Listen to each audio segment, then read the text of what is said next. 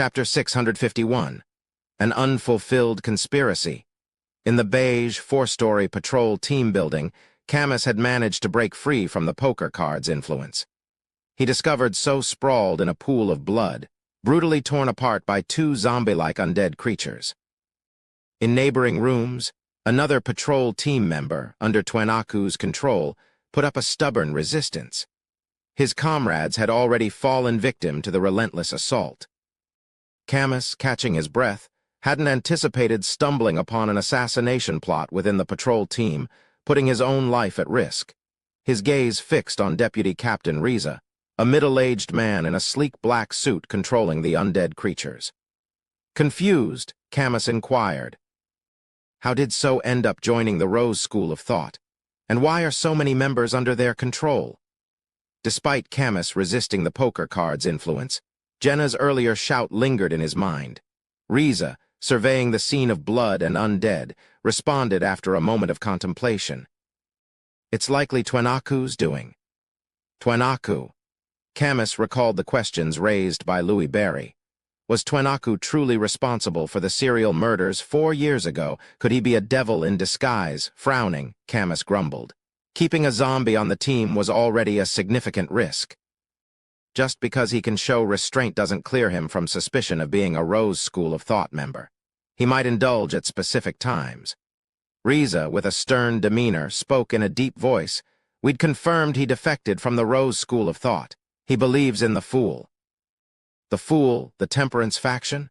Camus asked in surprise, not expecting such a revelation.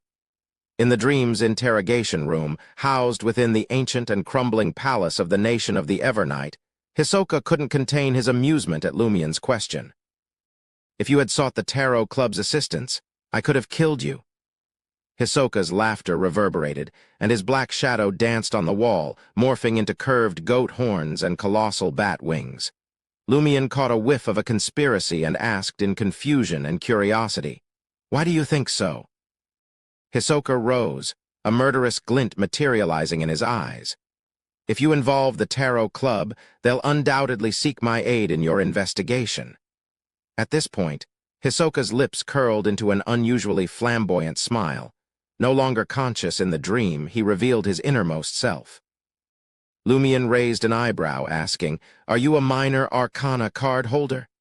Hisoka shook his head, replying with a radiant smile, "I'm a member of the Temperance faction, a devotee of Mr. Fool." The devil burst into laughter, bowing and exclaiming, "Praise the Fool." Lumien, finding it absurd and amusing, instinctively analyzed the situation. Hisoka is actually a member of the Rose School of Thought's Temperance faction.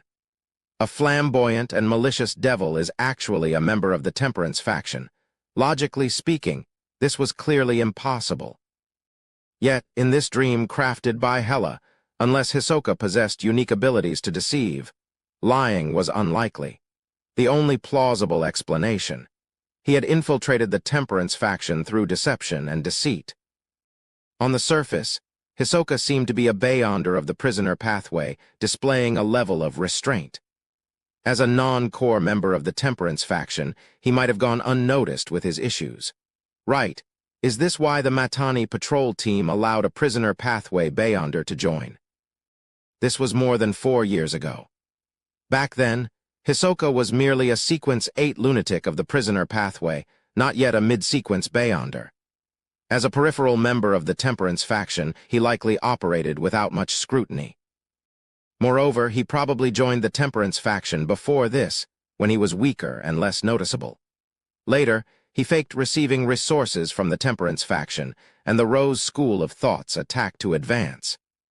In reality, did he rely on the Mother Tree of Desire's boons? Where did those resources go? Were they secretly sold or crafted into a mystical item? That poker card. Why did he infiltrate the Temperance faction and worship Mr. Fool? His main goal clearly isn't resources. Faith in Mr. Fool. With this in mind, Lumien suddenly had a guess. Hisoka's true aim was to infiltrate the Church of the Fool through a certain pathway and have faith in Mr. Fool. This revelation came from Celestial Worthy. Hisoka genuinely believes in the celestial worthy of heaven and earth for blessings. However, That celestial worthy is resisting Mr. Fool. He can clearly influence the seer, apprentice, and marauder pathways. Hisoka used a specific technique during prayer. On the surface, he seemed to be praying to Mr. Fool, but in reality, did he receive a message from that celestial worthy? This way, he wouldn't face the risk of a false premise. That's very likely. Madam Magician mentioned that if I don't follow the procedures when praying to Mr. Fool, the response might not be from him, but from the celestial worthy. Why did celestial worthy make Hisoka do this? Marauder, steal. Could it be that he intends to gradually steal Mr. Fool's identity and faith through this method? When many believers genuinely believe in Mr. Fool, but they equate him as the celestial worthy becomes the fool. The more I think about it, the more terrifying it becomes. Hisoka can't do it alone. There must be many others who share similar beliefs. Impressive. If the celestial worthy usually gathers followers, the tarot club would wipe them out at the slightest hint. Yet, if their followers outwardly professed faith in Mr. Fool, not only would they escape destruction, but they'd also gain protection. How devious. Lumion swiftly deduced the situation, sensing the ominous pressure from the hidden celestial worthy. Once marked by him, failure could creep in unnoticed and strike him down unexpectedly. Considering this, Lumion recalled Port Pylos and grasped Hisoka's confidence. He also comprehended why Hisoka had opted to remain and wait patiently. Freshly arrived in the southern continent and stepping into Port Pylos for the first time, Lumion lacked resources, companions, and even knowledge of Dutanese. There was a high likelihood that he'd seek aid from the tarot club standing behind him.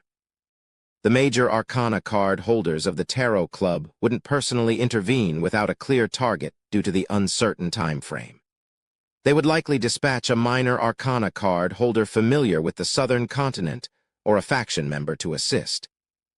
Under these circumstances, who better to meet the requirements than Twenaku Tupian, a Church of the Fool's Temperance faction member from Matani, well-versed in the local situation, holding the appropriate official status, and reaching Sequence 6. In that scenario, Lumion and Hisoka would investigate Hisoka. The other party would gradually grasp the situation, assess potential traps and their effectiveness. Hisoka could then seize the opportunity for a surprise attack, assault the mind, and trigger desires. Contemplating this, Lumion acknowledged that if he failed to detect Hisoka's malice during the investigation, the chances of succumbing to Hisoka's hands were 100%. He'd be a spectator as the devil faced off against Termaboros in the form of a soul fragment. Hisoka, informed by Loki, should have made preparations to deal with the dangerous creature within the seal. Perhaps relying on the Noise family's demon or his status as a blessed of the Mother Tree of Desire. Thankfully, Madam Magician kept reminding me that a hunter can't rely on high-ranking individuals behind an organization for everything. I need to hone my skills, familiarize myself with conspiracies and battles. Otherwise, I might have sought guidance from the Tarot Club as soon as I arrived in Port Pyro. That would have been dangerous. Grand Sower and Emperor Roselle both mentioned that the most dangerous places are often the safest. Now, I must add that those who seem the safest and most reliable might pose the greatest risk. It's not that they're no longer trustworthy, but the enemy will exploit this sense of security. Yes, Madam Magician has also emphasized that if anything seems awry with her orders and suggestions, I should ignore them. Quickly contacting the other major arcana card holders to confirm the situation is crucial. Lumion gazed at the flamboyant Hisoka and smiled. If I hadn't received help from a special trace expert, if Hidden Blade hadn't been more familiar with your persona, and if I hadn't had a psychiatrist to profile you, and ultimately failed to find any clues or direction, I would have sought the Tarot Club's help and looked for a guide familiar with the local situation. Hisoka fell into silence. After a few moments, he spoke up. I get everything else, but why the sudden need for a special trace expert? Lumion chuckled. Because it's a gift from a true god. The more time Lumion spent with Ludwig, the more he felt that letting such a dangerous individual escape the church's control wasn't a decision a high-ranking member of the Church of Knowledge would make. There had to be a revelation from the God of knowledge and wisdom. Certainly, Lumion couldn't be sure. As far as he knew, the knowledge pathway, also known as the reader pathway, excelled in prophecies at high sequence. Hisoka fell into silence for a moment before unleashing a roar, much like a wild wolf howling beneath the moon. Lumion reviewed the entire incident, realizing that this revenge was a clash of conspiracies. Unfortunately, Hisoka didn't grasp his personality and style well enough, nor did he comprehend his companions. He could only rely on the sea prayer ritual and Loki's first death as a guide. Consequently, there was a deviation, shattering his expectations despite a high likelihood of success. Lumion exhaled and inquired, who were the ones causing havoc on the patrol team side? Chapter 652. Extreme joy begets sorrow. Upon hearing Lumion's question, Hisoka's lips curved into a smile. Those are a few fallen under my control. Fallen? Lumion could understand the literal meaning, but he didn't grasp the situation. Simultaneously, he criticized Hisoka. This is truly a dream. Emotions change so quickly. Hisoka reminisced. A desire apostle can plant a seed in others' hearts when their emotions and desires clearly fluctuate, causing corresponding problems to worsen. Gradually, they lose control and degenerate. When combined with my special abilities, I can make those humans unable to escape my control and obey only me for a long period through repeated depravities. It's akin to injecting addictive psychiatric drugs, but more mystical. Lumion searched for analogous examples from an easy-to-understand perspective. Suddenly, he recalled Nabordisly's description of demons. Demon in body, demon in mind. Could this be a manifestation of the demon within the mind? Is Hisoka's distinctiveness reflected in this aspect? Could it be that the individual from the Temperance faction liaising with him has been tainted by his influence, causing them to withhold reporting any irregularities? Lumion gazed thoughtfully at Hisoka and inquired. Indeed, as one would expect from an apostle of desire, a demon that seduces the darkness of the mind. Is this a ritual for ascending to a demon? Just acclimating for now, Hisoka didn't refute, yet he sensed the current situation was far from ideal. It felt more like a rehearsal. You seem quite assured. Following the incident in Tizimo Town at year's end, you likely ascended to a desire apostle. It's only been a year, and you're already contemplating becoming a demigod, Lumion mused briefly before questioning. Is it because you finally appeased that demon from the Noise family and acquired that thing? Even in his reverie, Hisoka appeared hesitant to disclose this matter. He responded with a hint of reluctance. Yes. Lumion refrained from provoking Hisoka for the time being, ensuring the dream didn't end prematurely. He altered his question. Where is that thing? When Hisoka transformed into a devil, his attire ruptured and nothing unusual dropped. Hisoka's countenance contorted as he responded. Ainz Tizimo Town. Concealed in his body's hometown, Tizimo Town. If it's significant, why doesn't he carry it with him? Lumion's curiosity about the two pranks orchestrated by Hisoka in Tizimo Town and the gold mine city, Devise, intensified. After a brief pause of contemplation, Lumion inquired, You staged a prank in Devise just to pilfer a batch of gold? Yes, Hisoka affirmed. Have you consumed too many novels like The Gold Heist? Were you in dire need of such a large sum of money back then?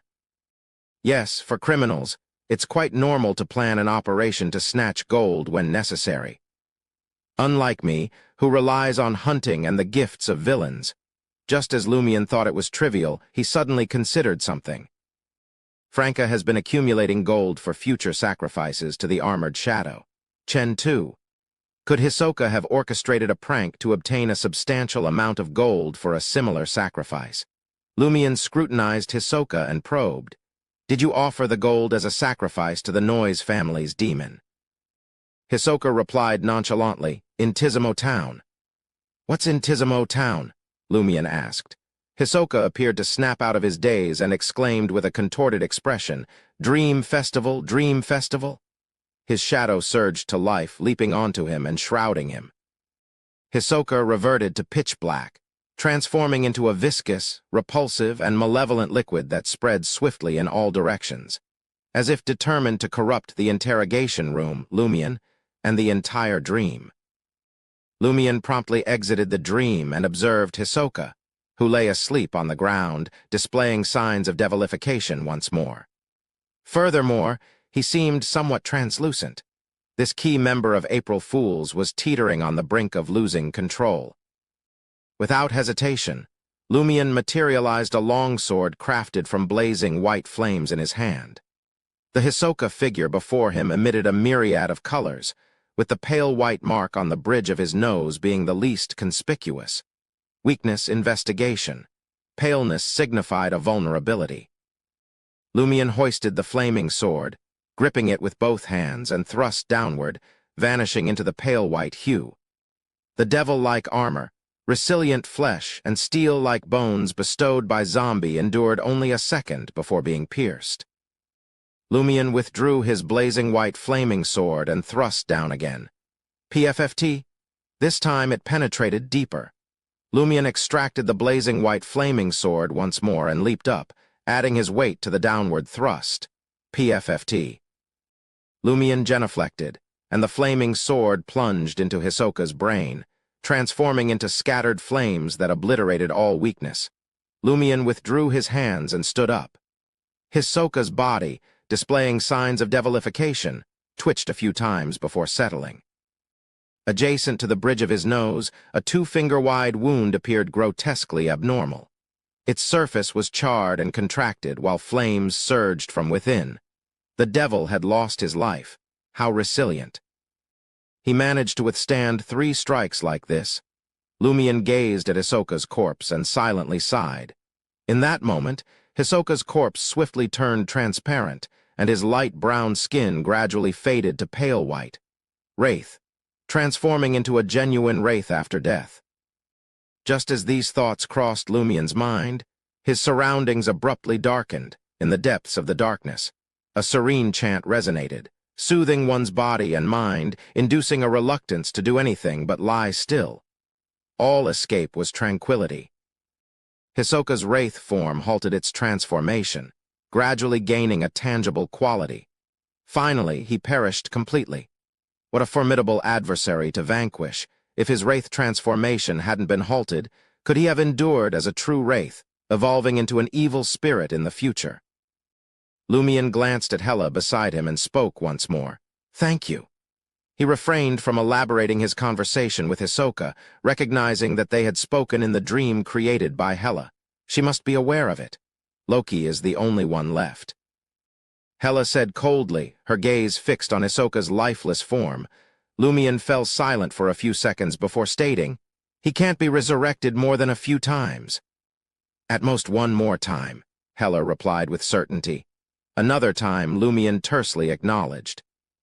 Before long, Hisoka's Beyonder characteristic manifested, blending with the remaining goat horns above his head, transforming into a whimsical and flamboyant cluster of black crystals.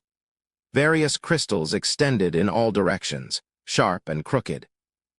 Multiple illusory, translucent faces emerged from each black crystal, their expressions alternating between malevolence, pain, madness, and confusion.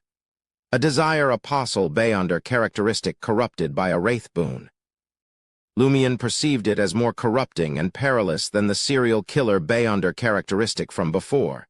He pointed at the Beyonder characteristic and Hisoka's lifeless body, addressing Hela. "Can I take them all?" "Okay," Hela responded without objections. In an old warehouse on an abandoned dock in Port Pylos, Franca, Anthony, and Jenna had already gathered, awaiting Lumion's return. Amidst their conversation, a figure outlined itself in the sunlight streaming through a high window. It was Lumion, wearing a golden straw hat and disguised as Louis Berry. Lumion tossed Hisoka's corpse to the ground. Immediately after, he retrieved the Beyonder characteristic from his traveler's bag and placed them near the corpse without touching them. Only then did he smile at Franca, Jenna, and Anthony. "It's settled." "Is it really Hisoka?" Franca couldn't believe it could be so straightforward. "It's him," Lumion briefly explained the situation. "He was overconfident and believed there's a high chance of killing me. He chose to stay and wait for an opportunity." "What gave him the confidence?" Franca's eyes widened. Since everyone present held a minor arcana card, Lumion didn't hold anything back. He recounted the situation, omitting the most perilous details. "Can that really happen? Luckily, you didn't seek guidance from the Tarot Club." Jenna felt a lingering fear. Franca sighed and commented, "I didn't think our collaboration alone would be sufficient." Lumion pointed at the Beyonder characteristic and stated, "There's too much corruption, and it's very dangerous. I plan to seek Madame Magician's help and find a suitable artisan to transform it into a sealed artifact. Everyone has the right to use it." Lumion found it too sinister and corrupting. It couldn't become a mystical item with relatively mild negative effects. It could only be the kind that required sealing. Absolutely. Franca was filled with anticipation as she imagined the potential abilities of a sealed artifact. She suddenly recalled something and quickly blurted out, "Your pride armor is still in my possession. Tusk, you've really gotten the most out of it." Lumion chuckled. "How can I face devils without a warrior? I've always wanted to use the pride armor, but I didn't expect Hisoka to choose the most convenient place like the bathroom. It was a confined, tight space with a certain degree of flexibility." Franca retrieved the pride armor from her traveler's bag and placed it on the ground. Suddenly, the air in the old warehouse froze. The silver-white full-body armor turned to face Lumion, condensing into a broadsword of light. Then it knelt on one knee and thrust into the ground. "WH?" Lumion's pupils dilated as his figure abruptly faded, disappearing from his spot. The broadsword of light split open, transforming into a devastating storm that engulfed the surroundings, obliterating numerous wooden crates. WH, Franca, Jenna, and Anthony couldn't dodge in time and were shattered into fragments by the hurricane of light, reflecting brilliance. "Damn it, isn't this too vengeful? How much time has passed?" Franca cursed from a corner of the warehouse. Chapter 653, Lumion's Choice. Franca emerged from the shadows, exhaling a sigh of relief as she saw the silver-white full-body armor return to silence, following Lumion's departure from the warehouse and the absence of weak targets. With caution, she approached, making sure not to position herself behind the pride armor, finally standing face to face with it. The pride armor remained motionless. Franca extended her hands, barely lifting the silver-white full-body armor and tucking it back into her traveler's bag. Only then did she relax and call out, "It's all right, it's all right." Jenna emerged from a dark corner on the other side, and Anthony suddenly appeared at the warehouse door, seemingly prepared to roll and escape at any moment. In a matter of seconds, Lumion somersaulted back from a high window, eliciting a chuckle from Franca. "Damn it, we managed Hisoka just fine, but our own sealed artifact nearly wiped us out. Good thing we had substitutes. Otherwise, we might have been severely injured, if not dead," she remarked. Jenna commented calmly, "This could be a funny story for Ghost Face." Having moved out of the market district, she now had plenty of free time. Though she still owed Franca a large sum of money, she had enough assets to cover it. Thus, while completing the Tarot Club mission and trying to act, she could afford to watch a play once a week, buy magazines, newspapers, and books she had longed for but couldn't justify purchasing, and indulge in department stores and certain restaurants she had once yearned for. Franca let out a hollow laugh. Who would have thought this armor would hold such a grudge? "Hey, Lumion, what did you do to it?" she inquired, directing the subsequent questions to Lumion. Lumion spread his hands. "Wasn't it just a backstab? I thought it would be fine after disengaging and waiting for it to calm down." Franca nodded repeatedly, offering him a way out. "That's right, I thought so too. It's all because of that armor. It doesn't feel like armor at all." After a moment of pondering, Franca said, "I wonder when it will forget that you stabbed it in the back.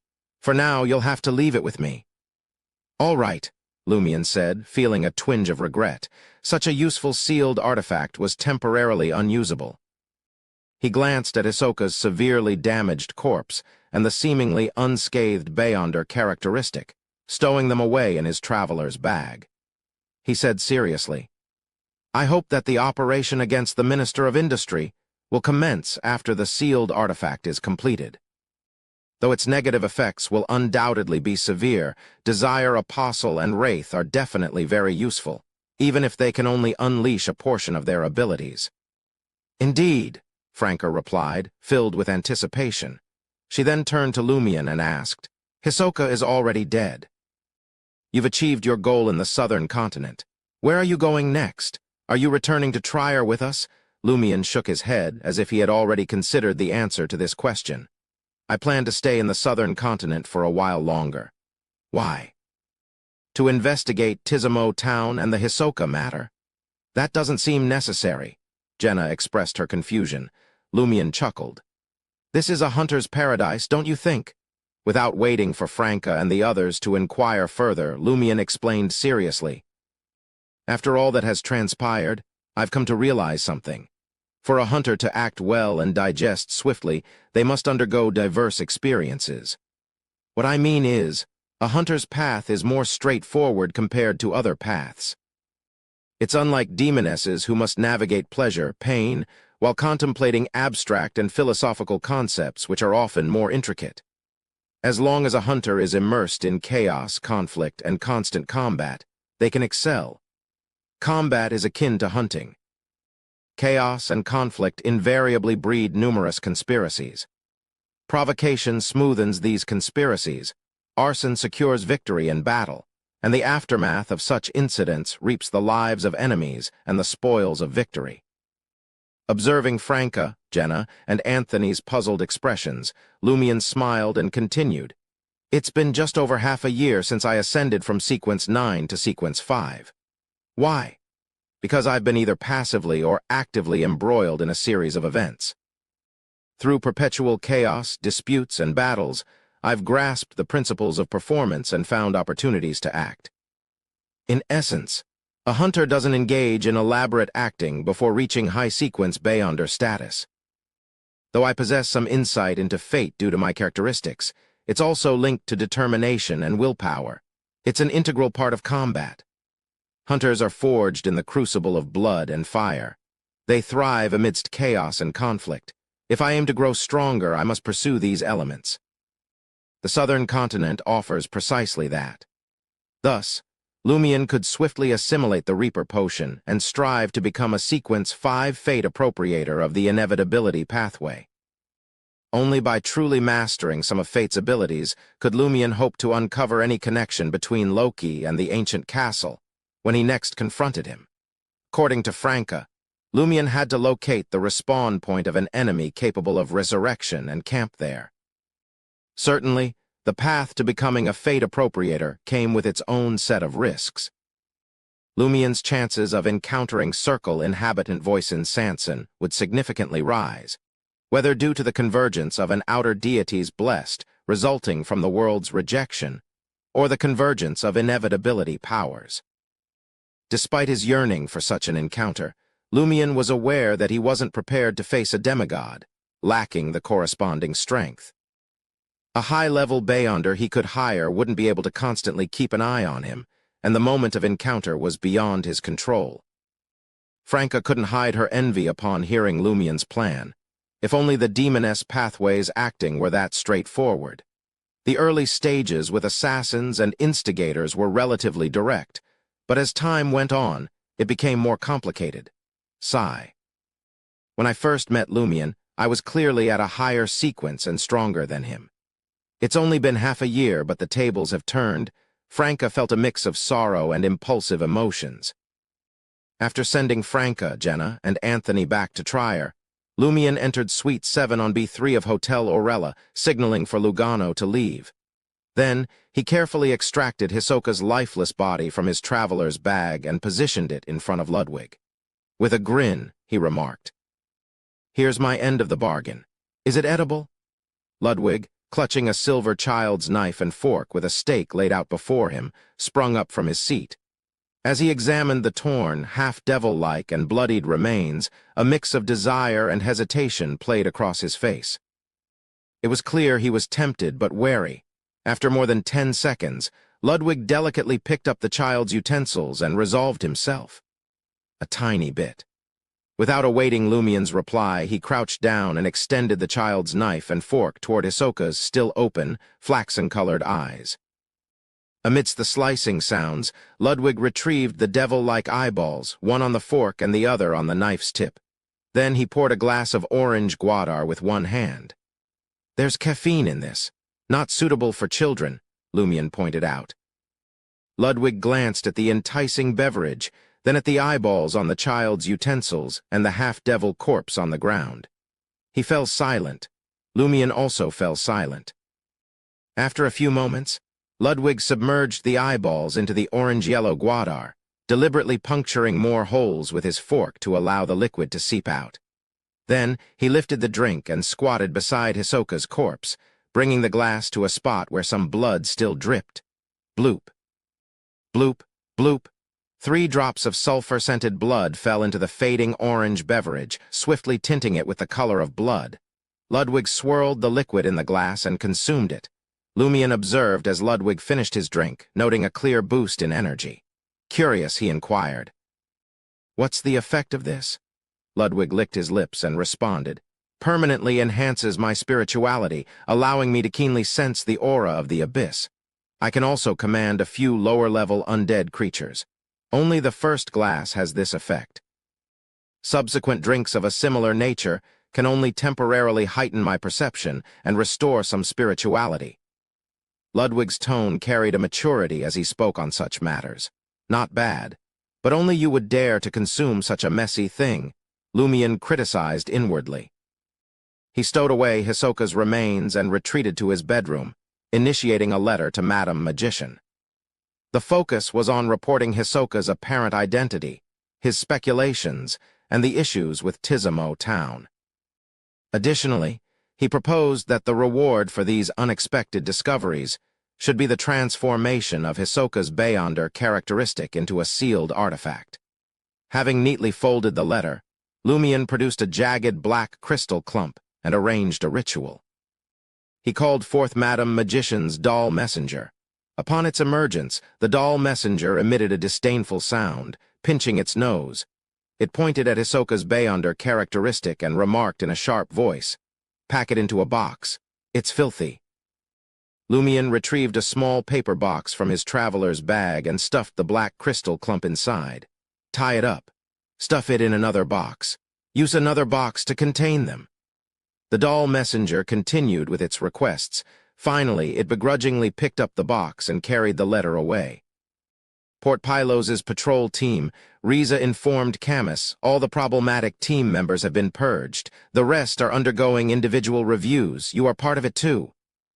"How's Kolobo?" Camus asked with concern. "He's fine. We went to the Earth Mother Church to hire a doctor," Riza replied calmly.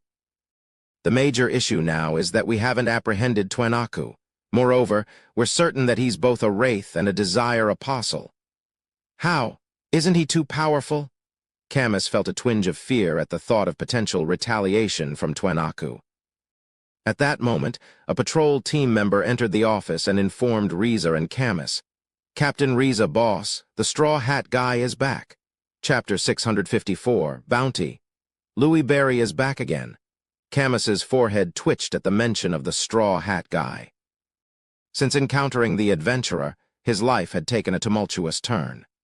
First, he had captured the murderer in a serial killing case, then he unearthed clues related to a 4-year-old case. Subsequently, the suspect had emerged, attempting to harm him and Kolobo, throwing the patrol team into chaos. And now Louis Berry was making another appearance. Camus felt the weight on his chest, and his heart raced. "Where is Louis Berry?" Riza was already familiar with Camus's account. The patrol team member who had brought the report hastily answered, "Sitting in the hall."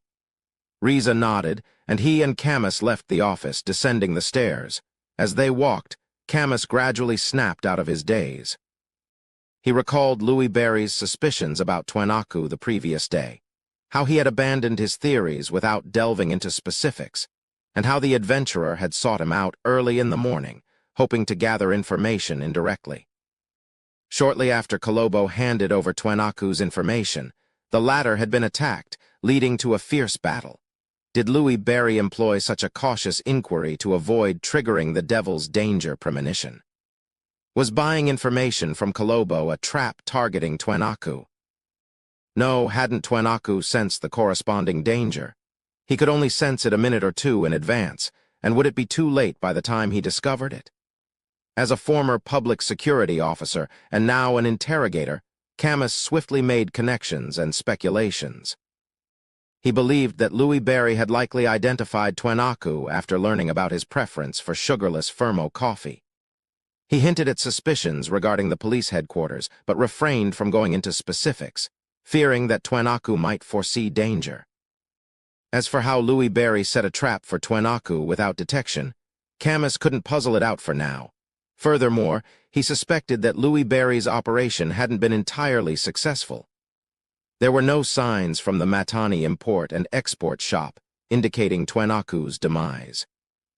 This was a Sequence 5 Desire Apostle, wielding the power of a Sequence 5 Wraith.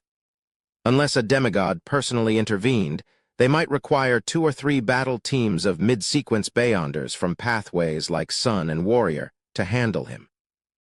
Alternatively, they needed to mobilize Beyonders at the level of a Sequence 5 Pirate Admiral, armed with potent mystical items. Soon, Camus and Riza spotted Louis Barry seated on the sofa in the hall's guest area, his golden straw hat standing out in the sunlight. "Monsieur Louis Barry, what brings you here again?" Camus inquired in deep intention. Louis Barry gave Camus a deep look before smiling and addressing Riza in fluent Dutanese. "I'm here to collect the bounty." As he spoke, he retrieved Twenaku's head from his traveler's bag. Camus and Riza observed the blood-stained face, the head with the broken horn, the vacant eyes, and the gruesome wound on the bridge of the nose, along with 10 to 20 deep cuts. Despite the severe damage, Camus, a former public security officer, recognized the owner at a glance. Twenaku Tupion. He succeeded. Had he truly set a trap for a Desire Apostle and managed to defeat him? Camus's gaze shifted up, scrutinizing Louis Barry, a young man with the title of a great adventurer in the Fog Sea. Such strength could rival any pirate admiral in the 5 seas. Of course, this assessment applied only to individual abilities, excluding the subordinates of pirate admirals. Riza silently ascertained from a spiritual level. He turned to Camus and asked in Dutanese, "Is it Twenaku?" "Yes," Camus confirmed, sighing inwardly. The battle between Twenaku and Louis Barry had been fierce, resulting in his tragic demise. Not only were his eyes absent, but he was also covered in wounds, displaying signs of devilification. Riza looked at Lumian and pondered for a moment before speaking in Dutanese. "I wonder if you've seen Twenaku's wanted poster. The bounty is only 70,000 Verl d'Or." Back then, the bounty was set based on the criteria of a serial killer. It was only increased by 20,000 because this particular serial killer targeted Beyonders. Lumian barely understood and switched to Intision with a smile. "If I wait 2 days to collect the bounty, will I be able to get more?" Upon hearing this, Camus pondered for a moment and realized the validity of the statement. In 2 days, their wanted posters would depict Desire Apostle and Wraith Twenaku, who had caused the deaths of several members of the patrol team, not the serial killer from the past, of course. With Matani's financial resources, it was impossible to significantly raise the bounty. At most, they could double it and report the danger to the Church of Earth Mother, the Eternal Blazing Sun Church, and other official organizations in the northern continent, to see if they would be willing to increase the bounty. After Camus translated Lumian's words into Dutanese, Riza remained silent, unsure of how to respond. For the patrol team, 70,000 to 80,000 Verl d'Or was a substantial sum. Without waiting for a response, Lumian added with a smile, "But there's no need to add to the bounty. Just fulfill 2 of my requests, 2 simple ones." "What are they?" Riza asked in a deep voice after hearing Camus's translation.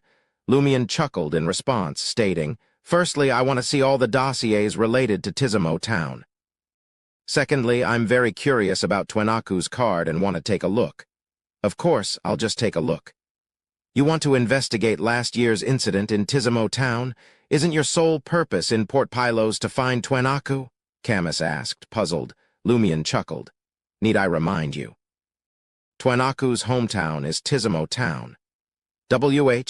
Camus suddenly felt that the matter with Twenaku wouldn't conclude with the other party's death.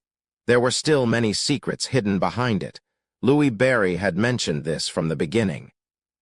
After translating their conversation for Riza, Camus sensed that the patrol team's previous investigation of the Tizimo Town incident might have concluded too hastily. Eyeing Louis Barry, who had successfully taken down a Desire Apostle wielding Wraith powers, the chilly Riza fell silent for a few seconds before uttering, "Who tasked you with looking into Twenaku?" Without giving a direct response, Lumion inquired. Did he declare himself a member of the Temperance faction, a follower of the Fool? It's not a self-proclamation. We verified it, Riza confidently replied after hearing Camus's translation. As anticipated, just making confirmation, Lumion stood up for the Church of the Fool, stating, Traitors can surface in any organization, and there'll be individuals with hidden agendas attempting to infiltrate. That's indeed our problem, Camus sincerely concluded. We shouldn't solely rely on the organization they're affiliated with to determine a person's character or whether they can be recruited. We also need to observe their words and actions. After careful consideration, Riza agreed to Lumion's request. While assigning another patrol team member to aid Lumion in the process and collect the bounty, he instructed Camus to show Lumion the poker card. In the cold and silent underground corridor, Camus gazed at Lumion and cautiously asked, "What are you investigating?" This had already led to the death of a Sequence 5 Desire Apostle. Lumion emitted a soft chuckle. It's dangerous to know too much. Camus fell silent, wisely choosing not to inquire further, drawing from past experiences. As Lumion advanced, he casually asked, "How many members of the patrol team perished this time?" 4, all under Twenaku's control. Camus gave a self-deprecating smile. "We'll be recruiting new members before the end of the year. They're fortunate. Those with suitable pathways don't have to worry about subsequent sequence potions. If they aren't from the correct pathways, they can use sealed artifacts." This was how the resources of an official organization gradually accumulated. Lumion nodded slightly. "How's Kolobo?" Camus's smile grew more relaxed. "He's fine. He's almost healed." As they conversed, they arrived at a room adorned with cold bones. A metallic poker card lay on the table in the middle. "Be careful. It will burrow into your body and control you like a wraith," Camus warned. Lumion nodded slightly and approached, reaching out for the card with the 10 of spades on its face. A bone-like sensation entered his mind, accompanied by a chilling cold. Lumion's right hand quickly became encased in a layer of frost. The frost rapidly crystallized and extended towards his arm. Simultaneously, the card's surface underwent a transformation, revealing a grayish-white joker. It rapidly etherealized, poised to merge with Lumion's body. Silently, Lumion's arm burst into brilliant white flames. With a swift flick of his palm, he accurately pressed his thumb onto the poker card that hadn't completely dissipated, right onto the joker's face. The poker card fell into silence. Frost detached from Lumion's arm, descended to the ground, and melted into water. Zombie's frost, Wraith's possession. This is really a mystical item from the prisoner pathway. Lumion swiftly made a basic assessment. However, the transformation abilities displayed by the poker cards didn't align with his understanding of the prisoner pathway. Instead, they resembled superficial applications of a faceless. Could it be corruption brought about by the celestial worthy? Also, when the Temperance faction provides resources, it's impossible to directly give Wraith. They start from low sequences and work their way up. Did this poker card strengthen time and time again? Does Hisoka have a permanent artisan collaborator? Lumion withdrew his gaze from the poker card and slowly retreated to Camus's side.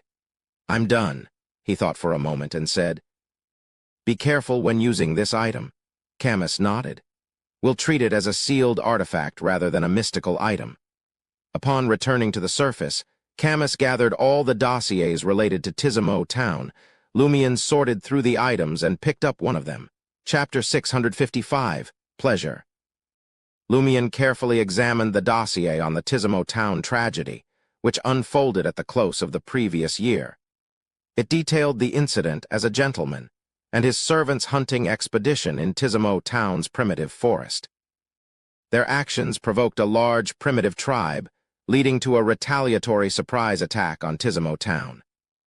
The assault resulted in numerous casualties, including the gentleman, his servant, several patrol team members responsible for Tizimo Town's security, and many innocent civilians.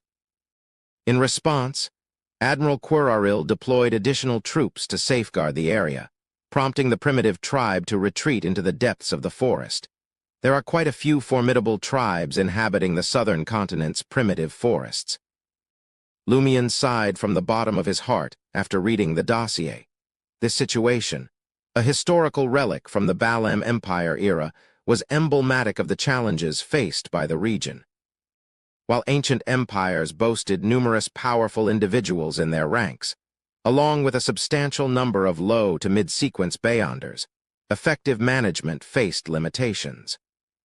Technical constraints, population size, and the diversity of characteristics restricted governance to cities with favorable geographical conditions. These included towns and villages surrounding these cities, fertile plains, pastures, and valleys.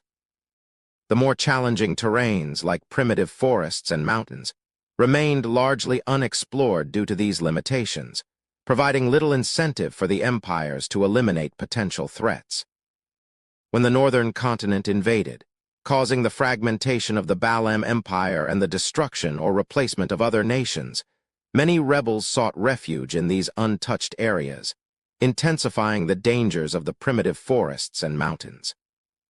In contrast, after Emperor Roselle initiated the Industrial Revolution, such challenges decreased in the northern continent. Currently, only a few remnants linger in the mountains of the south-central region. The dossier offers no clues about April Fool's pranks or any demon presence. Lumian, undeterred, set aside the dossier and turned his attention to something else. He searched for keywords like dream and festival. Before his demise, Hisoka had mentioned the Dream Festival. Unfortunately, the patrol team had only been operational for 6 to 7 years, with no recorded history of Tizimo Town's previous issues. During this period, there were no instances of dream-related or festival-related problems in Tizimo Town. Lumian wasn't disheartened. He placed the dossiers down and addressed Camus. "Can I make a copy of everything?" "No problem." Camus knew Louis Berry was about to summon the Rabbit of Knowledge again. At that moment, Riza entered with another member of the patrol team, placing a small but weighty cloth bag in front of Lumian. "Your bounty. Confirm it," Riza said in Deutanese. Lumian lifted the cloth bag and spilled its contents onto the table. Banknotes from Intis and a considerable number of gold coins lay before him. Lumian counted them, confirming everything was in order. After Riza and the other patrol team member departed, Lumian turned to Camus and pushed the cloth bag over with a smile. "You!" Camus's eyes widened, asking hesitantly. Lumian responded with a grin. "As I said, I'll waive the official bounty." "But I didn't." Camus subconsciously replied, maintaining his politeness. Lumian chuckled. "The information you provided was crucial, but you need to share it with Kolobo. Also, do me a favor. This sum of money is for information and compensation based on the dangers we faced." Camus pressed down on the cloth bag, asking, "What is it?" "Help me find a few people born and raised in Tizimo Town who are currently living in Port Pylos. Also, locate a few who have visited Tizimo Town multiple times but have no connection to it. Bring them to my place one by one." Lumian requested. Camus listened attentively and breathed a sigh of relief. "No problem." This matter was straightforward. Upon his return to Hotel Orella, Lumian had barely set down the Rabbit of Knowledge's copied dossier in his room, ready to delve into its details, when the doorbell chimed. Amidst the tinkling sounds, Lugano rushed to open the door. Shortly after, he called out, "Boss, Monsieur Ivoldsta wishes to meet you." "Ivoldsta? The one residing on B-18 with numerous zombie servants suspected to be a wraith. He's here for me.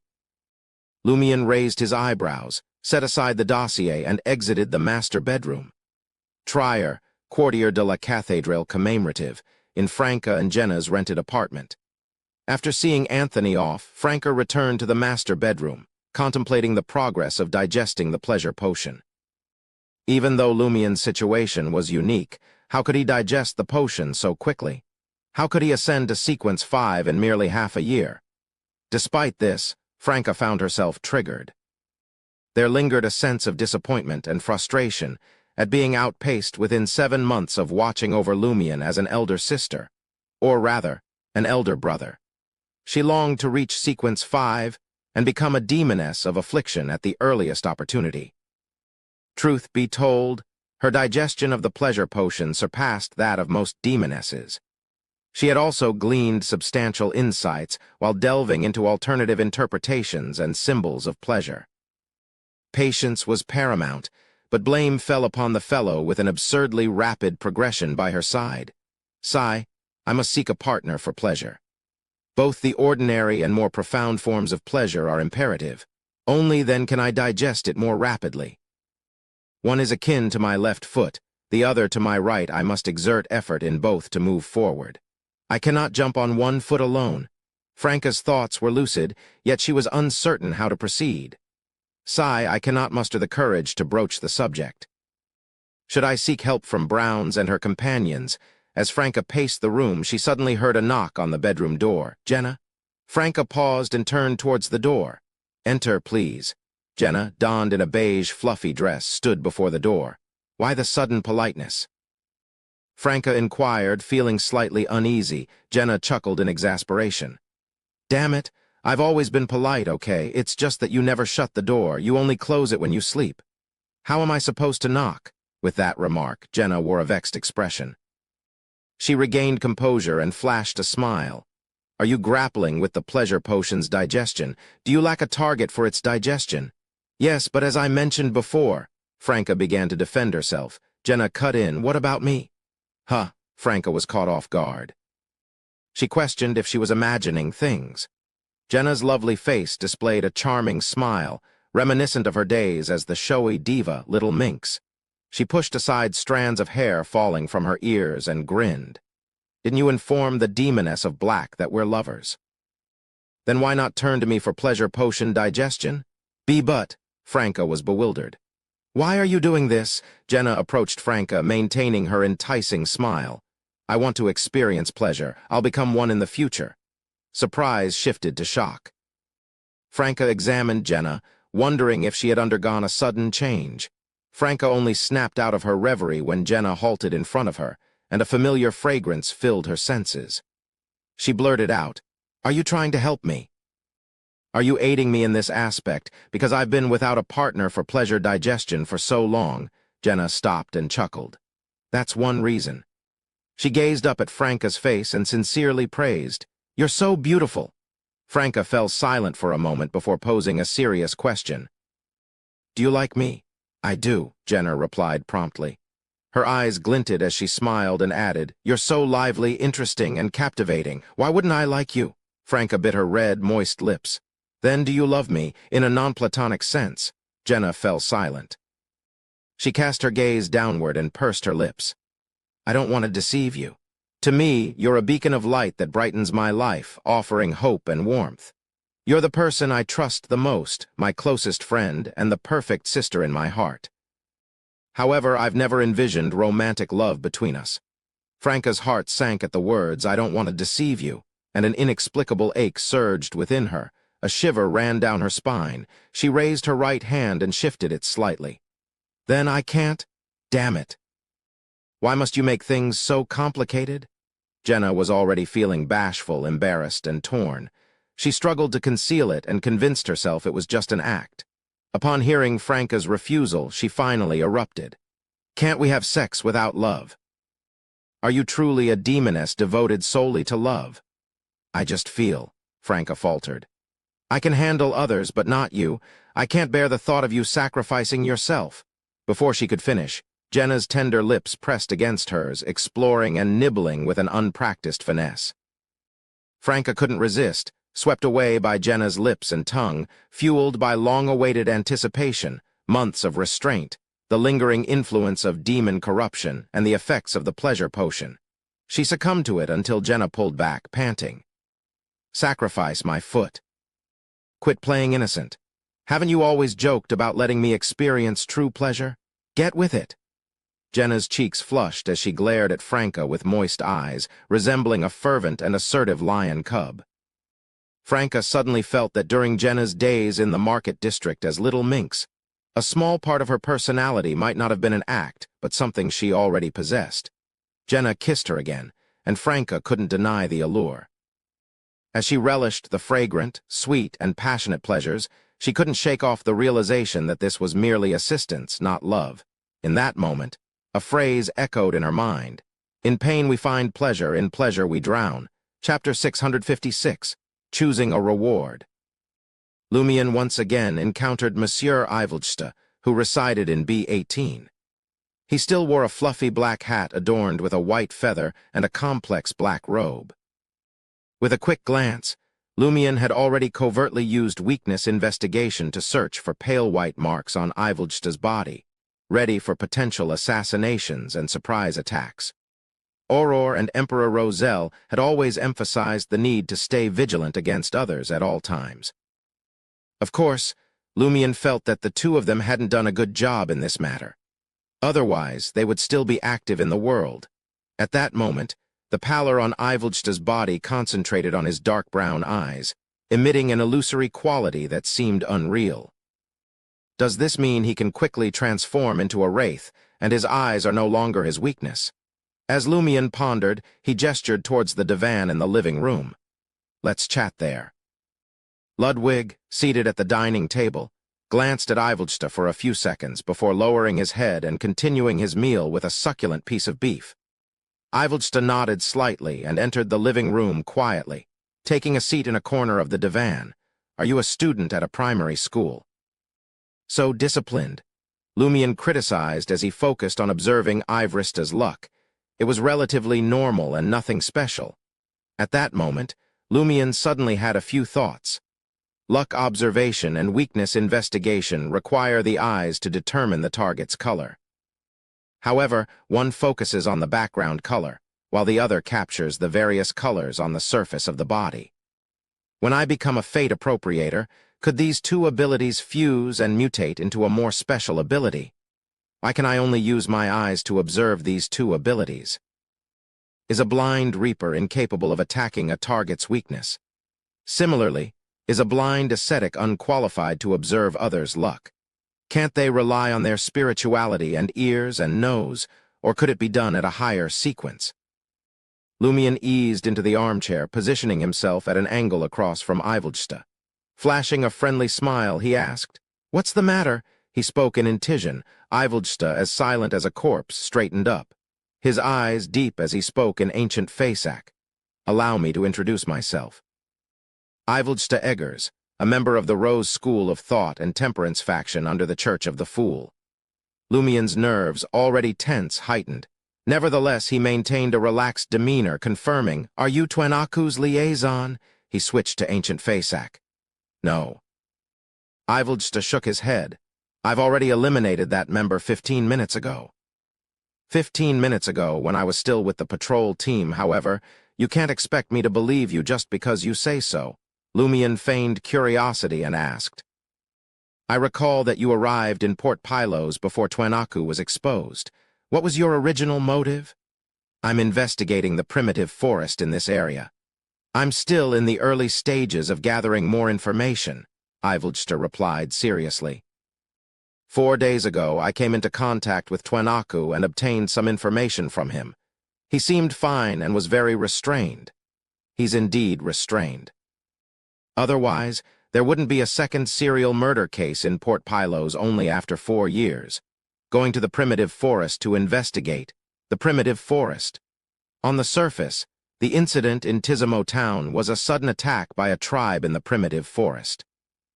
Lumion quickly made many connections and said to Ivelste thoughtfully, Tuanaku once did something in Tizimo town that involved the tribes in the nearby primitive forest. Some of his important items seem to be hidden in Tizimo town. It might also be related to a noise family demon of unknown sequence. Ivoljsta listened in silence, lost in thought. After a few seconds, he said to Lumion, "Thank you for providing this information. It might not be useful for my investigation, but it can let me know what to be wary of." He didn't specify his mission. Clearly, he needed his superior's permission. Lumion responded nonchalantly, "Even if I don't tell you now, you'll find out tonight or tomorrow." Having already reported the matter to Madam Magician, the Major Arcana card holder would undoubtedly inform the Church of the Fool and the Temperance faction in detail, subsequently. It wouldn't only be a general outline that mentioned key personnel like before. Ivoljsta nodded with restraint and said, "I'm here to express my gratitude and to inform you that we're already investigating any potential problems and latent dangers. Also, if you need help in Matani, feel free to come to me." "All right." Lumion didn't stand on ceremony. After delving into the more serious matters, Lumion, intrigued, asked Ivoljsta, "Why did you add the Rose School of Thought prefix when you introduced yourself? You've already left the Rose School of Thought and joined the Church of the Fool." "It sounds as if the Rose School of Thought is affiliated with the Church of the Fool. Our leader specifically requested this. She always believes that we are the true orthodox branch of the Rose School of Thought. Only we represent the Rose School of Thought. Those traitors should change the organization's name, not us," Ivoljsta explained in detail. "Sounds quite stubborn, aren't you, from the Temperance faction? Don't you restrain your emotions and desires in this aspect?" "Yes, Sequence 5 is Wraith, close to evil spirits, and evil spirits have an extreme side. Is this reflected in high sequence Beyonders of the Temperance faction's corresponding pathway?" Lumion didn't quite understand and tried to make a guess based on the available information. He was just chatting and had no intention of inquiring further. Instead, he asked, "Your last name is Eggers. Was your ancestor a member of the Balam Empire's royal family?" "Yes," Ivoljsta replied proudly, his emotions held in check. "And my mother's lineage is noble from the Highlands Kingdom." For many in the southern continent, the surname Eggers bore unparalleled prestige. It was a symbol of a deity who had once trod the land, a representation of death's dominion over the world. But Lumion's curiosity wandered elsewhere. "I've heard that the mausoleums of the Balam Empire's nobles are constructed upside down underground, much like this hotel. What mystical significance does that hold? Is it simply a way to confront death? And why is death associated with the underground? Shouldn't the underworld exist in the spirit world?" This was the question that piqued Lumion's interest upon learning about the matter. His understanding of mysticism was limited. Ivoljsta pondered for a moment and then explained, "I didn't choose the death pathway. The construction method originated from ancient times, passed down by all the Eggers' ancestors, devoted to the deity who controlled death. He embodies the very concept of death. Emulating him is a way to approach the source of death. This mystic explanation resonates with me the most. Over the years, I've heard various interpretations. Some see life and death as opposing mystical concepts. They argue that, just as we stand upright and grow upwards in life, burial upside down signifies the contradiction and connection between life and death. Others believe that true hell isn't in the spirit world or the underworld, but deep underground. Descending further symbolizes reaching true hell and returning to the essence of death. Thus, mausoleums are built upside down, reflecting our intention to face hell, worship death, and return to the source. This is the essence and symbol of mysticism. Some Beyonders of the death pathway don't really approve of the underworld. Can you discover true hell by delving deep underground? Heh. Hasn't anyone informed you that the world we're on is essentially a planet? Does this extension reach underground magma and the core? Do they believe that's the genuine hell? Going deeper will traverse the core and the magma, but that'll merely be the other side of the planet, let alone true hell. Lumion found himself increasingly entertained as he listened. Suddenly, he was taken aback. what exists on the opposite side of the planet. I only know of the northern and southern continents. Considering the time difference, they're nearly on the same side. If this world is genuinely a planet, there must be another side. But I've never heard of any continents, just an expansive sea. Wait, how did those giant fellows from the new city of Silver emerge from the forsaken land of the gods? Something must have occurred on the continent on the other side of the planet, abandoned by the deities. Could that be why it's known as the forsaken land of the gods? If I have a chance in the future, I could revisit the new city of Silver and explore the library for books related to the forsaken land of the gods. Lumion reined in his thoughts and continued conversing with Ivolgsta for a while. Eventually, he escorted the former descendant of the Balam Empire's royal family, a member of the Temperance faction, away from this floor. Not long after returning to his room, the doll messenger arrived with a response from Madam Magician. The information and insights you've gathered this time are exceptionally valuable.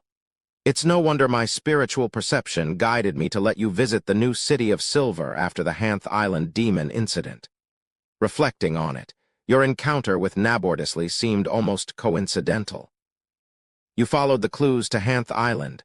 You should grasp the significance, right? The situation in this matter both reassures me and intensifies my vigilance and anxiety. When that entity stands by our side, these details are incredibly useful. However, he won't always be with us. When our objectives clash, I can't fathom what challenges we'll face. The same goes for you and me. Therefore, hunters must rely more on their personal growth amidst blood, fire, chaos, and conflict. Many hunters meet their end, using their bones to forge the Red Priest who conquers all. We've already initiated an internal review. It involves a considerable number of individuals and will take a substantial amount of time to complete. Considering your contributions, besides converting the Beyonder characteristic into a sealed artifact, you have the option to choose a reward. Pick one out of two. Here are your choices. 1. The potion formula for the Hunter Pathways sequence 4 Iron-Blooded Knight. 2. I'll assist you in divining clues about the remaining parts of the abscessed hand's body. Chapter 657, Tizimo Town. Reading Madam Magician's 2 choices, Lumion fell into deep thought. These were incredible rewards. It had to be known that reaching Sequence 4 marked a crucial point for Beyonders, a moment of qualitative transformation. From then on, one could attain godhood and become a half-human, half-god entity. Most Beyonders would never get this far. This wasn't just about becoming a demigod. It also included seeing or obtaining related items firsthand. A Sequence 4 potion formula was usually priceless. Moreover, this was a Sequence 4 potion formula related to Lumion's own pathway. As for the reward of divining clues about the rest of the abscessed hand's body, it symbolized the promise and assistance of an angel.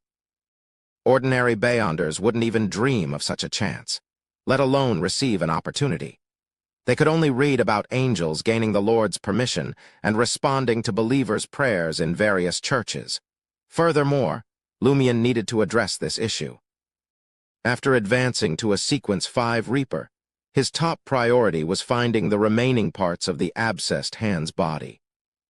Without completing this task, the formula, the ingredients, the digestion process, and the prepared ritual wouldn't give him a shot at becoming a demigod in time due to the unfulfilled promise and the oath's restrictions.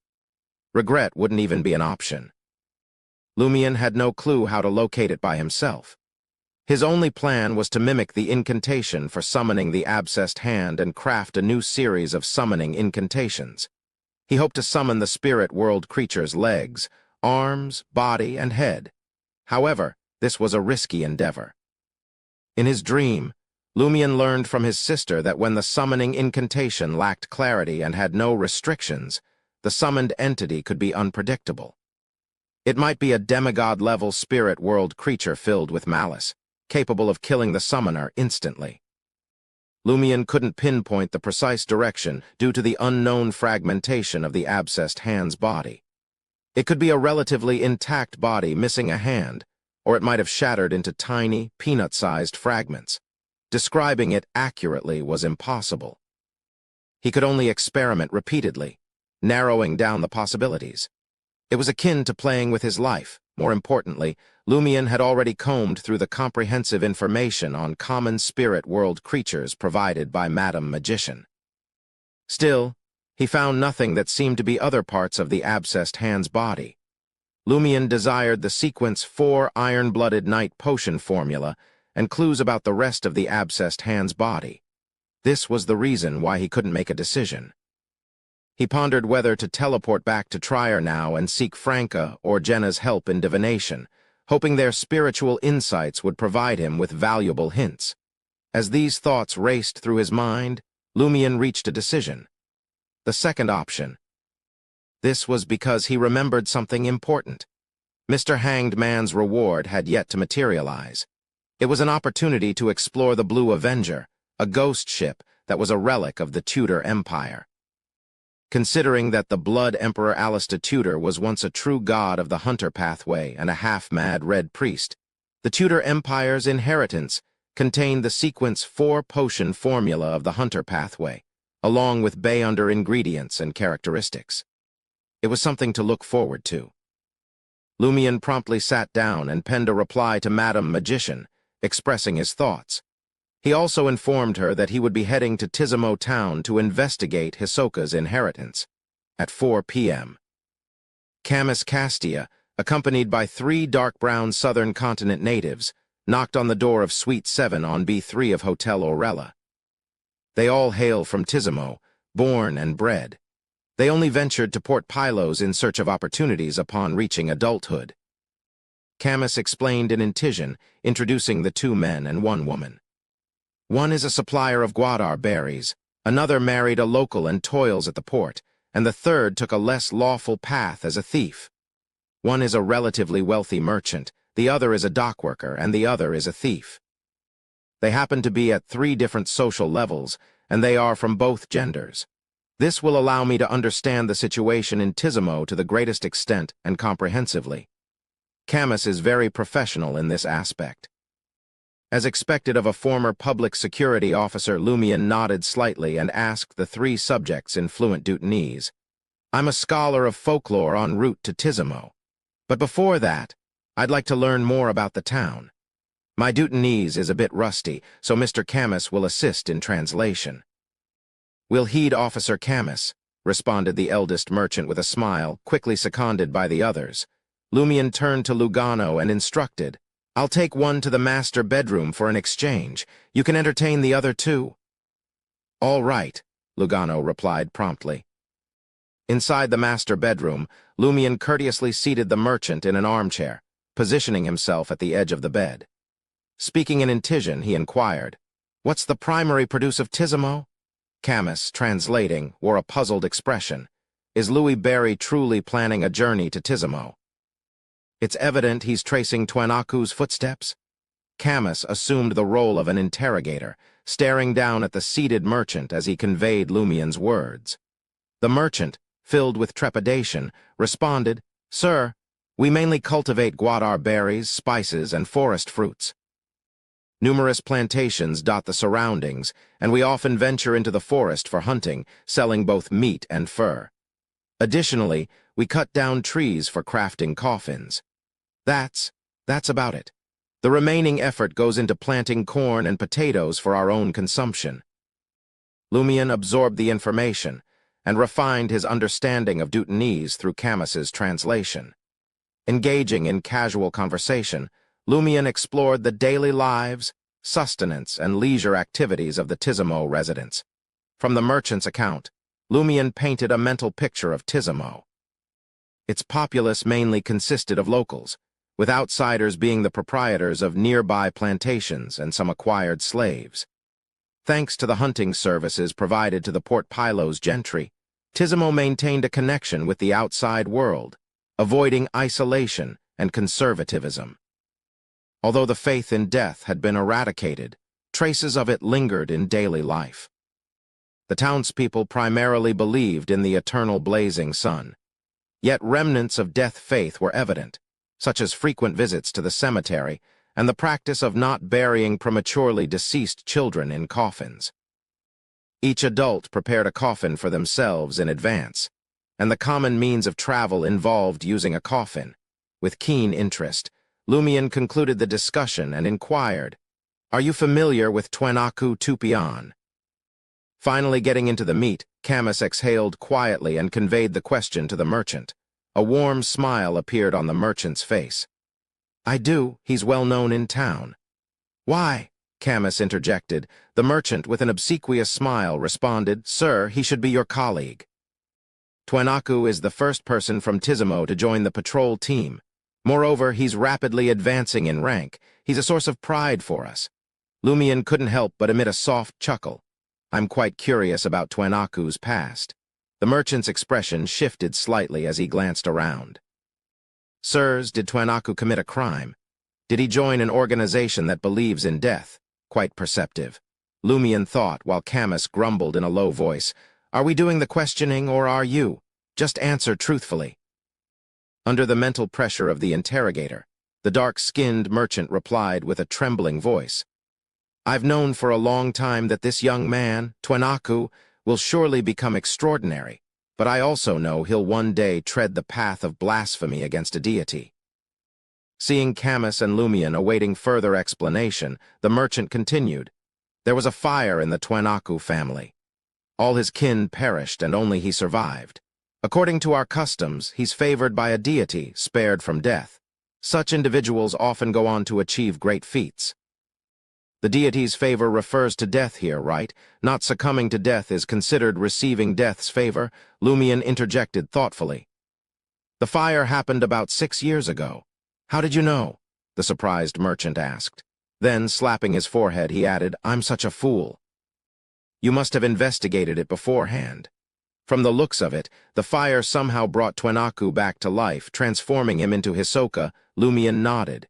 "Continue." Recalling, the merchant said, "Since then, Twenaku fell silent as if in shock. He no longer participated in Mass or entered the Cathedral of God. Later, he left Tizimo for Port Pylos. Was Twenaku unafraid of scrutiny for acting so unusually? Did he not bother to feign his faith?" By then, Hisoka had already become a beyonder of the Devil Pathway, making it impossible for him to participate in the Eternal Blazing Sun Church's Mass. Where did his first potion come from? Lumion pondered while Camus translated and asked, "Does Twenaku frequently return to Tizimo?" "He comes back to Tizimo every year. I'm not sure how often or for how long," the merchant truthfully replied. "Where does he stay when he returns to Tizimo?" Lumion inquired further. The merchant smoothly replied, "At his own place." After joining the patrol team and amassing wealth, he rebuilt the burnt-down house. Rebuilt the house that was destroyed in the fire, Lumion contemplated for a moment and then asked, "Are there any special folklore festivals in Tizimo?" Chapter 658, Deep Desire. The merchant responded cautiously to Camus's translation. "Sir, we don't really have any special folklore festivals. We only celebrate 2 festivals every year. One is the sun sacrifice in December, and the other is the new sun festival in June." The sun sacrifice was a recurring festival for the Eternal Blazing Sun Church, marking the day with the longest daylight of the year when the sun reached its zenith at noon. In the northern continent, it took place in mid to late June, while in the southern continent, due to the reversed seasons, it occurred in mid to late December. The New Sun Festival, originating from the believers of the southern continent's eternal blazing sun, involved celebrations during the longest night and shortest days, welcoming the return of the sun and anticipating more light and warmer weather. This celebration often coincided with the new year in many parts of the southern continent, gradually merging the 2 festivities. The merchant explained that the citizens of Tizimo town solely celebrated festivals connected to the eternal blazing sun, having abandoned the traditions related to death. He reflected for a moment and added, "It's been like this for a long time, since my grandfather was born." Matani, particularly Port Pylos and the gold mine city of Devise, had been in Tiz's colony for nearly a century. The native population was compelled to convert generations ago, becoming followers of the eternal blazing sun. This, however, was limited to areas effectively managed by colonial institutions in the past. When Lumion arrived in Port Pylos, his first impression was, at the docks in the heart of the city, it resembled the port cities of Ainz. Yet the workers' skin was darker and browner. The streets frequented by Antisians and Phainopatirians were sparsely populated and desolate. After passing Hotel Orella and exploring other areas of Port Pylos, various buildings with West Balam characteristics emerged. More pedestrians populated the streets, and the echoes of Dutanese filled the air. Lumion sought further details, indirectly confirming the merchant's words. Interrogator Camus discerned no signs of deception. What things have left a deep impression on you since you were young that you still remember from time to time? Lumion shifted the conversation. Recalling, the merchant replied, grand funerals, newly built coffins. The primitive tribe that clashes with us every year, the occasional scream at night because of them. Everyone's hardworking, calm, and well-educated. We get angry, but we don't argue on the spot or shout. We choose to find the padre, officers, and judges to determine who's right and who's wrong. Camus translated the merchant's words to Lumion, adding a few comments. That's indeed the case. I've been to Tizimo. The people there are very docile. Even if they're treated unfairly, they rarely resist violently. The manor owners of the surrounding plantations love to hire them, reducing the cost of buying slaves. Of course, it's not that they're emotionless and won't resist. Instead, they tend to abide by order and follow the official processes to resolve problems. I guess they can be considered outstanding believers of the eternal blazing sun. The honorific name of the eternal blazing sun contained the description, embodiment of order. As a member of the Phainopater royal lineage, Camus undoubtedly believed in the Earth Mother. He knew that Louis Barry hailed from the Ainz Republic and was likely a believer of the eternal blazing sun. Lumion stood up, extending his arms with a smile. Praise the sun, praise the sun, the merchant hastily followed suit. Lumion settled back into his seat, contemplating for a few fleeting moments. Have you experienced any strange dreams? The merchant nodded, then shook his head. Many, but they slip away from memory. You not encounter such dreams, indeed. Dreams often elude the control of one's consciousness. They can reveal spiritual insights, mirror suppressed desires, or reflect events from the day. Sometimes, these elements intertwine, resulting in strange and unpredictable dreams. I, too, frequently encounter such dreams.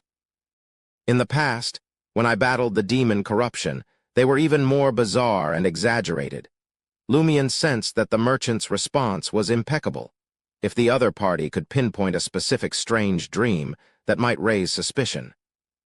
Either the dream was exceptionally strange and unforgettable, or the merchant was abnormal and had prepared in advance before coming.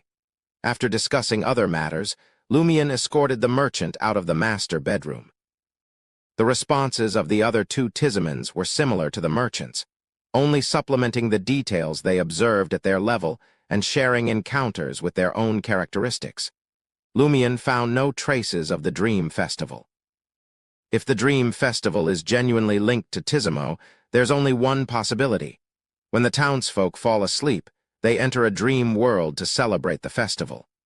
Upon waking, they forget everything, or there's another possibility. Two factions may be involved in Hisoka's Tizimo town prank. First, the citizens of Tizimo. Second, the primitive tribe in the nearby forest.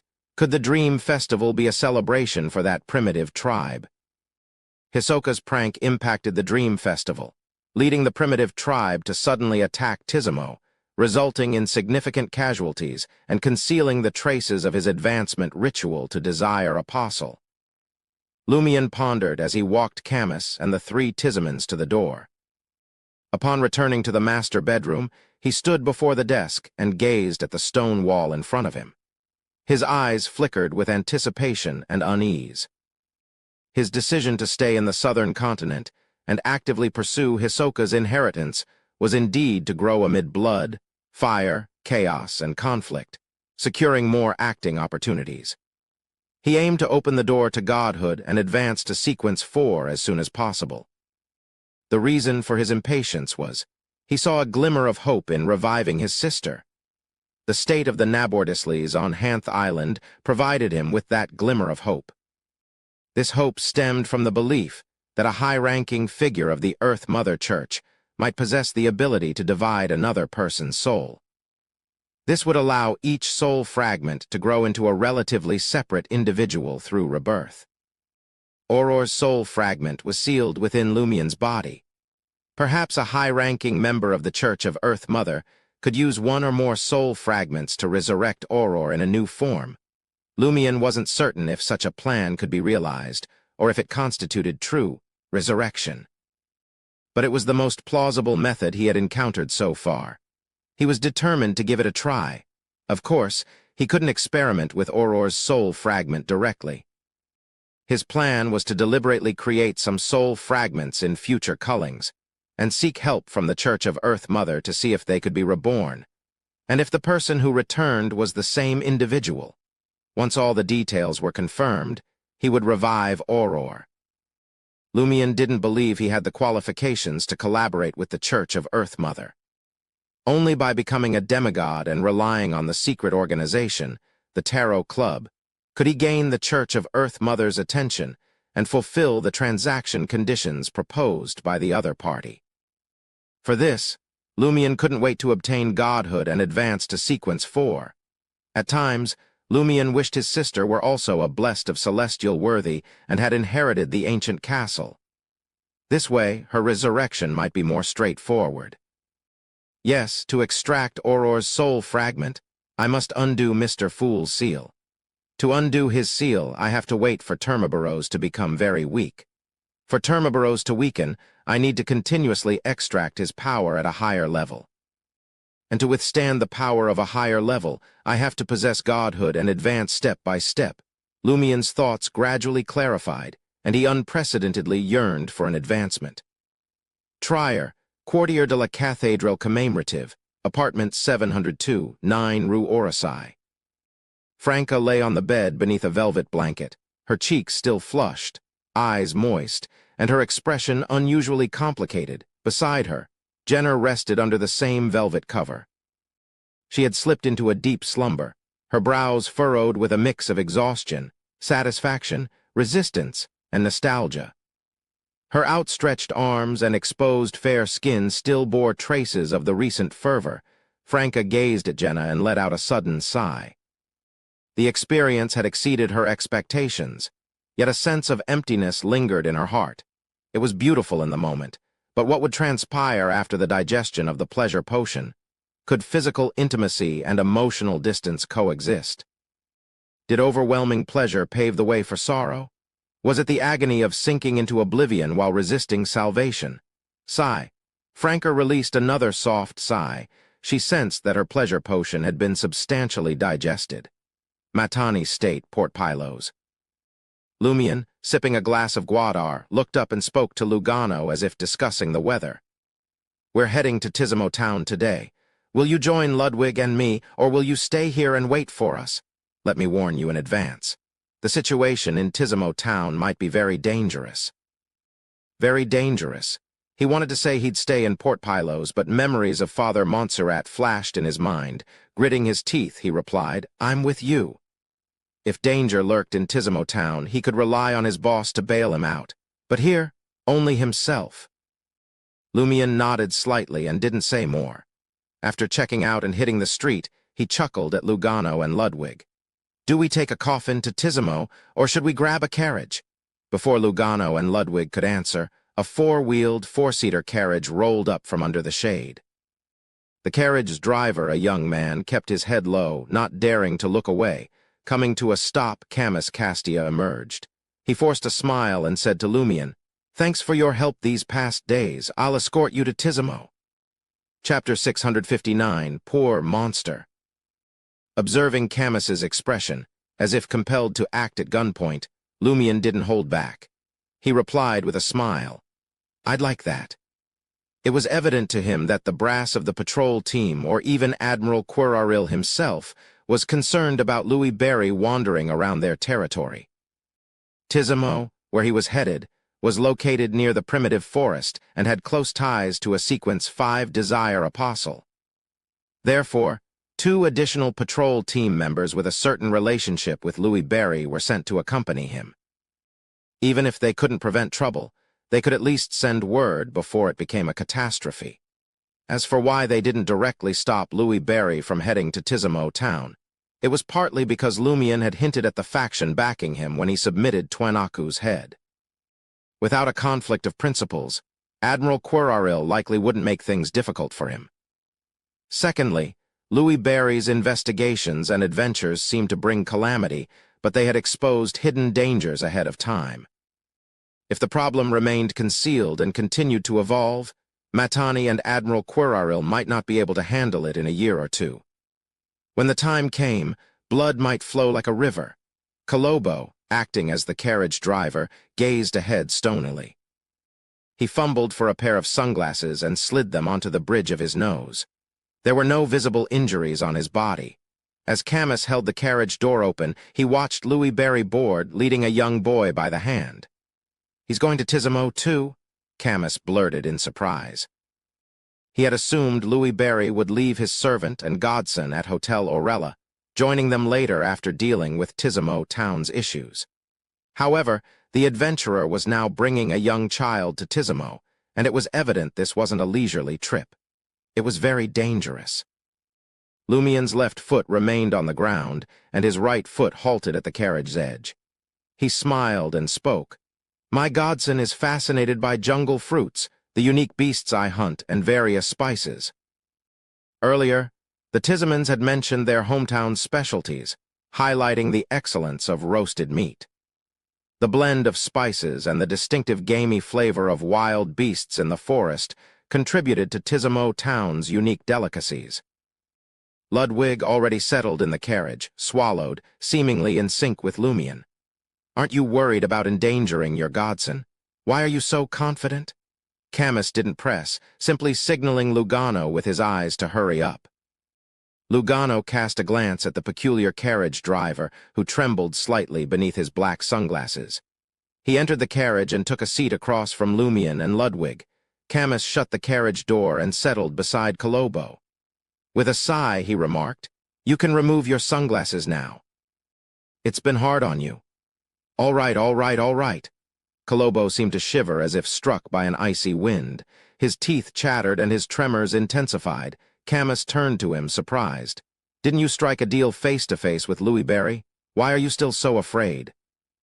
Not seeing him directly again, "All right, all right, all right." Kolobo removed his sunglasses, taking more than 10 seconds to compose himself. In a hushed tone, he confessed with fear, "I feel like my fingers, my arms, my insides, even my head all eaten." That what? Camus struggled to comprehend why the monster's demeanor had shifted so drastically, sensing that the issue might be significant. Kolobo swallowed hard and continued, That child is also very dangerous. Though I haven't laid eyes on him, I sense a looming threat, like facing a lion, a tiger, a python, ready to eat me at any moment." Camus was stunned, a hiss escaping his lips. Until now, Kolobo had never exhibited such fear except in the presence of 3 individuals radiating danger. Desire Apostle Twenaku with wraith powers and Louis Berry, capable of hunting Twenaku. Could this boy match them? Is he also a Beyonder, perhaps a Sequence 5 Beyonder? No, it's not merely a Sequence 5 matter. Our patrol team's captain is a Sequence 5, yet Kolobo never mentioned feeling such foreboding in his presence. There must be something unique about these 3 individuals. Regardless, the boy is undoubtedly extraordinary and hazardous. No wonder Louis Berry is bringing his godson to Tizimo without worry. Perhaps the child poses an even greater threat. Camus unraveled his earlier confusion, stifling his curiosity, refraining from probing further with Kolobo. In the confines of the 4-wheeled carriage, even with the barrier between them, Louis Berry caught wind of their hushed exchange. Considering the intel gleaned from the fog sea, Camus harbored suspicions that Louis Berry was a Sequence 5 Beyonder following the Hunter pathway. Those of this pathway were renowned for their sharp senses, exceptional vision, acute sense of smell, and keen hearing. A beyonder of the monster pathway is quite intriguing. Even without laying eyes on Ludwig or hearing his voice, Louis can sense his ominous aura, a being who devours everything. Lumion, leaning against the carriage wall, toyed with his golden straw hat, shooting Ludwig a knowing smile. Could it be that this little child has truly taken a liking to Kolobo and Camus indeed? These are two beyonders who haven't succumbed to severe corruption. Ludwig likely had a momentary lapse in control, Camus may not have noticed, but Kolobo reacted instantly, sensing the danger. Lumion acknowledged Ludwig with a nod. Well done. Your restraint is admirable. Praise was due when a child behaved correctly, fostering a healthy mindset and habits. Ludwig remained silent, his expression conveying he was not to be treated as a child.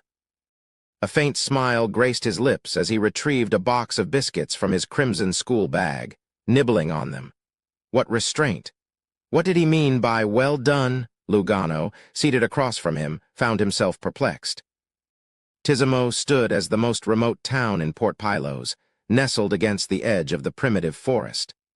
A full 2 hours' journey by carriage was required to reach it. Of course, for those in a hurry, an alternative route existed, boarding a steam locomotive from the port to Cavert, the southernmost town. From there, a carriage or coffin could be hired to venture northeast, shaving the travel time to Tizimo down to just an hour. However, Lumion showed no inclination towards haste. As they departed Port Pylos, the road gradually narrowed and deteriorated. Yet the carriage pressed on steadily. Kolobo, the carriage driver, operated with precision akin to a well-oiled machine, guiding the horses and carriage without falter. An hour slipped by and the carriage wound its way through the forest. Abruptly, Lumion, pretending to slumber, snapped open his eyes. His body turned dark and spectral, melding with the shadows cast by the window. Shadow transformation. In an instant, gunshots pierced the forest's tranquility. Bullets whizzed from afar, some thudding into the earth, kicking up clouds of soil while others took aim at Camus, the carriage, and the horse. Amidst the chaos, the horse crumpled, bleeding profusely, and the carriage toppled to the ground. Kolobo had already abandoned his perch as the driver, escaping unscathed from the barrage of gunfire. Camus leaped clear of the carriage in advance, crouching low, revolver in hand. He maneuvered with agility, at times rolling, at others slithering deeper into the undergrowth. With each movement, he unleashed shots, seeking to suppress the unseen assailant. In this range, many of his abilities were restricted. A handful of fiery crimson orbs, almost blindingly white, streaked past Camus, disappearing into the forest's depths. Rumble. Amidst the thunderous explosions, the gunfire abruptly ceased. Soon after, curses in Deutonese rang out from the forest's depths. "Go to hell, you northern continent bandits! Rot with your sons of bitches. Come after us if you have the guts." Gradually, the curses faded into the forest's depths. Lumion emerged from the shadows of the carriage, opting not to pursue. "It's the resistance. What are they doing in Matani?" Camus frowned, muttering to himself in confusion. In the southern continent, numerous resistance factions abounded. He couldn't discern which faction they belonged to or their motives. Typically, Matani, ostensibly independent from the Ainz Republic, and governed by Admiral Quiraril, a southern continent native, saw little resistance activity. Their primary demand was the expulsion of colonists. Could it be a faction of the resistance dedicated to death, aiming to revive death's influence in Matani? Please, not the Rose School of thought-backed resistance. No, those lunatics. Camus returned to the carriage, puzzled. Lumion mulled over another matter. Despite attaining Sequence 5 status, life still felt fragile, vulnerable to being shot dead. If a resistance member possessed sharpshooting skills and remained beyond his observational range, sniping from over 100 meters, they could have ended his life. Reapers lacked the resilient bodies of devils. While lacking malicious perception, devils might sustain only minor wounds from rifle shots. Their absence of long-range danger premonition, characteristic of seer pathways, rendered them unable to preemptively evade.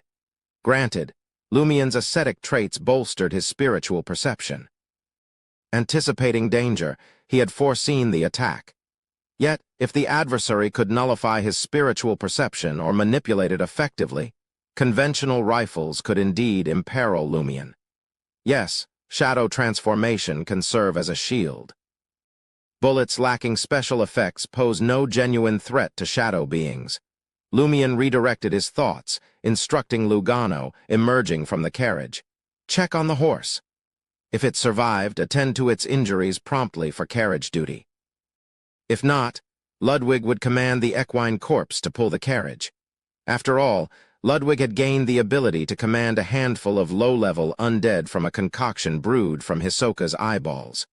Chapter 660, Across the Door.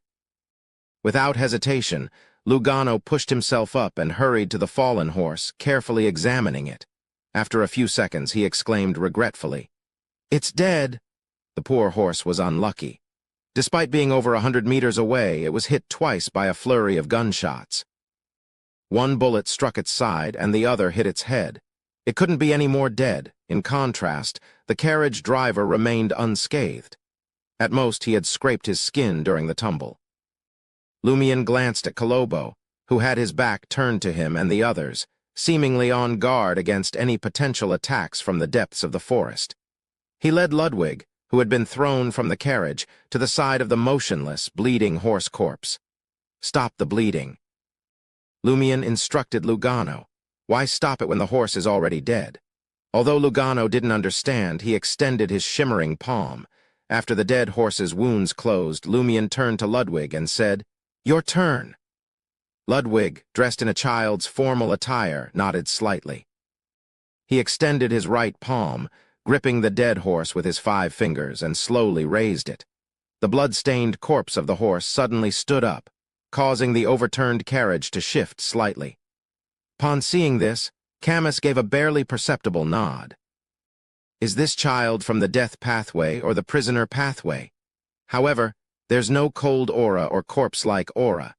After Lugano righted the carriage, the undead horse corpse continued pulling the 5 of them towards Tizimo. Just before noon, Lumien spotted their destination. It was a small town half-encircled by rubber trees, acacia trees, laurels, and other vegetation. Several plantations dotted the muddy road, and the air was filled with different spice scents and the alluring smell of roasted meat. Tizimo's buildings were unique. Apart from the eternal blazing sun church cathedral, which had a distinct northern style, the rest were propped up by wooden stakes and stone pillars. They were reminiscent of West Balam, the base deliberately left empty underneath. This was due to the humid air and abundant rainfall in many West Balam areas. Water would often overflow and pool below. Lumien climbed down from the 4-wheeled, 4-seater carriage, watching the people busy with their tasks in the plantation and the town. Trier, Quartier de la Cathédrale Commémorative, Apartment 702, 9 Rue Orosai. Franca reclined in the recliner, rocking gently as she recollected the previous day's events. After Jenna woke up that morning, she went out to the streets to buy meat, vegetables, fruits, and bread, making Franca wonder if she had experienced a wet dream or hallucination. Why did she suddenly volunteer to help me with digesting the potion? Compared to most Trierians, she can definitely be considered conservative. Moreover, she was so direct and straightforward that I almost lost my desires out of shock. Shouldn't she flirt first to set the mood? When the time comes, even if she doesn't initiate, I won't be able to control myself. The more Franca thought about it, the more puzzled she became. She felt Jenna wouldn't normally act that way. After recalling Jenna's past experiences and actions, she realized there was no issue. That was precisely what Jenna would do. Jenna has a bold nature, or rather, a personality that allows her to act decisively. After the showy diva singer who helped her was raped by Margit and became unstable, she was truly willing to go to extremes to assassinate Margit and avenge her friend. To that end, she even indebted herself to me for the assassin potion and firmly became a Beyonder despite her finances. At the Hughes Artois banquet, She faced the member of parliament protected by official beyonders and evil gods' minions. She risked everything, disregarding her own fate. She killed the bastard who brought catastrophe to the market district and her family on the spot. In her heart, I should still be more important than that showy diva friend of hers. Suddenly going to extremes and offering to help me with the potion's effects is indeed something she would do. Besides, this definitely isn't a spur-of-the-moment idea. She has asked me several times about my progress digesting the pleasure potion and if I have a new partner. She even recommended Lumion. Realizing that I haven't found a new partner and that I'm only open-minded outwardly, she decided to act after being stirred by Lumion advancing to sequence 5 yesterday. That doesn't seem enough reason. Jenna wouldn't sacrifice her body because of just those things. Sacrifice. Could it be that she had long realized I secretly liked her and didn't seek out a new partner because of her? Could she believe she affected my digesting the pleasure potion, causing her to act? Yes, that must be it. That's the only way she'd truly go to such extremes. Why can't I find any hint of romantic love? Franca wailed inwardly. If she had known this would happen, she would have summoned her courage, toughened her resolve, and sought Lumion's help. That way, she wouldn't feel as conflicted and pained as she did now. Of course, she didn't seek out a new intimate partner partly because she cared about Jenna's opinion. She had become Gardner Martin's lover and shared his other lovers before meeting Jenna. There was no changing that history, so she continued on.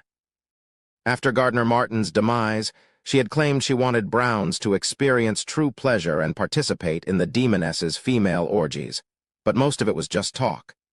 She was filled with anticipation, only out of novelty. If Browns suddenly agreed, she might hesitate and make excuses. She didn't want to leave an unrestrained image in Jenna or Lumion's minds. To put it simply, her answer to the question, "Is there really no one in this world you care about?" had changed, so she was hesitant to actively pursue a new intimate partner. Jenna had no substantial intimate experience, so she didn't know how to set a mood for such situations. She could only revert to the straightforward seduction from when she was little minx, but she didn't want to deceive my feelings and make me fall deeper. That's why she acted that way yesterday. Thankfully, she's relatively level-headed. She didn't seek a lover to make me give up, allowing me to truly find a new intimate partner. Yes, she might think that would be giving me prolonged pain and not prolonged pleasure. It would have hindered my digestion of the potion. Franca felt even more dejected after piecing together the entire situation. On the stairs leading to apartment 702, Jenna held a bag of bread and a basket of beef, vegetables, and fruits, reluctant to go back inside. Recalling yesterday's events made her blush, unsure of how to face Franca. In her previous days as a showy diva singer, she had witnessed others' affection and felt it was just so-so. Although exciting, she thought she could endure it. Unexpectedly, after experiencing it for real, she realized pleasure could make people become consumed by it. Phew. Jenna took a few deep breaths to calm herself. What troubled her now was how to interact with Franca. Wait, should I pretend nothing happened and face her with my usual demeanor? Should I be more cheerful and take the initiative to mention yesterday, pretending it's no big deal so Franca doesn't mind? But won't this upset her? She needs to digest the pleasure potion. Besides, one pleasure encounter is definitely not enough. I have to spend time with her as a couple. Should I keep seducing her tonight like yesterday, or wait for her to initiate? Damn it, how annoying. Jenna found such matters more vexing than assassinating powerful figures. Whether avenging herself on Margit or killing Hugues Artois, she had always felt death was the worst outcome. No big deal. However, this situation clearly hadn't reached life-or-death stakes. The subsequent troubles would linger. Jenna couldn't help but feel frustrated at the thought of maintaining an intimate physical relationship with Franca and all the complexities involved. She wished she could simply assassinate the Minister of Industry, Morin Avigny, instead. Taking deep breaths to steady her emotions, Jenna analyzed how to approach this from an actress's perspective to make Franca more accepting of future intimacies. She had already taken the first bold step. She definitely wasn't willing to give up now. She planned to continue their relationship until Franca finished digesting the pleasure potion's effects. After figuring out her next move, Jenna's lips curled into a faint smile. Carrying bread and ingredients, she briskly climbed the stairs and returned to apartment 702. As soon as she opened the door, Franca jumped up from the recliner instinctively and forced a smile. She said nervously, "You're back." Amused by Franca's actions, Jenna chuckled and sighed inwardly. How great would it be if you didn't want to become lovers? Jenna calmly walked to the dining table and placed her items on it. Then she glared at Franca. "What are you waiting for? Help me." All right. Franca hurried over. Seeing that Jenna wasn't reserved or distant, nor reverted to her usual demeanor, she felt an inexplicable relief.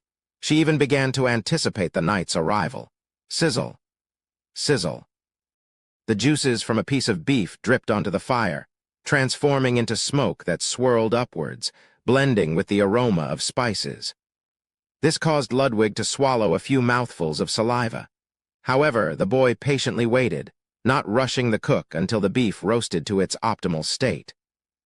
Lumion turned his body and gazed at a 3-story building diagonally across from the restaurant. The yellowish-brown house was the former residence rebuilt by Hisoka Twenaku. Chapter 661. Reconnaissance Tools. During lunch, Lumion used the excuse of going to the washroom to make his way to Hisoka Twenaku's tawny house. After ascending the wooden stairs and passing through the empty, open ground floor, he took out a new wire and picked the lock on the door. This level was completely open air, leaving only support pillars. At a glance, it was very spacious and simple. Stepping onto the wooden floor, Lumion circled around but found signs that no one had lived here for a long time. He found nothing worth further investigating. Suddenly, a voice came from behind him. "What's the problem here?" The voice belonged to Camus Castia. When he saw Lumion enter Twenaku's rebuilt house from the dining room window, he found an excuse to leave the table and hurry over. Lumion wasn't surprised at all. He looked around and said, "Nothing." As he spoke, he ascended the stairs to the 3rd floor. Camus sighed silently and followed. He felt his mentality had aged considerably when with Louis Barry, resembling someone Vice Captain Reese's age. "Oh, Mother Earth, I'm not even 24 years old." Although I arrived in Matani at 18 and joined the patrol team, dealing with numerous Beyonder incidents, participating in dangerous battles, and accumulating extensive experience, I am still a young man, a laid-back young man who doesn't focus on appearances in daily life. With a solemn, vigilant mindset, Camus followed Lumion through the 3rd floor rooms twice, searching through all the items. There's nothing out of place. After setting down a pen holder, Camus shared his assessment with Lumion. Lumion hadn't gained anything either. After a moment's contemplation, he responded, "Bring Kolobo here later and ask if there are any areas that make him uneasy, dangerous, or uncomfortable." Having only collaborated once, he's already adept at utilizing Kolobo's uniqueness. Bringing Kolobo here. Why does it feel like a police officer asking a constable to bring a canine unit? Camus criticized inwardly and nodded. Understood. As Lumion surveyed his surroundings again, he thought, "I'll bring Ludwig over later and ask if he detects any fragrance of special ingredients." Returning to the dining room with Camus, Lumion indulged in the Guadar beverage, savoring the rich and intricate aroma of roasted beef, roasted chicken wings, roasted snake meat, roasted spiders, and roasted leeches. After eating and drinking his fill, Lumion took Ludwig's hand and led him to Hisoka Twenaku's house. Camus, Lugano, and Kolobo, who wore sunglasses and walked sideways like a crab, followed closely behind. After exploring every nook and cranny, Lumion looked at Ludwig and asked with a smile, "Is there anything edible here?" Ludwig shook his head. "No." Lumion led the boy down to the 2nd level and looked at Kolobo, who had suddenly turned his back to them, and Camus. "Do any of you sense anything unusual?" The thin Kolobo hesitated for a moment and said, "This house feels a little cold. It doesn't sit well with me." "Where exactly?" Lumion inquired with a calm expression. Kolobo replied succinctly, "Everywhere. There's something wrong with the entire house and even this land." Hisoka definitely didn't rebuild his previous home for nostalgia. He's not the original owner of that body, so he probably doesn't have much attachment to this place. He's also a true cold-blooded. Lumion pondered for over 10 seconds and said to Lugano, Camus, and the others, "Stay here and guard against any mishaps." He returned to the 3rd floor and lay on a wooden bed with traces of someone having slept in it. Large, black mosquitoes flew over with crackling sounds. However, in the flickering sparks, they were ignited one by one, turning into charred corpses that floated onto the bed. Lumion quickly slipped into a deep slumber. In his daze, he slowly awoke. Pa! Lumion took out the golden pocket watch from Salle de Bal Brisset, opened it, and muttered to himself, slept for half an hour and didn't have any special dreams. He had always believed the Dream Festival was related to dreams, so he deliberately slept in Hisoka's house, but nothing happened. Lumion gazed at the midday sun shining through the window and stood up thoughtfully. Could the timing be off? Must I sleep at a specific time and place to participate in the Dream Festival? Therefore, most Tizimo town residents are unaware of its existence. When Lumion returned to the spacious but crude 2nd level, he realized Camus and the others now had 3 more people with them. One was a man in his 30s with a painted face. His light brown skin and thick lips gave him a relatively clean-cut look, and his black hair fell to his shoulders. A strong, pungent smell wafted from him.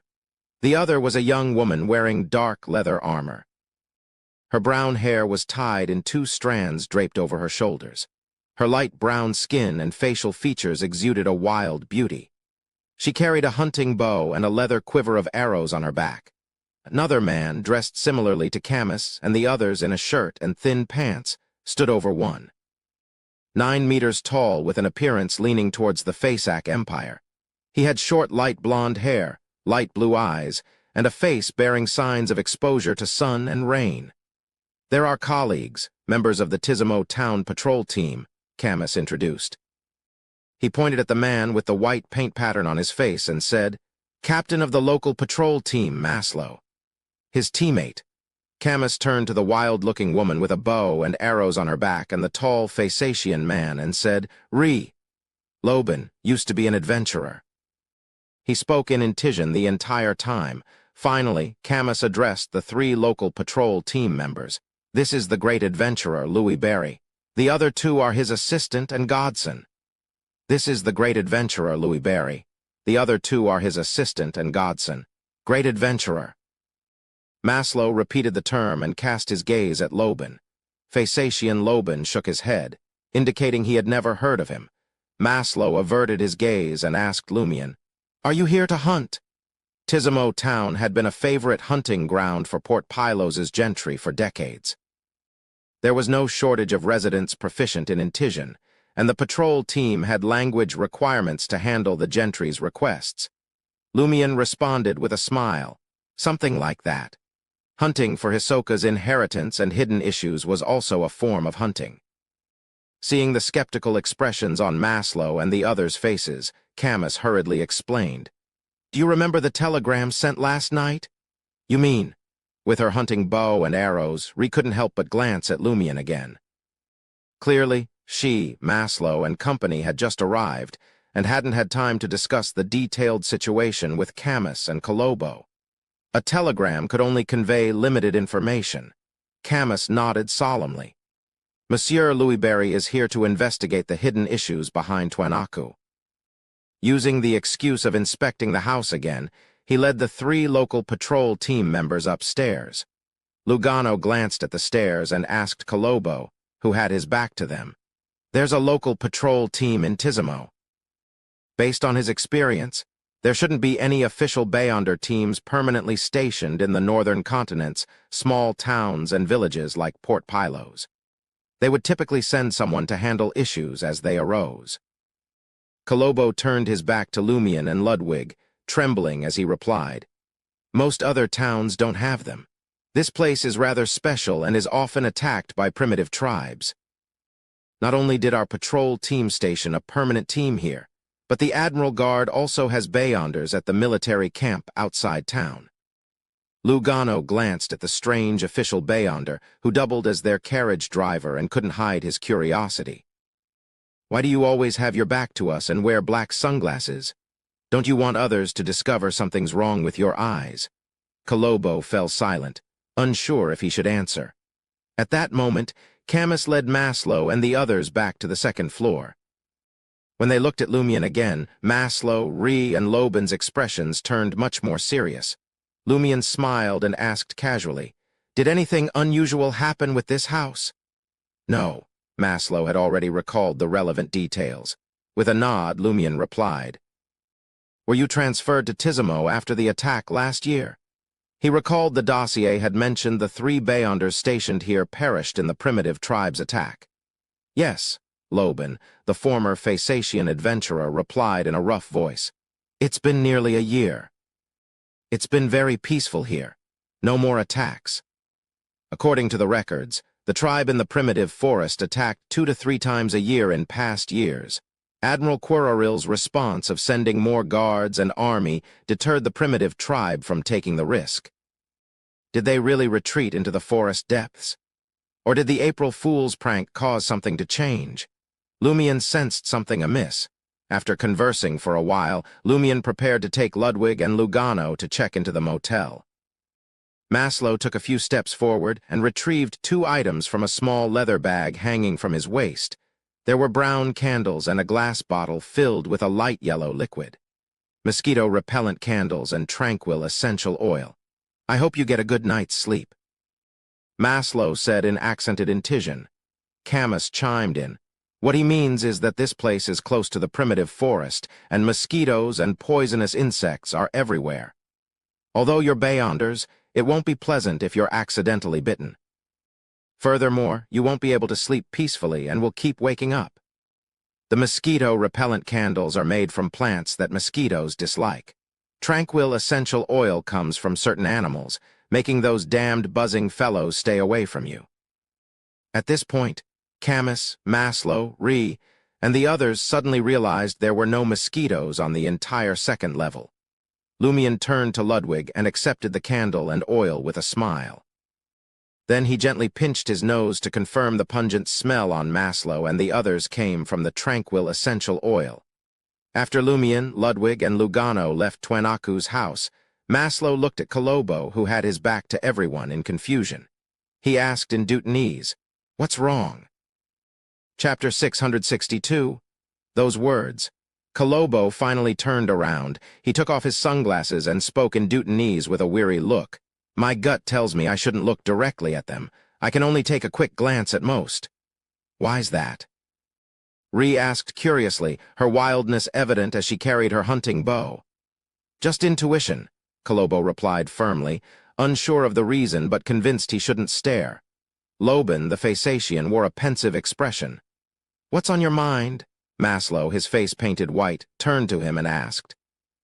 The 3 had worked together in Tizimo town for a year and understood each other well. Maslow could tell Loban had thought of something from his look.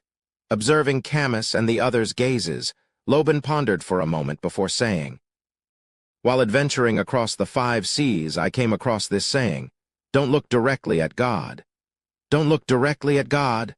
Camus's forehead twitched as he whispered the phrase. As a Castia family descendant, albeit from a collateral branch, he had more extensive mystical knowledge than most Beyonders. Could it be that Louis Barry and his godson were actual gods, unable to be gazed upon? No, that couldn't be right. Kolobo avoided looking at Twenaku directly, yet Twenaku was merely a sequence 5 Beyonder of the prisoner and criminal pathways, not even a demigod. "I've heard that before during the Padre's sermons.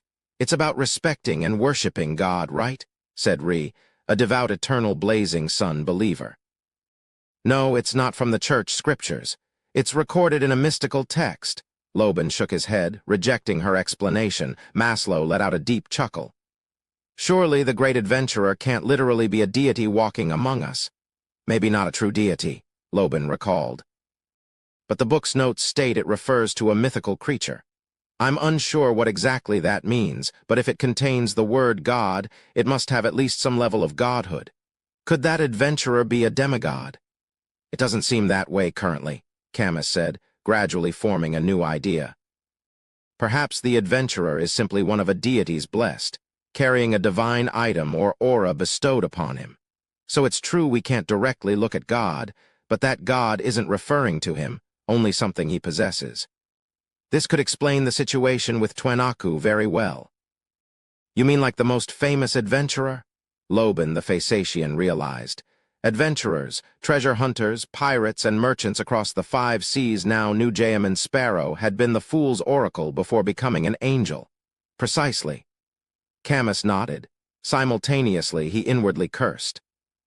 Dog*T. Why was I sent to watch over matters involving a deity's blessed? This was undoubtedly perilous. A moment of carelessness could lead to death. Camus hadn't wanted to accept Vice Captain Riza's order the day before, but over the past 5 years, Riza had saved him from the brink of death 3 times. He couldn't refuse. Otherwise, with the prestigious Don prefix and Castia family name, he could have declined his superior's orders. At worst, he could leave the patrol team and seek opportunities elsewhere. After all, he had already digested the Sequence 7 interrogator potion. He had saved enough funds for his subsequent advancement thanks to Louis Barry's 2 commissions. Even returning to his family, he wouldn't be the type brushed aside. But to repay Riza's kindness, Camus reluctantly agreed to come to Tizimo Town and monitor Louis Barry's every move. Feeling upset, he couldn't help but inwardly curse. As a devout and educated believer in Mother Earth, Camus wouldn't curse with vulgar phrases like "son of a." From his view, mothers were great, birth and nurturing equally important, just as the earth nurtured all things growth. After discussing the adventurer Louis Barry, Loban the Phasacian turned to Camus and Kolobo, saying, "When we transferred to Tizimo, we were told we could return after a year, that we wouldn't stay forever. Now nearly a year has passed, and you're here too. Does that mean we can return to Port Pylos? As a Phasacian, you appear tall, robust, boorish, and unintelligent, but you're actually dishonest. Did you discover that Louis Barry's matter might be a huge problem and want an excuse to slip away early?" Camus acutely sensed Loban's hidden thoughts and joked, "There's still a week left. Don't even think about returning to Port Pylos early. We're not here for your rotation." At the Brieux Motel, this was the favorite accommodation for the gentlemen who came to Tizimo Town to hunt. Although it couldn't compare to Hotel Orella, it was at least relatively clean. Lumien's sole reason for choosing this place was the availability of a suite. Otherwise, he would have to rent 2 adjacent rooms and utilize his hunter's precise grasp of structures to blast through the adjoining wall without affecting the overall load-bearing walls. When departing, he'd get Lugano to replace the stone bricks and repair the opening. The ground floor was equally open, supported by stone pillars. However, the 3-story building above bore a distinct Intijan flair. The beige walls, recessed statuary niches, arched windows, and Venetian curtains made Lumien feel as if he had returned to Trier. When Lugano lit the mosquito-repellent candle and used its slightly pungent smell to chase away the poisonous insects and mosquitoes, it became even more reminiscent. This is very similar to Trierians using sulfur's smell to repel bedbugs. Lumien recalled his initial arrival in Trier. After using sulfur's smell to chase the bedbugs into the neighboring room, playwright Gabriel ignited it and drove them back. After this back and forth, most bedbugs went elsewhere, leaving only a few that the doll messenger eliminated. Lumien sighed silently, recalling Gabriel's death and the deceased tenants of the Auberge du Coq Doré. He walked to the window and gazed at the street below. The gentlemen in hunting attire and their servants on unicorns weaved through the dark brown or light brown townspeople, flowing into Brieux Motel, jungle restaurants, and other establishments like rivers. Under the noon sun, Tizimo Town was scorchingly humid this season, making it unsuitable for outdoor activities. On the second floor, Lumien focused his attention and observed the passers-by directly below. He attempted to discern any potential issues with Tizimo Town from their fortunes. He was prepared for backlash or corruption. These passers-by's fortunes are normal. Some seemed to have romantic encounters looming, some would lose money, and some might encounter a bloody calamity, but nothing too serious. Lumian averted his gaze and said to Lugano, "Take Ludwig to rest. I'll take a walk outside." "All right." Knowing the trip to Tizimo town might be dangerous, Lugano had no intention of wandering out unless his boss asked him to prepare food for Ludwig. He had no choice but to go along. Otherwise, he would be the one eaten. Tizimo town wasn't small, with streets spanning out in two directions.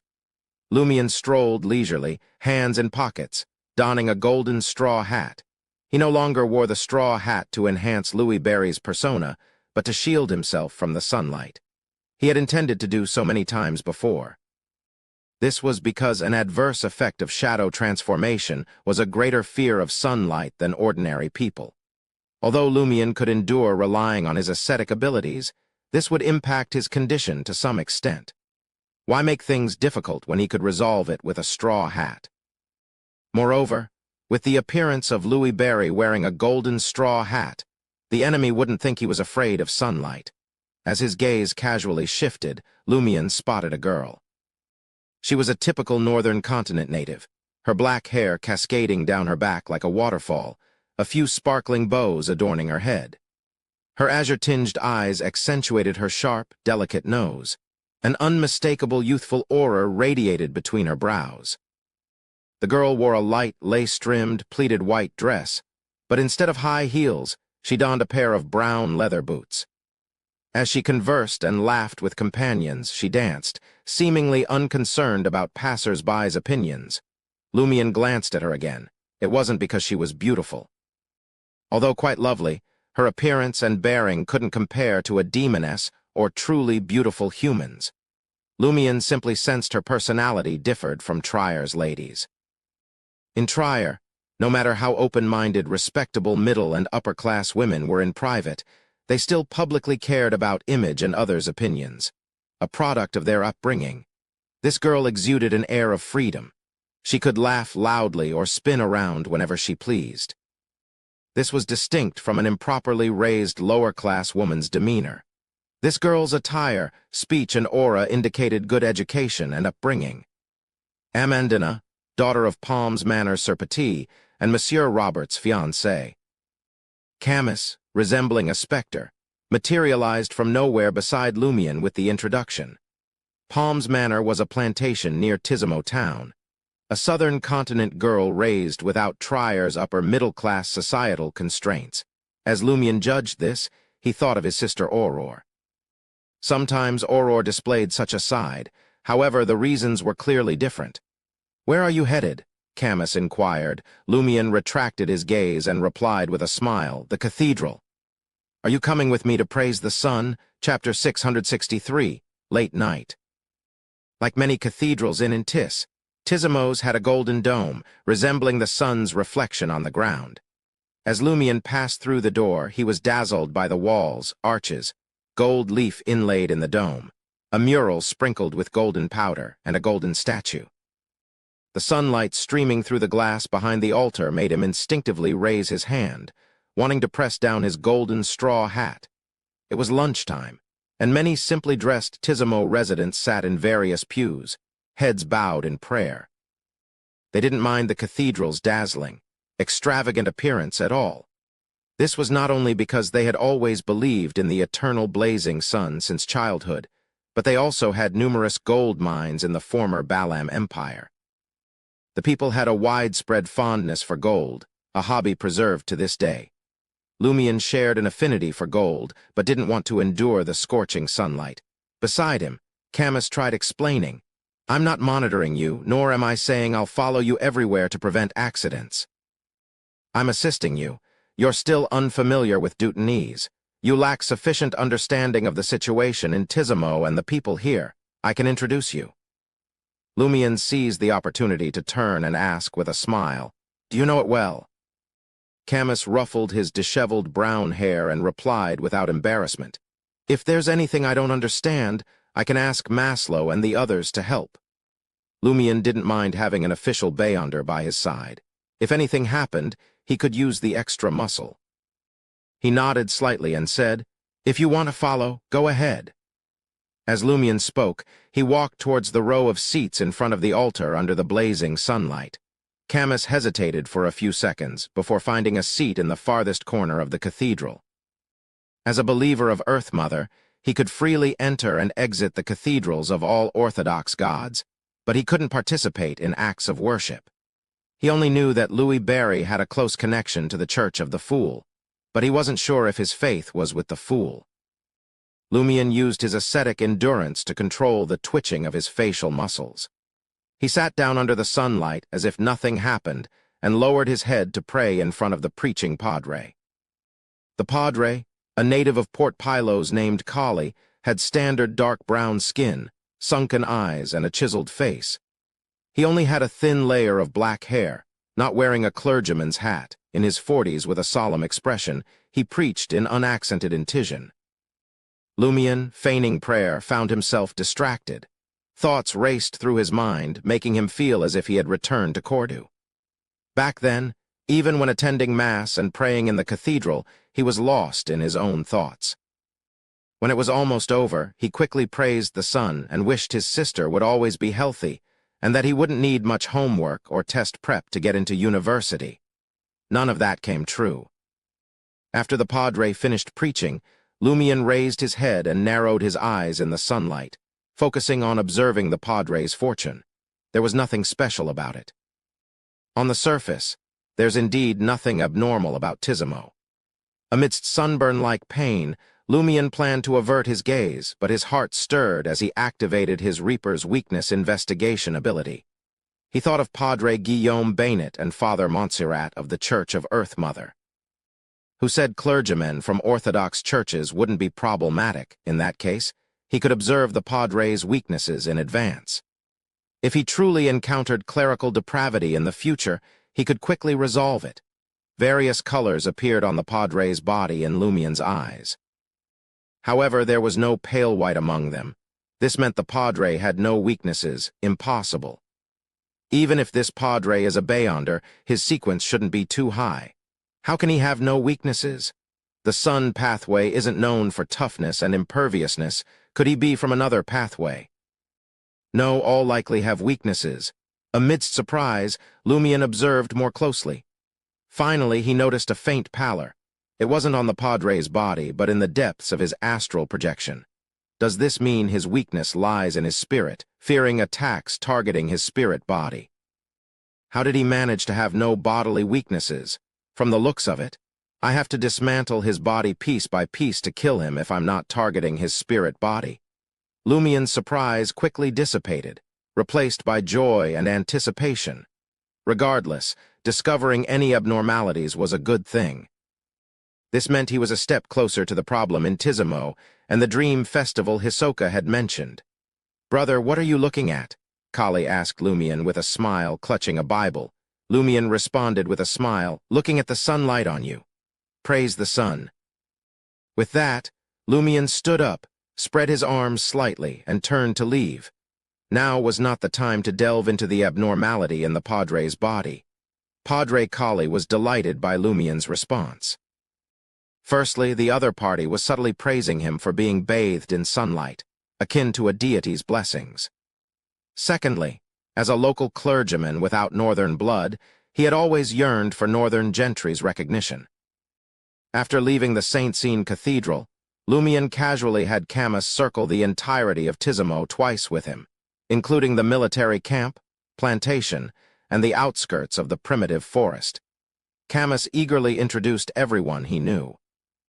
As evening approached, Lumion made his way towards the Brieux Motel and asked, "What did you do with that dead horse?" "I sold it to the butcher." "I'm planning to buy a new one from a nearby planter," Camus replied matter-of-factly. Lumion felt a twinge of disappointment for Ludwig. He remained silent and entered the motel. Late at night, in the shadows outside the Brieux Motel, Lumion emerged, no longer wearing his golden straw hat. He strolled towards the yellowish-brown house that Hisoka Twenaku had rebuilt. It was nearly midnight, and Tizimo had grown very quiet. Apart from a few patrolling soldiers, drunk patrons, and their companions, no one else was walking outside. Under the crimson moonlight, Lumion passed by the bar named Giant Boa and heard a commotion inside. In the primitive forest a few hundred meters away, the howls of wild beasts echoed intermittently. Lumion proceeded until he reached his destination. He ascended to the third level and found the wooden bed he had slept on earlier. He busied himself for a while, making preparations. He wasn't in a hurry to lie down.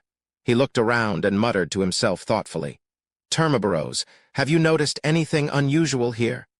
Termaboros's majestic voice reverberated within Lumion's body. "I'm using your eyes, ears, nose, spirituality, and fate to observe the outside world, just slightly more than what you see. Does this mean that what I see and discover will still be restricted by my body, spirituality, and level? Hold on, this fellow is becoming more and more like a Riddler." He didn't directly answer if there's anything abnormal about this house, or what's abnormal. Lumion scoffed. "Are you truly an angel of the fate domain? I'm already a sequence 5, and you can't use my eyes and spirituality to detect the problem here. Haven't you noticed that a sequence 8 of the monster pathway can sense that this place is cold? No way. Are angels of the inevitability pathway inferior to sequence 8s of the fate pathway?" The monster pathway was also known as the fate pathway. Lumion provoked Termaboros to see if he could extract any useful information from this angel-level ascetic. He didn't hold out much hope, but at least he wouldn't lose anything. Termaboros fell silent, as if he had vanished from Lumion's body. How tolerant. As expected of an ascetic angel. Lumion mocked. He took out the golden pocket watch he had obtained from Salle de Balbrise and flipped it open to confirm the current time. 11:51 p.m. Putting away his pocket watch, Lumion lay on the wooden bed in the room. This time, he was here to see if sleeping in the house at night would trigger any abnormalities, and if he could enter a special dream to participate in the Dream Festival. To this end, Lumion had instructed Ludwig in advance to wake him up in the house rebuilt by Twenaku if he wasn't back by the time they had their second meal. After Lumion promised there would be a feast the next day, Ludwig agreed. With crackling sounds, the menacing spiders crawling on the outer walls of the house and the numerous mosquitoes in the room burned and fell, emitting a charred fragrance. Relying on cogitation, Lumion swiftly drifted into a deep slumber. In a daze, he slowly woke up. He straightened up and realized that he was still on the wooden bed, in the master bedroom on the third floor of Hisoka's house. It was late at night outside the window, and the crimson moonlight seemed to be obscured by clouds. Only a small amount of light filtered through, making it abnormally dim. The howling of wild beasts in the primitive forest and the faint noise from the bar had completely ceased. The night had entered its most peaceful state, as silent as death. "There's no change," Lumion sighed in disappointment. Just as he was about to take out his golden pocket watch to confirm the time and leave the house in the dark environment to return to the Brieux Motel, his pupils suddenly dilated and his eyes froze. Under the dim crimson moonlight, Lumion swiftly scanned the room's floor. He didn't see mosquito corpses. The mosquitoes he had incinerated with his pyromaniac powers before falling asleep should have been charred on the ground, but now they were nowhere to be found. The floor was clean as if it had just been cleaned. Could it be that someone came in while I was asleep and cleaned the room? I've planted several traps around me. They can't be easily bypassed, Wraith. Lumion instantly tensed up. He took out the golden pocket watch he had previously kept in his shirt pocket under his vest and flipped it open to check the time. 11:58 p.m. Chapter 664. Confirming the Boundary. 11:58. Lumion's gaze fixated on the golden pocket watch, his suspicions heightened by the peculiar scent in the air. He felt as though he had slumbered for more than an hour. Why then had only 7 minutes elapsed? Though the unreliability of his instincts were plausible, other anomalies lurked. The absence of mosquito corpses and the eerie silence hinted at peculiarities. Lumion, drawing from his past encounters, murmured to himself, "Could it be that I've entered a special dream? In the dead of night, slumbering within this tawny house leads to a peculiar dream. Did Hisoka Twenaku rebuild the house to make it look less suspicious for him to stay there? But why would such a thing happen? Lumion bowed his head and peered ahead. His gaze seemed to penetrate through wooden planks and various obstacles, revealing the corresponding underground area. Uncertain about the origin of this anomaly, he could only speculate based on common sense and experience. In the silent darkness, Lumion shuffled his feet, producing creaking sounds as he left the house that once belonged to Hisoka Twenaku. The street lay deserted, and many of the livestock on the ground floor of the buildings seemed to blend into the night. It was impossible to discern if they still existed. The footsteps of patrolling soldiers had vanished completely. A warm, humid night breeze swept through the unobstructed streets, surrounding Lumion as he headed towards the entrance of the giant boa bar. Straining his ears, Lumion noticed that it was so quiet that even the rustling of insects and the buzzing of mosquitoes had ceased. His expression remained unchanged as he extended his right hand, pushing open the heavy wooden door. Darkness shrouded the interior. With the dim moonlight filtering through the window and Lumion's sharp eyesight as a hunter, he could barely discern the outlines of the bar counter, liquor cabinet, small round table, chairs, candlestick wall lamps, and other items, but not a single human was in sight. The bar seemed to have been closed for quite some time. This is even more perplexing. Before I fell asleep, this bar was quite lively. It's impossible for them to clear out the customers and clean every corner in 7 to 8 minutes. Based on my experience, even though countryside bars close earlier than those in the city and aren't bustling until 2 or 3 in the morning, they usually continue selling alcohol until midnight. Also, they usually ask those who are still drinking to leave after they are done. If they encounter a drunk who refuses to leave, it tends to cause some delay. Lumion, a regular at Cordu's All Tavern, felt confident in making such judgments, drawing from his various experiences in different bars. This conviction only strengthened his belief that he was caught in what seemed to be a very real dream. Suddenly, memories of past events in Cordu flooded Lumion's mind, causing his grip on the heavy wooden door of the giant boa bar to freeze. After a moment of contemplation, he decided to leave and headed back to the Briu Motel. Walking through the dark stairs and a corridor paved with aged planks, Lumion returned to his suite on the second floor at a moderate pace. He pushed open the wooden door to the child's room. The dim crimson moonlight poured into the room, illuminating the sky-blue patterned blanket and bedsheets. But no one was sleeping here. Ludwig had disappeared too. Combined with the strange sights on his way, Lumion strongly suspected that he was alone in this dream. All the townsfolk, livestock, and outsiders had vanished, leaving him in solitude in Tizimo town. This can't be considered a festival unless it is named the Loneliness Festival. Lumion pondered for a few seconds before leaving the Briu Motel and heading towards the Saint-Seine Cathedral near the cemetery. In the dim moonlit night, the cathedral's golden dome and various decorations on the outer walls seemed to lose their glow, settling into a deep slumber. Lumion didn't want to waste energy pushing open the front door. He pried open a stained glass window and jumped in. In the night's darkness, the place was silent and empty. The dome above exuded an oppressive and cold aura that was absent during the day. Lumion searched the area but couldn't find Padre Kali, who had exhibited abnormalities, the deputy padre, or any odd job workers.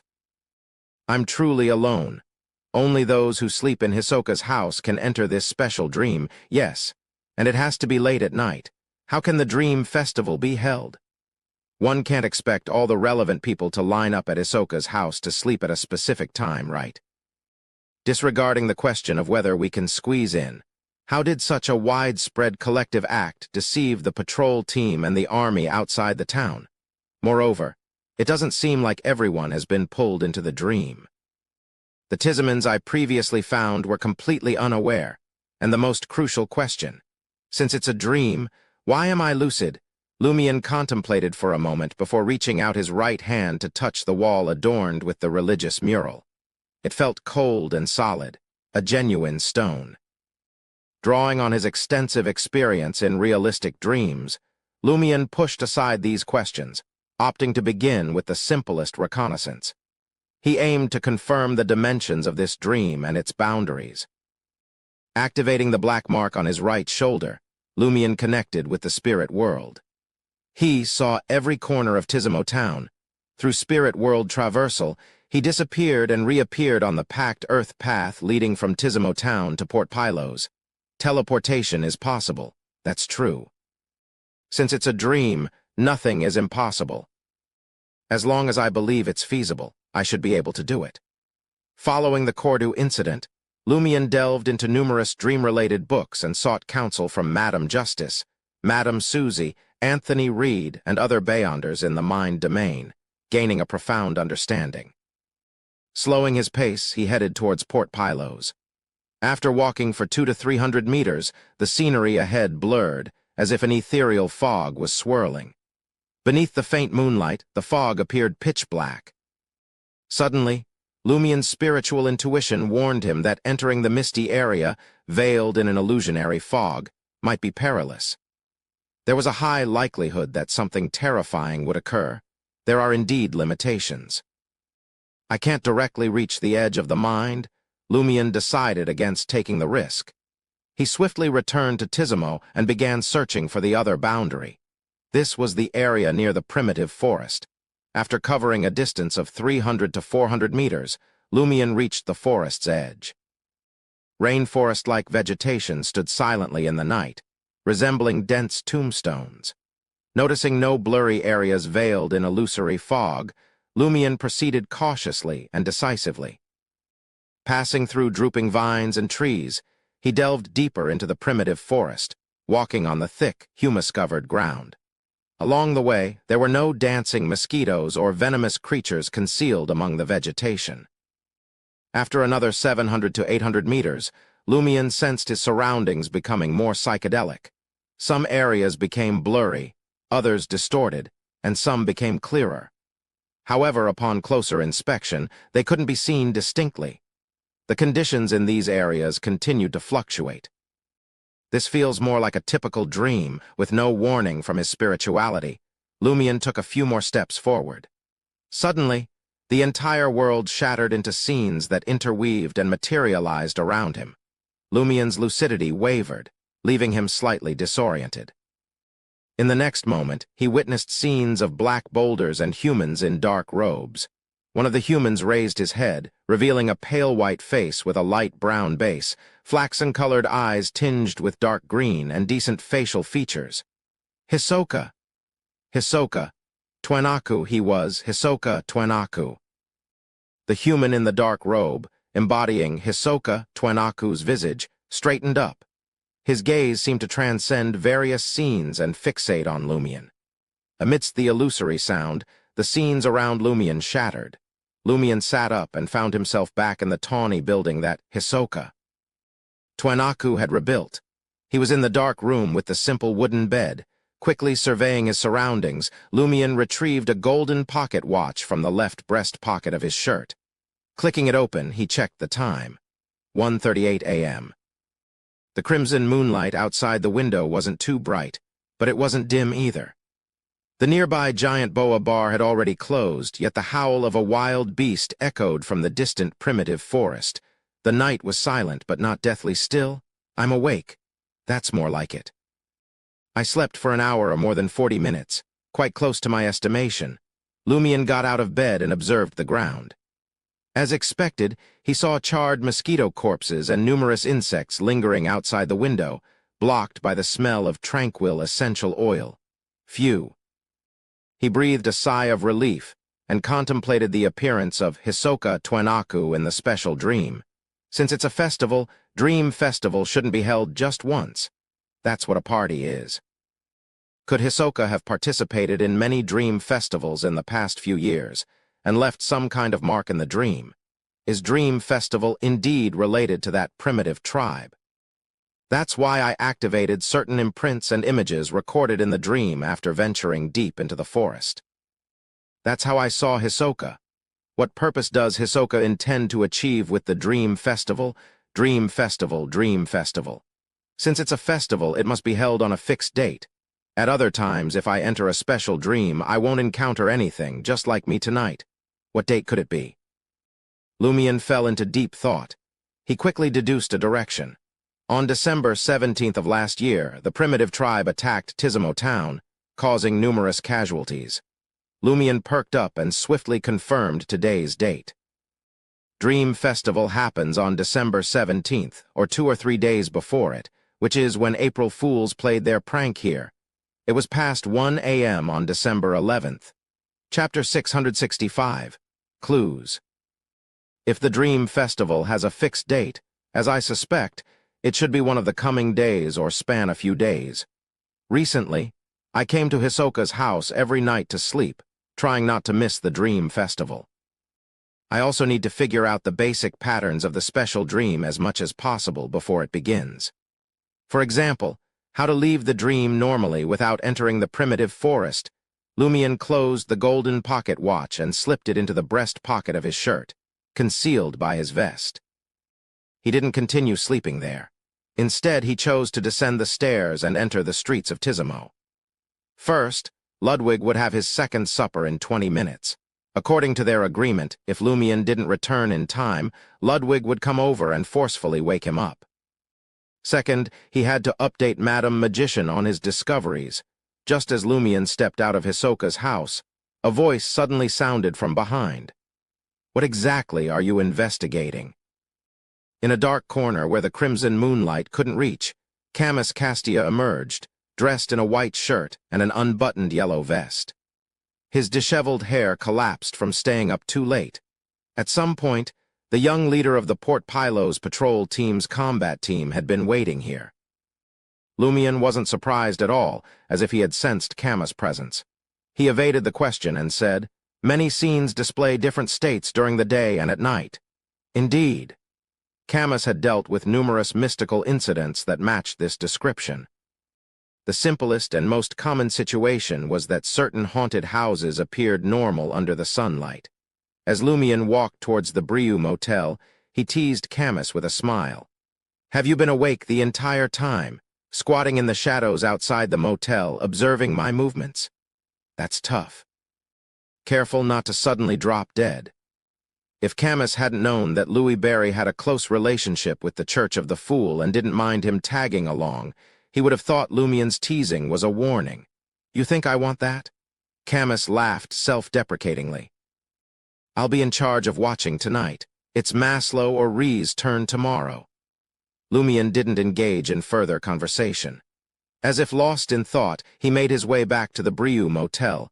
Camus wanted to inquire further, but he dared not. He then saw the adventurer stop at the motel's entrance, his back toward Camus. Lumian said calmly, "Before Twenaku died, he mentioned a term, Dream Festival. I've just discovered some traces in his house and confirmed that there's a special dream happening in Tizimo town. Gather all the folklore related to dreams in this area and bring it to me as soon as possible." Camus was at a loss at first, but then his mind cleared, as if a bucket of ice-cold water had been poured over him on a scorching summer day. As expected, there's more to the Twenaku incident. There's indeed a huge problem lurking here? Camus wasn't too surprised, but his heart pounded. Instinctively, he replied, "Okay." After agreeing, Camus realized that he had unknowingly followed Lumian's instructions, as if the other man were the captain of a patrol team. After watching Lumian enter the Brieux Motel, Camus briefly analyzed his reaction. He felt that this situation stemmed from both the intimidation brought about by Lumian's strength and the accumulated credibility and reliability of his previous deeds. "I have to send a telegram back to Port Pylos to request reinforcements.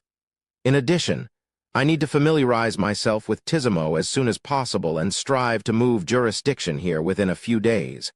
After considering his next steps, Camus let out another sigh. Ever since encountering Louis Barry, problems had never ceased erupting. I initially came to Tizimo to monitor his actions and prevent any accidents.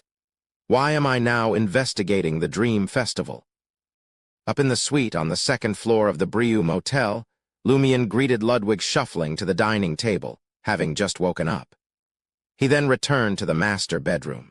Before pondering his letter to Madam Magician, Lumian noticed a folded square of paper on the desk. A reply after midnight. So typical of Madam Magician, he thought with an inward chuckle. He picked up the letter and conjured a blazing white fireball above his head for light. As Tizimo lacked gas lighting, under the fireball's incandescent glow, Lumion unfolded and read the letter. I've completed my astromancy and received a revelation about the rest of the abscessed hand's body. The remaining body is divided into 3 parts. One part is highly suspected to be located in the underworld, and the other 2 parts have hints closely related to Lenberg's capital, Ashara, but they're not actually there. This reminds me of the City of Exiles, Morora, which seals 0 to 01. It has a similar situation, inside Lenberg, yet not truly being in Lenberg.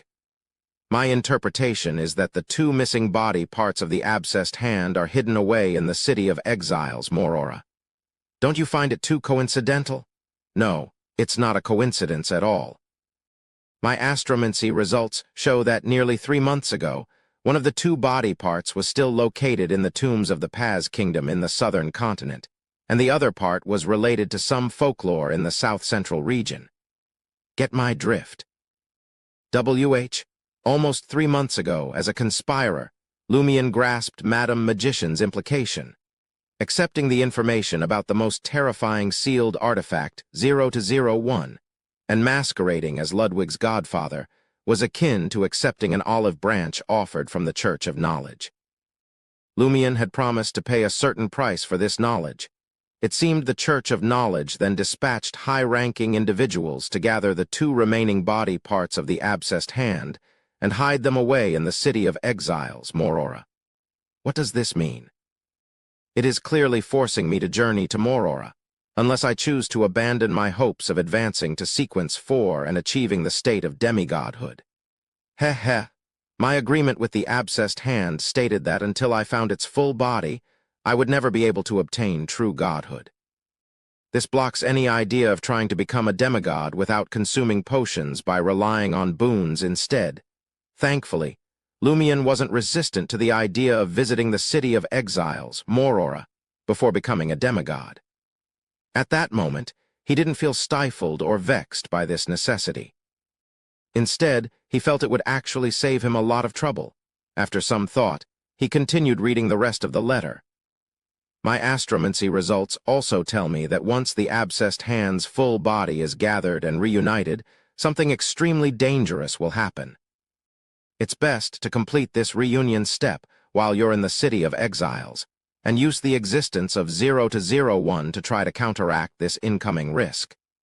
In other words, you need to find and retrieve the body part located in the underworld first. Yes, you should have an opportunity to enter the underworld itself within the next 3 months.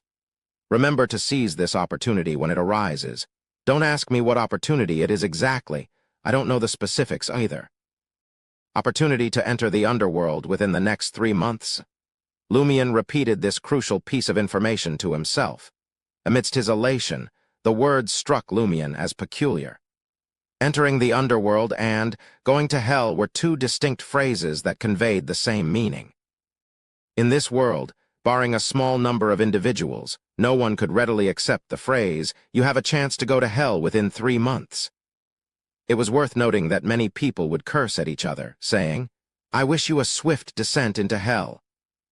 For the moment, Lumion didn't have time to ponder the opportunity to enter the underworld. He burned Madam Magician's reply and jotted down his gains for the night and his guesses about the Dream Festival.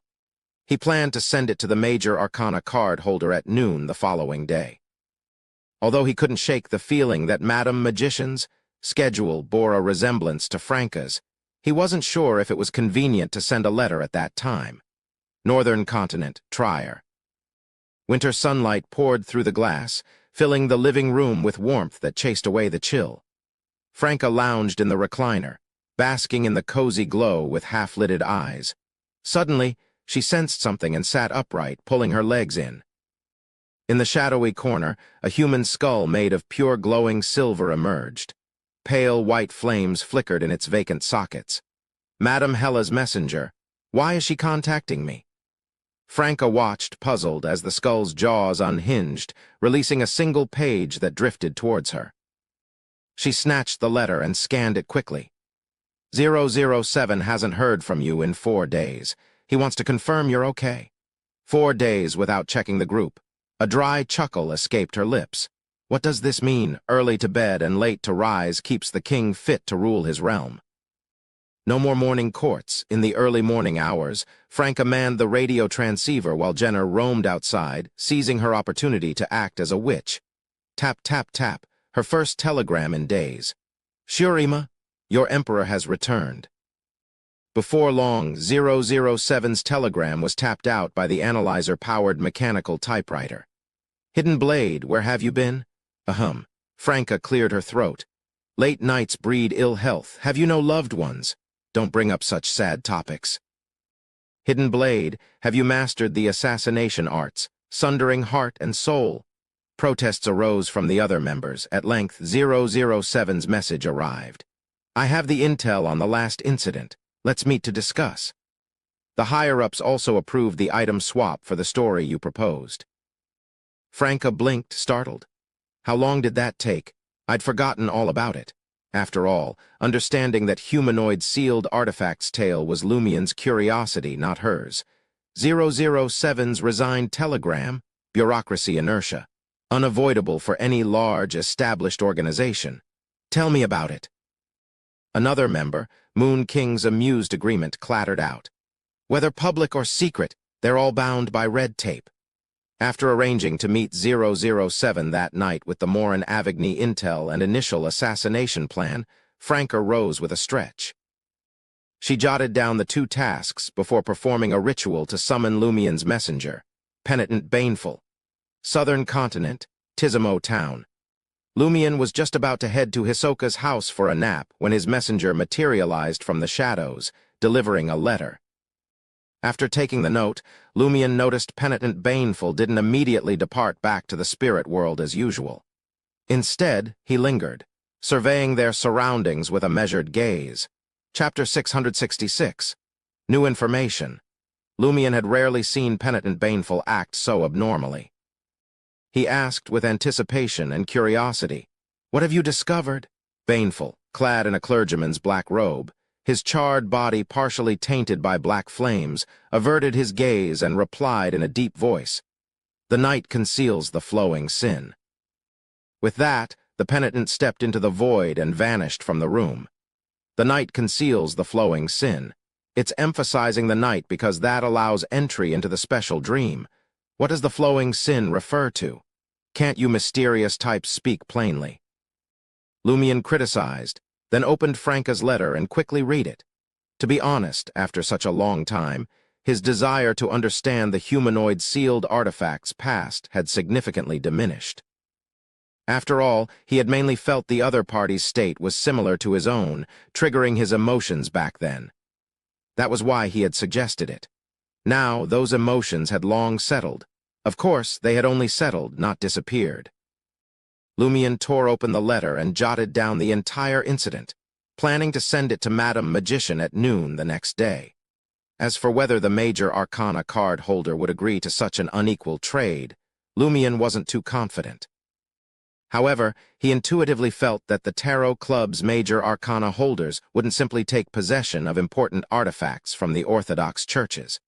Using this opportunity to make a deal was more likely. After leaving the Brieux Motel, Lumien calmly observed Camus, donned in a yellow vest, emerge from a dimly lit street corner.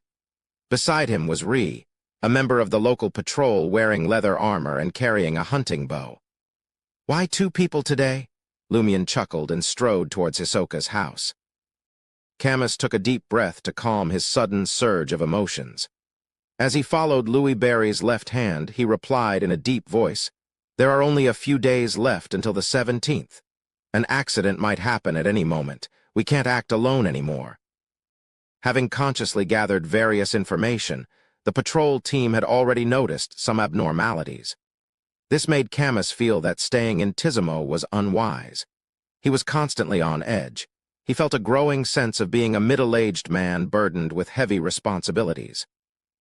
Raising an eyebrow, Lumien queried, "Hey, you figuring out the 17th is a key date was pretty fast." "We're not fools," Camus finally couldn't help but reply.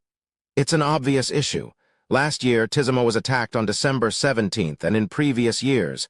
At this point, he fell silent. He realized that when around Louis Berry, he constantly switched between his heavy middle-aged state and uncontrollable teenage emotions. Lumian asked with interest, "What happened in previous years?" Camus fell silent for a few seconds before saying, "We obtained the funeral registrations for nearly 3 decades in Tizimo from the Saint-Cyr Cathedral and discovered a peculiar phenomenon. 80% of the annual deaths are recorded within the first 3 months starting mid-December. This place isn't like many northern continent places. Winters are bitterly cold there. It's difficult for the elderly and weak to survive. Even if they do, it's summer from late December to late March. This phenomenon is abnormal." Lumian advanced slowly and nodded slightly. "Is the mortality rate in Tizimo higher than elsewhere?" "Significantly higher, but that's mainly due to attacks from the primitive forest tribe. Also, we discovered the tribe's attacks concentrated in the 3 months beginning mid-December. There have been 2 to 3 attacks annually, and since the one on December 17th last year, not a single one has occurred. The situation doesn't seem right." Camus was a little worried a major attack would occur in the next few days. Heh. It's understandable the tribe's attacks concentrated in those first 3 months. "Any other abnormalities?" Lumian asked casually. Ree, who had been silently following, responded. The brown-skinned, brown-haired woman, exuding a wild beauty, spoke in a raspy voice. "In the first half of this year, many women in town and the plantations experienced symptoms of nausea, soreness, bloating, pregnancy symptoms. They believed they'd been victimized by a ghost and might birth evil fetuses, but they weren't actually pregnant, just illusions.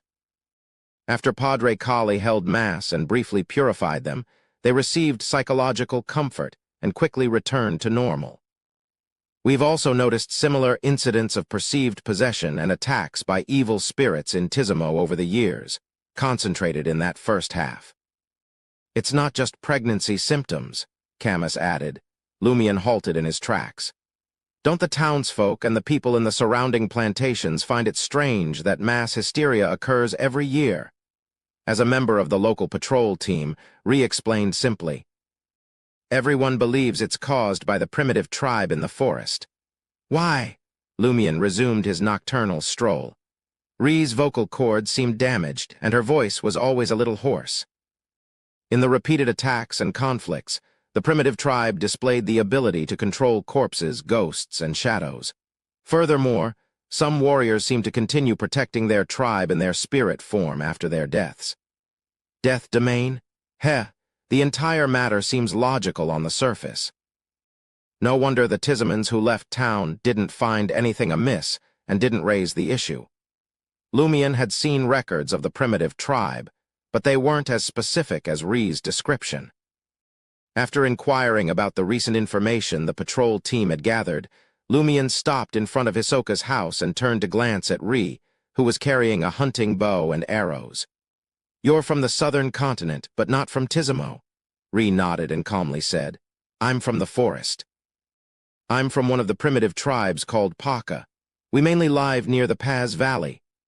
The rainforest of the southern continent spanned a vast expanse, encompassing numerous territories. From the area near the Paz Valley to the vicinity of Matani, the distance might be even greater than that between Cordu and Trier. Paka meant wind in Dutanese. "How did you come to Matani?" Lumian asked curiously. Ree let out a chuckle. "I was sold here." She paused for a moment before continuing. 10 years ago, my tribe was attacked by the Lone Kingdom's army. I was captured and sold repeatedly before arriving in the northern state. Later, I found a chance to escape and fled to Port Pylos. I received help from the church and found work. Eventually, I was lucky enough to become a Beyonder. The patrol team member calmly recounted her past, not dwelling on any pain or torture from those experiences, nor deliberately avoiding details. "No wonder you believe so devoutly in the eternal blazing." Son Lumian ascended the stairs to the second floor and said in an even tone, "Did you keep using a bow instead of firearms out of habit?" "Yes. Tribes named for the wind excel at archery." Ri's light brown face softened. Lumion glanced back at her. Did you ever go back to take a look? Ri fell silent for a few seconds. They're all dead. Lumion and Camus retreated their gazes in silence as they climbed the final stairs and entered the second floor of the house. Lumion surveyed the spacious yet rudimentary surroundings, listening to the wild roars from the primitive forest. He sat cross-legged. He had intended to tell Ri, "It's impossible for your entire tribe to be wiped out. Some must have been captured and sold like you. They could still be alive on plantations, in mines, or seedy bars." But he held back. He could tell Ri had accepted her current life and gained the ability to live better. It seemed inappropriate to encourage her to risk traversing both continents seeking potential remaining clansmen. Just the thought of such an endeavor was daunting. With so few clues and them likely scattered far, it could prove quite dangerous. Even spending a lifetime, one might never complete it. Not everyone with a similar experience would sacrifice a normal life for vengeance or seeking others. Ri likely realized some clansmen survived, but perhaps those most important to her had perished. She chose to stay in Port Pylos. Everyone makes their own choices. I can't ask the same of others just because of my own obsessions. Lumion composed himself and smiled at Camus and Ri, who were still standing. Would you like to explore the potential venue for the Dream Festival? Where? Ri blurted out. Camus furrowed his brow. Here. Quickly making a guess, he asked. You come here every night to sleep and access the Dream Festival's location. Is it in a special dream? Quite smart. Lumion praised Camus inwardly for his quick thinking, but his smile remained unwavering. Care to experience it? Camus and Ri exchanged glances and agreed. I'll experience it. Ri, keep an eye on the surroundings. I can set some traps, Lumion offered. He stood up and spent a few minutes setting up warning traps nearby. Afterward, he lit a mosquito-repellent candle, placing it in the middle of the spacious second floor. Mosquitoes that hadn't flown away landed on the ground, emitting flames and smoke amidst crackling sounds. Sleep here, Lumion instructed Camus and Ri as he sat cross-legged again. He had confirmed that sleeping anywhere in Hisoka's house at night allowed him to enter the special dream. Sleeping outside or sleeping 2 hours earlier didn't have the same effect. Perplexed, Camus and Ri found seats and leaned against different wooden pillars, attempting to enter a deep slumber. After an unknown period of time, Camus suddenly woke up. Before him was the night and the crimson moonlight outside the window. Louis Barry stood behind the flickering mosquito-repellent candle, wearing a golden straw hat. The adventurer playfully remarked, "Welcome to the Dream Festival." Chapter 667, Approaching Gentleness. Camus's nerves tensed as he propped himself up on his left hand, surveying his surroundings warily. He realized he was still on the second floor of Twenaku's house. Ri, who had been leaning against a wooden pillar, stood up in a daze. Everything around him seemed no different from before he had fallen asleep. "Are you joking?" Camus asked Louis Barry cautiously.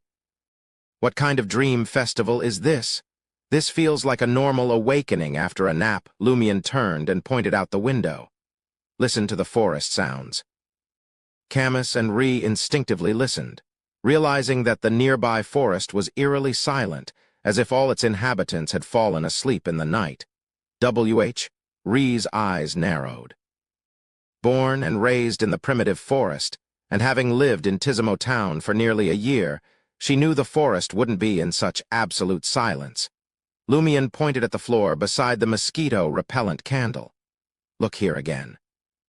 Camus and Ri looked over, realizing that the mosquito corpses that should have been there were gone. Lumion chuckled.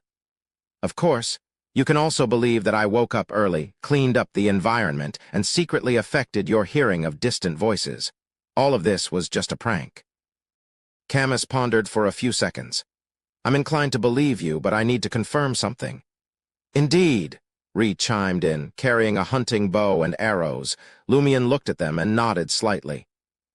He calmly concluded, "I can now determine that the reason I remain conscious in this peculiar dream stems from a hidden power within Hisoka's house, not any special traits of my own." He had invited Camus and Ri to slumber in Hisoka's house, and enter the special dream not merely to share information with the patrol team and gather a few aids. No, it was also an experiment to uncover key details. Over the past few days, Lumion had conducted numerous similar trials, grasping the dream's nuanced patterns like a seasoned explorer mapping uncharted lands. With hands tucked nonchalantly in his pockets, he trailed behind Camus and Ree, who hurried downstairs. He wanted to witness how they would confirm whether this was indeed a dream. After departing Twanaku's house, the two patrol members rushed to the nearest townsperson's abode.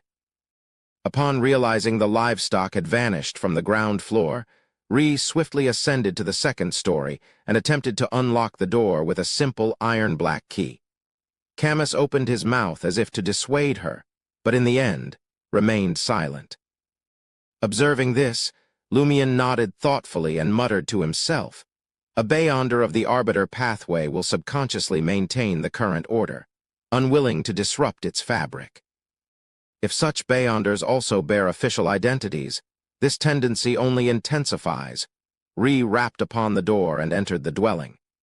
She and Camus scoured each room, but the resident family had seemingly evaporated into thin air. Then, the pair made their way to the police station near the Saint-Cyr Cathedral's hallowed grounds. The local patrol quarters held 5 rooms in total. Kolobo, Maslow, and Lobin were nowhere to be found, nor were the 2 officers meant to stand the night watch.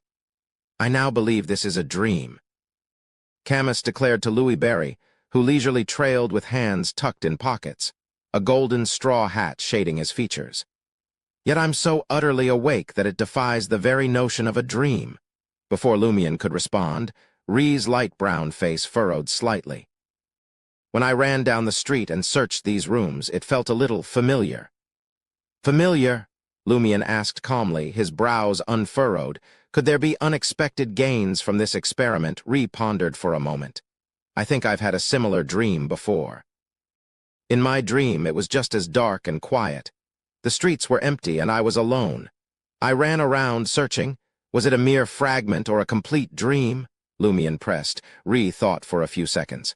"I don't know. I only remember a few such scenes." "Do you often dream of this, or only occasionally?" Lumion guided her to confirm the details. Ree replied with certainty, "Occasionally. Occasionally.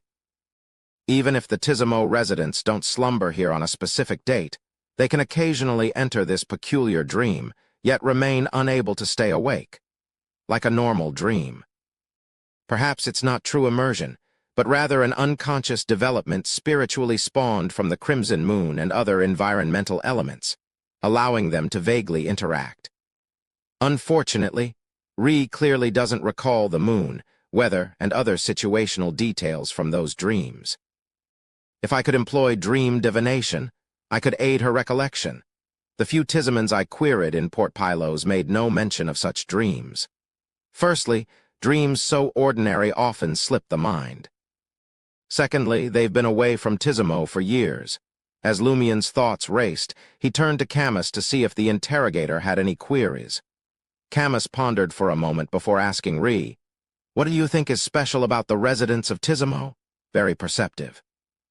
Since this dream seems to affect the entire town and surrounding area, it's likely these people will display some abnormality in waking life. Lumion nodded inwardly. Ree thought for a moment. "Nothing special. It's just that they're very obedient." At this, Ree sighed. "They're extremely polite to others. Gentle personalities, stable emotions, very obedient. Even when angered, they quickly calm down. When trouble arises, they tend to let the authorities handle it instead of fighting amongst themselves or causing public disturbances." These were all situations Lumion had heard Camus mention and seen in the corresponding intel. On the surface, nothing seemed amiss. It was a state of being tamed.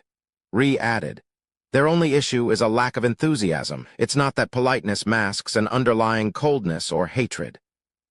They're simply unenthusiastic, as if reluctant to openly display emotion."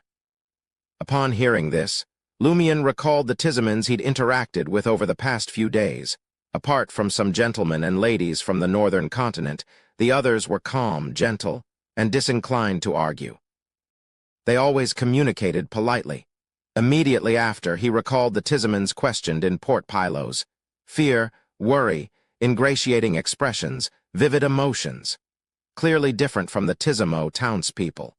Most of their emotions have been drawn away into the dream. Lumian finally pinpointed an abnormality about the Tizamans. Their issue clearly didn't stem solely from attacks by the primitive forest tribe. Upon hearing Lumian's guess, Camus couldn't help but hiss. I knew it. The Tizamans feel strange, too docile. Even livestock occasionally grow agitated, resists. Could the reason be? Rhee's heart skipped a beat as she said solemnly, voice laced with fear. I've been here nearly a year, and I feel much gentler. My most intense emotions haven't dissipated. They're still in my heart, but most of the time it's as if I'm asleep. Rhee began analyzing herself. From the looks of it, everyone in Tizamo will gradually be affected by this peculiar dream. After leaving, they can slowly escape its influence. Lumian glanced at Camus. For outsiders like us, who have only been here a few days, there's no issue for now. Perhaps we'll also become unnaturally gentle if we linger too long.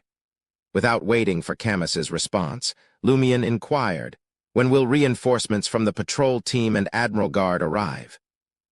At the mention of this, Camus's expression soured. He gritted his teeth and cursed. Those selfish bastards. It's very likely there won't be much support. The Admiral Guard said they already have a Beyonder team here and an army. Only Captain Riza expressed backing for the patrol team. Damn it, those dogs *T? Lumian was taken aback for a moment before bursting into laughter. The newly formed organization under the Aboriginal Admiral was indeed different from the official Northern Continent organizations. If this were the Eternal Blazing Sun Church or Church of Earth Mother, the official Beyonders would have already devised a plan and dispatched sufficient force to resolve the issue. They'd be prepared to obliterate Tizamo if anything went awry. The current situation is Admiral Quiraril believes that with me, a famed adventurer backed by the Church of the Fool here, I'm able to use its power to resolve Tizamo's troubles. Is there a need to send more Beyonder subordinates to aid me? That's true. Beyonders aren't commodities. If too many powerful ones perish, not only will Admiral Quiraril feel the strain, but he won't be able to effectively rule Matani. Recruitment alone can't quickly fill such a gap, and they won't be quick to trust newcomers. Even nurturing the remaining people with the retrieved Beyonder characteristics poses huge problems. Low-sequence Beyonders are manageable, but mid-sequence advancement carries high failure risk. After all, most here haven't mastered the acting method. Lumian quickly grasped Admiral Quiraril's mentality. He said to the agitated Camus, "Let me show you around this dream realm and provide an introduction." All right. Camus took a deep breath. He and Rhee followed Lumian through the dark, silent, vacant town. After a long while, Lumian led the two patrol members into the primitive forest. He informed them he'd seen Twenaku's image in the chaotic zone ahead, seemingly composed of dream fragments. He suspected there was a Desire Apostle mark present. Walking amongst the trees, giants in the night, Camus felt increasingly oppressed. Before he could inquire about Twenaku's image details, he suddenly heard a bowstring drawn taut. An arrow, entwined with lightning, flew from afar. Camus dodged just in time as it grazed past, piercing into a rubber tree behind him amidst crackling lightning and charred bark. Lumian, Camus, and Rhee gazed into the distance, spotting a woman standing on a huge tree branch. The woman wore dark leather armor, holding a hunting bow and arrows. Her brown hair was tied in 2 strands draped over her shoulders. Her light brown skin and wild, beautiful face couldn't hide the coldness and hatred behind her eyes. It was Rhee chapter 668, Dream Person. Rhee gazed at the figure perched on the tree branch, a surreal scene playing out before her like a dream. Correction. This was a dream. The other Rhee's frigid expression masked a deep-seated hatred as she drew the bowstring once more, causing the arrow to crackle with silver lightning. As Lumian contemplated teleporting behind Rhee on the tree to probe her control in this eerily realistic dream and question her about her apparent knowledge of the situation, His surroundings quivered and fragmented into disjointed scenes. The scenes overlapped and promptly shattered. Simultaneously, Lumion, Rhee, and Camus opened their eyes. Crimson moonlight spilled through the window, accompanied by the primal roars of wild beasts from the nearby forest. They found themselves still on the second floor of Hisoka's house. Camus jolted upright, eyeing the mosquito-repellent candle that had burned out, leaving behind a mere stub. Charred mosquito corpses littered the area. "Are we awake? Have we returned to reality?" Camus questioned, uncertainty clouding his expression. Leaning against a wooden pillar, Lumion chuckled. "That should be the case, but I won't claim we're 100% out of the dream. We'll need to verify through various details in the coming period. The simplest method involved checking Ludwig's whereabouts and state. Although asking Termaboros could provide an accurate answer, there was no guarantee the fellow would answer or respond truthfully. Camus nodded, his gaze shifting to Rhee, who had remained silent since waking up. After a brief pause, he spoke. "We seem to have witnessed another version of you at the dream's boundary." Another Rhee, embodying entirely different emotions and states. Rhee stayed silent for a moment before admitting, "I saw it too.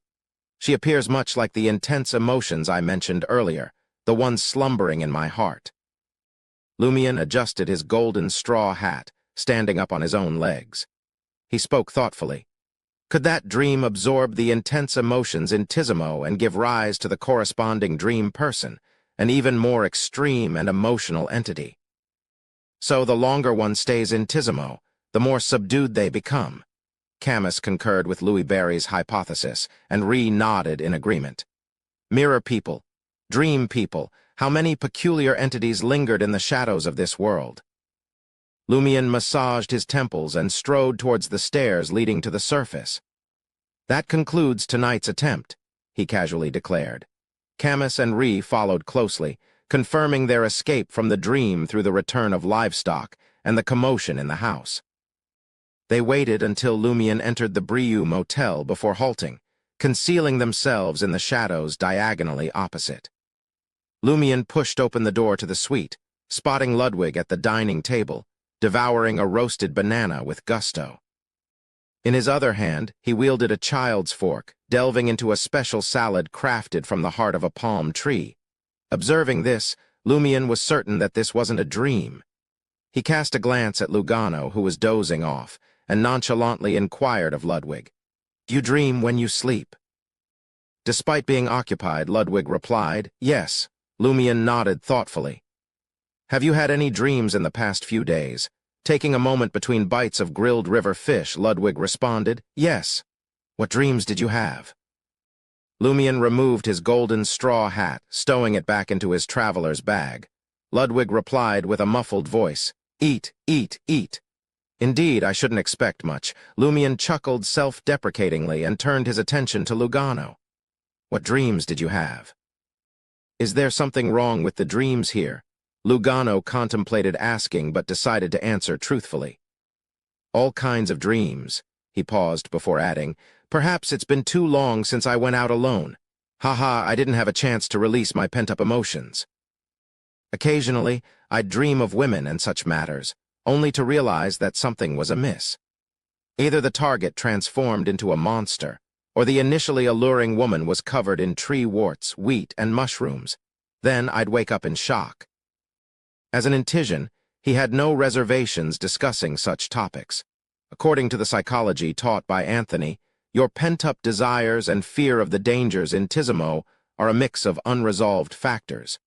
Lumion commented inwardly and smiled. "You can explore the giant Boa bar alone, find a local lady, or mingle with the ladies and maids in the plantation outside. As long as you ensure food for Ludwig, he'll manage on his own." Initially, Lugano's heart raced, but the potential dangers outside soon came to mind.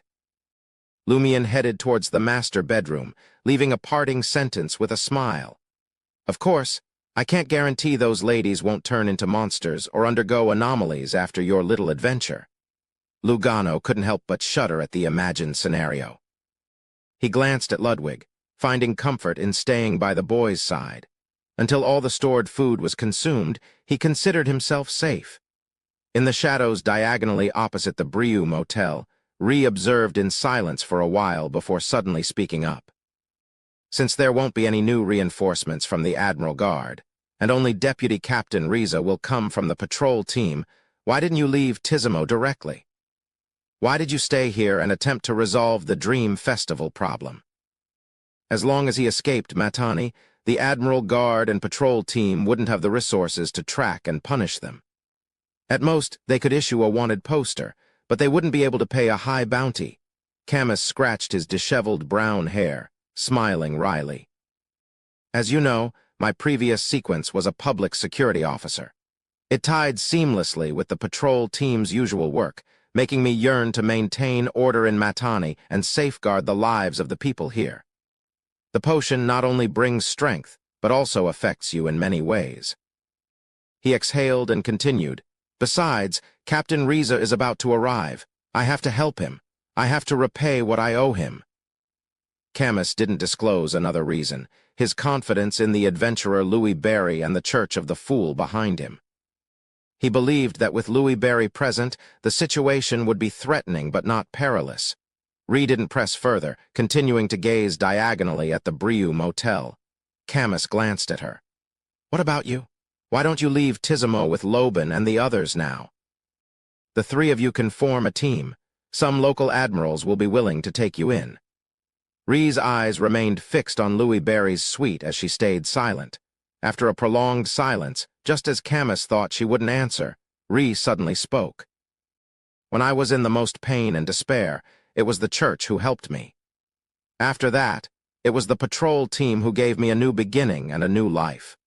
Recalling the cold Ree's face filled with hatred in the dream, Camus sighed sincerely and said, "It hasn't been easy for you." The moment he finished speaking, Ree sneered. "You're the most contradictory person I've ever encountered. In the past, I've often heard you talk about which states and islands the Fainapotter Kingdom should invade, which mines and valleys they should seize, and how they should establish more colonies in the southern continent. But now you're showing pity towards me. I can sense your sincerity. You genuinely feel pain for me, but that's why I can't help but want to say something." Camus found himself at a loss for words. Indeed, it was a contradiction. He also realized that Ree's emotions had become even more turbulent after encountering herself in the dream. She seemed more willing to open up. Could this be the result of encountering extreme emotions? Or perhaps those who hadn't spent more than a year in Tizimo might resist the dream's influence to some extent if they grasped the truth of obedience. Camus quickly thought of the plantations outside the town and individuals like Sir Petit, Miss Amandina, Monsieur Robert, and the others. These gentlemen and ladies weren't easily subdued. The special dream had evidently encompassed both the out-of-town plantation and the garrison barracks. Camus figured out the reason. These gentlemen and ladies spent at least half their time in Port Pylos each year. This also explained why he was familiar with them. At noon the next day, shortly after Lumion dispatched the letter, he received a prompt reply from Madame Magician. "Did the Eternal Blazing Sun Church present this price, or was it your offer? Can a Grade 1 sealed artifact be exchanged for such trifles? If I didn't know the kind of person you are, I would suspect that you concealed more than half of the offer from the Eternal Blazing Sun Church. In addition to the information related to this Grade 1 sealed artifact, ensure the Eternal Blazing Sun Church provides an additional £50,000 worth of gold at the highest exchange rate in the past 3 months. Don't worry, gold is the last thing they need. Gold worth £50,000, that's approximately 1.2 million Verl d'Or worth of gold. Why would Madame Magician require such a substantial amount of gold?" Recalling the importance of gold in mysticism, the Armored Shadows need to reconstruct its golden body, and the widespread use of gold in death-related domains, he swiftly arrived at a realization. A subtle detail caught his attention. Madame Magician used the Lone Kingdom's gold pound to express the value of gold. Does this imply her recent activity in the Lone Kingdom? Lumion nodded thoughtfully. considering whether to summon Jenna's messenger, Rabbit Chasel, to convey Madam Magician's request, or to return to Trier personally for discussions on the Dream Festival with Franca, Jenna, and Anthony. Chapter 669. Connivance. Recalling Franca's meeting with 007 tonight to discuss dealing with Moore and Avigny, Lumion decided to summon Jenna's messenger, Rabbit Chasel, as he had to return to Trier tomorrow to discuss the division of labor and specific details. After jotting down Madam Magician's request and folding it, Lumion set up a ritual, allowing the special rabbit of knowledge to emerge from the candle's flames. The first thing Lumion noticed was the miniature half-top hat snugly perched between the rabbit's ears. Next, he saw gold-rimmed glasses and a black trench coat that matched the vaguely rabbit-shaped creature's size. Finally, an iron-black revolver lay in the rabbit's palm. The revolver gleamed with a metallic luster, its barrel unusually thick, and its cylinder unnaturally large and textured. It stood in stark contrast to the illusory appearance of the top hat, trench coat, and gold-rimmed glasses. Upon seeing Rabbit Chasel, Lumion raised his eyebrows. Is this a real gun? Hidden behind the gold-rimmed glasses, Rabbit Chasel's eyes sharpened. Yes. Did Jenna customize it for you? Lumion inquired. Rabbit Chasel replied succinctly, It's payment. Quite a cold demeanor. Miss Celia Bello, have you considered the consequences of what you've done? You haven't. Because I don't know the consequences either, unless I consult Madam Magician. Lumion criticized inwardly, before handing the folded letter to Rabbit Chasel. Seeing the human-like, rabbit-shaped creature preparing to turn and walk into the candle flame, Lumion, the prankster king of Cordu, asked with interest, Can you shoot? Rabbit Chasel fell silent for a moment, as if embarrassed. Not yet. Oh, you're not as cold as Jayaman Sparrow anymore, Lumion chuckled and said, Jenna and I are friends. I'll help her pay the postage fee this time. Do you want to learn shooting? It involves knowledge and guidance. Rabbit Chasel, taller than an ordinary rabbit, replied without hesitation. Sure thing. Lumion's smile broadened. After finding a secluded spot at the edge of the primitive forest and earnestly teaching Rabbit Chasel how to shoot for a considerable time, Lumion strolled back to Tizimo with his hands in his pockets, planning to visit the only cafe for afternoon tea. The cafe bore the name Bunia after its owner, a man named Bunia. He was under the age of 30. Having once served as a waiter and apprentice at a cafe in Port Pylos, Bunia, recalling the lack of a proper cafe in Tizimo town, transformed the ground floor of his house into a semi-open cafe. Lumion, weaving through the tables and chairs on the street, arrived at the kitchen counter, offering a smile to the proprietor and waiter, Bunia. Do you have Fermo coffee? Bunia's brown skin, not too dark, and his features resembling those of mixed blood, showcased his Tiziman heritage. The man in his late 20s responded with an honest smile and fluent in Tizian. Monsieur, there's no Fermo coffee. Lumion, intending to playfully inquire, casually switched to a cup of Corsa coffee from Matani.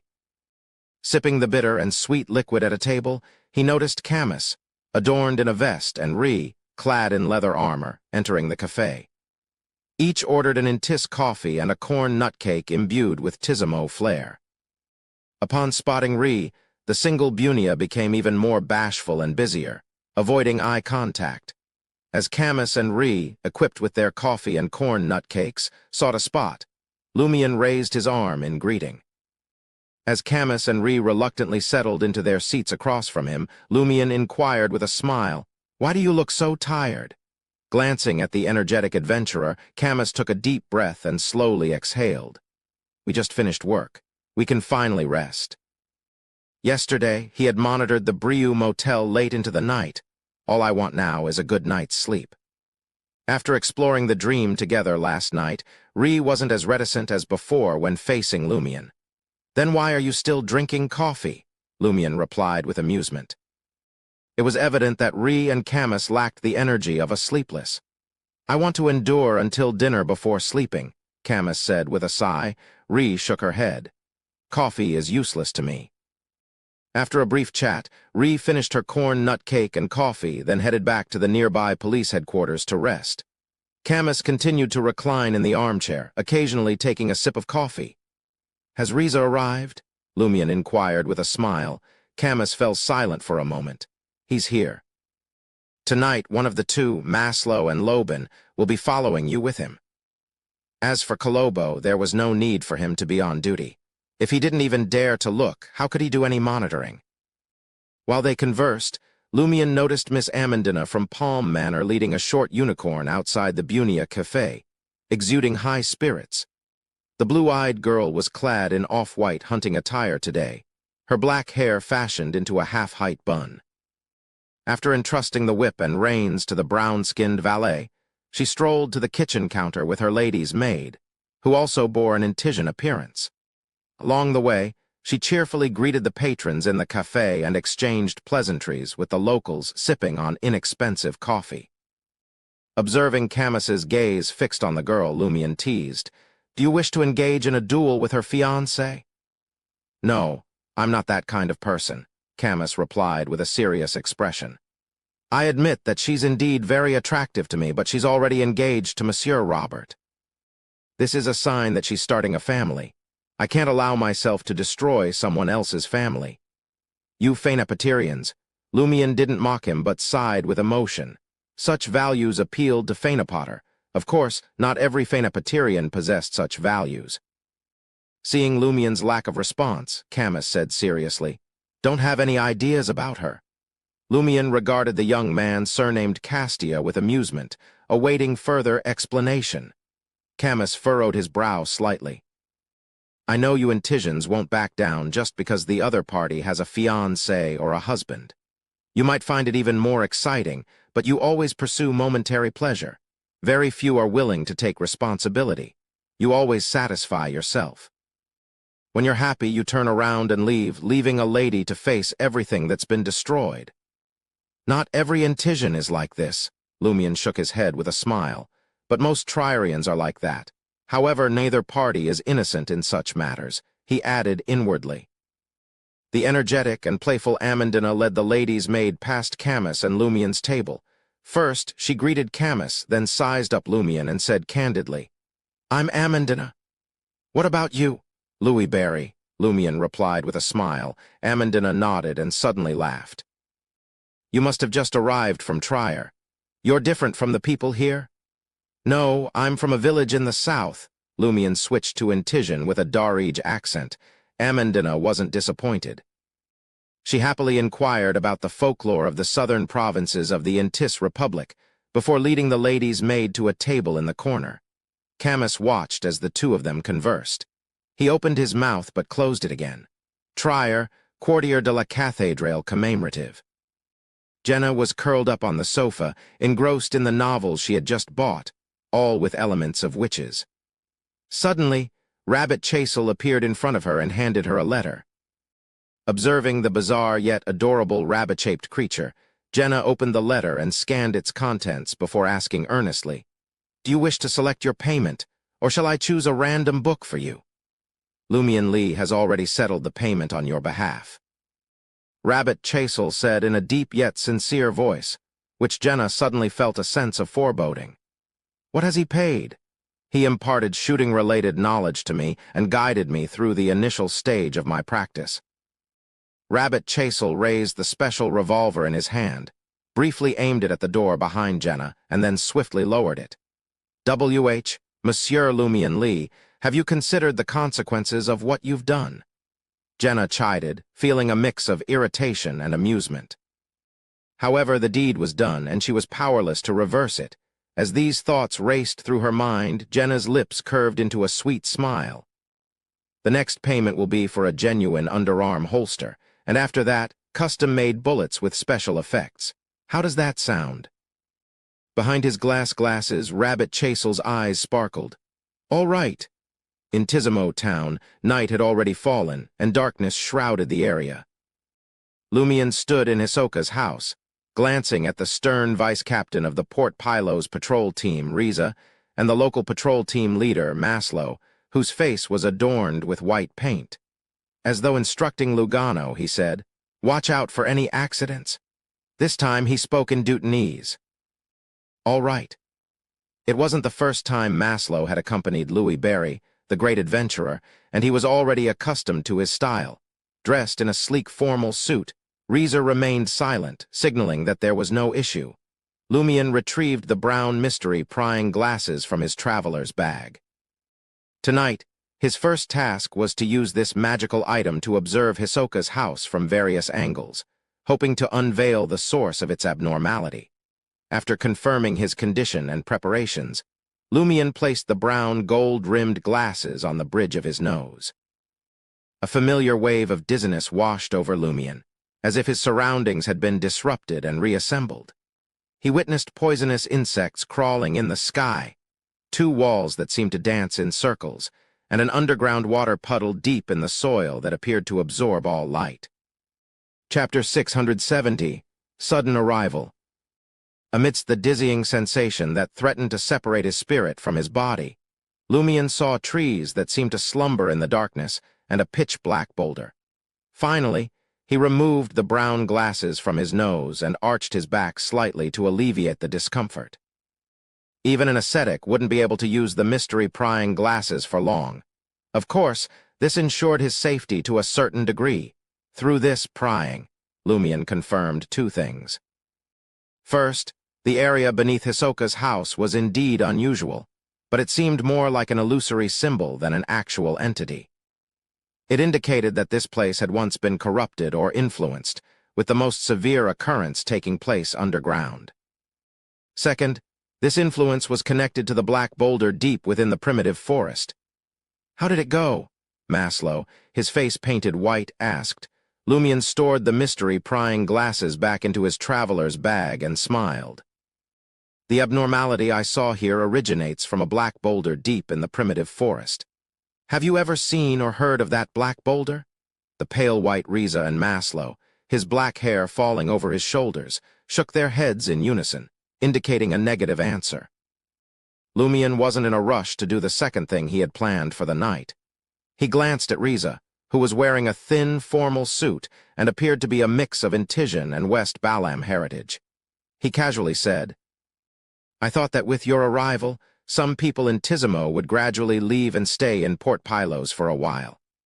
As you know, the Dream Festival should start within 3 days. Reza calmly replied, Based on my experience, except for those who have only arrived in Tizimo in the past 2 weeks, it's best not to leave this place and go elsewhere to prevent any abnormalities from spreading. It should only be considered after the Dream Festival ends and the primitive tribe launches another attack. Very standardized process. I thought you would consider the opinions of Intis, Fainapotter, and other northern continent countries, allowing people with corresponding nationalities to evacuate in advance and protect them. For example, the owners of the plantations outside the city and their families. Yes, this is likely because the Dream Festival has never shown direct harm. It only caused some townsfolk to suffer from hysteria and attracted an attack from the forest's primitive tribe. The first situation could be resolved by a simple mass. The second problem could be guarded against and fended off. Lumian roughly understood the mentality of Admiral Quiraril and the patrol team's leaders. Since there wouldn't be any major issues, they would act as if the Dream Festival didn't exist, merely advising the local official Beyonders to be vigilant and guard against any mishaps, while hoping that the Church of the Fool could resolve the hidden dangers. If they were to do more, they might trigger something and worsen the situation. After discussing the matter, Lumian recovered from the discomfort caused by the mystery-prying glasses. He took out the unique Eye of Truth and placed it in front of his face. The relatively handsome southern continent native's eyelids twitched at the sight of the pale white flesh, dark blood vessel-like earmuff and spectacle temple, as well as the blood-colored lens intertwined with transparent purple tubes. How many glasses does Louis Barry own? Moreover, each one is a mystical item. After donning the single-lens Eye of Truth, Lumian surveyed his surroundings, seeking to uncover the truth behind reality. As he did so, a voice gradually sounded in his ears, growing louder and more chaotic. Each note and word seemed to materialize, flooding into Lumien's mind. It made him feel as if his head was rapidly expanding like a balloon. If the balloon continued to expand, there would only be one outcome: bursting with a resounding bang. Lumien reached for his ear, ready to remove the eye of truth at any moment. He seized the opportunity to scrutinize Hisoka's house. He believed that it was safer to take the risk of prying into the house's secrets before the Dream Festival, while not inside the special dream. It was safer than using the eye of truth and mystery-prying glasses within the dream itself. Through the purple lens, Lumien couldn't discern much of the truth. Everything appeared similar to what he could see with his naked eye, but the night seemed even darker. Without hesitation, his eye bulged and blood vessels appeared on his body. He abruptly removed the eye of truth, and a slightly sharp explosion reverberated in his ears. Phew, phew. Panting heavily, Lumien's mind was in disarray, overwhelmed by a barrage of strange knowledge. He couldn't think straight. At that moment, even if someone were to ambush him, he wouldn't be able to react quickly. After more than 10 seconds, Lumien finally regained his ability to think clearly. He instinctively organized the knowledge that had been forcefully injected into his mind. The art of sophistry, how to cultivate superior wheat seeds, canning techniques, how to roast pork that's crispy on the outside and tender on the inside, music to soothe a sow's emotions, the revelation of Evernight, favorite positions of celebrities, memoirs of those mistresses. What's all this nonsense? Can't there be any useful knowledge? In the past, although Aurora had been tormented by the hidden sage's installation of knowledge, she had at least stumbled upon valuable mysticism insights. Wait, had she also been corrupted by such knowledge? Is that why she always portrays a rich theoretical understanding in her books? Lumien rubbed his still throbbing head and said to Riza and Maslow, "I'm going to the edge of the forest to take a look. Do you want to come with me?" Riza nodded, stingy with his words, while Maslow made his stance clear by walking towards the stairs. If Camus were here, he would undoubtedly smile wryly and say, "Do I have a choice?" Lumien mused to himself. He left Hisoka's house and made his way towards the primitive forest near Tizimo town. After crossing the intersection and arriving at another street, Lumien noticed a four-wheeled, four-seater carriage parked at the entrance of the Brieux Motel. An attendant and a lady's maid stepped out of the carriage, carrying their luggage, and followed a man and a woman towards the motel. The man was attired in a dark gray formal suit and a half-top hat. His complexion resembled that of someone from the northern continent, and his side profile was well-defined, with striking dark green eyes. The woman wore a light-colored dress that allowed for ease of movement, and a feathered hat adorned with pearls. She appeared to be in her late 20s, and her skin was delicate and radiant. One would easily determine that she was a beauty just from glimpsing her side profile. Lumien averted his gaze and turned to Riza and Maslow. "Is it the weekend?" "No," Maslow replied, understanding the implication behind Louis Barry's question. "Gentlemen and ladies often find time to hunt in Tizimo, not just on weekends." Lumien turned to Riza and inquired, "You didn't seal off this area?" "That would only cause unnecessary panic," Riza responded succinctly. Lumien didn't press the matter further. He walked out of the town through the Brieux Motel and ventured into the primitive forest. He delved deeper along the path he had become familiar with from the dream. Finally, he arrived at the chaotic zone in reality, where various dream fragments intertwined. It was an unremarkable place, indistinguishable from its surroundings. Lumien found a palm tree and sat down. He turned to Riza and Maslow and said, "Keep an eye on my surroundings. I'm going to sleep here." He wanted to see what would happen if he fell asleep closer to the source of the abnormality, if he could enter that peculiar dream, and in what state. Receiving affirmative responses from the two patrol team members, Lumien closed his eyes and attempted cogitation. At some point, he drifted off to sleep. After an unknown period, he awoke. Catching sight of Riza and Maslow, Lumien rose to his feet and nodded thoughtfully. "This place doesn't work either. Is Hisoka's house the only effective location, or should I find that black boulder and sleep near it?" Lumien gazed into the pitch-black forest, contemplating for a few moments before turning to Riza and Maslow. "Let's head back." The trio swiftly returned to Tizimo. The late night had settled in, and the streets were devoid of any passers-by. No lights or sounds emanated from the houses on either side. Occasionally, the snorts of livestock on the ground floor of the buildings could be heard, accentuating the pervading darkness and silence. The dim crimson moon's light seemed to emphasize the depths of the darkness. On this dark night, Lumion walked along a muddy road, heading towards the Brieux Motel situated deep within the street. Riza and Maslow followed quietly behind him.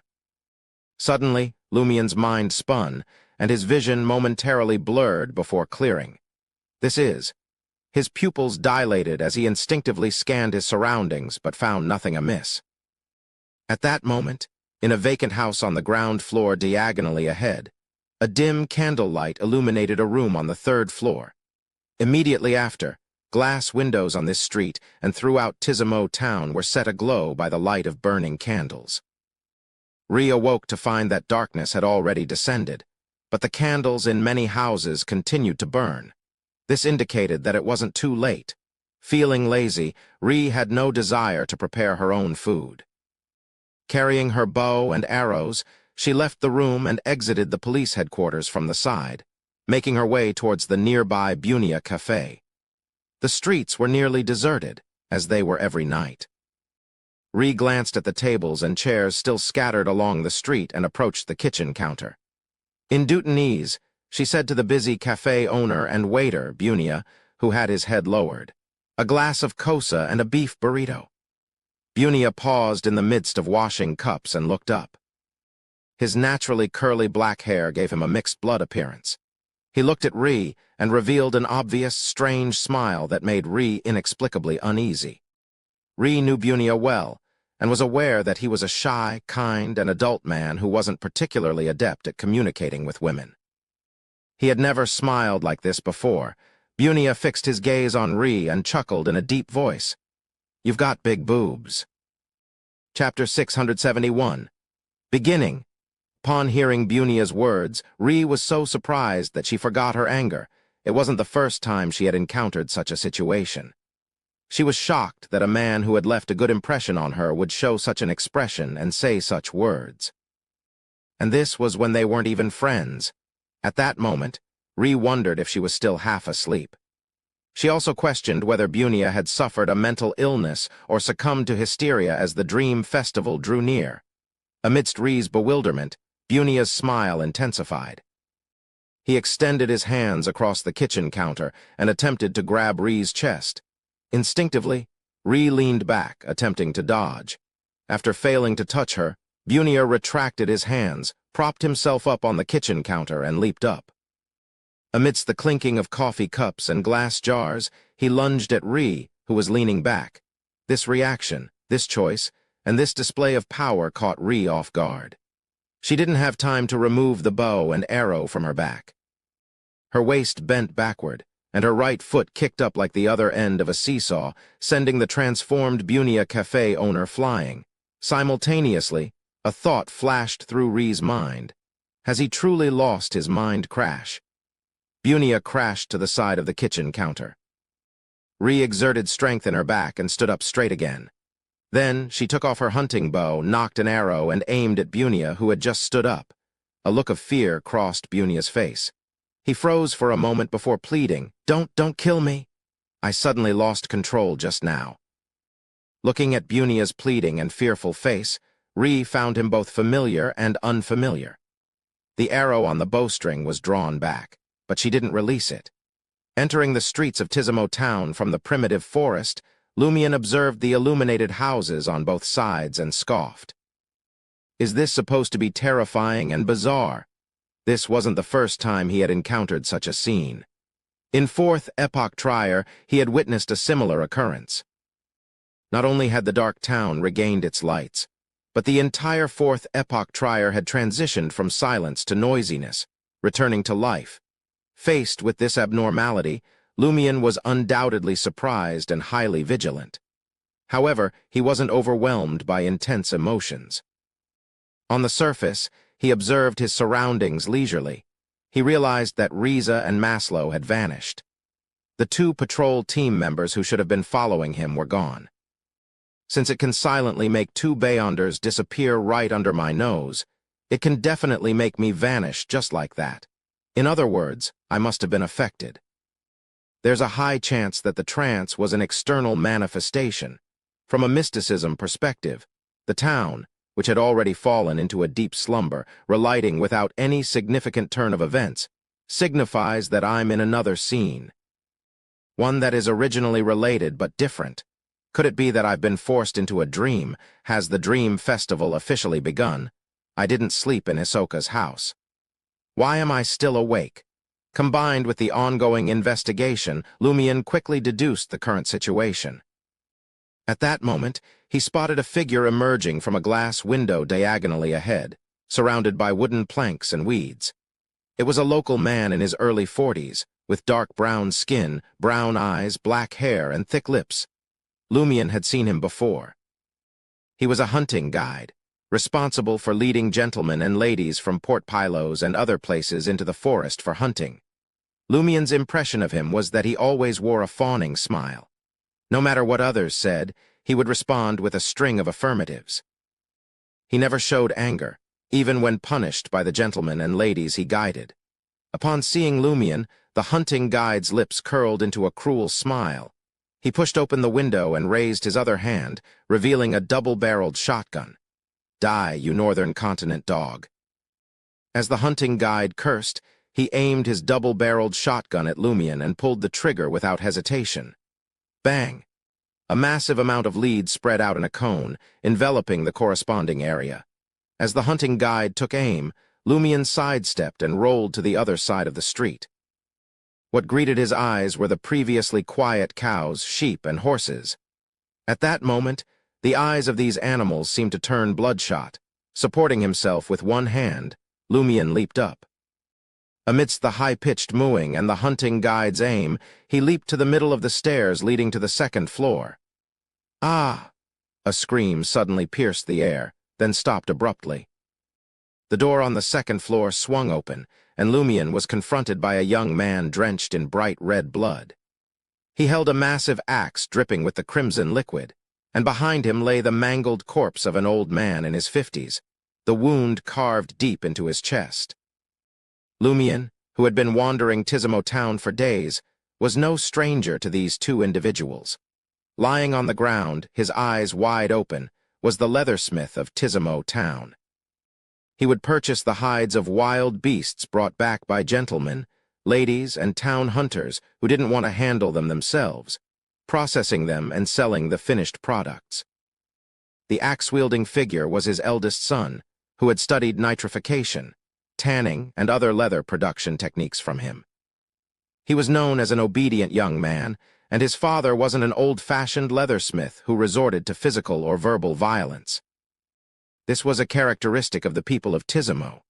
They were docile, calm, and devoid of intense emotions. And now it appeared that the leathersmith's eldest son had just cleaved his father to death. Upon seeing Lumion, the lad's eyes overflowed with a bloodthirsty smile. With a shout, he swung his axe at Lumion. On the other side, the hunting guide began reloading his double-barreled shotgun with new lead rounds. Lumion's body suddenly turned ethereal, merging with his shadow and vanishing into the darkness beside the steps. Shadow transformation. After using this ability to sneak towards the police headquarters for a few seconds, Lumion suddenly heard someone pleading for mercy in fear.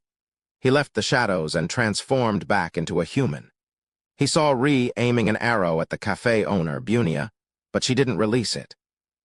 At that moment, a colossal anaconda as thick as a barrel emerged from the multi-layered hay at the top of the opposite house, hanging upside down. It widened its cold eyes and foul-smelling mouth, the patterns on its scales seeming to expand and writhe. This time, Lumion didn't dodge. Facing the colossal boa attempting to devour him, his eyes darkened as he swung his fist upward. In an instant, blazing white flames ignited from his fist, enveloping his entire forearm. Bang! Lumion's fist smashed into the colossal boa's gaping maw. tearing through the blood-colored flesh and delivering a devastating uppercut to its upper jaw. Before it could devour its human prey, the colossal boa's cold eyes lost their luster. Its massive body plummeted due to inertia, but Lumion easily sidestepped the falling serpent and retracted his fist. Clang! The colossal boa crashed to the ground, its slippery scaled body engulfed in blazing white flames. Weakness investigation. Lumion approached Ree, noticing that the patrol team member was also regarding him with a vigilant and puzzled expression. He didn't attack immediately. Lumion's heart stirred as a smile played across his lips. Looks like you're still lucid. Wary of Bunia, Ree observed Louis Barry for a moment, hesitating before speaking. Lucid, you say? Yes. Lumion pointed at Bunia, who was glaring at him with undisguised hatred. Did he attempt to attack you or even rape you? Yes. Ree didn't ask how he knew. Instead, she inquired. What's going on? Lumion chuckled in response, stating, Perhaps we've entered the dream once more, but this time we're not alone. He made a preliminary judgment based on Ree's apparent lucidity. Perhaps the reason for maintaining his own clarity of mind was falling asleep in Hisoka's house and entering the special dream recently. He needed to find Camus for further confirmation. Upon hearing Louis Barry's response, a term suddenly flashed through Ree's mind. Before she could voice her thoughts, the sound of 3 chimes suddenly rang out. The bell's resonant tones reverberated through the streets of Tizamo, as if summoning the town's inhabitants. Ree listened intently, her expression shifting slightly. It's the cathedral's bell. Cathedral, the Saint-Seen Cathedral? Lumion's thoughts immediately turned to the unsettling Padre Kali. He glanced at Ree. Let's go and investigate. All right, Ree replied without hesitation. She lowered her bow, no longer aiming the arrow at the cafe owner, Bunia, and followed Lumion towards the Saint-Seen Cathedral, which was separated from their current location only by the police headquarters. Bunia's expression fluctuated between longing and hatred, but he didn't dare to pursue them, held back by fear. Lumion and Ree sprinted at a breakneck pace. In mere seconds, they traversed the distance past the police headquarters and arrived at the small square in front of the cathedral. Padre Kali was already standing at the cathedral's entrance. However, he was no longer clad in the eternal blazing sun church clergyman's robe with its white and golden threads. Instead, he had donned a dark and intricately designed robe. The Padre, with his dark brown skin, sunken eyes, and stiff facial features, gazed out at the empty square before his eyes settled on the newly arrived Lumion and Ree. He held the Bible aloft and shouted with a frenzied expression, I hereby declare the official commencement of the Dream Festival. During the Dream Festival, there are no taboos or restrictions. You are free to do as you wish, including harming and killing. Revel in it and unleash all your emotions and desires, everyone. Chapter 672, Greater Trouble. Upon hearing Padre Kali's shout, Ree raised her hunting bow and aimed an arrow wrapped in silver lightning at the clergyman in the complicated black robe. Unlike when she had faced the cafe owner, Bunia, the anger in her eyes was even more pronounced now, and there was no hesitation. The Padre was blaspheming and apostatizing. At that moment, a slender and powerful palm appeared in front of Ree's hunting bow, blocking the arrow. You! Ree turned to Louis Barry, puzzled as to why he had stopped her. Lumion replied calmly, Let's wait and see. As the two of them conversed, Padre Kali revealed a wanton and flamboyant smile. He turned around and walked back to the cathedral with the Bible in his arms, the golden dome at the cathedral's top, and the statues and decorations on the outer walls dimmed under the crimson moonlight. After Padre Kali's figure disappeared through the cathedral's open door, Ree looked at Lumion with a dark expression. Why? Lumion chuckled in response. After realizing that this place is suspected to be a dream, I've been pondering a question. As he spoke, screams and piercing cries reverberated through Tizamo and the surrounding plantations, echoing through the dark night sky. What question? Ree pressed. Without giving a direct response, Lumion said, It's almost certain that we're participating in the Dream Festival. Under such circumstances, if you succeed in attacking Padre Kali, What will happen when the dream festival concludes and everyone wakes up? Without waiting for Ree's response, Lumion smiled again. If you shoot him in the arm, he'll wake up feeling phantom pain in the corresponding location, as if he's suffering from arthritis and his muscles are tearing. If you strike his head with a hammer and knock him out, there's a high chance that he'll have a headache, dizziness, and nervous twitches when he returns to reality. If you rape and impregnate him, he'll likely feel nauseous, reflux, and bloated, feeling like he might have a fetus in his stomach when he wakes up. If you tie him up, continuously electrocute him, and incinerate him with fire, will he feel those sensations in the real world, as if possessed by wraiths or shadows? He may always feel restrained, paralyzed, or in pain. Ree listened calmly, not bothering to question why Padre Kali could get pregnant. The more she listened, the more alarmed she became. This was because Louis Barry's description matched the various manifestations of mass hysteria in Tizimo that the patrol team had gathered. Lumion turned to Ree and asked with a smile, "If you had killed Padre Kali with an arrow, what would happen when the dream recedes? He'll die immediately." "No," Ree denied it. Tizimo had no incidents of multiple people suddenly dying in their dreams after a night. Ree immediately thought of an abnormality. Between mid-December and mid-March, 80% of the annual deaths in Tizimo occurred, significantly surpassing those in Port Pylos and the surrounding towns. She changed her words. "They will gradually die in an irreversible manner within the next 3 months." With a nod, Lumion replied, "I even suspect that the primitive tribe in the forest launched several attacks in those 3 months mainly to eliminate those who had died in their dreams, allowing them to die reasonably in reality without revealing anything abnormal. From December of last year to this year, they only completed 1 attack. The reason should be that the attack was very successful. Those who should die are dead, and some who don't deserve to die are also dead. There's no need for them to take the risk, and they also lost the motivation to come to Tizimo again." Ree listened attentively and pondered for a few seconds. "The Dream Festival originates from that tribe. It's possible. It's more likely that they guard or worship the source and act according to its revelations," Lumion replied simply. Ree nodded slightly. "No wonder you stopped me from shooting Padre Kali. Everyone in Tizimo is likely a victim. That's why I didn't counterattack the 2 assailants and only killed the colossal boa with a single punch," Lumion thought. "When awoken from the dream, will the colossal boa crawl in front of me and die? If that's the case, I can add more food to Ludwig's plate." Lumion surveyed the empty square slumbering in the night. "Let's find Camus now and see if he's still lucid." In Tizimo, on the 3rd floor of the police headquarters, 5 rooms and 1 washroom belonged to the patrol team. One room was used for day-to-day work, while another was used for storing documents and items.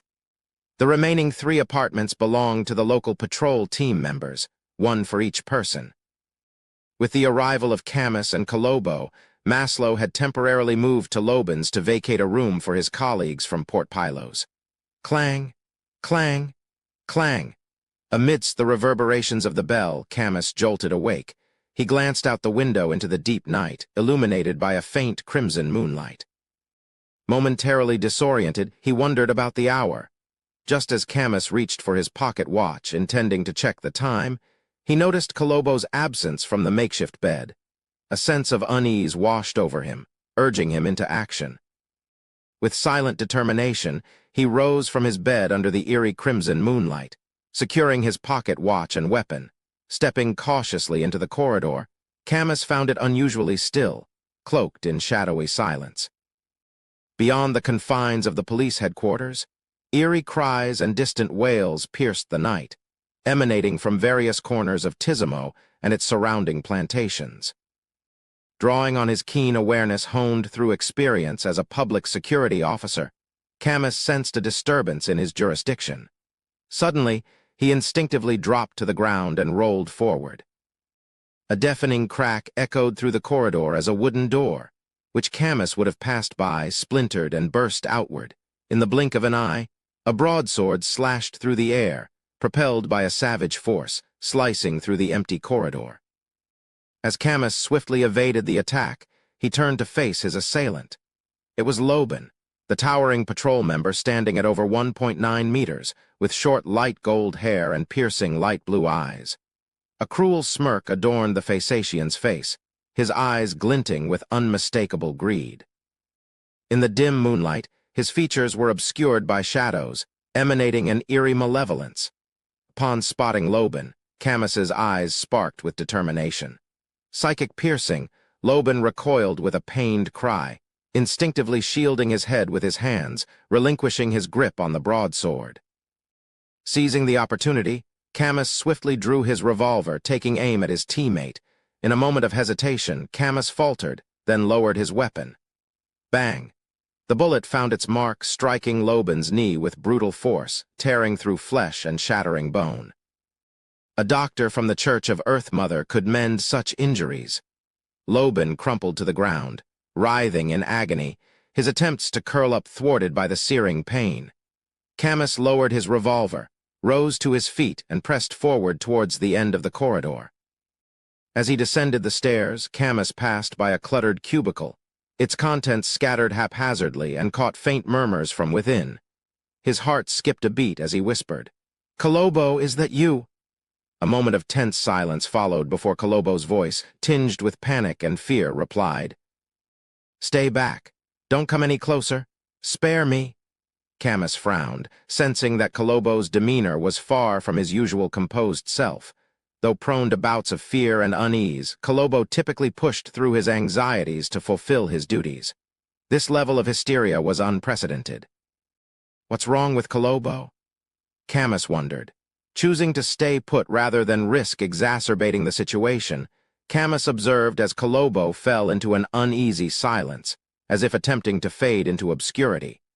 After more than 10 seconds, Camus contemplated assessing Kolobo's condition. If it proved dire, he resolved to retreat and seek out Louis Barry. Suddenly, the sound of 2 sets of rapid footsteps echoed from below.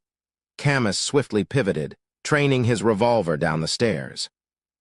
There he beheld Louis Barry sporting a golden straw hat, accompanied by Ree, armed with a hunting bow and arrow. Gazing at the barrel aimed in their direction, Louis Barry chuckled lightly, his tone calm. "Welcome to the Dream Festival." The Dream Festival. It's the Dream Festival. Realization dawned on Camus. He glanced between the smiling Louis Barry and the serious Ree, confusion etched on his features. Why are we still lucid? Observing their composed demeanor, Camus deduced that they hadn't succumbed to the overwhelming emotions and desires that often engulfed dreamers. Yet he kept his revolver steady, wary of any sudden developments. Perhaps our early entry into this peculiar dream, thanks to Twenaku's house, has granted us this lucidity, Lumion proposed, offering his deduction. Ree seized the opportunity to suggest that encounters within the dream might hold sway over reality to some extent, sharing the conjecture with Camus. Initially relieved that he hadn't resorted to lethal force against Loban, Camus's expression turned grave as he addressed his companions. The 3 of us aren't the only Beyonders in Tizimo. If we adhere to the notion that we can't retaliate when attacked, it will severely hamper our ability to defend ourselves. Lumion smiled. Who said we can't kill? If someone poses a threat to me, they shall be killed accordingly. Ree and Camus fell silent. After a moment of contemplation, Camus nodded decisively, gesturing towards the sundry compartment nestled in the stairwell. Kolobo's extreme reaction stems from fear. He won't pose a threat to us. Let him seek refuge there, undisturbed. As Ree concurred, Lumion's expression suddenly shifted. He asked, "Is Kolobo also in this dream?" Kolobo, who has been in Tizimo for less than a week like me, has also been forced to participate in the Dream Festival. Yes. Camus asked in confusion, "Is there a problem?" A shadow crossed Lumion's features as he responded gravely. This suggests there may be a larger problem at play. Perhaps one more terrifying than the Dream Festival itself. Before Camus and Ree could inquire further, Lumion abruptly interjected, "Wait here for me." With that, he vanished from the stairway, utilizing spirit world traversal. Lumion reappeared on the 2nd floor of the Brieux Motel, just outside his suite. In the next instant, a piercing scream echoed through the air filled with agony and terror. It was Lugano. Chapter 673, Sealing Spell. Confirming his fears, Lumion slipped his key into the lock, easing the door to the suite open without a sound. Now, he knew without a doubt that Ludwig, the terrifying sealed creature, would unleash his hunger and frenzy at the Dream Festival. Beneath the crimson moonlight streaming through the window, Lugano thrashed wildly, his face twisted in agony. Lurking at the end of his flailing arm was Ludwig, dressed in a child's nightcap and sky-blue pajamas dotted with yellow stars. The sickening sounds of bones crunching and flesh tearing filled the air. Amidst the chaos, droplets of blood splattered onto the floor. Suddenly, Ludwig lunged forward like a frenzied animal, his jaws closing in on Lugano's arm with a sickening crack. Ah! Lugano's scream pierced the air once more, threatening to blow the roof. Instinctively, he tried to wrench his arm free from Ludwig's grasp and shoved the creature away with his other hand. Pain seared through him, and he felt himself teetering on the edge of unconsciousness. Observing Ludwig closely, Lumion darted behind him, his nostrils flaring. Two beams of white light shot forth from his nose, enveloping Ludwig. Ludwig paused, shutting his eyes.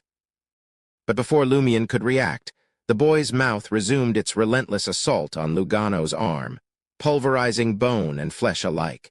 His eyes snapped open. The spell of Harumph can only daze Ludwig for a moment, and that's only if he's sealed.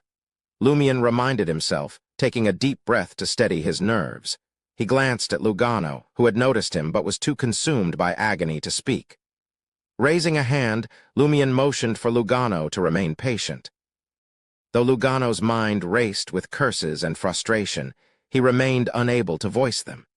As thoughts raced through his mind, Lumion gave an imperceptible nod. Changing his focus, Lumion bypassed Ludwig, who was engrossed in devouring Lugano, and seized Lugano's shoulder. In an instant, Lumion retrieved a sharp straight sword he had acquired from Port Santa, pulling it from his traveler's bag. What is he trying to do? Amidst the throes of pain, Lugano's thoughts scattered. With a swift motion, Lumion swung the sword, the blade bursting into white flames. The fiery sword crashed down upon Lugano's arm, where Ludwig had been feasting, striking at the joint. With a sharp sound, Lugano's forearm tore away from Ludwig's grasp, leaving behind a gory, truncated limb. Simultaneously, Lumion's form began to fade, and even Lugano, whom he had grasped, vanished from sight. Teleport? But Lumion hadn't gone far. Both he and Lugano reappeared at the suite's doorway. The agony persisted, but Lugano's momentary relief vanished as Ludwig's figure once again came into view. The sight of the boy, his mouth still bloody with Lugano's remaining forearm, sent a shiver down his spine. The fear momentarily eclipsed the pain, and Lugano's mind raced with frantic questions. Why not teleport away from Tizimo? Why not teleport to Port Pylos? Why are we still lingering in front of Ludwig? Meanwhile, Ludwig had turned his attention to the doorway, his blonde hair matted with blood, his brown eyes glinting with ravenous hunger. With the speed of a child his age, he advanced toward Lumion and Lugano, all the while chewing and swallowing what remained of Lugano's arm. Unperturbed, Lumion calmly returned the straight sword to his traveler's bag. Under Lugano's horrified gaze, Lumion conjured an entire almond pistachio cream 1,000-layer cake and hurled it onto the floor beside Ludwig. Ludwig's sprint slowed as he seemed to ponder which delicacy to indulge in first. Ultimately, he turned his attention back to Lugano. The sight of blood, flesh, and marrow infused with spiritual essence seemed to intoxicate him even further. Capitalizing on Ludwig's momentary indecision, Lumion delved into his traveler's bag once more, extracting a fragment of Hisoka's corpse and tossing it aside. Ludwig's gaze followed the offering, his lips instinctively moistening, yet he made no move to change course. It seemed he found the offering beneath his tastes, too dirty to be his top choice. Lumion systematically tossed out ingredients brimming with spiritual energy, one after the other, creating a barrier of tempting treats around Ludwig. Cream pancakes, fruit tarts, sandwiches oozing with cream, boucher à la Riani, chocolates infused with liquor, cookies, candied plums, eclairs, charlotte desserts, and a myriad of other delicacies formed a tempting ring around Ludwig, impeding his advance toward Lugano. Turning to Lugano with a stern expression, Lumien's voice took on a commanding tone. "What are you waiting for? Stem the bleeding first." Startled, Lugano obeyed, his left palm emitting a faint glow as he applied pressure to the stump of his injured arm. As Ludwig indulged in the feast laid out before him, his urgency waned. Though still concerned for Lugano, he no longer rushed forward. In the final stages, Lumien threw out boxes of biscuits, sweets, beef jerky, and assorted provisions, encircling Ludwig with a haphazard yet effective wall of food. Nearly all of Lumien's 7 days' worth of rations for Ludwig had been deployed from his traveler's bag. What's the meaning of this? Lugano, having successfully treated his wound and eased his pain, watched Lumien's actions with bewilderment. He couldn't fathom why his employer was so fixated on feeding Ludwig in the midst of their predicament. "Sealing that fellow," Lumien replied calmly, his hands never ceasing their task. "Sealing?" Lugano nearly doubted his hearing. "Isn't this too absurd, using food to seal a monster?" He couldn't recall ever encountering such a concept, not even in the most far-fetched novels on the market. No author would dream up such a peculiar method. Wouldn't a conventional seal involve the use of spiritually potent materials to inscribe mystical symbols and patterns, followed by ritualistic magic or the employment of a mystical artifact? What possible purpose could hurling food at the monster serve? Lumien smiled and sighed. "Once he's satiated, he won't have any appetite left for you or anyone else here. And there's enough food to keep him occupied until dawn, and possibly even beyond." Lumien had devised this plan upon realizing that Ludwig's sole desire was to eat. Coupled with his behavior during the Dream Festival, Lumien was confident that Ludwig was now driven purely by his insatiable hunger, a unique trait exclusive to him in Tizimo. In this scenario, as long as Ludwig's appetite was sated, he could remain confined within the suite, feasting without posing a threat to others. What was the distinction between this and traditional sealing methods? Of course, the success of this makeshift seal depended on the Dream Festival concluding before Ludwig depleted the 7 days' worth of food. Otherwise, Lumien's ability to hunt in the forest might not keep pace with Ludwig's voracious appetite. Lugano's understanding dawned upon hearing Lumien's explanation. Indeed, this method offered a practical means of temporarily restraining Ludwig, who said it couldn't be deemed a seal. Understanding one's target's preferences and weaknesses allowed for the implementation of a seal without resorting to mysticism. Observing Ludwig still attempting to approach the door amidst his feast, Lumien realized the creature's reluctance to part with Lugano. With a swift movement, he grasped Lugano's shoulder and teleported them both to a corner of the second-floor stairwell in the police headquarters. Ludwig briefly glanced at the vacant doorway before refocusing on his culinary conquest within the suite. "Are you certain everything's under control?" Lugano inquired anxiously the moment he exited the spirit world. Lumien chuckled in response. "As long as no Beyonder happens to stroll by the door, he won't abandon his feast." Relieved, Lugano exhaled deeply, casting a rueful glance at his remaining arm. Thoughts swirled in his mind as he contemplated his future. "At least I'm still alive. As long as I'm alive, in the future, I'll see if I can save up enough money to afford a mechanical arm from the Church of Steam. That might bolster my combat strength." The doctor's expertise could only do so much, as transplanting another's limb was beyond the realm of possibility. Camus and Rhee, observing Lugano's bloody limb, furrowed their brows, recalling Louis Barry's ominous warning of a greater issue. "What happened?" Camus inquired. Lumien smiled. "It's a complication caused by that big problem, but I've managed to seal it temporarily. Just remember, stay away from the Brieux Motel, especially the door on the second-floor suite." Relieved to hear that Louis Barry had intervened, Camus assured Lugano, "Thankfully, it's all just a dream. You'll be fine once you wake up." "A dream?" Lugano was perplexed. Lumion offered no further explanation, simply remarking, "Indeed, it's a dream. But remember, if you perish in the dream, you perish in reality too." Amid Lugano's bafflement, Lumion redirected said to Camus and Ri, "Let's make our way to Twanaku's house now." His primary objective in investigating the Dream Festival was to locate Hisoka's gold and the item acquired from the Noise family's demon. He intended to assess any changes in their respective locations following the festival's commencement. If nothing surfaced, Lumion planned to seek out Padre Kali at the Saint-Cene Cathedral. The peculiar condition of weakness in the depths of the spirit body, possessed by Padre Kali in reality, set him apart from everyone else in Tizimo. This hinted at something distinctly special about the Padre. Additionally, it was Padre Kali who had officially inaugurated the Dream Festival.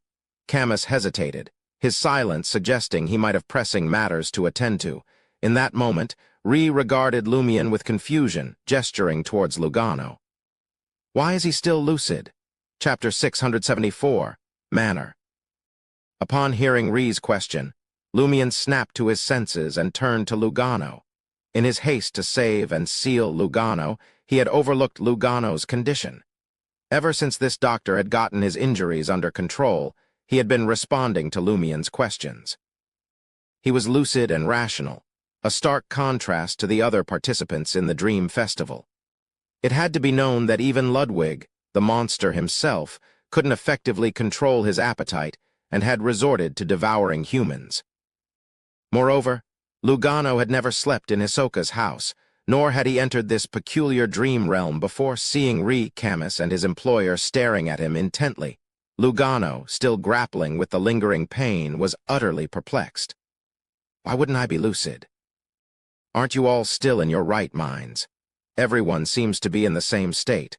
Why should I be the only one with an issue? Lumion carefully observed Lugano's emotions and asked in a calm tone, "Have you ventured outside the motel recently?" "I did. I assisted Ludwig in purchasing roasted meat and pastries made from palm tree cores," Lugano recalled. Lumion smiled. "Did you sleep anywhere other than the motel?" "No, I wouldn't dare to engage with the women here." Lugano shook his head without hesitation. He was evidently a little regretful about this, as there were numerous mixed-blood girls in Tizimo who possessed a different allure compared to those in the northern continent. As the two men conversed, Camus and Ri meticulously searched for any abnormalities in Lugano's body. However, apart from being sufficiently lucid and lacking excessive emotions and desires, Lugano appeared to be unaffected by the strange phenomenon. Lumion looked at Lugano with a thoughtful smile and said, "We're being forced to participate in an event called the Dream Festival. Simply put, we're dreaming. We can do anything in this dream, but if we die here, we'll die in reality too. Aside from us, everyone in Tizimo is under the influence of intense emotions and desires, just like Ludwig. They're conscious, strictly speaking, but they've chosen to show their malice and express their long-suppressed desires. If we can subdue them, we might be able to communicate, but they'll instinctively try to deceive us." Remembering how the cafe owner, Bunia, had immediately changed his attitude after being targeted by her arrow and begged for mercy, Ri agreed with Louis Berry's judgment. The Dream Festival participants weren't stupid or crazy. Their excessive desires and emotions were the main cause of their uncontrollable evil. "I see," Lugano finally understood. Realizing what Ri's question meant, he blurted out, "Why are we lucid and rational?" After a pause, Lugano's voice lowered as he added, "Why can I stay lucid and rational?" Lumion smiled. "We can stay lucid and rational because we entered this special dream before. We left marks and auras in certain places. As for you, I'm not sure why." As he spoke, he watched Lugano's face closely, observing the change in his servant's expression. Lugano said in a daze, his voice tinged with fear, "I don't know why this is happening either." Noticing that Lugano remained calm even after his issue was brought to light, Lumion seized the chance to glimpse into his servant's luck. Currently amidst a bloody calamity, Lugano might fall victim to an ailment in the coming days. The first part makes sense, considering Ludwig has just eaten half his arm. But what does the second half imply? Could the dream festival span several days? Impossible. If it truly lasted that long, Tisimo's predicament would have been discovered much earlier. Does this suggest that Lugano would succumb to an illness during the dream festival itself? An illness similar to death in the waking world, one that wouldn't be instantly cured even if he awakens and receives the masses' blessing. Lumian quietly pondered the meaning behind Lugano's revealed fate. Shifting his gaze to Camus and Rhee, he realized that they, too, would soon face a grim and bloody ordeal. If they failed to navigate it properly, they risked slipping further into peril. As these thoughts swirled in Lumian's mind, he turned to Camus and Rhee and declared, "I'm taking my servant with us." It wasn't an act of kindness or generosity. Rather, Lumian feared that leaving Lugano to his own devices, given his inexplicable lucidity and rationality, might trigger the abnormality within him and alter the course of the dream festival in unpredictable ways. Better to keep him close at hand, where he could be monitored and any potential accidents prevented. If Lugano truly unleashed a dire problem, Lumian could always end his life first, eliminating any future complications. Camus and Rhee exchanged disgruntled glances before conceding. "It's your call to make. We must hurry to Twanaku's house." Lumian reiterated his earlier proposal. Camus's gaze drifted toward the cubicle where Kolobo lay hidden, a hint of hesitation in his voice as he asked, "Any idea where Captain Riza and the others might be?" "They were supposed to appear beside me when the dream festival began, but they were nowhere to be seen," Lumian admitted, recounting the situation honestly. Perhaps the dream's correspondence to reality was imperfect. The location where each person entered this peculiar dreamscape might be influenced by factors like their understanding, the dream's state, where they had slept, and myriad other variables. Lumian mused that if he hadn't maintained his lucidity and rationality, he might have awoken in the master bedroom of the Brieux Motel's suite. "Should we try to locate them first?" Camus proposed, a note of uncertainty in his tone. Lumian let out a wry chuckle. "Why? To engage them in combat." Neither Riza nor Maslow had ever slept in Isoka's house before. The likelihood of them lacking self-control and succumbing to malice and base desires was high. When the time came, Lumian might not possess the strength to control the pace and intensity of the battle against such formidable beyonders as he did with ordinary folk, not without the risk of causing deaths.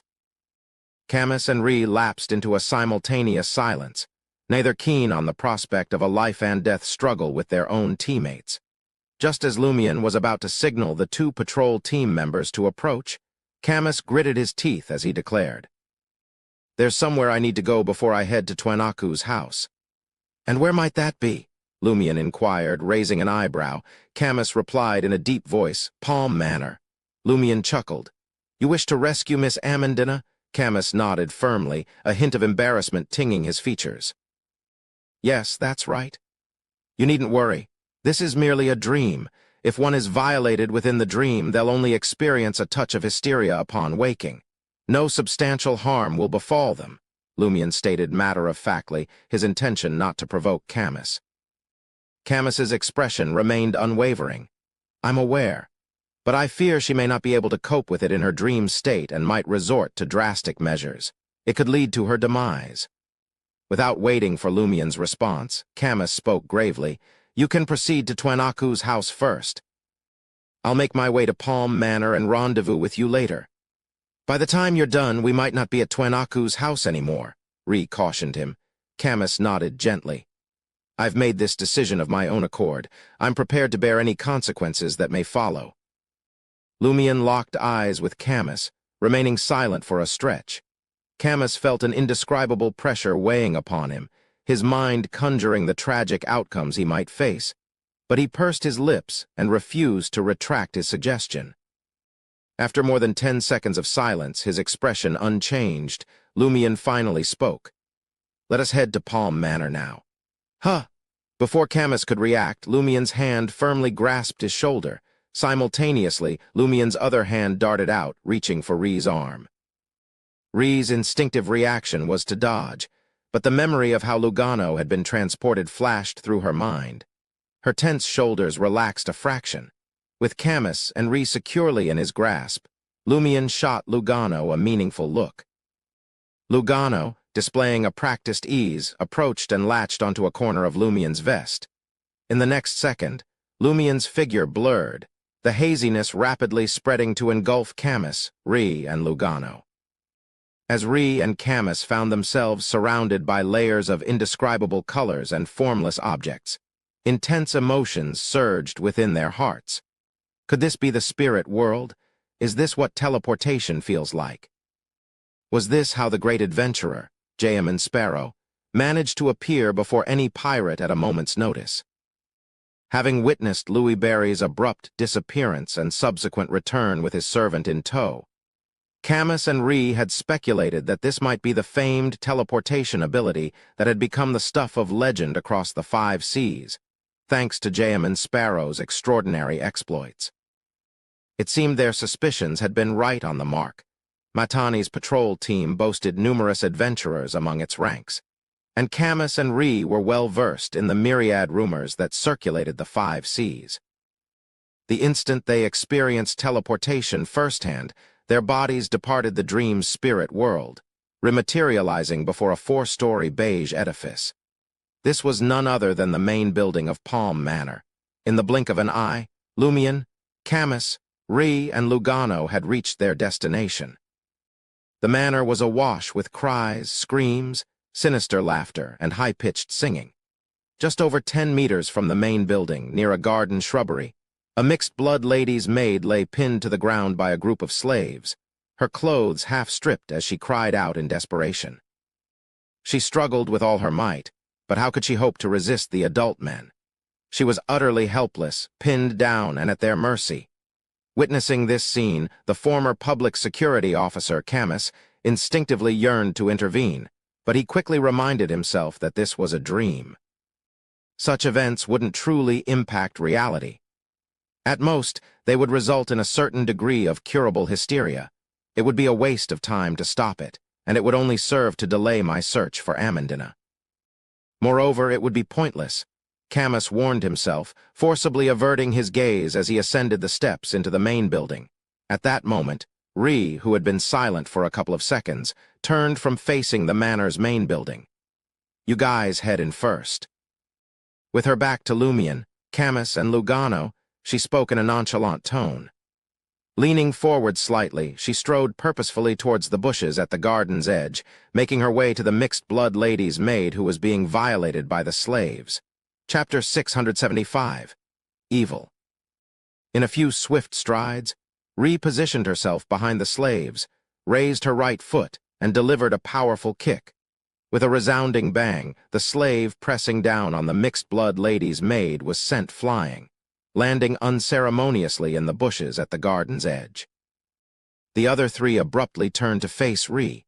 Before they could get a clear look at their assailant, Ree followed up with a fluid roundhouse kick, knocking another one to the ground. The remaining 2, torn between greed, desire, and fear, took one look at Ree and turned tail, fleeing to another part of the manor. Ree retracted her left foot and fixed a cold stare upon the 2 servants struggling to their feet. She raised her hunting bow, knocking an arrow with a smooth, practiced motion. The 2 servants licked their lips in unison. Unwilling but fearful, they swiftly clambered over the bushes and vanished into the garden. Only then did Ree lower her gaze to the mixed-blood lady's maid, whose face was still streaked with tears and confusion. "Are you all right?" The mixed-blood lady's maid shook her head repeatedly. With trembling hands, she hastily tidied her half-torn dress and retrieved a dagger that had fallen beside her. Seeing this, Ree wasted no time. Find a secluded corner and hide until dawn. With that, Ree pivoted on her heel and prepared to dash back to where Louis Barry, Camus, and the others stood waiting at the door of the manor's main building. As the mixed-blood lady's maid stood up, her expression darkened, and she raised the dagger clutched in her hand, plunging it towards Ree's back. Catching sight of the impending danger, Camus shouted, "Watch out!" Though Ree hadn't sensed the approaching threat, she instinctively heeded Camus's warning and reacted, Surrendering to inertia, she fell forward and rolled to the side, narrowly evading the dagger's deadly path. As she rolled, Ree pivoted to face her attacker, eyes narrowing as she instinctively raised her bow, aiming at the mixed-blood lady's maid. The mixed-blood lady's maid brandished her dagger, shouting in Intijan, her words laced with hatred. "Why can you join the patrol team while I'm stuck as a mere lady's maid? Don't we both hail from the southern continent? Why? I even have Intijan blood coursing through my veins." Before she could complete her tirade, a crimson fire raven, its hue bordering on white, swooped in from nowhere, colliding with the steel dagger. With a resounding clang, the dagger heated up, an explosive force wrenching it from the mixed-blood lady's maid's grasp, sending it flying several meters before clattering to the ground. The mixed-blood lady's maid faltered, fear supplanting the hatred in her eyes. Lumion, his black hair and green eyes striking, stood on the steps of the manor's main house, one hand casually tucked in his pocket. He called out, his voice carrying, "Where is Miss Amandina?"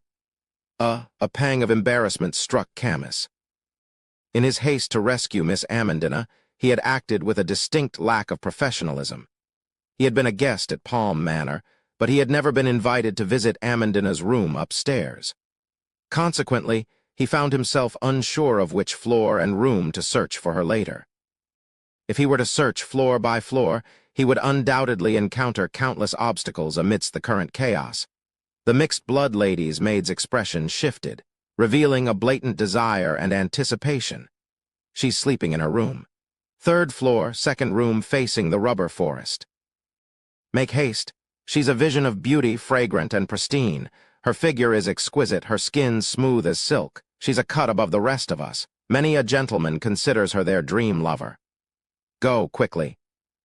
As she neared the end of her speech, the mixed-blood lady's maid gritted her teeth, her eyes alight with an illusory desire to witness something transpire.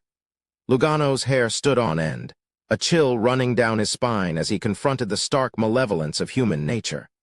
Clap, clap, clap.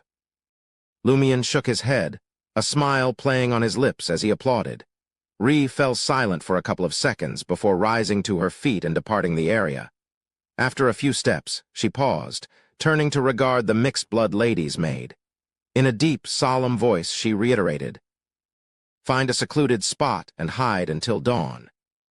With those parting words, Ree turned away from the mixed-blood lady's maid and sprinted back to the steps at the main house's entrance. Lumion averted his gaze and led the way through the open brown door. As he, Camus, and the others entered, they were greeted by a startling sight in the living room. A middle-aged woman in a disheveled nightgown, her half-exposed body glistening with sweat and her black hair in disarray, sat astride a sturdy native slave. Her movements were intense, and she appeared utterly immersed, alternating between shouting and cursing. The native slave, clearly enjoying the experience, eagerly cooperated. Near the staircase, a group of 5 or 6 servants and slaves, armed with an assortment of shotguns, rifles, and other weapons, intermittently fired bullets up the stairs. Occasional counterattacks emanated from the area leading to the second floor. Camus stood frozen, his gaze fixed on the middle-aged woman's flushed face. "You know her?" Lumion asked, a smile playing on his lips. It was Ree who replied, "She's Sir Petit's wife, Miss Amandina's mother, Madame Simona. I never imagined she would be like this." Camus said, his voice low and somber. Lumion smiled and applauded once more. "Can't she indulge in her dreams? For the Dream Festival, this is something we should encourage. No one is being forced. How delightfully harmless." Camus found himself momentarily at a loss for words. Lumion then said to Ree, "During the Dream Festival, there's a high likelihood that the person you save will also be a bad person and may even attack you." Ree fell silent for a few seconds before responding in a low voice, "Even if something like that happens again, I'll still save her." Lumion dropped the subject and shifted his attention to Camus. "Are you prepared to see the other side of Miss Amandina? Perhaps she will." Lumion left the sentence unfinished, instead casting a meaningful glance at Madame Simona, who was in the throes of fierce, foul-mouthed ecstasy. Camus exhaled slowly, his voice resolute. I'm here to save her. It doesn't matter if she's good or bad, kind, malicious, chaste, or indulgent. After helping her find a safe hiding place and making sure she waits until dawn, we'll head to Twanaku's house. I'm here to save her. It doesn't matter if she's good or bad, kind, malicious. Lumion quietly repeated the first half of the sentence, a smile playing on his lips as he regarded the servants and slaves attempting to occupy the staircase. He raised his voice, asking, "Has anyone seen Miss Amandina? Has she come downstairs?" The servants and slaves turned their attention to Lumion and his companions, swiftly redirecting their firearms. Lumion calmly extended his right hand, making a grabbing motion. With this gesture, crimson flames, their hue bordering on white, ignited in the air, forming a curtain that Lumion seemed to snatch from the void. With a deft grab and push, the fiery curtain abruptly split, transforming into firebirds that hurtled towards the shotguns, rifles, and revolvers before they could be properly aimed. Amidst a series of muffled explosions, the guns dropped from the servants' and slaves' hands, clattering to the ground, damaged beyond use. The servants and slaves themselves suffered only minor burns, their grip on their weapons faltering. Since advancing to Reaper, Lumion's mastery over flames had grown. Even without the lie earring, he could achieve this level of control. Moreover, he hadn't unleashed his full power. He hadn't even summoned the blazing white flames in order to minimize the damage. "Now can we have a civilized conversation?" Lumion smiled at the servants and slaves. Behind him, crimson fire ravens, their color nearly white, materialized, poised to strike at a moment's notice. An Intijan valet, who seemed to hold some influence among the group, couldn't conceal his fear as he replied, "Amandina hasn't come down. Otherwise," he couldn't help but lick his lips. "And who were you shooting at?" Lumion inquired. "It's Petit, that bastard who deserves to rot in hell, and his butler, the one who's always wielding that damn whip." A dark-skinned slave picked up the fallen firearm, only to discover that it was broken, just like everyone else's. They had planned to retrieve more guns from another room on the first floor, but for now they didn't dare make a move. "Is that so?" Lumion nodded, a look of enlightenment crossing his features. "Carry on, then." He turned around, leading the 10 to 20 fire ravens that had gradually dispersed, and said to Camus and the others, "Let's scale the side of the building to reach the 3rd floor." Teleportation wasn't an optimal option at this distance, not after having used it 4 times already. Of course, since advancing to Reaper, Lumion could now perform 11 to 12 spirit world traversals without relying on the spirituality accumulated through his ascetic abilities. It was a marked improvement from his previous limitations.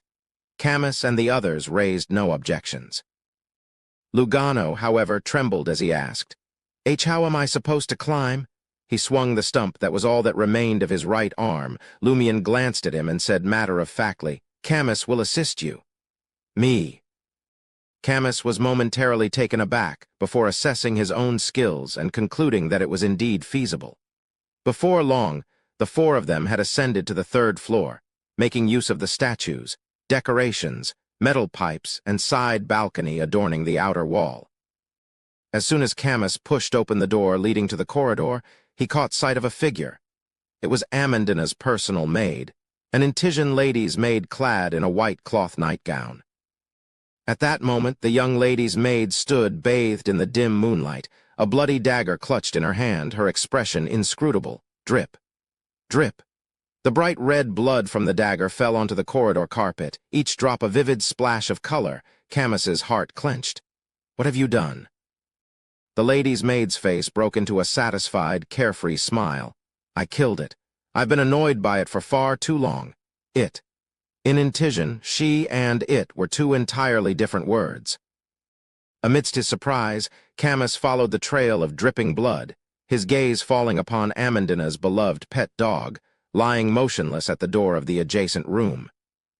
"You," Camus breathed a sigh of relief before asking in a deep, serious voice, "Where's Miss Amandina?" The lady's maid's expression turned resentful. "I'm looking for her too. She left an hour ago, before the Dream Festival began." Camus pressed further. "Where did she go?" The lady's maid, still holding the blood-stained dagger, replied with a contorted expression. "She went on a date with my Robert?"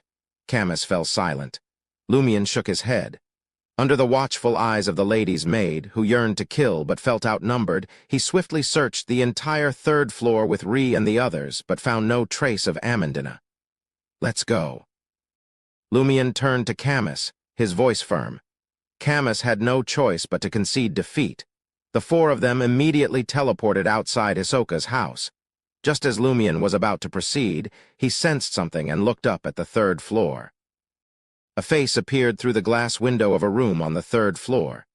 The face was graced with a high nose bridge, piercing blue eyes, and thick black hair tied into a simple knot atop her head. Her brows exuded a youthful, vibrant aura. Amandina. It was said that Amandina had gone on a date with her fiancé, Robert, chapter 676. You in Tizians. Camus was stunned to find Amandina here. His astonishment far outweighed any joy he might have felt. From the window above, Amandina noticed the four figures below. Her face twisted in alarm, and she disappeared into the house's shadowy interior. Taken aback, Camus called out, "Don't be scared. We're here to keep you safe." While shouting, he raced up the stairs to the second floor of Twanaku's residence. His visit to Palm Manor had confirmed Louis Barry's theory. The Dream Festival participants had lost control of their actions, driven by hidden malevolence and desires. Yet, their minds remained lucid, allowing for communication. Camus couldn't be sure if the possessed individuals would misinterpret others' words. Furthermore, this wasn't true clarity of thought. They wouldn't realize they were dreaming, and the experience would fade upon waking. Thump, thump, thump. Camus and Ree charged into the building, taking the steps two at a time. Behind the house, out of sight, a glass window set in wooden planks swung open. Amandina, clad in black hunting gear, nimbly climbed out. She used the wall's protrusions and crevices to swiftly descend to the ground. As her feet touched the earth, she noticed a figure watching her from the side. It was Lugano, his right arm ending in a bloody stump, his face marred with crimson stains. He looked a frightful mess. Amandina's heart clenched. She pressed her back against a pillar supporting Twanaku's house, fists tightening as she shut her eyes. In the same instant, Lugano's eyelids drooped, his mind growing hazy. He collapsed to the ground, falling into a deep sleep where he lay. Amandina's eyes snapped open, no longer using her power to force the battle-worn man into slumber. Doing so would trap her in a profound sleep, able to act only in her nightmare form, her body immobile. And the man wasn't alone. Before Lugano could wake naturally, Amandina turned to flee, seeking a safe haven to conceal herself. At that moment, she heard a smirking voice. "So you're a Beyonder too."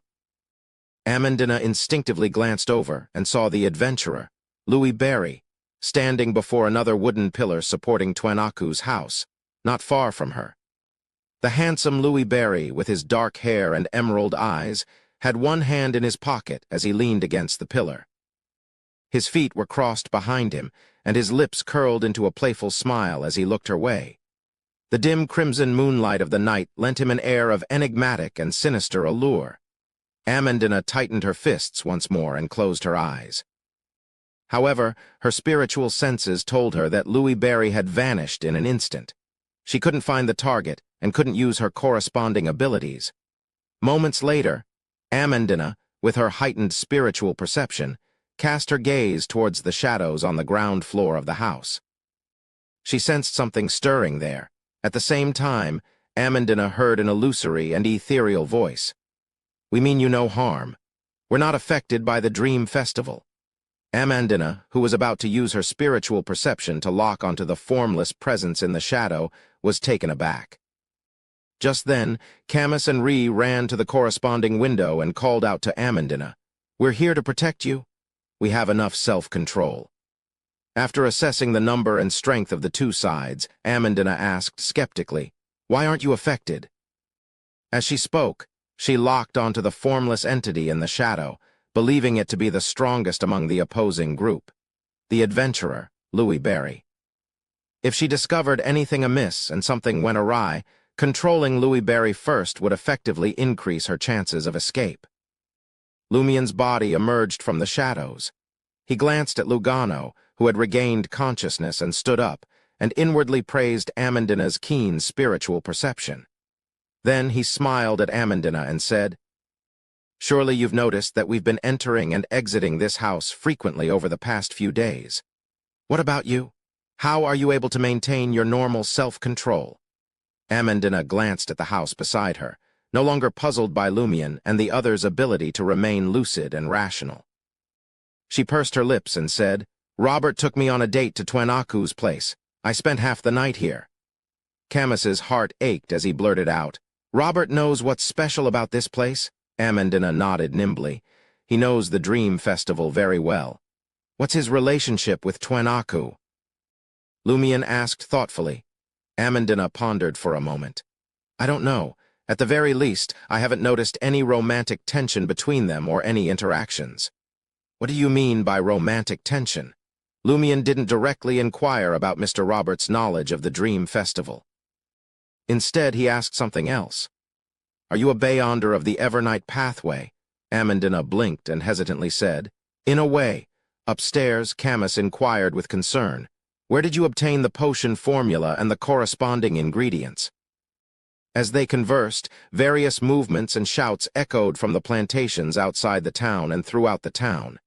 Amandina's eyes darted around as she grinned and said, "Can I choose not to answer?" "What do you think?" Lumien smiled at her. Amandina didn't back down. She raised her head slightly and stared into Lumien's eyes without flinching. She noticed that his smile remained unchanged, and his emerald green yet deep eyes remained emotionless. After more than 10 seconds, Amandina averted her gaze and tilted her head slightly. "I obtained it in this dream." Camus, who was on the 3rd floor, was taken aback. "You obtained it during the Dream Festival?" He could understand obtaining a potion formula during the Dream Festival. While knowledge gains could be replicated in reality, could Beyonder ingredients used to concoct potions be brought from the dream to reality? Could it be that, after consuming a potion during the Dream Festival, one could also remain a Beyonder upon waking? This subverted much of mysticism's common sense. Without waiting for Amandina's confirmation, Camus thought of a possibility. He immediately asked Amandina, "Are you a Beyonder only in this dream?" Amandina wanted to play dumb, but after glancing at Louis Berry, who was looking at her with a faint smile, she said gloomily, "It's the same in reality, but I don't have many chances to showcase it." "How is this possible?" Camus gazed down at Amandina, suspecting that the mystical knowledge he had encountered since childhood was inaccurate. He had considered the possibility that Amandina was lying, but he wasn't willing to doubt this girl who held a special place in his heart. At that moment, Lumien spoke calmly to Amandina, his expression unperturbed. "You haven't consumed a potion, have you?" Amandina's expression shifted slightly. She puffed up her cheeks and muttered, "Why are you still asking me if you already know, haven't consumed a potion?" Camus, Ree, and Lugano were taken aback, but as they recalled their encounters, they gained a better understanding of Amandina's situation. "It's indeed a boon, but I'm not sure how it was accomplished." Lumien silently smiled as Camus nervously asked Amandina, "Which evil god deceived you?" Amandina was bewildered. "Evil god? What evil god?" Before Camus could explain, Lumien asked thoughtfully, "How did you obtain these supernatural abilities?" Amandina scoffed. "Why should I tell you?" In the next moment, she saw Louis Berry reveal a smile that inexplicably terrified her. It's Robert," Amandina said with a shiver. "He took me into the forest outside and led me to a huge black stone. He asked me to place my hand on it." "And then you became a Beyonder?" Lugano interrupted Amandina with surprise and curiosity, failing to abide by his duty as a servant. Amandina shook her head. "Then I fell asleep in the dream. When I woke up, I had superpowers." "Is Robert also a Beyonder? Did he obtain his powers through the same method?" Camus pressed. Amandina let out a soft sigh and said, "He's a Beyonder, but I don't know if he obtained his abilities the same way. He brought me on a date here. Before entering this dream, he was already a Beyonder." Black Boulder, Lumion emerged from the ground floor of Hisoka's house and asked Amandine with a smile, "Where's Robert?" "He's not having a date with you here." Amandine's expression shifted between anger and amusement as she replied, "He wanted to visit his other lover before coming to me." "He has another lover." "Who?" Camus asked, suddenly angry. Amandine's eyes darted around, and she hesitated for a moment with a strange expression. "Padre Kali." Huh." Camus, Ree, and Lugano couldn't help but exclaim in shock and confusion. Even someone as well-read as Lumion couldn't help but raise his eyebrows. Amandine spread her hands and said, "He does like women, but he prefers men. He said he brought me into the dream to obtain superpowers because he felt guilty towards me. He was also grateful that I was willing to help him keep it a secret and not break off the engagement, continuing to go out with him, make out with him, protecting his image even after knowing his other side." At that moment, Camus and Ree remained silent, but Lumion sensed the same meaning in their eyes. "You Intisions." Amused, Lumion asked Amandine, "And you can accept that?" Amandine pondered seriously. "Why not? As a marriage partner, Robert excels in status, wealth, strength, looks, and skills. In the southern continent, there aren't many better choices. Besides, we did have a beautiful relationship. He does love me, but he also loves Padre Kali." Amandine smiled at Lumion and said, "He also promised me more freedom." Upon hearing Amandine's response and looking at the youthful and beautiful girl, Camus, who was on the third floor, suddenly felt a pang of sorrow. A certain beauty in his heart shattered. Lumion glanced up at him and scoffed inwardly. Hadn't he been mentally prepared to see the other side of Amandine? Amandine managed to express herself succinctly in a very self-controlled manner without demonstrating it. Perhaps Amandine had deliberately said so much in front of Camus to prevent him from loving her out of pity. Lumion turned to Amandine. "In other words, Robert is currently in Saint-Cyne Cathedral." "Yes." Amandine nodded. Lumion tersely acknowledged her words and spoke in a commanding tone. "Then let's pay him and Padre Kali a visit." Chapter 677, Last Year's Dream Festival. Amandine hesitated for a few seconds before saying, "You've already cornered me. What choice do I have?" Her eyes flickered with an inexplicable excitement and curiosity as she spoke. Her words seemed to convey a different message. "I didn't want to. I had no intention of doing so. You forced me to go to Saint-Cyne Cathedral. Hurry, let's go. Are you trying to broaden your horizons?" Lumion criticized but didn't expose her. He pointed at Hisoka's house and said, "Before heading to Saint-Cyne Cathedral, let's check this place first." Amandine tersely acknowledged his words. "Are you trying to find the source of its uniqueness? Give up. I checked during the last Dream Festival and just now, but I found nothing." As she spoke, she followed Lumion at a brisk pace, anticipating what this seemingly formidable adventurer would discover. Lumion reached the second floor of Hisoka's house, where Camus and Ree were already waiting. Surveying every corner, Lumion casually asked Amandine, "Are you familiar with Twenaku?" Amandine wasn't surprised by the question. Since she was searching for the source of the abnormality in Twenaku's residence, she couldn't avoid gaining a better understanding of his situation. She shook her head and said, "I'm not familiar with him. I've only encountered him once or twice. I was just a child when he lived in Tizimo. Most of the time, I studied at the Iris Grammar School in Port Pylos. Later, he only returned to Tizimo 2 or 3 times a year, spending a week each time." It was evident that Amandine had secretly learned about Twenaku. After all, she had only entered the special dream because she had slept in his house. She had even remained fully lucid during the Dream Festival. Without waiting for Lumion to ask a new question, Amandine glanced at him and added, "Twenaku returns every year for the Dream Festival. Last year, during the Dream Festival, when Robert and I returned from the Black Stone, we noticed someone approaching. We hid behind giant trees on both sides of the path and saw that it was Twenaku.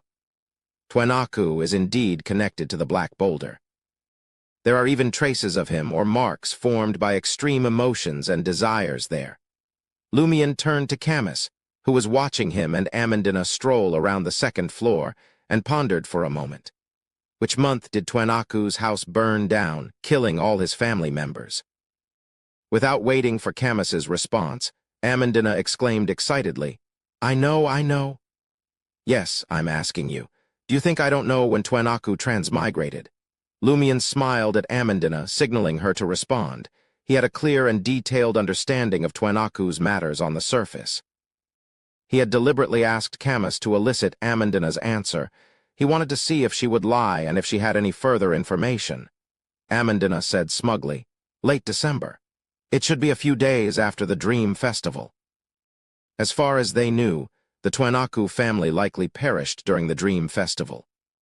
Upon returning to reality, their fates began to unravel, and they were taken away by the fiery disaster.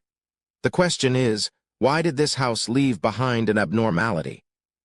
What happened to the Twenaku family back then, or what had they done? As the bestowed of the Inevitability domain, Lumian found a term that was very inevitability-like to summarize the phenomenon of those who died for various reasons in the next 3 months after dying in the Dream Festival and returning to reality, reigning in fate. Of course, he couldn't be certain that death in the Dream Festival would lead to death in reality. However, judging from Amandina's expression and tone, Lumian believed that she thought the same. After searching the second floor and finding no differences from reality, Lumian ascended the stairs to the 3rd floor.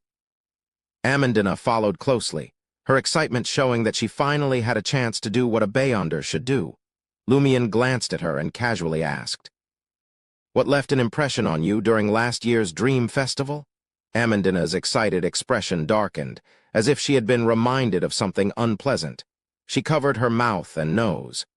After a few seconds, she said, Robert and I discovered numerous cruelly murdered individuals in the town and various plantations. Their stomachs were ripped open, and their internal organs were removed. They wore pained expressions, as if they had been tortured to death. Serial killer. Camus, who had been listening intently to Louis Barry and Amandina's conversation, blurted out. This reminded him of Twenaku. Was this desire apostle venting his murderous desires during the Dream Festival to show restraint normally? So that's how it is Lumian roughly understood how Hisoka's advancement ritual had been completed. Following the ritual, Hisoka had killed enough people in this realistic dream and devoured their internal organs. When he returned to reality, these people died one after another. From fate's perspective, they had indeed perished because of Hisoka's murder. This fulfilled the core requirements of the ritual. Hisoka only needed to truly devour a portion of the victim's internal organs before they were buried. He should be able to complete the ritual, consume the potion, and advance to desire apostle in reality. Completing a series of murders and stealing a corpse's internal organs were two entirely different matters. What puzzled Lumian was that according to devilology, such an advancement ritual required a 3-day interval between killings. Otherwise, it was easy to lose control. The maximum interval couldn't exceed 9 days, or the ritual would reset. Hisoka had clearly used the Dream Festival to complete all the killings in one night. When he returned to reality and the primitive tribe attacked, all the condemned people died on the same day. It didn't drag on until the next month. Lumian believed that it was due to the April Fool's prank. They had taken advantage of the chaos to send the deceased, whom the primitive tribe couldn't eliminate in time, to hell.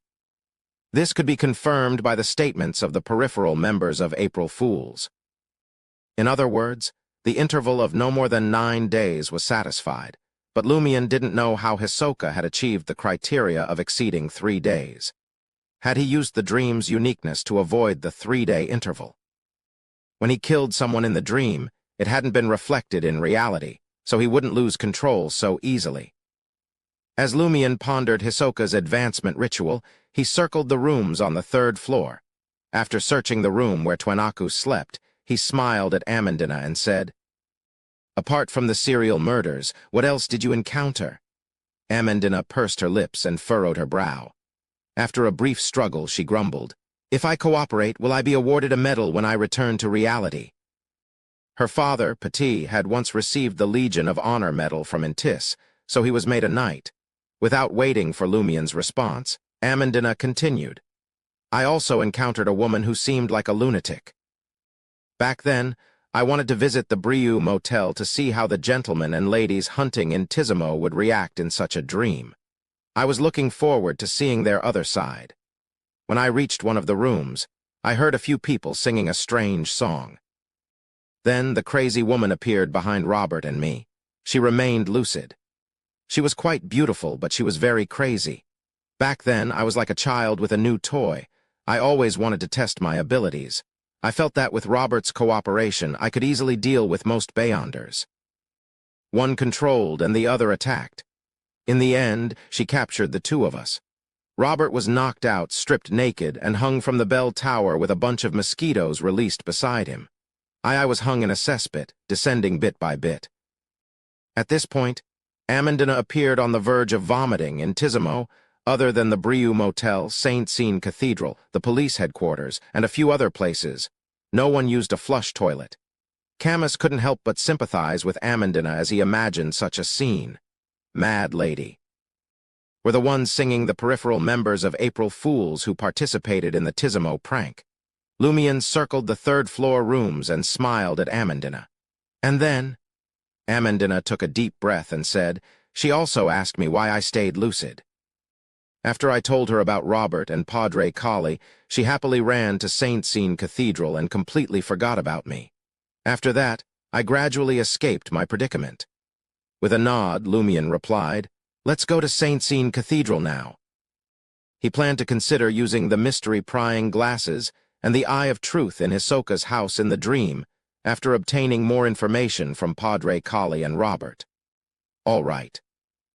Amandine tried her best to appear less eager, but she really wanted to see how Robert, her fiancé, interacted with Padre Colli. The five of them left Hisoka's house and hurried towards Saint-Cyne Cathedral. Lumion didn't use teleportation because he didn't want to waste his spirituality. He couldn't carry anyone with him in his flaming spear form either. Fortunately, Tizimo wasn't large. They quickly followed the shadows by the roadside and returned to the intersection where the Brieux Motel stood amidst various cries. Lumion pointed at the Brieux Motel and warned Amandine. Don't go to the second floor of the Brieux Motel. Trust me, it'll be even more terrifying than what that crazy woman put you through. Amandine's eyes narrowed as she said, okay. The five of them turned onto another street, passing through the Bunia Café, the police headquarters, and a small square before arriving outside Saint-Cyne Cathedral. Lumion wasn't in a hurry to enter. He circled to the side, pried open a stained glass window, and peered inside. He and Amandine, who had gathered beside him, nearly went blind. In the cathedral's hall, a handful of naked men knelt before the eternal blazing sun's altar. They were all from the northern continent, including Amandine's fiancé, Robert. Padre Colli, also naked, paced back and forth between Robert and the others with an excited expression, reciting, he walks in the light, he sheds warmth, he illuminates the world. With each line, Padre Colli seemed to grow more animated, exhilarated in various ways. Chapter 678, Absurd Orgy. Amandine scrutinized the naked preacher, Colli, from head to toe. Her gaze eventually settled on Robert, her fiancé, kneeling beside him. The lad with brownish-yellow hair, his skin pale white as if he had not been exposed to the sun for a long time, had abandoned his usual cold demeanor. He was equally excited, but he controlled himself and patiently waited for the padre to complete his preaching. The other naked men grew increasingly restless, gradually stirring. However, it was evident that they held Padre Colli in high esteem. Despite their disintegrating self-control, they refrained from directly initiating the orgy, only occasionally making small movements. If God were watching, he would have incinerated all of them. As a believer in the eternal blazing sun, Amandine subconsciously wanted to kneel to the side and bow her head in repentance. What a blasphemous scene. Holding the open sun Bible, Padre Colli continued to impart the teachings of the eternal blazing sun to the naked men with an abnormally excited expression. God says, the sun shines justly upon everyone. During the preaching, Padre Colli's gaze frequently swept across Robert and the other purebreds of the northern continent, their faces, chests, and lower bodies. His expression revealed uncontrollable satisfaction, pleasure, and enjoyment. Lumion had always felt that he was well-read. In the past, he had disrupted the church's holy operations, but the scene before him still exceeded his imagination, leaving him momentarily dumbfounded. Are the padres of the Eternal Blazing Sun Church among the most outstanding in Tizons? In an instant, information about Padre Collie and the observations of the past few days appeared in Lumion's mind. He's a native of Port Pylos, possessing pure West Balam bloodline and a lowly native of the southern continent. Starting as a cathedral servant, he had seized the opportunity to change his fate. Subsequently, he had worked diligently and eventually became the padre of Tizamo town. He yearns for higher status and more recognition, especially from those hailing from the northern continent. Such long-standing desires have distorted the desires of Padre Collie. Is he secretly targeting men from various countries in the northern continent, attempting to subdue them and gain his sought-after recognition? Robert and the others are clearly relatively young. If Padre Collie had started doing such things a few years ago, they would still have been minors with immature minds. Tusk, you padres. As Lumion analyzed the current situation, he thought of his sister Aurora. In Cordu, he had not liked entering the cathedral, attending Mass, or praying often. On the one hand, Aurora did not like it herself and set an example. On the other hand, Aurora had always been worried that Lumion, who was only 12 or 13 years old at the beginning, would be alone with the clergyman in the cathedral. From time to time, she would use words like, "Boys have to protect themselves and many padres like boys." Suppressing his sudden longing, Lumion looked at Padre Collie, who was still engrossed in his preaching. The more he preached, the more excited he became. Lumion felt that his analysis should be correct. A lengthy holy sermon before a male orgy was clearly not something an ordinary person could come up with and put into practice. It was abnormally absurd. However, considering that Padre Collie yearned for the northern continent gentleman's recognition, especially given his identity as the Eternal Blazing Sun Church's padre, all of this became self-explanatory. Poor Eternal Blazing Sun and Saint Scene. They have become an important prop for Padre Collie's performance art. Just as Lumion thought this, Padre Collie finally completed his exciting sermon. He spread his arms and shouted, "Praise the sun." Robert and the other lads, equally excited and naked, knelt on the ground, spread their arms and sang in unison, "Praise the sun. Praise his grace." The sun does not wish to be praised by you, his grace. Yes, it aligns with the aspirations of Padre Collie for higher status. In this male orgy, he made all participants view him as an archbishop and preached to them. Finally, he would bestow the boon of God's Holy Spirit on these people. Lumion seemed to be able to imagine the ensuing scene. Padre Collie turned around in satisfaction and solemnly placed the Bible back on the altar. Then he approached Robert, resembling an archbishop bestowing grace upon his believers. The other men tangled with each other. Camus, Ree, and Lugano, who were observing the cathedral through another stained-glass window, were equally stunned. In particular, Ree felt as if her eyes, brain, and soul had been tainted despite all her tragic experiences. Upon regaining her senses, Ree's anger surged. Beside her, Lumion recalled a detail. He lowered his voice and asked Amandina, "When did Robert become lovers with Padre Collie?" Amandina retracted her corrupted gaze and pondered for a moment. More than a year after Padre Collie arrived in Tizamo, about 3 years ago. Lumion frowned and asked, "Did they become lovers in reality or during the dream festival?" "Of course in reality," Amandina replied without hesitation. "Something's off. Padre Collie had been in Tizamo for over a year. He should have mellowed, turned restrained, and been devoid of excessive desires and emotions. Why was he still targeting Robert and the other lads? From the looks of it, there is something abnormal about Padre Collie, and this abnormality should have been related to the source of the dream festival. That is why he had declared its beginning. Just as Lumion thought this, he saw Ree raise her bow angrily and aim it at the cathedral, where the scene was becoming increasingly unbearable and foul. Almost simultaneously, the energetic Padre Kali turned his body. Suddenly, Lumion, with one hand in his pocket, saw the native Padre with dark brown skin, sunken eyes, and thin black hair. His naked figure was reflected in Lumion's eyes. He felt a chilling aura emanating from Padre Kali's body, attempting to completely freeze and replace his spirit. Wraith possession. So, Padre Kali possesses the ability to transform into a wraith. It is no wonder that when I investigated his weaknesses, I realized that it only existed deep within the body, within the spirit. Heh heh. A wraith preaching in the eternal blazing sun cathedral and under the sunlight. Who would have thought such a thing would happen? Padre Kali's wraith powers definitely had not come from drinking potions. They would definitely have been discovered and purified. A boon. Lumion came to a realization.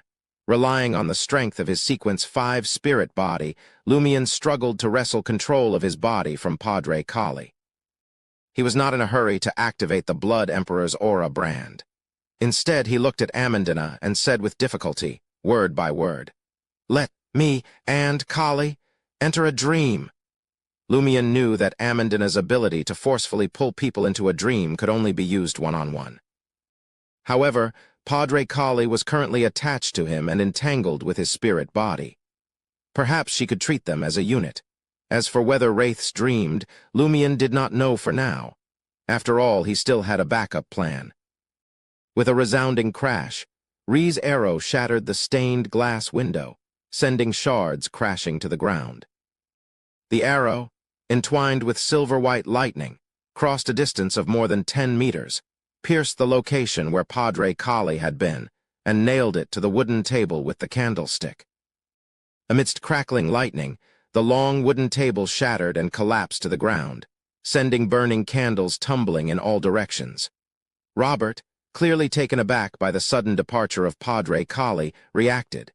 He opened his mouth and uttered strange words in a strange language. Uo. As if a cold wind from the Fasak Empire's extreme north blew, a blurry, strange, and inhuman figure materialized out of thin air and burrowed into Robert's body. A layer of armor-like ice materialized on Robert's body, and a colossal, sharp, and crystalline frost scythe materialized in his hand. Clutching the massive scythe, Robert sprinted toward Ree, Camus, and the others. Wherever he passed, the ground froze and icicles materialized on the walls. On the 4th floor of the Brieux Motel, in a room near the intersection, 2 figures emerged from behind the curtains as Lumion and his companions made their way to the street where Saint-Cyr Cathedral stood. One of them was a man with distinct northern continent features. His dark green eyes stood out against his dark gray formal suit and black silk top hat. The other was a woman with delicate skin, exquisite facial features, and deep blue eyes. She wore a light-colored dress that allowed for easy movement and a feathered hat adorned with pearls. They were the couple Lumion had seen moving into the Brieux Motel late at night. They had arrived in Tizimo a mere 10 minutes before the official Dream Festival began. At that moment, the man and woman's eyes were clear, devoid of any excessive emotions or actions. The patrol team's sudden arrival in Tizimo is indeed because they discovered the problem here, the beautiful woman said in a deep voice, gazing out the window at the street below. From the looks of it, they've also found a way to remain lucid and rational in this special dream. The man's expression was cold as he nodded slightly and said, "But they don't know much yet. They're moving in the wrong direction. Let's get moving." The woman in the feathered hat led the way to the door. The 2 of them descended the stairs swiftly, one after the other.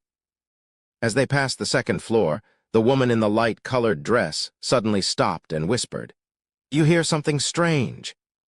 The man in the half-top hat listened intently for a few seconds before hearing faint chewing sounds coming from a room deep on the 2nd floor. The sound persisted without pause. Chapter 679, Spirit Medium.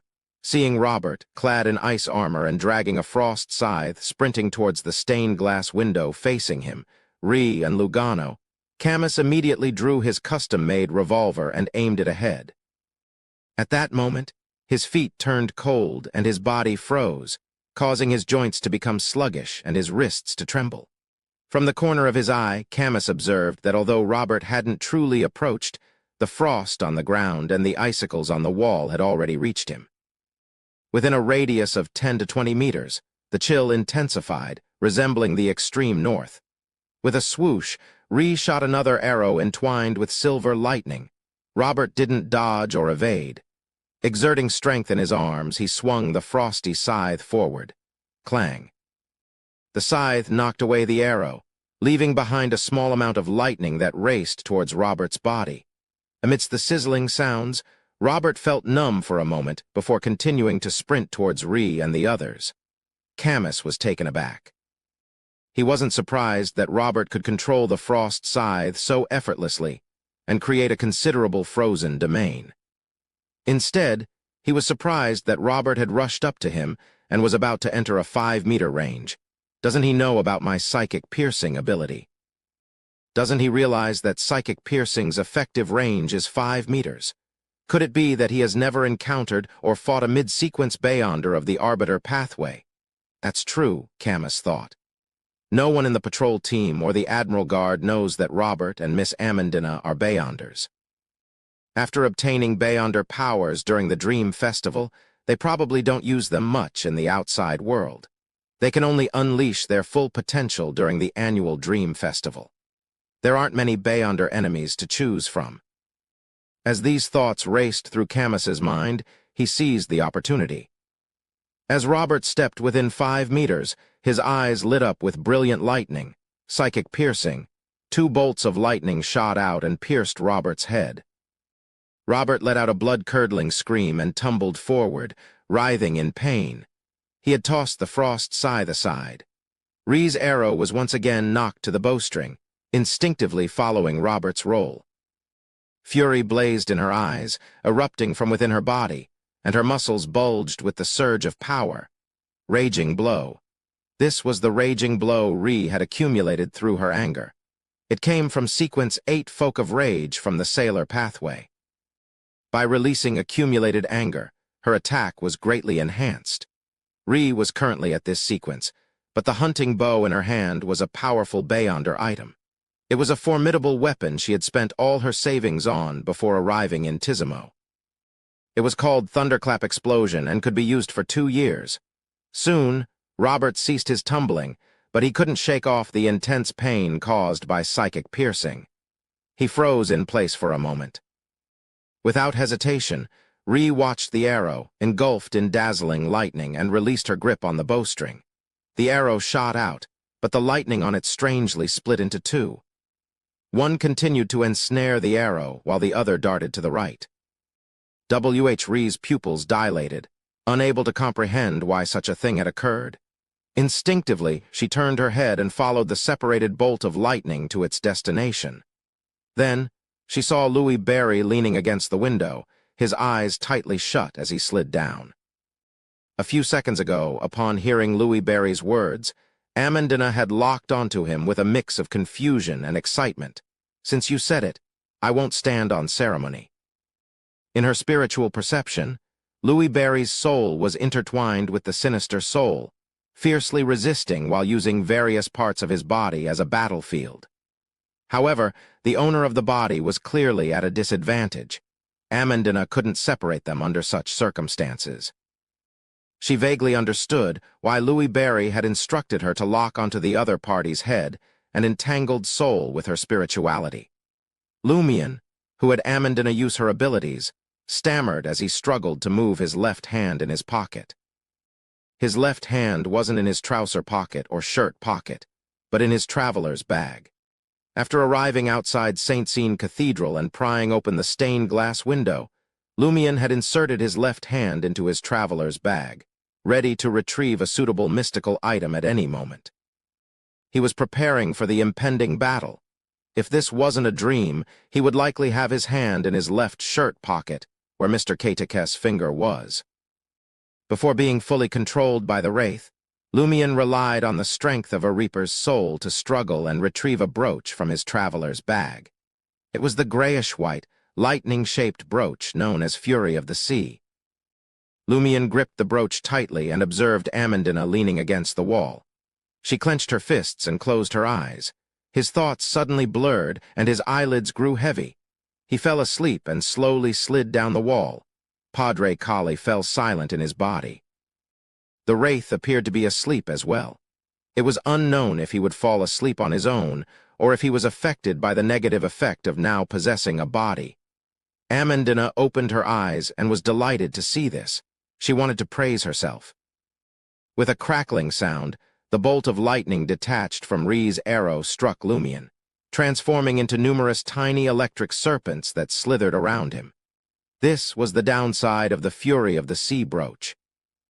Even if Lumion only carried it, there was a high chance of being struck by lightning when he went out in the rain. And if he wore it without attacking anyone else, the likelihood of encountering such a thing would significantly increase. Lumion believed that since the fury of the sea brooch had a chance of attracting lightning strikes on a rainy day, it held a special allure for lightning. In such a situation, although it wasn't raining, what if there was another source of lightning nearby? What would happen? There was a high chance that it would attract a portion of someone else's lightning. Stimulated by the pain of the electric shock, Lumion, no longer affected by the nightmare ability, snapped out of his dream. He regained his senses, but his body remained numb. He experienced this, as did Padre Kali. As soon as the wraith regained consciousness, he instinctively detached from Lumion's body to distance himself from the harm of the electric current. His face materialized on the nearest pane of glass, his form indistinct. Seizing the moment, Lumion donned the grayish-white, lightning-shaped brooch and retrieved his revolver from his traveler's bag. He raised his right hand, aiming at Wraith Kali, who remained in a daze. The wraith's various colors reflected in Lumion's determined eyes. The pallor rapidly expanded in Lumion's line of sight. Bang! Lumion calmly pulled the trigger, firing a yellow bullet. As he did so, silver-white lightning flickered on the fury of the sea brooch, instantly entering the bullet and wrapping around its surface. This was one of the brooch's abilities. It could grant the wearer an electric shock effect with every strike. After temporarily losing the Pride armor, this had become one of Lumion's most effective methods against soul-type creatures. The yellow bullet, engulfed in silver-white lightning, struck the stained glass, shattering it and sending tiny electric currents in all directions. However, it missed Padre Kali. As Lumion pulled the trigger, the wraith vanished from the glass and instantly leaped onto the glass-like surface of the crystal chandelier high above the cathedral. Mirror blink. On the other side, Rhee's arrow struck Robert with precision, emitting a resounding bang like a heavy object colliding. Crack, the ice armor covering Robert's body instantly cracked, shattering into fragments that fell to the ground. Under the assault of crackling electric serpents, the blurry shadow attached to his body broke free and vanished into the void. With the ice armor shielding him from most of the damage, Robert remained relatively unaffected. However, his chest tightened, and his body briefly went numb. At that moment, he regretted not wearing clothes. The various ingredients needed for his spirit channeling were hidden in his clothes, such as full moon essence oil or corpse incense medication. There were very few spirits that could allow him to communicate safely without the use of materials. The one just now was the most powerful. Seeing Camus's special revolver and Rhee's arrows aimed at him, Robert grew anxious. He thought of a spirit channeling method that could be completed under such circumstances. Frowning and fearing the pain, he bit the tip of his tongue. PFFT. He spat out the blood from the tip of his tongue mixed with his saliva, emitting a strange sound from his throat. A pair of weathered, stone-like hands reached out from beneath the cathedral's stone bricks, seized Robert's body, and pulled him underground. At some point in time, the ground had softened like a swamp, and the blood in the air abruptly vanished. Camus's bullets and Rhee's arrows arrived one after another, but they only caused sparks on the stone bricks on the ground. Spirit medium. Camus used this opportunity to revise his judgment of Robert's pathway and sequence. He's actually not from the same pathway as Miss Amandina. Hadn't he also obtained his superpowers from the Black Boulder? Camus hastily took a few steps back, retrieved a cartridge bag, and began reloading the revolver. As a member of Matani's authorities, obtaining Bayonder bullets with different effects was relatively easy, even though the patrol team wasn't wealthy or had much accumulation. After all, there was the Eternal Blazing Sun Church, the god of steam and machinery church, the Church of Earth Mother, and numerous adventurers coming and going. Furthermore, the patrol team needed to be vigilant against certain branches of the Rose School of Thought and the Numinous Episcopate. They had to make targeted preparations. Camus swiftly inserted the golden purifying bullets into the revolver's cylinder and snapped it shut.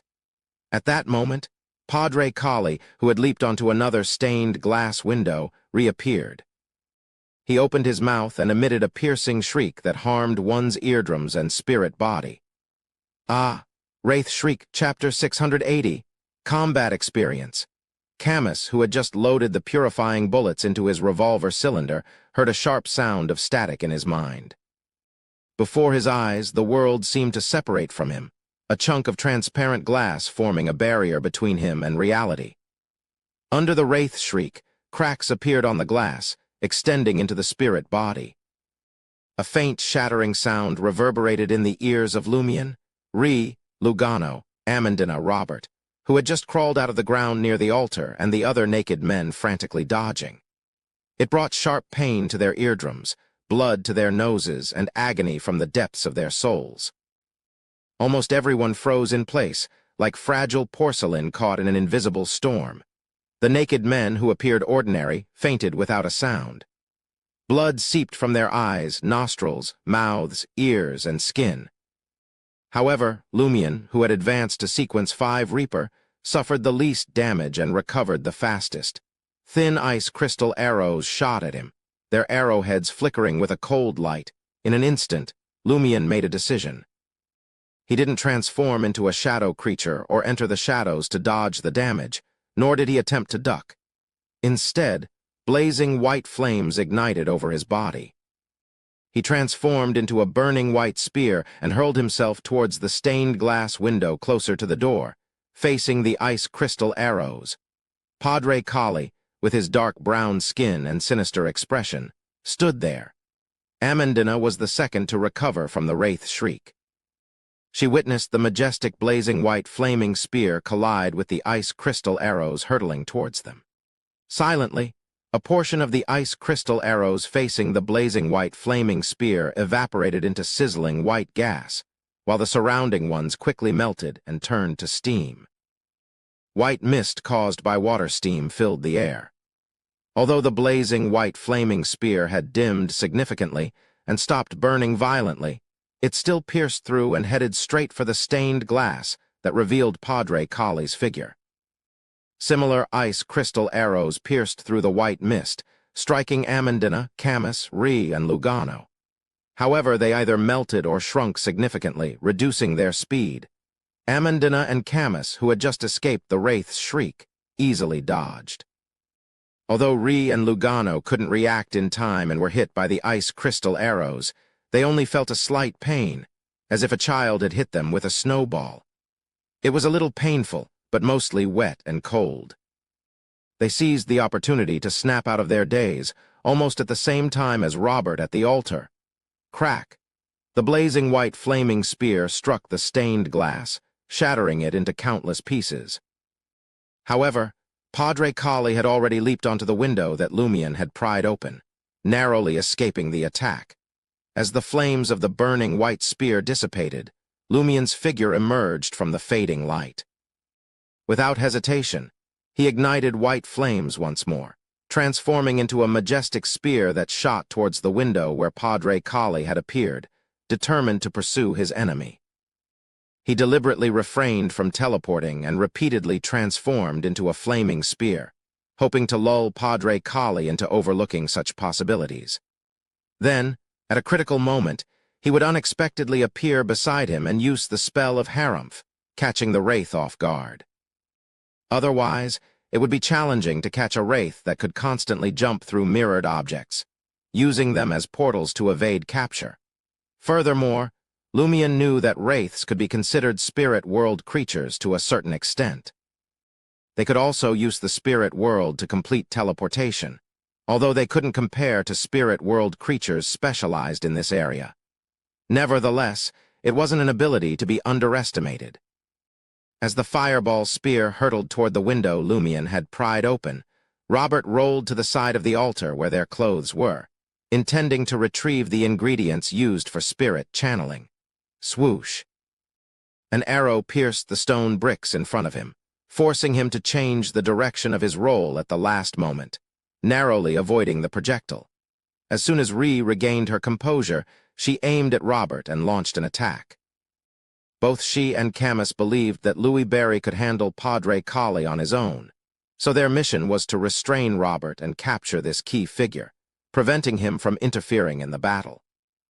As a gunshot rang out, Padre Collie's figure vanished from the stained glass window, leaving no trace of his presence.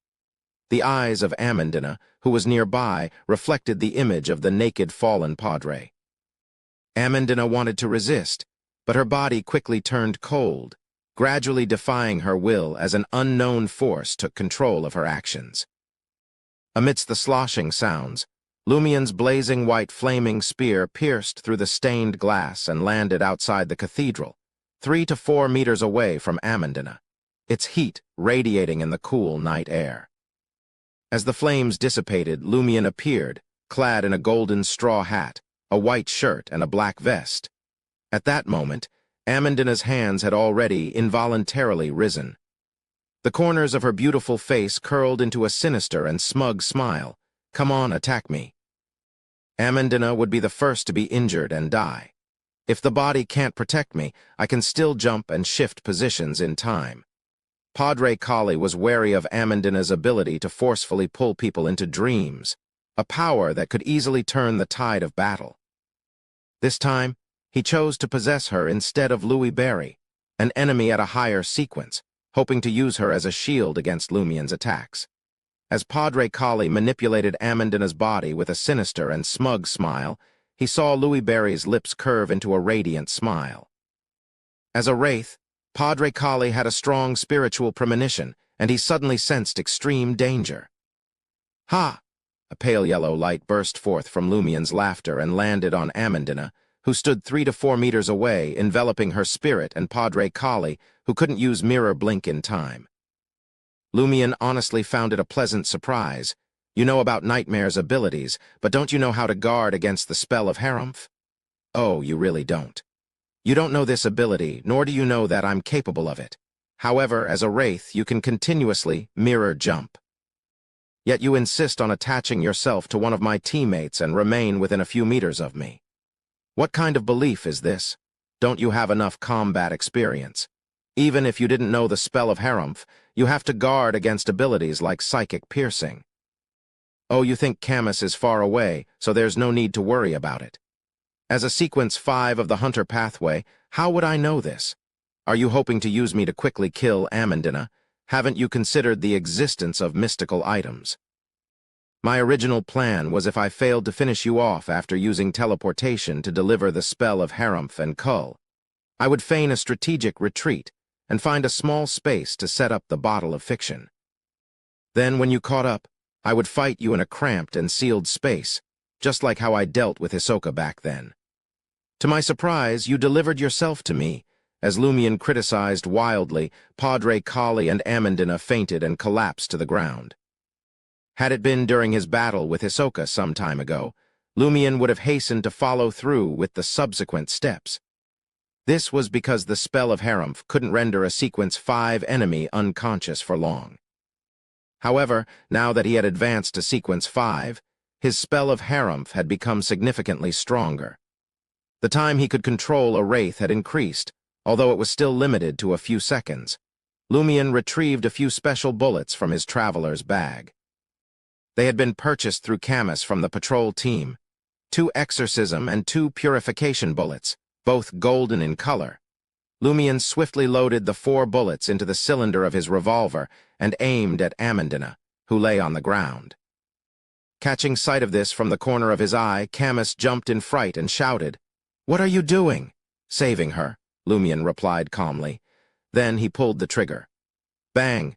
The golden exorcism bullet struck Amandina's shoulder, causing her to bleed and emit a golden sunlight. Amandina woke up in pain, and the apparition of Padre Kali detached from her body, his face warped under the sunlight.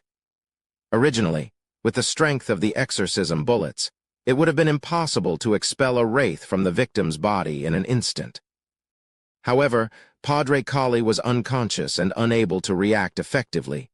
Lumion raised his gun, his eyes reflecting the color on the surface of Padre Kali's spirit body. He locked onto the pallor that had become evident. Bang! A golden purifying bullet, imbued with Kul's power, struck the wraith's forehead. The apparition of Padre Kali froze as he saw the bullet shatter on its own, transforming into balls of golden holy flames that spread throughout his body, igniting dust and his soul. The bright, sun-like golden flames swiftly enveloped Padre Kali, causing him to let out a tragic scream. This wasn't a wraith shriek, but it still made everyone's heads and ears hurt. Lumion endured these sensations and calmly said to Amandina, "Drag him into a dream and inquire about the source of the dream festival." Padre Kali had already been subjected to Kul and was severely weakened, teetering on the brink of true death. Amandina could effectively restrain him, but Amandina's shoulder and head ached, but she didn't dare complain when she saw Louis Barry's cold and calm expression. Lumion turned to Lugano and said, "Treat her gunshot wound." "All right." Lugano winced from the pain in his eardrums, but he still rushed over. At that moment, Padre Kali, purified by the Kul, instinctively withdrew from his wraith state and transformed back into a human to escape the ongoing damage. Seeing this, Amandina took a deep breath, clenched her fists, and closed her eyes. She and Padre Kali entered the dream at the same time. Chapter 681. Tomb. Robert rejoiced that the two patrol team members dealing with him had also been affected by Padre Kali's scream. He didn't know what had happened to his lover, nor could he confirm it. Enduring the swelling in his head and the pain in his eardrums, he rushed towards the altar. PFFT Ree's arrow struck the pile of clothes, but that wasn't Robert's destination. It was quite a distance away. After landing on the ground, he rolled and hid behind the altar. Ree drew the bowstring again, but she didn't release the arrow immediately. Robert's body was completely blocked by the altar, making it impossible for her to aim. As a devout believer of the eternal blazing sun, it was also impossible for her to use the hunting bow's unique abilities together with Raging Blow to directly shatter the altar. Witnessing this, Camus, knowing his revolver's power was insufficient, leaped over the shattered stained glass window and sprinted towards the altar. After a brief moment of hesitation, Ree raised her hunting bow and shot an arrow wrapped in lightning into the air. The arrow flew high into the air before swiftly descending, bypassing the altar's obstruction and landing behind it. Since she hadn't been able to aim properly, the arrow grazed Robert's body and struck a crevice between two stone slabs. A sizzling electric current dissipated, creeping over Robert's body and temporarily paralyzing him. After breaking free, Robert abandoned the idea of retrieving his spirit channeling ingredients. He had no intention of saving his lover, Padre Kali. He planned to bite the tip of his tongue again and complete the spirit channeling. With the special ability of the natural spirit, he could escape back to his plantation, where he still had plenty of spirituality-rich ingredients for backup. At that moment, from the corner of his eye, he caught sight of Camus's light-colored pants and leather shoes with holes. He felt a whip formed by electric currents appear in his mind.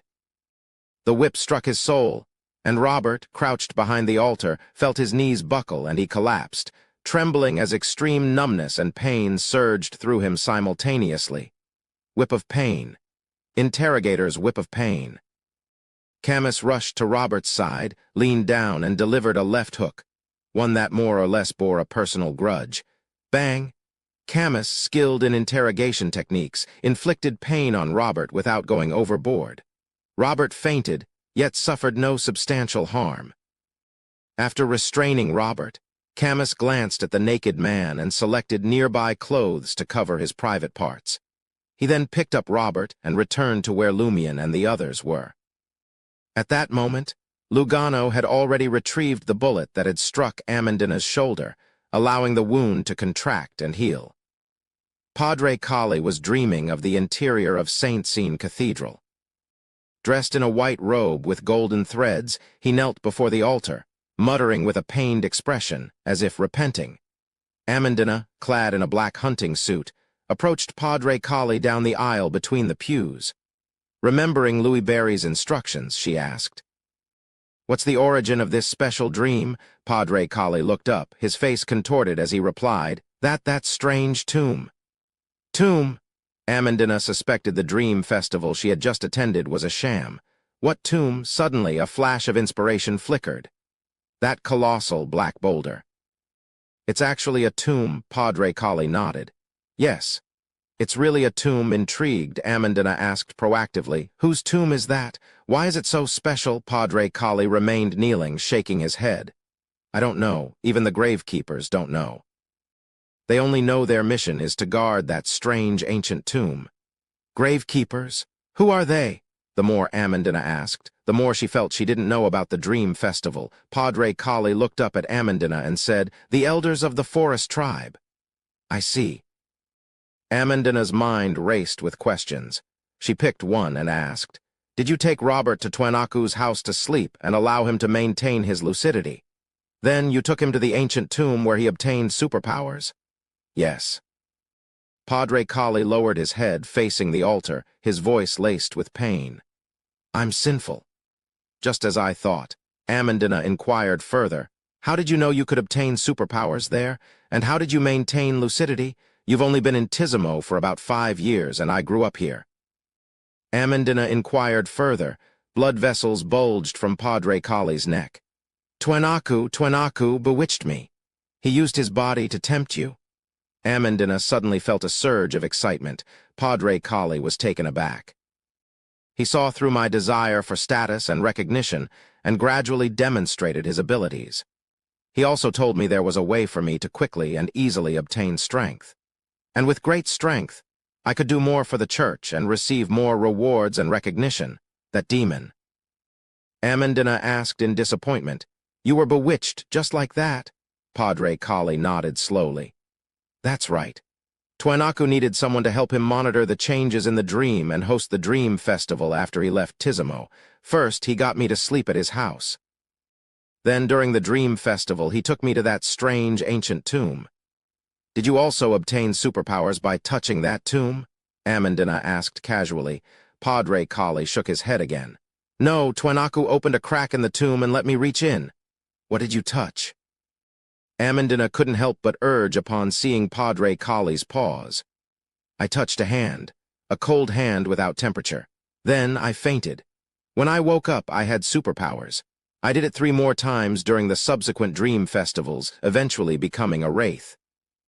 Padre Kali recalled the situation, his face filled with uncontrollable fear, both of the cold hand and the ease with which he had obtained superpowers. "The hand of the corpse in the tomb?" Amandina quickly reviewed what Padre Kali had said and thought of a problem. "Didn't you say there were gravekeepers? Why weren't we stopped when Robert and I went?" Padre Kali's voice deepened. "People who have lived in Tizimo for a long time often have a projection formed by suppressed emotions and desires in this special dream. They usually hide in the chaotic area brought by the tomb at the edge of the dream. They watch over the ancient tomb with the gravekeepers to protect it from others.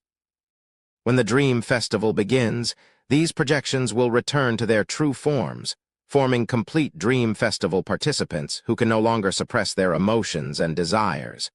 As for the gravekeepers, it's unknown where they go." Strange, Amandina was puzzled by the gravekeepers' whereabouts. She was a little worried. After a moment of contemplation, she asked with concern, "Do I have a projection of emotions and desires in this dream?" Padre Kali shook his head. "No, you don't spend enough time in Tizimo every year.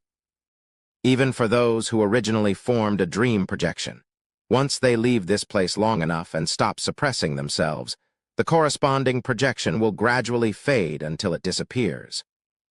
Those who can remain lucid in this dream will have their corresponding projections gradually dissipate over time. Details. However, this lucidity isn't absolute. After the dream festival begins, everyone will have a tendency to flaunt their emotions and desires, including those who maintain their lucidity. However, they won't completely lose control like those who have fused with their dream self. They can continue restraining themselves like normal, their desires revealed in some details. Amandina recalled her performance during the 2 dream festivals and revealed a look of enlightenment.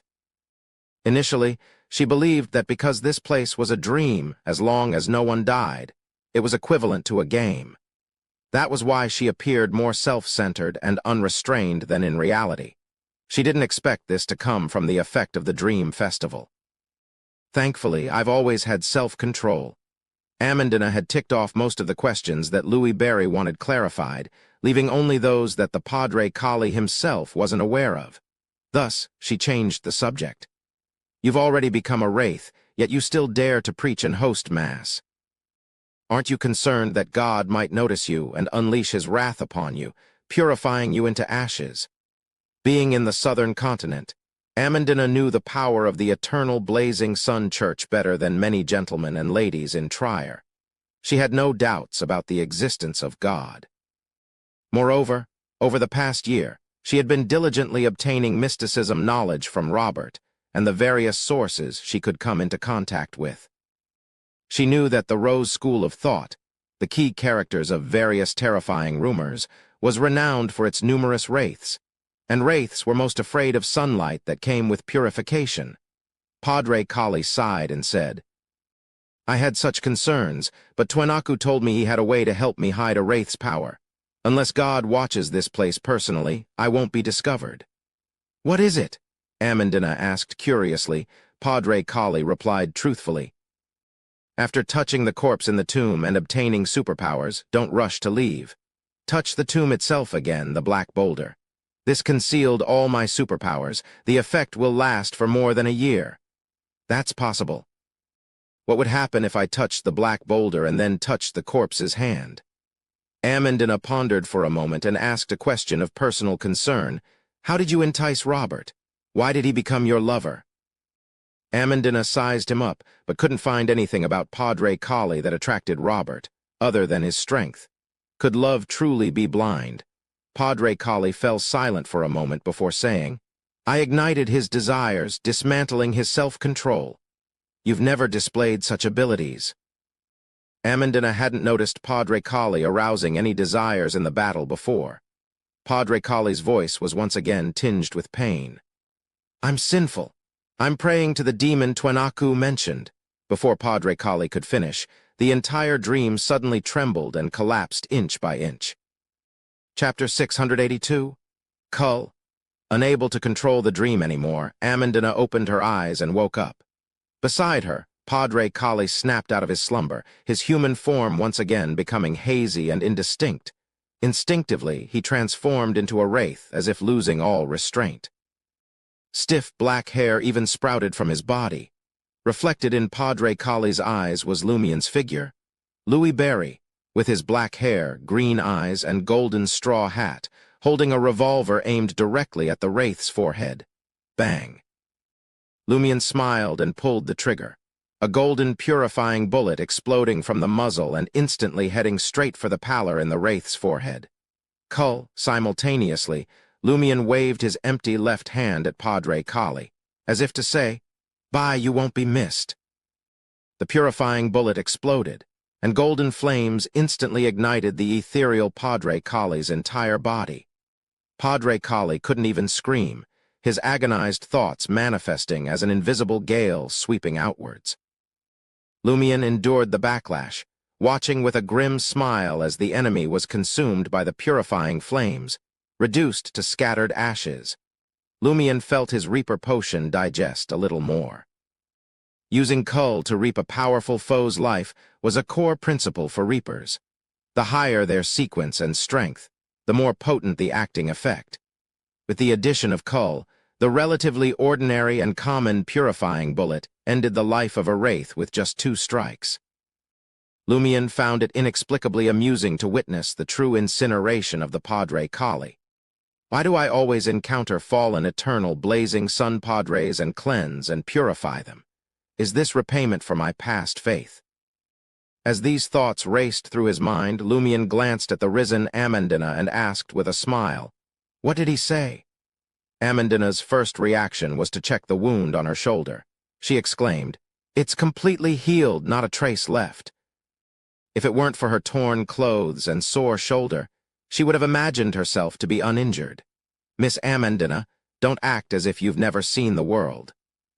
Although you're a believer in the eternal blazing sun and won't seek treatment from the clergyman of the Church of Earth Mother unless you are particularly ill, there are many Phanepaterians in Matani. Haven't you come into close contact with them?" Lumion criticized her and looked at Amandina coldly without responding. Lugano, on the other hand, saw the beautiful girl's reaction and explained smugly, "That's the power of a doctor from the plantar pathway." Amandina expressed her gratitude, then recounted her conversation with Padre Kali while massaging her shoulder to relieve the lingering sourness. At the end, she spat at the spot where his ashes had fallen.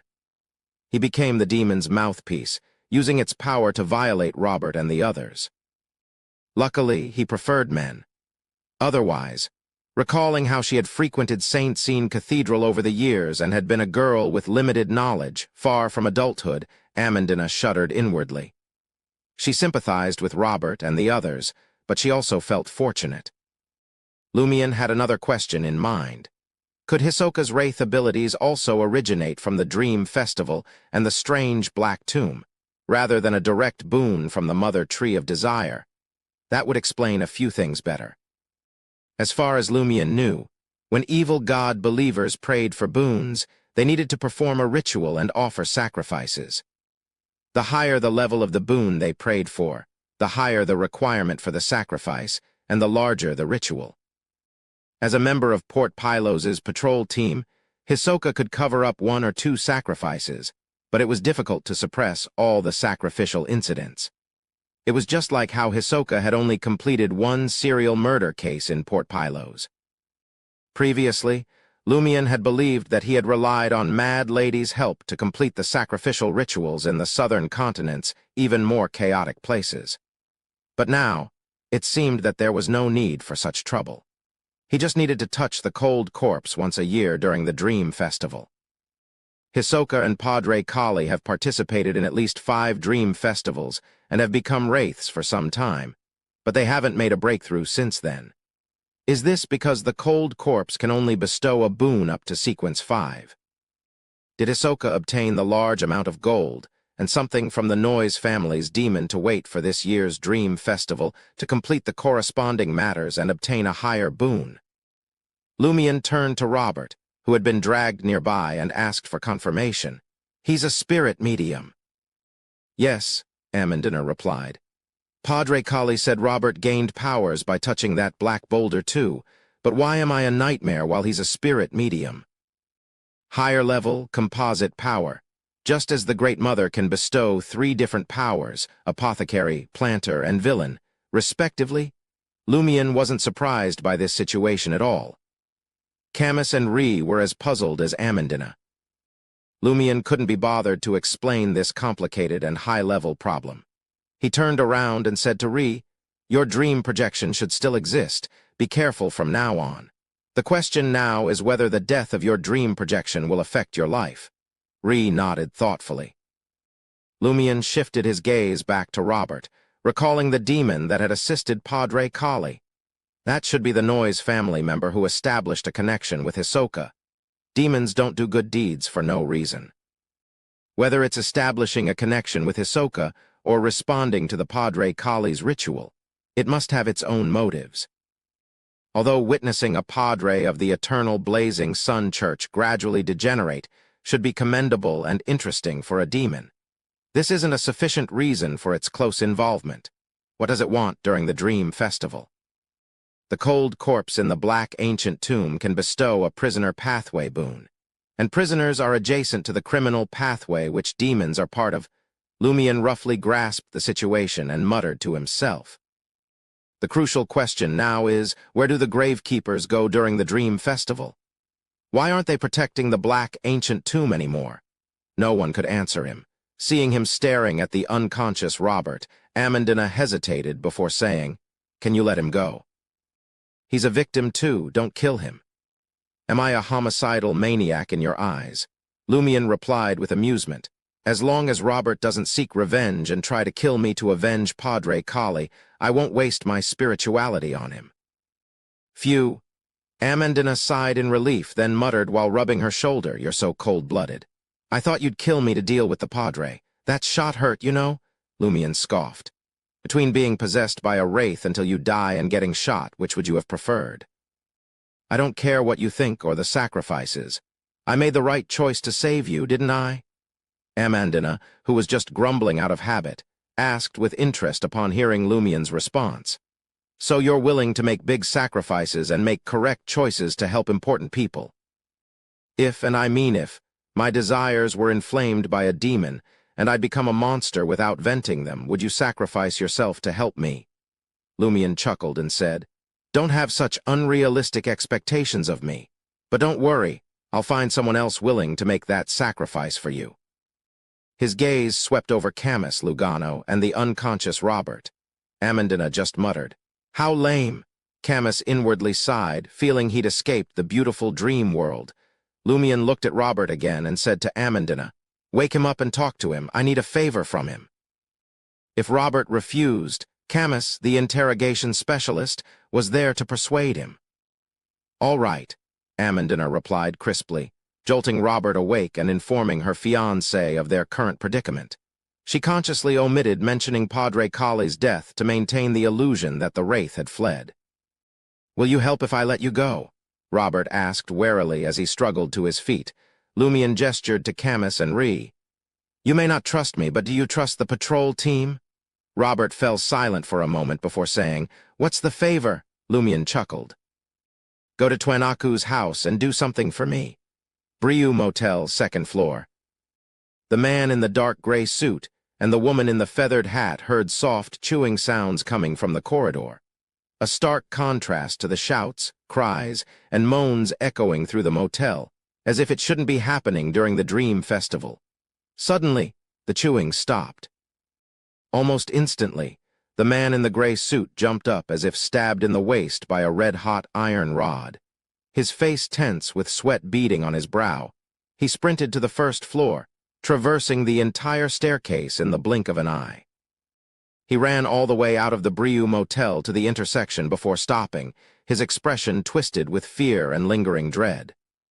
"What's wrong?" the woman in the light-colored dress asked, suddenly appearing beside him with confusion and seriousness. The man in the dark gray suit panted heavily. "Phew, phew, phew, didn't you feel it? That terrifying malice. The feeling of my heart being ripped out, my tongue torn away, my brain churned into thick soup." Chapter 683. Dance. Hearing her companion's words, the woman in the light-colored dress's expression turned solemn. "I had a similar feeling, but it wasn't as specific as yours." The man in the dark gray suit visibly calmed down and glanced back over his shoulder. "Let's hurry to our destination. There seem to be many abnormalities beyond our grasp here." The woman in the light-colored dress gave a single nod of acknowledgement. After ascertaining their direction, they quickened their pace and swiftly left the intersection behind them. Lumion, wearing a golden straw hat, led Amandina, Robert, and the others back to the small square from the side of St. Sean Cathedral. At that moment, Camus spotted figures lingering in the cemetery on the other side. Startled, he focused his gaze and realized they were pale white bones hung with tattered cloths and humanoid phantoms made of fine ashes. Many upright tombstones lay on the ground, and many graves had clearly suffered damage. "The awakened dead," Camus furrowed his brow and asked Amandina. "The Dream Festival can also awaken bones and ashes. Regardless of life or death, they had to celebrate the Dream Festival." Amandina nodded nimbly. "Isn't that normal?" Robert obtained superpowers from the corpse collector pathway during the Dream Festival. "That's the death domain, so the Dream Festival itself has such characteristics." Amandina was secretly pleased that her knowledge surpassed that of a seasoned patrol team member in this area. She consoled Camus, "Don't worry. The bones and shadows in the cemetery are very peaceful. They're completely different from the humans at the Dream Festival. As long as you don't approach them, they won't attack you. They'll only wander around their graves." "Of course they're peaceful," Lumion, who was leading the way, chuckled. "They usually don't have emotions or desires to suppress. They won't form an intense projection in this dream. The dead were emotionless. Of course, excluding those who had perished with resentment and hatred, those buried in St. Seine Cathedral's cemetery must have undergone purification. That's not funny." Amandina wanted to console her silent fiancé, but she felt she didn't have the right after witnessing his indecency and being complicit in killing his lover. Everything she said seemed hypocritical, so she had no choice but to speak to Louis Barry instead. She muttered inwardly, HMPH, as his fiancé notarized in the cathedral, "It's my legitimate right to punish my fiancé's lover." It's a little overboard, but in the face of the blasphemer, the demon who preyed on a minor, being a little overboard is a revelation from God. The more she thought about it, the more right she felt. Lumion walked swiftly along the shadows beside the road. After some thought, he said, "Will those killed during the Dream Festival awaken and become undead?" "Yes, but it takes a long time. I've only encountered them near the end of the Dream Festival. They're cold and aggressive," Amandina recalled. Seizing the opportunity, re-asked, "When will the Dream Festival end?" Amandina replied with a smile, "Haven't you noticed? The wall clocks and pocket watches are still ticking. The Dream Festival ends just before dawn." "Is there a way to leave the Dream Festival early?" Lugano was concerned over this question. Amandina glanced at Robert, who remained silent. "There's no way. We can usually escape by sleeping in Twanaku's house and being stimulated at the edge of the dream. Once the Dream Festival begins, we can only wait for it to end naturally." Lugano shut his mouth in disappointment and unconsciously took 2 steps closer to Lumion. Camus observed Amandina's brisk strides and fell silent for a few seconds before asking, "Aren't you going back to Palm Manor to protect your parents? Aren't you worried they'll die during the Dream Festival?" Amandina pursed her lips and said with a complicated smile, "During last year's Dream Festival, I rushed back to protect them. I didn't expect them to have a happy time and not be in any danger. My mother prefers the lowest class, filthiest, yet relatively muscular slaves to do the deed while she curses them. I don't know what mental issues that stems from or which areas that indulges, but this way, the male slaves definitely won't kill her. Instead, her jealous ladies' maids and female slaves who get too close will be subdued and forced to join if they approach. As for my father, he relied on his career in the southern continent to obtain the Legion of Honor medal. When awake, he's always afraid of attacks and slave riots. He built several bunkers in the manor and stockpiled food and weapons. He constantly practices combat, shooting, and military tactics. Even during the Dream Festival, it would be very difficult for the servants and slaves to take him down. They'd have to break through layers of defenses until he retreats to a bunker. Unless a Beyonder deliberately goes after them, they'll be very safe. If I stayed to protect them, it might be more dangerous. I'm more dangerous. I might not tolerate the love of those men or the jealousy of those women. I don't wish to kill too many people either. Could it be that she's more afraid of sensing the malice hidden in her family and friends' hearts during the unconstrained Dream Festival? She'd rather gallivant outside and see others' dark sides than experience that herself. Lumion could understand Amandina's rationale. He dropped the subject and turned to the silent Robert.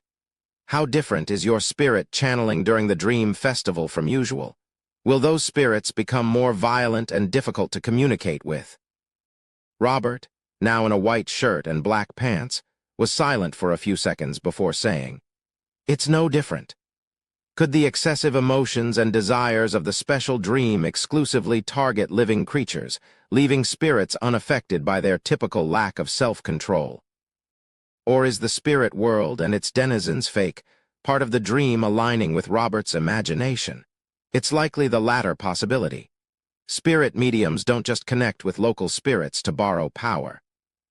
Robert didn't say some channeling was impossible in the dream. As Lumien's thoughts raced, he made a speculation. Lumien led Camus and the others through the intersection, quickly returning to Twanaku's house. He had asked about spirit channeling because it closely related to what he planned to do. Standing on the second floor of Hisoka's house, Lumien said to the cold and slightly effeminate Robert, "Have you ever completed a spirit channeling here?" "I've tried. I can establish connections with surrounding spirits, but there's nothing special about it," Robert replied honestly. Amandina chimed in. "He tried it in reality, in the dream, and during the dream festival. We're all curious about this place's uniqueness and want to figure out the reason, but those spirits don't know anything about it." Lumien nodded, took out his golden pocket watch, glanced at it, and said, "Come up to me in 2 minutes and help me with a designated spirit channeling. All of you can come up." Robert breathed a relieved sigh, realizing he wouldn't face this alone. On the third floor in Hisoka's bedroom, Lumien spread his arms and performed the dancer's summoning dance once more. Previously, using the mystery-prying glasses in the real world, he realized this place had a mysterious connection to the Black Boulder. Just now, Padre Kali had mentioned that the Black Boulder was actually an ancient tomb, the source of his, Robert's, Amandina's, and even Hisoka. Twanaku's superpowers, as well as the Dream Festival itself. In that case, performing the summoning dance in Hisoka's house might attract special, strange items connected to the Black Ancient Tomb. Perhaps he could obtain important information about the tomb or the corpse inside. It was much safer than using the mystery-prying glasses or dancing after reaching the tomb. Furthermore, Lumien had no intention of directly attaching any summoned entity to himself. He had enlisted Robert's help to ensure safer, more effective spirit channeling. A spirit medium could communicate with surrounding spirits or through specific directions and descriptions. However, they couldn't rely on the summoning dance and a location's uniqueness to attract more distant, hidden spirits like a dancer could. A spirit medium could borrow spirits' power to achieve supernatural effects and communicate with them in detail. A dancer could choose to obtain a trait, ability, or limited memory fragment. Amidst Lumien's contorted, sonorous, bizarre dance, his spirituality combined with the environment's unique power, spreading in all directions. As the intense dance neared its climax, something finally emerged from underground and condensed on the glass-enclosed window. A human-like shadow wore a black robe, strikingly resembling the tomb Keeper Lumien encountered at the dream's edge, yet with differences. The hooded face seemed fixated on Lumien, eager yet sensing the Fool's seal and the Blood Emperor's residual aura, not daring to truly possess him. Lumien didn't force orders. He continued the summoning dance until Robert and the others arrived, then slowed to a halt. During this, he pointed at the black-robed figure and told Robert, "Hurry up and communicate with it." Robert nodded slightly, retrieving a bottle of full moon essence oil from his pocket. Chapter 684. 2 Answers. Observing Louis Barry's peculiar sacrificial dance drawing to a close, Robert wasted no time. He hastily poured some full moon essence oil into his palm, utilizing his abilities to fuse it with his spirituality and rapidly dissipate it. Camus, Amandina, and the others immediately caught a refreshing, psychedelic fragrance. They felt their spirits were drunk, about to float out of their bodies. Robert's voice echoed softly, distantly in their ears, causing their thoughts to drift farther and farther away. Fortunately, they weren't channeling targets, so they managed relative control. The black-robed figure gradually left the glass window, approaching Robert. Suddenly, the shadow vanished. Robert lowered his head, then slowly looked up, his face tainted by the night sky yet with an obvious sinister aura. His eyes were dark. Observing this, Lumien ended the summoning dance, positioning himself 3 meters from Robert. Although he'd intended for Robert to channel the spirit directly while he provided questions, the peculiar shadow had instead attached itself to Robert. This, too, was a form of spirit channeling. Many spirit mediums allowed a target's spirit to communicate through their mouth. answering certain people's questions. Gazing at the sinister-looking Robert, Lumion pondered briefly, then said, "Do you know what happened to the people who lived here 6 years ago?" He planned to start simple, least likely to cause anomalies, constantly adjusting direction, tone, and terminology based on the actual situation. Robert opened his mouth, letting out a shrill voice unlike his own. "Affected, performed a ritual, all perished." This answer puzzled the others, including Camus, unsure if significant information was hidden. Apart from Lugano, everyone guessed Louis asked about the fire engulfing the Twenaku family, with the spirit's answer implying a cult or evil god's influence. As a conspirer, relevant information instantly surfaced in Lumion's mind. The suppressed emotions and desires of everyone in Tizimo would be absorbed by the dream, gradually accumulating to form corresponding dream projections. Like the gravekeepers, these projections would hide in the dream's chaotic zone, guarding the black ancient tomb. In previous explorations, I saw the black-robed gravekeeper and projections surrounding the ancient tomb in dream fragments. One projection was the remaining figure of Hisoka Twenaku. Hisoka Twenaku returned to Tizimo 2 or 3 times yearly for about a week. After leaving, his corresponding projection would gradually fade until vanishing. Hisoka Twenaku had become a devil pathway beyonder after the fire incident. The Noise family's demon. This information appeared simultaneously in Lumion's mind, like disconnected nodes in a spider's web. Soon, Lumion made a guess. Hisoka Twenaku returned to Tizimo once or twice outside the Dream Festival, each visit lasting a week or more. Was this to ensure his dream projection didn't completely disappear, allowing the dream to absorb some of his malice?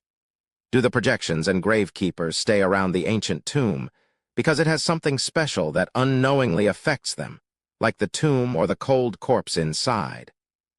If sacrificial rituals were part of the tomb's defense, when the dream festival commences and the projections return to their bodies, would some deeply affected humans attempt to imitate the gravekeeper's actions and perform a ritual? If they failed, would their entire family perish, corrupting the house and forming a subtle connection to the black ancient tomb? Yes, that's a possibility, but I can't fit the Noise family's demon or Hisoka becoming a devil pathway beyonder into this web of information. What would happen if I inserted that? Lumion's heart stirred as he considered another possibility. It wasn't just the black ancient tomb or its cold corpse affecting the Twenaku family. The Noise family's demon was also affected. Perhaps the demon had been coveting the corpse or the source of abnormality. For this reason, it secretly influenced the Twenaku family, giving them knowledge.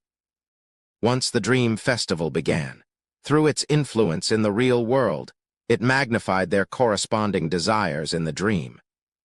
Coupled with the loss of self-control and wild indulgence brought by the Dream Festival, the Twenaku family took the initiative to attempt the sacrificial process from the ritual or dream projection given by the demon, leading to subsequent abnormalities. Had the demon discovered Hisoka's uniqueness and lured him to the devil pathway? Yes. This explains why only the Twenaku family did such a thing when everyone has a dream projection.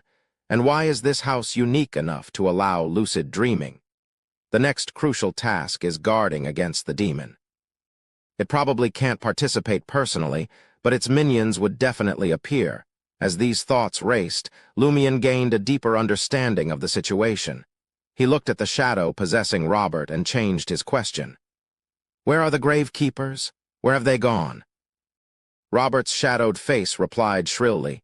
Dream Festival begins, the tomb opens. Need to hide. Need to hide. After commencement, does the tomb become abnormally dangerous or pose a hidden danger to the gravekeepers? Lumion glanced at Amandina. This lady, Robert, and Padre Kali arrived at the Black Ancient Tomb during the Dream Festival, easily obtaining powers through contact. Where is this hidden danger? How is it dangerous? And where are the gravekeepers? Something must be amiss. Amandina felt inexplicable fear under Louis Barry's gaze. Her voice trembled as she asked, "Is there a problem with this answer?" Lumion chuckled. "The gravekeepers need to hide. Why didn't you too?" Before Amandina could delve deeper, she saw Robert's cold, dark face contort in agony. Seeing this, Lumion sighed, "End the spirit channeling." If it continued, something would happen to Robert. Robert retained complete autonomy and a certain mobility level. He immediately uttered 2 words in ancient Hermes to make the spirit leave his body. The shadow attached to him remained unresponsive, and the agony on his face intensified. Slowly, Robert drew a dagger and stabbed his finger. Drops of bright red blood, mixed with his spirit medium spirituality, sprayed towards the window like bead chains. While doing so, Robert bellowed in ancient Hermes, "Leave." The black-robed shadow detached from Robert's body, chasing after the blood and vanishing from the glass window. Witnessing this, Lumion retracted his consciousness from his right hand, no longer preparing any snorting. He breathed a relieved sigh and said to Camus, Amandina, and the others, "Wait for me on the 2nd floor." "What now?" Amandina muttered, turning to head downstairs. In just over 10 seconds, silence returned to the 3rd floor. Lumion retrieved ingredients from his traveler's bag and set up a ritual, attempting to summon Madame Magician's messenger. Unfortunately, being a dream prevented success. Having anticipated this, Lumion wasn't overly disappointed. Though the early Dream Festival arrival prevented reporting the latest situation to Madame Magician, adding significant risks, such problems were bound to arise. He was mentally prepared.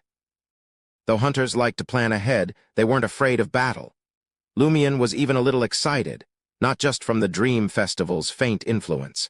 After stowing his belongings, Lumion descended to the 2nd floor and said directly to Robert and Amandina, "Which one of you will take me to the Black Boulder?" He had analyzed their situations, realizing that Amandina, Robert, and Padre Kali had easily arrived at the Black Ancient Tomb and obtained powers, all led by those who had touched it. Of course, they shared more than one thing in common. Robert fell silent, wanting to say, "Didn't you promise to let me go after helping?" But not daring. Amandina glanced at the silent Robert, pursed her lips, and said to Lumion, "Me." Then she added, "I want to see if I can obtain more superpowers." Lumion nodded and told Robert, "You may leave." Robert glanced at Lumion, then Amandina. Without a word, he walked out of Twenaku's house. "Gosh, he might think I brought you to the cathedral to deal with Padre Kali and embarrass him." "Gosh, I was the one who brought you there," Amandina exclaimed after Robert left. Ree, who had already picked up most arrows, earnestly consoled her, "But you purified the cathedral for God." "Praise the sun."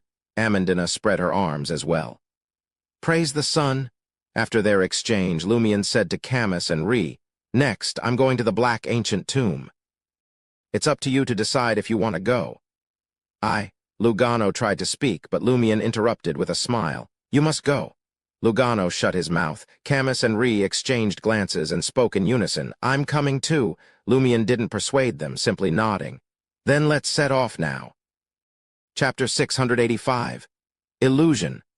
Outside Tizimo, near the entrance to the forest, Lumion and his companions heard gunshots and shouts echoing from the direction of the military camp. The population was denser here compared to the town and plantations, and more heavily armed. Many lives were lost each year in this area. Camus retracted his gaze and let out a sigh of resignation, like a world-weary middle-aged man. He knew he was powerless to stop the violence. His only hope was to find a way to end the Dream Festival as quickly as possible, so that more people might survive. This was why he had chosen to follow Louis Barry to the Black Ancient Tomb. If Camus were alone, the rational choice would be to find a secluded corner and hide until dawn, until the Dream Festival concluded, just like Colombo planned to do. However, after witnessing Louis Barry's formidable strength and realizing the adventurer was willing to take the risk of approaching the Black Ancient Tomb, Camus felt compelled to take action himself. Lumion gazed ahead, trailing Amandina's light footsteps as she turned onto a narrow path threading into the forest. He harbored no illusions about single-handedly putting an end to the Dream Festival. His objectives for this mission had always been clear. Find the gold Hisoka had obtained, along with the item he had procured from the Noise family's demon. Uncover what the key April Fool's member was scheming, to prevent Hisoka's legacy from materializing. This was both the duty of a Tarot Club minor Arcana card holder and a reflection of Lumien's wariness towards Hisoka. After discovering the dream projection Hisoka had left behind, Lumien feared his adversary might exploit prearranged measures and the dream projection to resurrect himself to some degree during the Dream Festival, returning to the real world as a wraith or evil spirit. He was determined not to give Hisoka that chance. After hearing Padre Kali's confession, Lumien's suspicions only intensified.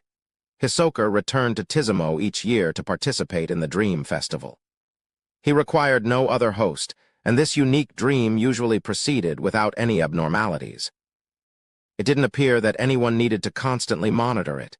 It was important to note that prior to the fire that wiped out Hisoka's family, the special dream had existed for innumerable years.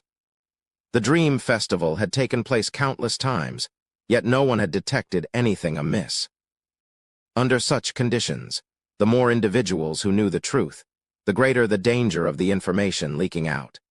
Nevertheless, Hisoka still enticed Padre Kali and guided him to the Black Ancient Tomb to acquire Beyonder powers.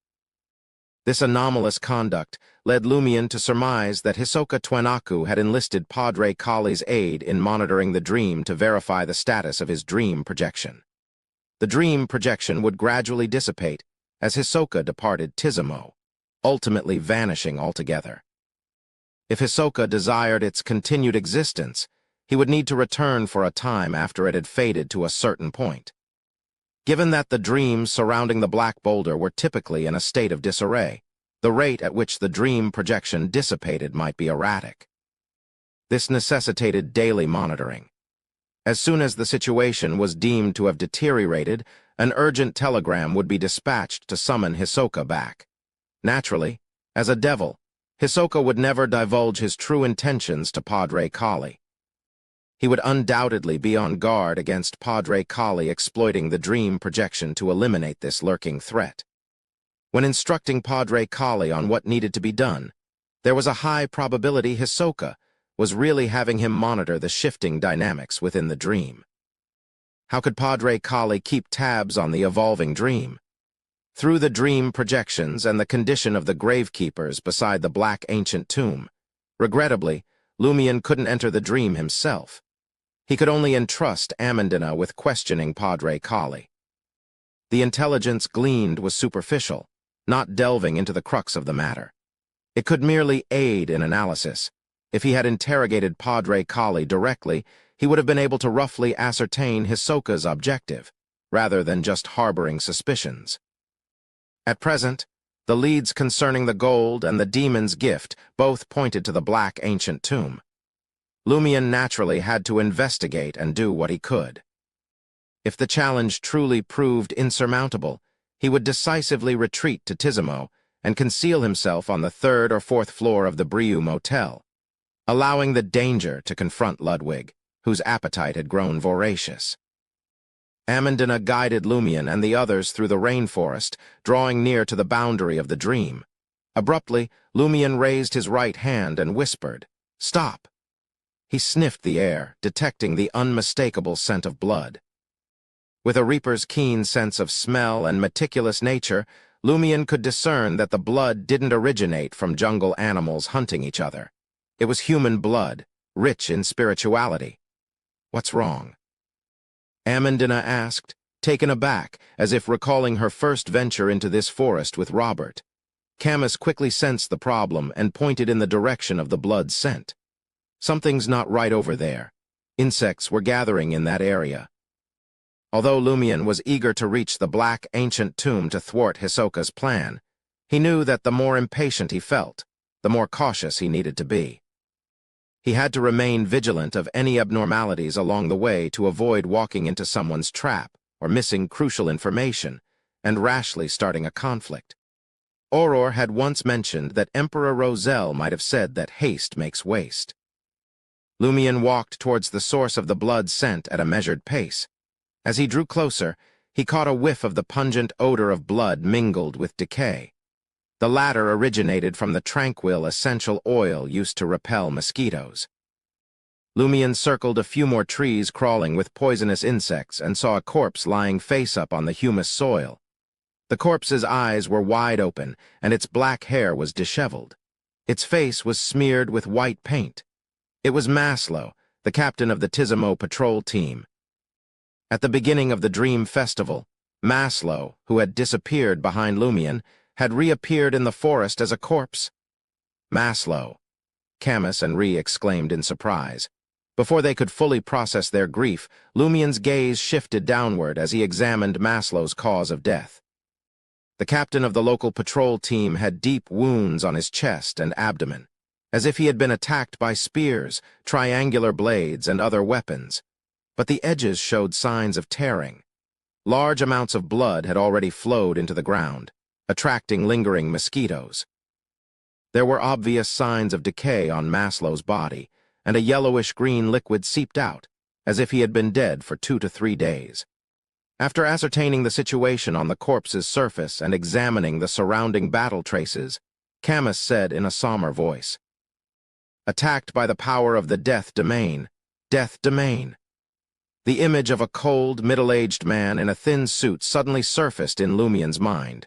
Riza, the vice-captain of Port Pilos's patrol team, he was a mid-sequence beyonder of the Death Pathway. At the beginning of the Dream Festival, Riza had disappeared along with Maslow. Camus glanced at Ree, who wore a pained expression, and hesitantly said, "They were affected by the Dream Festival and lost control of themselves. They attacked each other. One died and the other escaped." This was the most plausible conjecture for the Dream Festival. Lumion imagined a similar scene, but he frowned in confusion and said, "Why are they in the jungle? Shouldn't they appear where they were in the real world?" In reality, Riza and Maslow had already returned to Tizimo with me. Did something lure them into the forest? As the only member of the Port Pilos patrol team supporting Tizimo, Riza had known from the beginning that something was amiss here. Was the true target the Black Ancient Tomb? Lumion looked at Camus and Ree thoughtfully and casually asked, "Were Maslow and Riza on good terms?" "Excellent terms," Camus replied with a sigh. Captain Riza recruited Maslow into the patrol team and provided him with extensive guidance. Lumion fell silent for a moment before saying to Amandina and the others, "Let's continue forward." Ree and Camus seized the moment to gather some branches to cover Maslow's corpse. Then, they quickly followed the team. After walking along the forest path for a while, Amandina suddenly slowed her pace and pressed her hand to the side of her head. "What's wrong?" Lumion asked keenly. Amandina frowned and said, "My head feels a bit heavy and I'm experiencing hallucinations." "What kind of hallucinations?" Lumion raised his eyebrows. Amandina replied in puzzlement, "I saw the black boulder I touched previously, no, the Black Ancient Tomb. It felt like I had returned to the past. Do you understand? The past appeared in my mind in the form of an illusion in front of my eyes beside my ears." Lumion pondered for a moment before saying, preempting Camus, "Let's go a little further and see what happens." The hallucinations didn't incite Amandina's desire to retreat. With an experimental mindset, she followed the familiar jungle path for another few dozen meters. "How is it?" Lumion, who was beside her, inquired. Amandina organized her thoughts and said, "The hallucinations are becoming clearer and more pronounced. The closer you get to the Black Ancient Tomb, the stronger the hallucinations become."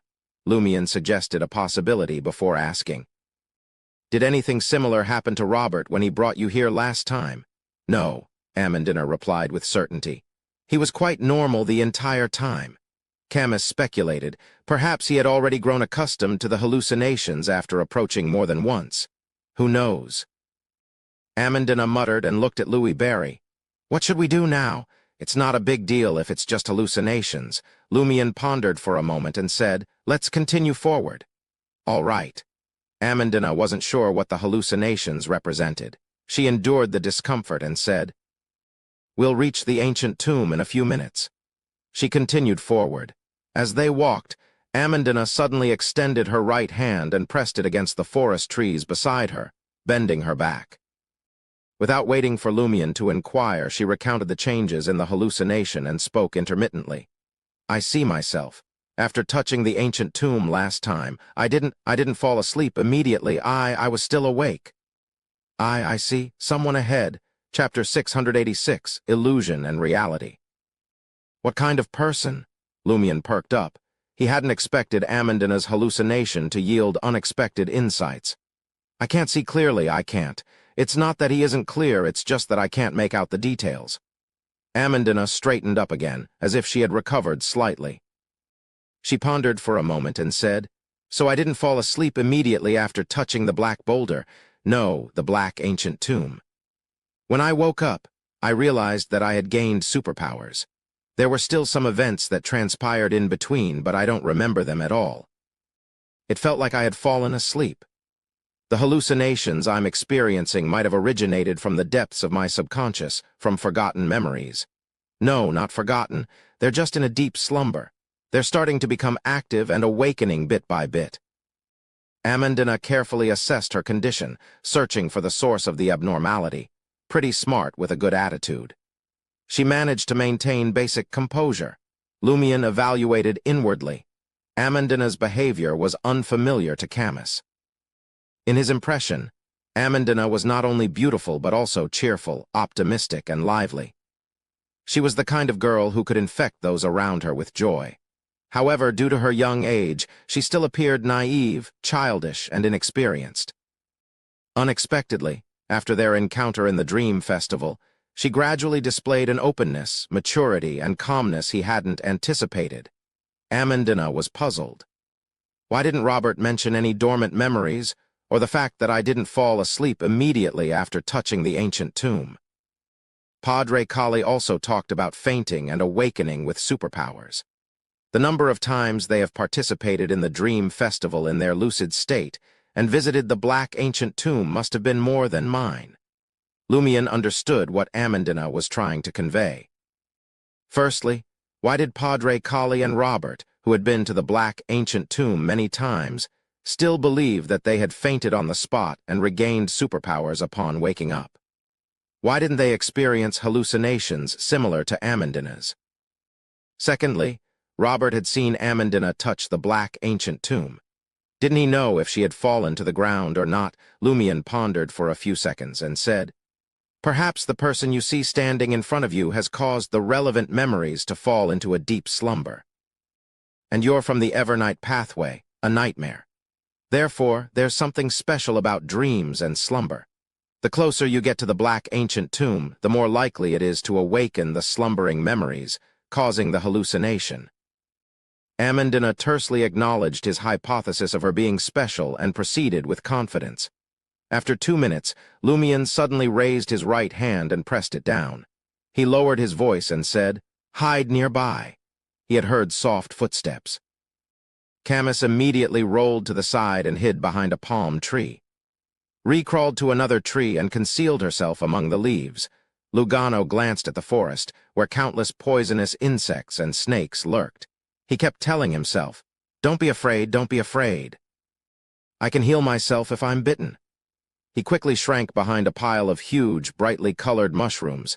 Amandina had experience hiding in such places. Back then, she had witnessed Twenaku heading to the black ancient tomb. Using the cover of the night and relying on her spiritual perception, she nimbly weaved through the low green plants and hid behind a huge tree in the distance. Suddenly, a thick vine hanging from the tree came to life and swung towards Amandina, opening its blood-stained mouth. It was a dark green python. Amandina's eyes snapped shut, and she clenched her fists. The python fell into a deep slumber, reverberating weakly. It swayed a few times before finally landing on the ground. Seeing that his teammates had hidden themselves, Lumion's body suddenly vanished, blending into the shadows brought about by the night. After 10 to 20 seconds, a figure traversed the path ahead. High above, through the gaps in the leaves, Ree spotted the figure clad in an intricate black robe with obvious layers. A fluffy black hat rested on his hair, and a gently swaying white feather protruded from the edge. Lumion, in his shadow creature form, also saw the rough appearance of the figure. His mind suddenly tensed as confusion welled up within him. Isn't that Ivelgsta Eggers? Why would this temperance faction member of the Church of the Fool appear in a dream and become a participant in the Dream Festival? Over the past few days, Lumion had explored the interior of Tizimo, the surrounding plantations, and the military camps outside of town. He clearly knew which outsiders had recently arrived, and Ivolgsta was not among them. Did he arrive here after the Dream Festival began? Yes. He once mentioned that his original mission was to investigate something in the primitive forest around Port Pylos. Then he received a last-minute order to deal with Hisoka's contact. Could the matter he's investigating be related to the Black Ancient Tomb? The Temperance faction belongs to the prisoner pathway, and the Eggers family is descended from death. It's normal for the Black Ancient Tomb and the cold corpse inside to attract the Temperance faction's Eggers. Did Ivolgsta Eggers encounter the Dream Festival while searching for the primitive tribe in the forest? As Lumion analyzed Ivolgsta's appearance, he scrutinized his expression through the shadows. He saw an indescribable ferocity on the Temperance faction member's pale white face. His dark brown eyes emitted a ferocity reminiscent of a wild beast, tinged with blood under the dim crimson moon's glow. Although he's not affected by the dream projection formed by extreme emotions and desires, it's still difficult to control oneself and be restrained during the Dream Festival. Lumion wasn't surprised. Ludwig and Kolobo were examples. Considering Ivolgsta's current state, Lumion didn't emerge from the shadows. He patiently waited for him to leave the area as the footsteps gradually receded. From the looks of it, he's also headed for the Black Ancient Tomb. Lumion transformed back into a human and stood on a path overgrown with weeds, gazing at the spot where Ivolgsta's back had disappeared. He raised his right hand and snapped his fingers. "You can come out now." Camus, Ree, and Lugano left their hiding spots one after another. Camus even went to wake Amandina. Amandina looked at Lumion and asked, "Do we continue?" Lumion replied without hesitation, "Yes." This time they proceeded cautiously, paying close attention to their surroundings. After another 3 to 4 minutes, Lumion, having prepared to deal with Ivolgsta and Riza, followed Amandina's guidance and slipped through a gap between a few giant trees. A black, colossal, and familiar boulder came into view. At a glance, it looked like a house-sized boulder, but upon closer inspection, one could see patterns on it. There were abnormal protrusions and depressions and thread-like cracks that ordinary eyes couldn't detect. It was indeed not just a stone. Around the black boulder, tree roots emerged from the ground, covering an area the size of a square, resembling the protruding blood vessels of every human. However, they had been dead for a long time and were withered. At that moment, the place was empty, devoid of anyone. Ivolgsta didn't come here. Isn't Riza's destination here? Did they get lost midway? Or could it be that only those who have received the boon of an ancient tomb or a corpse can truly reach this area? Lumion surveyed his surroundings in confusion. Amandina's brows furrowed once more, and she couldn't help but press her hands against the sides of her head. She said with a hint of pain, "The hallucinations have become clearer. I see more." The figure approached me, extended his hand, and pressed it against the top of my head. He's wearing a strange hat. Camus, Ree, and the others didn't interrupt Amandina to see if she could recall more or awaken more dormant memories. Amandina muttered to herself, "Was this how I was given superpowers?" As Lumion listened to Amandina's words, he fixed his gaze on the black boulder that was said to be an ancient tomb. He felt a sense of familiarity. As a conspirer, Lumion quickly jogged his memories for the source of the familiarity. Soon, he had an answer. The black ancient tomb reminded him of the Samaritan women's spring when it wasn't pale white. It's indeed closely related to the death domain. Lumion examined the Blood Emperor's remnant aura in his right hand and confirmed that it wasn't affected or showing signs of activation. At that moment, the surroundings fell into an abnormal silence. The rustling in the forest, the cries of wild beasts, and the gunshots and screams from Tizimo seemed to have vanished. The deep night fell into complete silence. Amandina looked up and shouted in horror, "I remember now. I remember now. When I obtained superpowers, this place was also this quiet. It didn't seem like the Dream Festival at all. In the next moment, Amandina's pupils dilated. That figure has appeared? Huh. Camus, and Lugano looked at the black ancient tomb solemnly and blankly. They didn't see anyone or anything unusual. Amandina's voice turned shrill. Can't you see?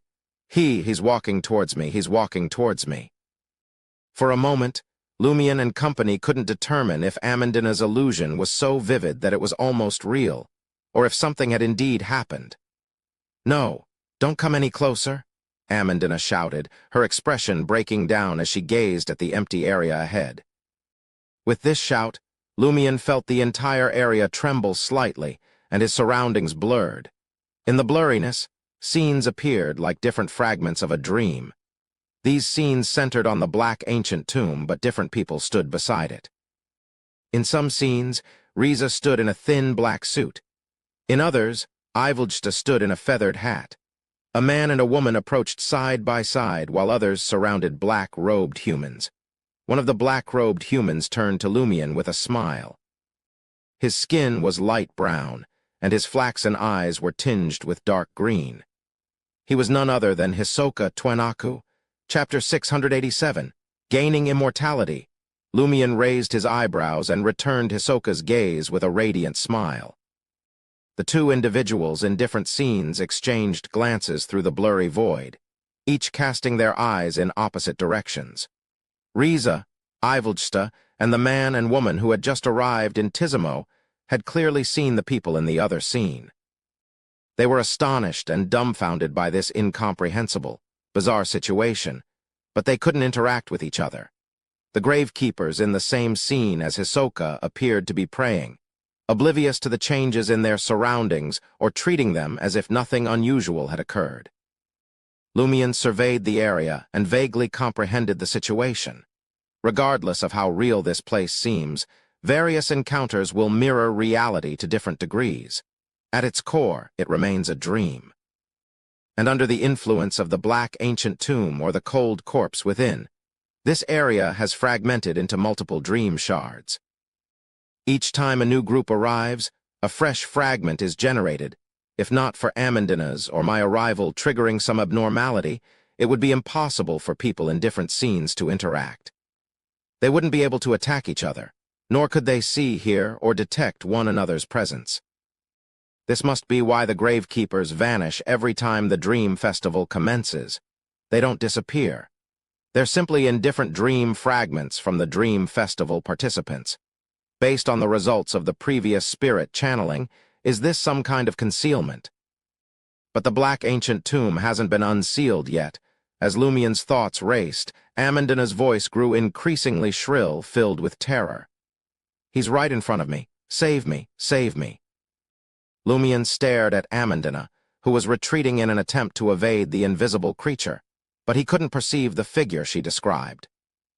In the brief span of more than 10 seconds since Amandina's panic attack, Lumion had used his spirit vision, weakness investigation, luck observation, and other abilities, but he hadn't detected anything unusual.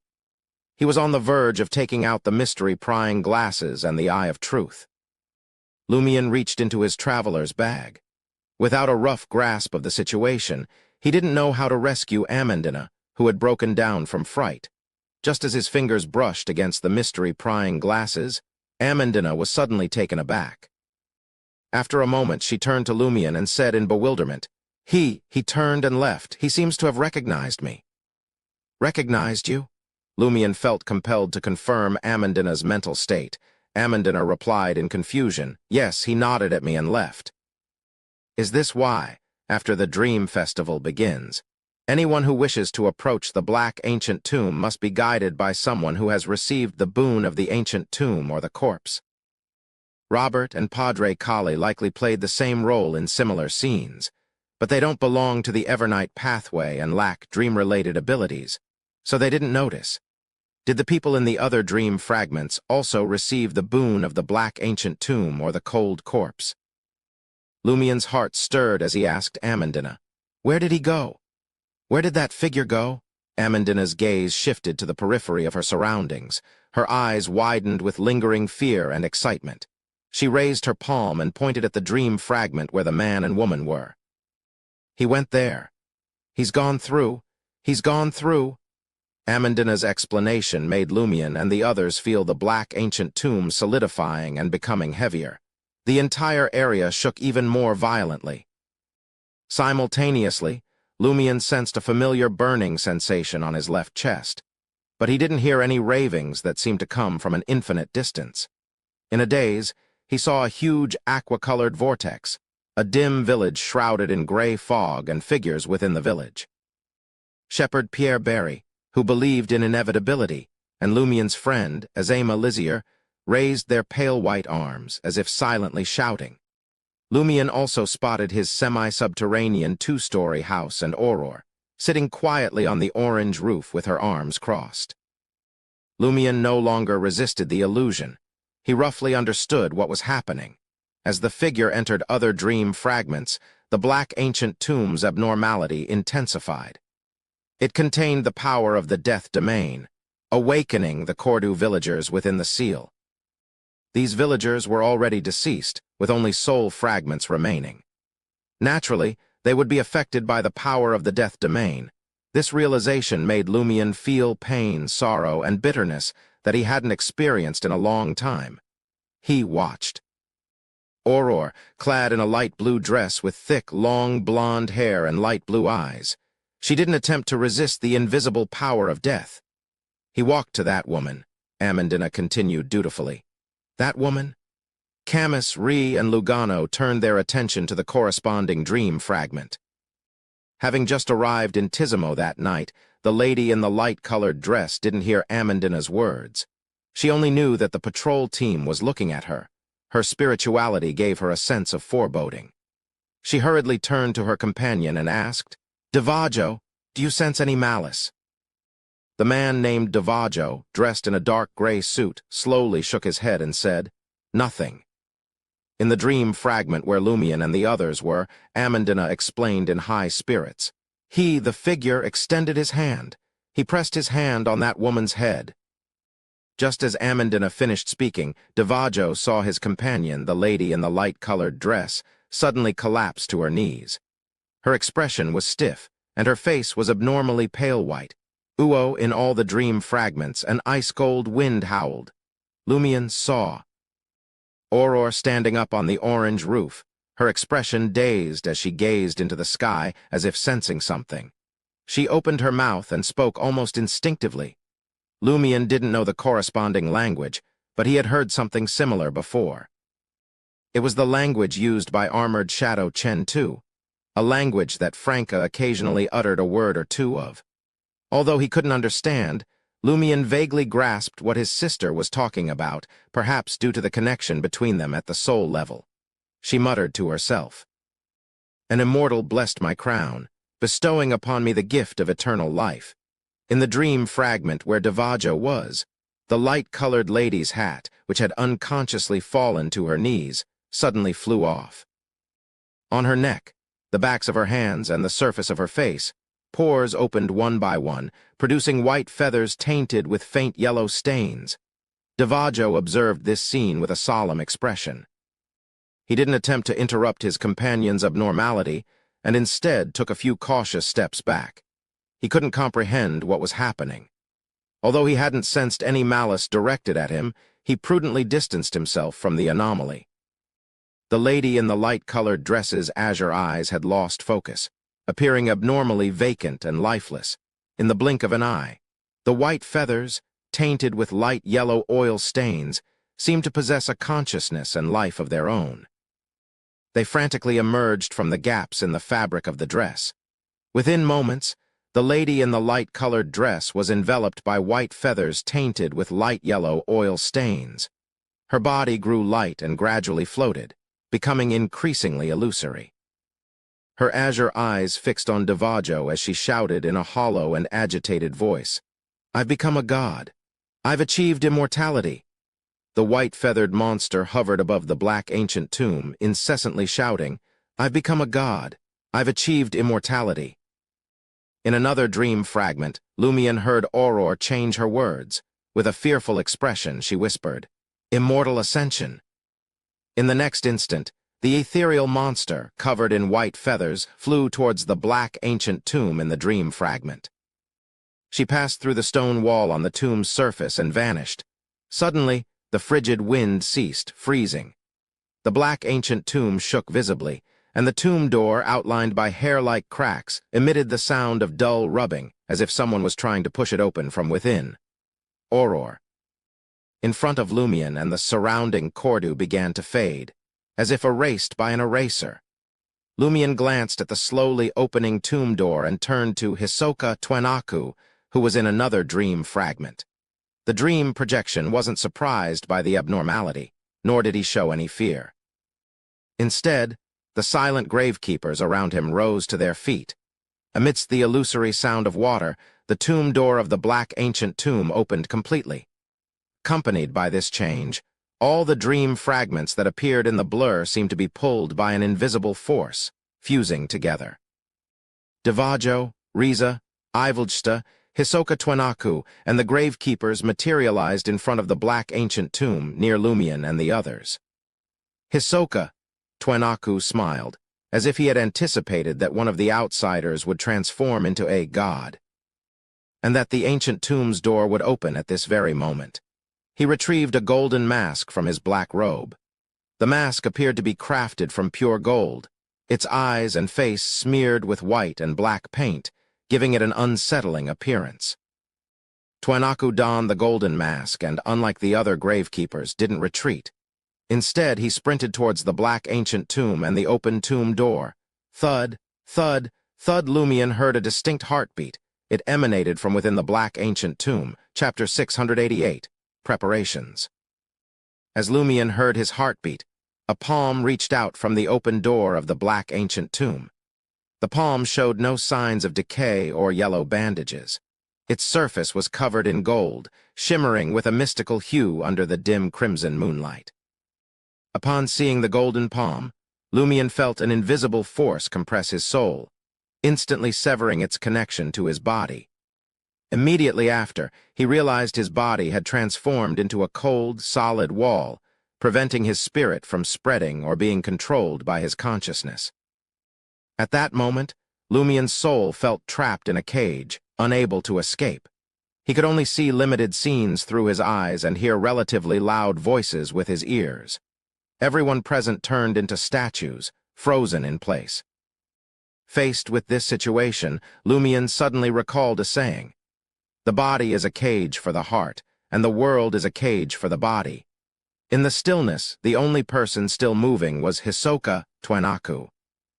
The golden mask on his face emitted a hazy glow as he swiftly approached the black ancient tomb and the golden palm extending from it. Although Lumion couldn't move or use his abilities, his soul was merely imprisoned. It didn't affect his thoughts. Seeing that Hisoka Twenaku was almost unaffected by the golden palm, Lumion quickly deduced several things. There's a high likelihood the gold Hisoka seized from Devise, the gold mine city, was used on the cold corpse in the black ancient tomb. The item he obtained from the Noise family's demon is likely the golden mask he now wears. The former was an attempt to revive the cold corpse. It's equivalent to Franca's mention of creating a complete body. The latter ensures Hisoka can approach the target unaffected after the cold corpse's resurrection and achieve a certain goal. Did Hisoka once plan to use this to control the cold corpse and attain demigod-level strength? When I killed him in the real world, did him in the dream attempt to resurrect through this?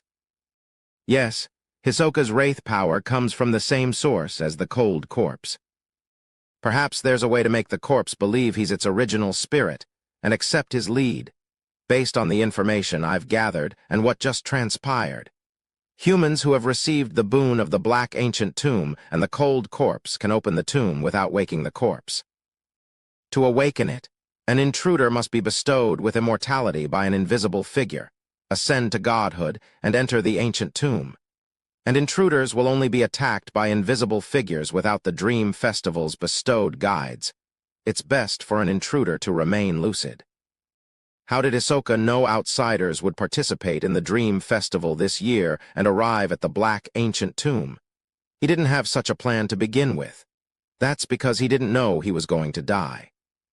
If he can't complete his plan during this year's Dream Festival, the dream projection will completely dissipate in the next few months, causing him to lose his last hope of revival. The involvement of outsiders was a pleasant surprise for him. No, it's too much of a coincidence. Riza's rushing over can be explained by his discovery of me investigating the Dream Festival and his worry that he wouldn't have a chance to obtain what he wants after this year. But why did Ivolgsta coincidentally come to this primitive forest to investigate something? Why did two Beyonders who can remain lucid in the special dream arrive just before the Dream Festival began? Moreover, why did the Rose School of Thought send someone to Matani in the last few months of the year to gather detailed day-to-day information? Hisoka. Twanaku originally planned to complete his plan during this year's Dream Festival. He deliberately leaked some information and clues to attract different factions of interest. The information these factions received wasn't detailed enough. They had no choice but to dispatch personnel in advance to conduct the corresponding investigations or bribe members of Matani's patrol teams. This may very well be the truth, a truth that doesn't rely on coincidence. The only thing Hisoka didn't anticipate was his demise before the Dream Festival began. Now, the Dream Festival is his last and only hope for resurrection. If he fails to achieve his plan, he will die completely after today. No wonder he's so secretive about Tizamo, despite being honest about everything else in the dream. Hisoka is truly a cunning devil skilled at manipulating people's hearts. If he hadn't been bent on killing me and his identity had given him a good opportunity to choose to stay in Port Pylos, he wouldn't have been easy to kill. Yes, if I had played by the book and lacked the goodwill of a high-ranking entity, I might have died at his hands. The demon of the Noise family also has designs on the cold corpse in the Black Tomb and wants to use the Dream Festival. Therefore, when Hisoka mentioned the Dream Festival in his dream, he was immediately attacked by the shadow. Among those present, who is the demon's minion? Or could it be that the demon from the Noise family hasn't arrived yet and wants to wait until the end, when the situation is clear, before taking action and completing the harvest? If it's just a dream projection, without the main body's cooperation, there should be a huge loophole in Hisoka's plan. Where is the loophole? Trapped in his body, Lumion couldn't stop Hisoka.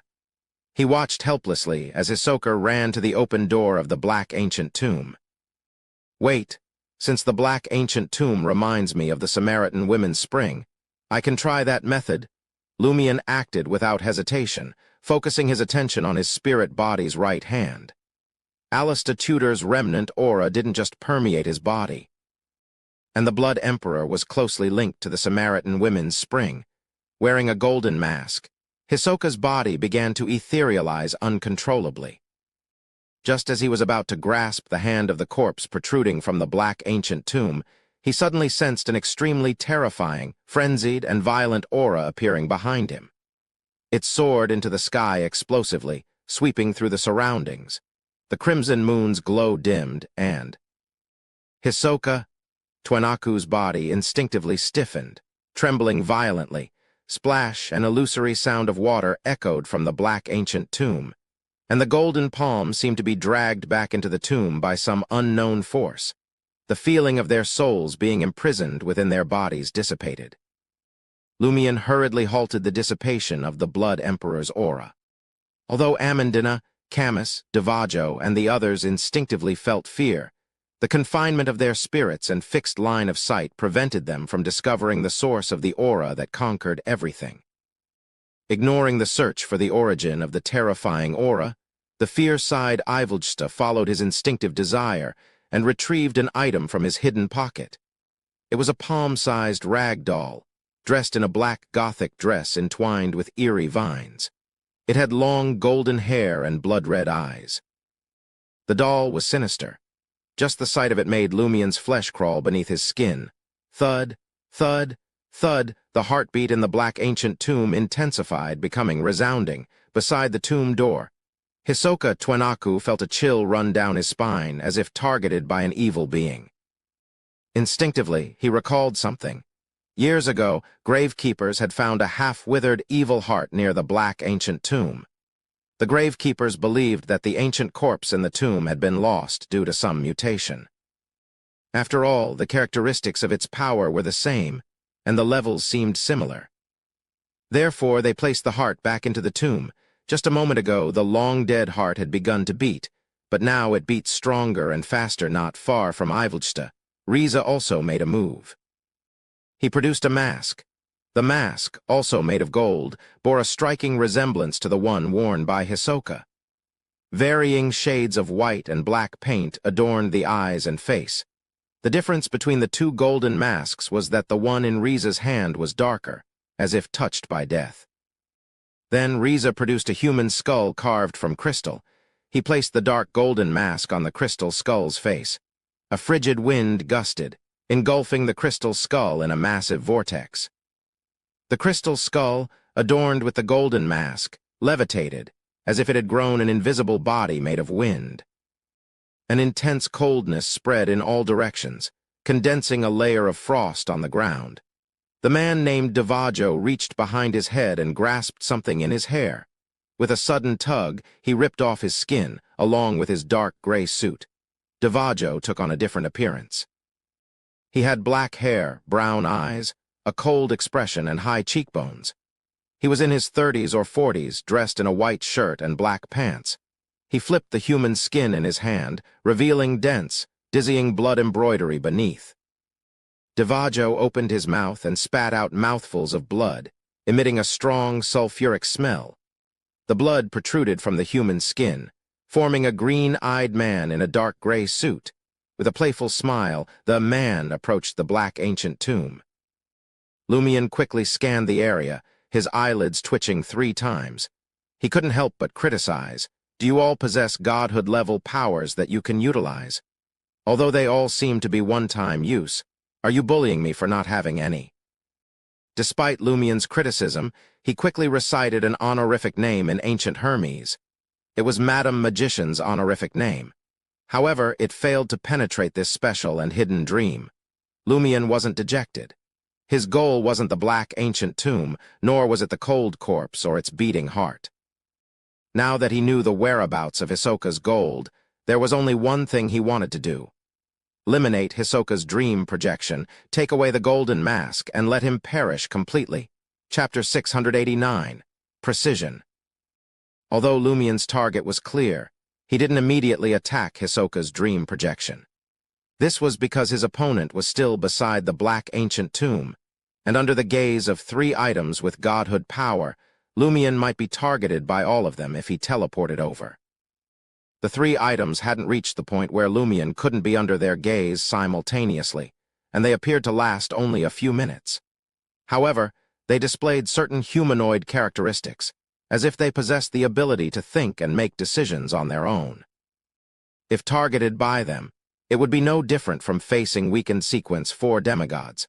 Under such circumstances, Lumion naturally wouldn't take the initiative to enter the eye of the storm and help Hisoka, Twenaku, share the burden. He even felt that if his rival was killed by an outsider whom he had personally attracted, it would be cause for celebration. It was inevitable. After all, since he had already killed Hisoka once, he wasn't obsessed with obliterating the other party's resurrection. Having someone else do it, for him, could reduce his spirituality expenditure. As Lumion gazed at the open tomb door, he retreated a few steps to the edge of the area. He quickly said to Amandina, Camus, Ri, and Lugano, "Retreat to the edge." Upon hearing this order, Lugano's face lit up with happiness. He was the first to turn around and sprint away.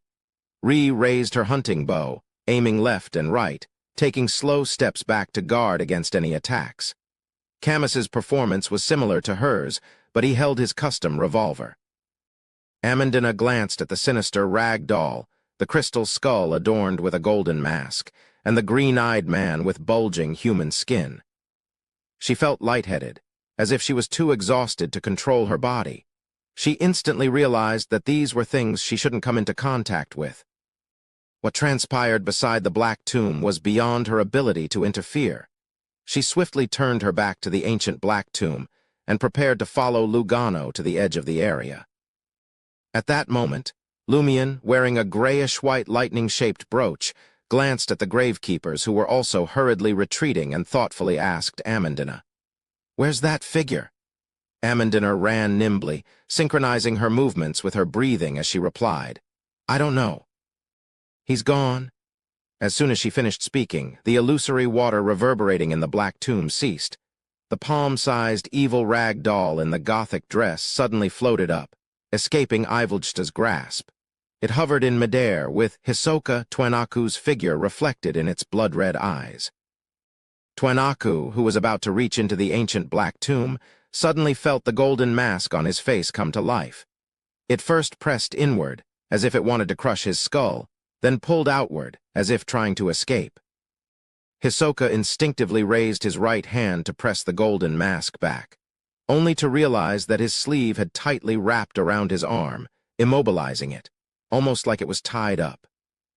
Remembering the fate of a godhoodless individual losing the golden mask at the tomb's entrance, Twenaku didn't hesitate.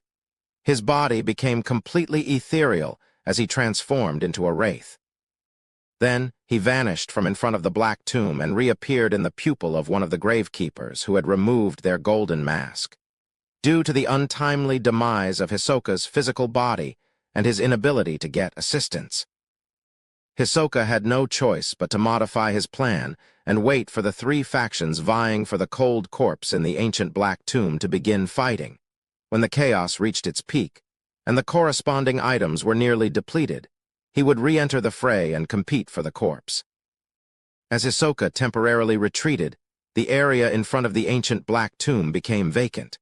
Just as the palm-sized evil rag doll was about to float over, the crystal skull, adorned with a golden mask, flew diagonally, enveloped by a vortex-shaped body formed by the cold wind. Pale white flames ignited in its eyes, with a hint of darkness at the center. In response, illusory black water seeped out of the black tomb's walls, forming a silent river that blocked the entrance. The river was clearly similar to a stream, but it gave Ivoljsta, Devajo, Riza, and the others a vast and expansive feeling. Their bodies gradually turned cold, and their lives drained faster, irreversibly. The evil rag doll, clad in a black Gothic dress, hovered in midair, not attempting to cross the silent river. The crystal skull, adorned with a golden mask, descended into the river. The wind vortex that constituted its colossal body howled and expanded, as if transforming into an invisible ferry that floated steadily on the surface of the silent river. The crystal skull, adorned with a golden mask, steered the ferry against the current, slowly approaching the open door of the ancient black tomb. The green-eyed man, dressed in a dark gray formal suit made of human skin and blood, stood at the back, observing the scene. With a smile, he opened and closed his mouth, as if silently muttering to himself. Almost simultaneously, the crystal skull on the invisible ferry emitted a cracking sound. The pale white flames in its eye sockets flickered violently, and tiny patterns appeared on its crystalline surface, causing invisible dust to fall. The ferry itself alternated between expansion and contraction, becoming extremely unstable as it slowed down on the river of death. Lumion paid no attention to the battle unfolding in front of the ancient black tomb. With a single glance, his body ignited with intense white flames. Swoosh! He transformed into a flaming spear and crossed a distance of 20 to 30 meters, aiming at the gravekeeper whose body had been possessed by Hisoka Twenaku. Hisoka raised his head, revealing a face with light brown skin and wild beauty. Ri, the gravekeeper whose body had been possessed by Hisoka, was Ri's dream projection. Facing the rapidly expanding reflection, transforming from a speck of white light into a blazing white flaming spear with a burning tip, Hisoka didn't dodge. He assumed a stance allowing Lumion to attack. The blazing white flame spear was incredibly fast. He didn't have time to raise his hunting bow, aim, or shoot. He only slightly bent his arm. He felt a searing pain as if his body and soul were about to be pierced. Hisoka showed no fear. Instead, he chuckled. The blazing white flaming spear passed over his shoulder and landed behind him, failing to strike him. The flames dissipated, revealing Lumion. The Hisoka in Ri's dream projection's eyes vanished. Ri's dream projection spun around, her expression cold and filled with hatred. She raised her hunting bow, aimed at Lumion, and drew the bowstring. She was a dream projection formed by excessive desires and emotions, unable to control herself. HMP. 2 beams of white light shot out from Lumion's nose. Before Ri's dream projection could release an arrow wrapped in lightning, her eyes closed, and she fainted, collapsing to the ground. Ri, who had just arrived at the periphery, trembled. Her eyes reflected the black-robed Hisoka, Twenaku. The strength of their souls differed significantly, and Hisoka easily possessed and seized control of Ri's body. Taking advantage of the fact that Camus, Amandina, and Lugano hadn't noticed Ri's abnormality, he changed the direction of his bow and aimed it at Camus. Sizzle, sizzle, sizzle. The arrowhead became engulfed in bright lightning. As soon as Ri aimed her bow and arrow at Camus, he sensed her incongruent state and noticed her abnormal behavior. As a member of the patrol team with considerable combat experience, Camus looked at Ri without hesitation, his eyes flashing with blinding lightning. Simultaneously, Hisoka, who had anticipated this, detached from Ri's body and leaped into Amandina's beautiful azure eyes. 2 blinding lightning bolts shot out of Camus's eyes and drilled into Ri's head. Ri's eyes bulged, and her mouth gaped open. She leaned back, as if she had suffered a heavy blow, but she couldn't make a sound of pain. Psychic piercing.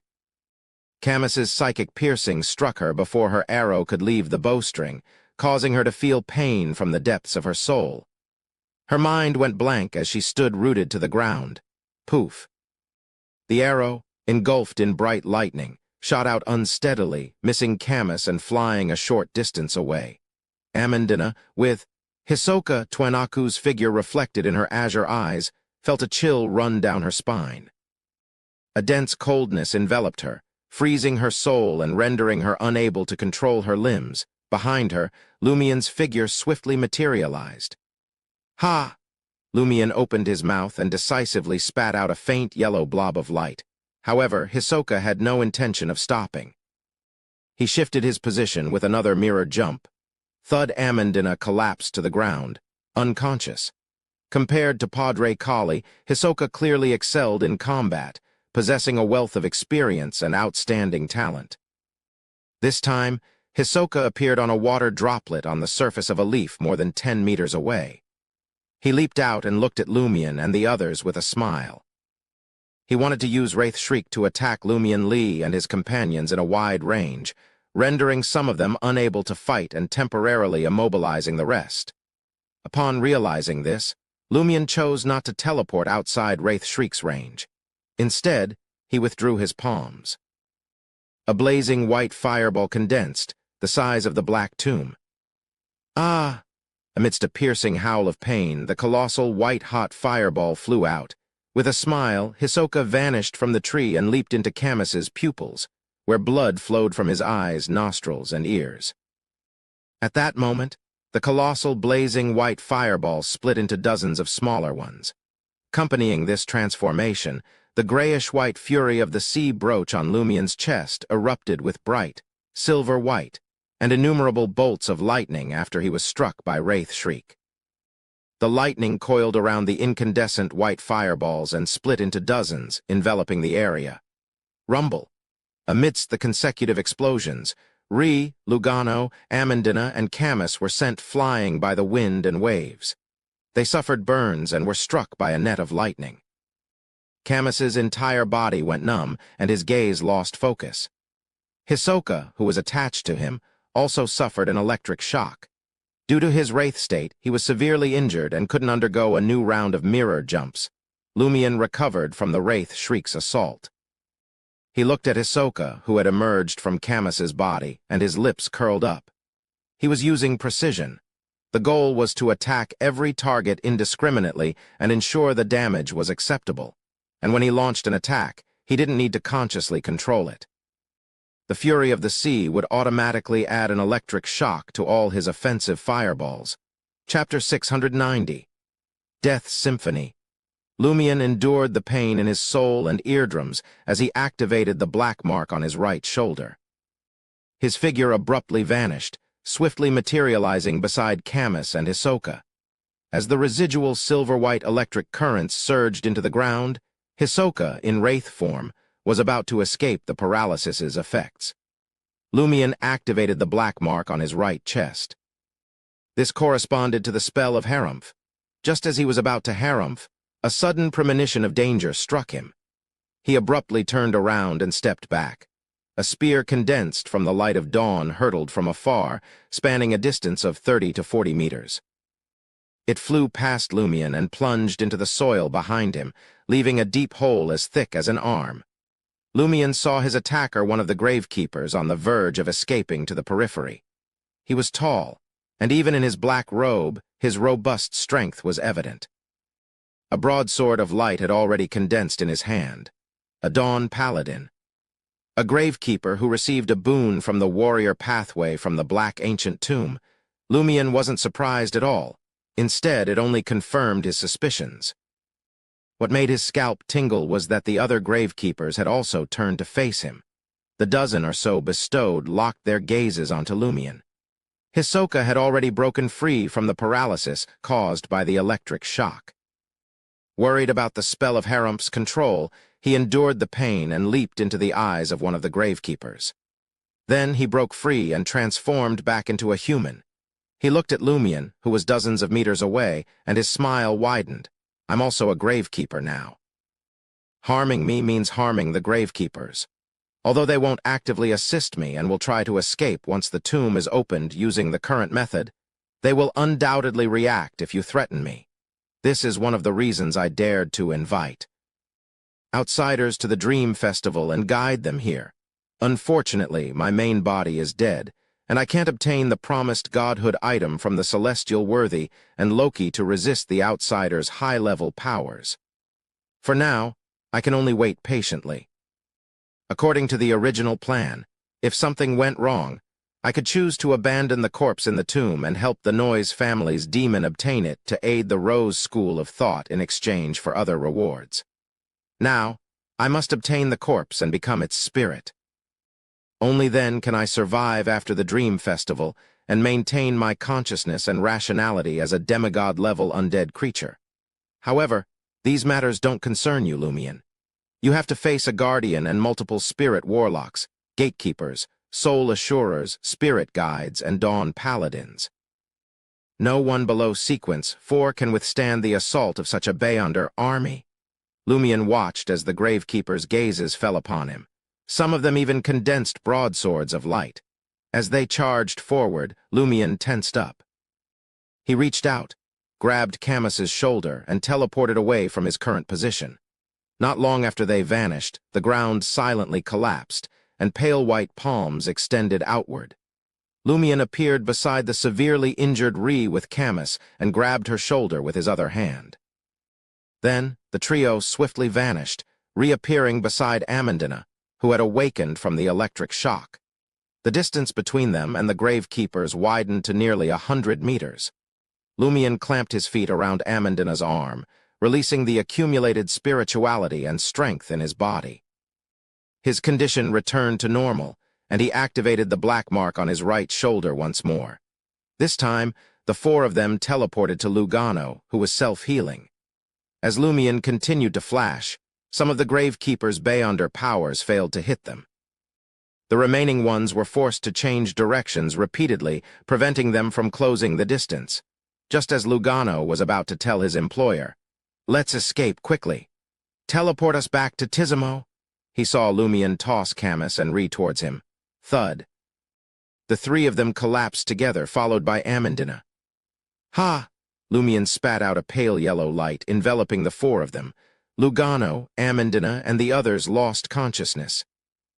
With their soul's strength, it would take them at least a minute to regain consciousness without external stimulation.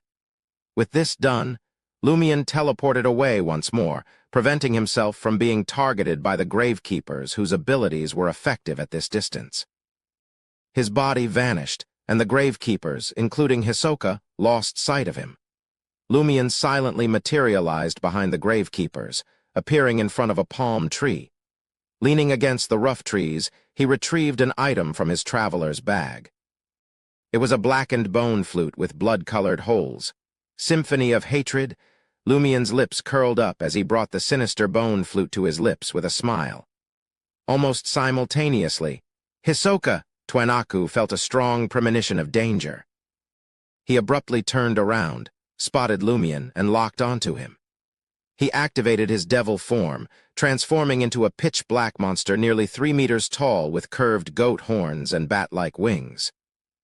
Hisoka instinctively abandoned his wraith form, forsaking the plan of possessing Lumion Lee and restraining him. He found it impossible to remain calm under the aura capable of conquering everything and reflexively fled from the other party. Accompanied by Hisoka's movements, the gravekeepers also turned. Lumion's lips touched the black bone flute, emitting a bloody scent, and he played the first note. The smile on his face widened. In the real world, facing such a large group of Sequence 7, 6, and 5 Beyonders, he could only teleport Lugano and the others back to Tizimo. However, this was the Dream Festival.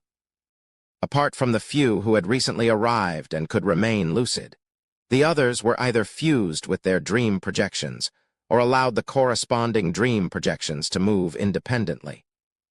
Dream projections were formed from excessive desires and emotions, and they would lose control during the Dream Festival. Realizing that Hisoka's dream projection could also become a gravekeeper and maintain a certain level of lucidity and rationality, Lumion believed that it wasn't that the gravekeepers didn't have dream projections, but that they had fused with them. Using their uniqueness and their self-control in their lucid state, they barely suppressed them. Such targets were the symphony of hatred's favorite prey. It could inflict an attack on the weakness of an enemy's mind or body who heard the corresponding melody. Those with unstable minds might experience symptoms akin to madness. Those with psychological issues might have latent problems triggered. There's even a chance that excessive desires could cause them to explode on the spot. Individuals with illnesses or old injuries would inevitably face severe consequences. Those less fortunate might find themselves trapped in extreme misfortune. Faced with the dream projections, against the gravekeepers who might have fused with them, Lumion felt that the symphony of hatred could be miraculously effective, igniting 100% of the target's excessive desires and emotions. Therefore, he chose to make such an attempt. If it failed, he would teleport back to the unconscious Amandina and company, hold on to them, and return to Tizimo.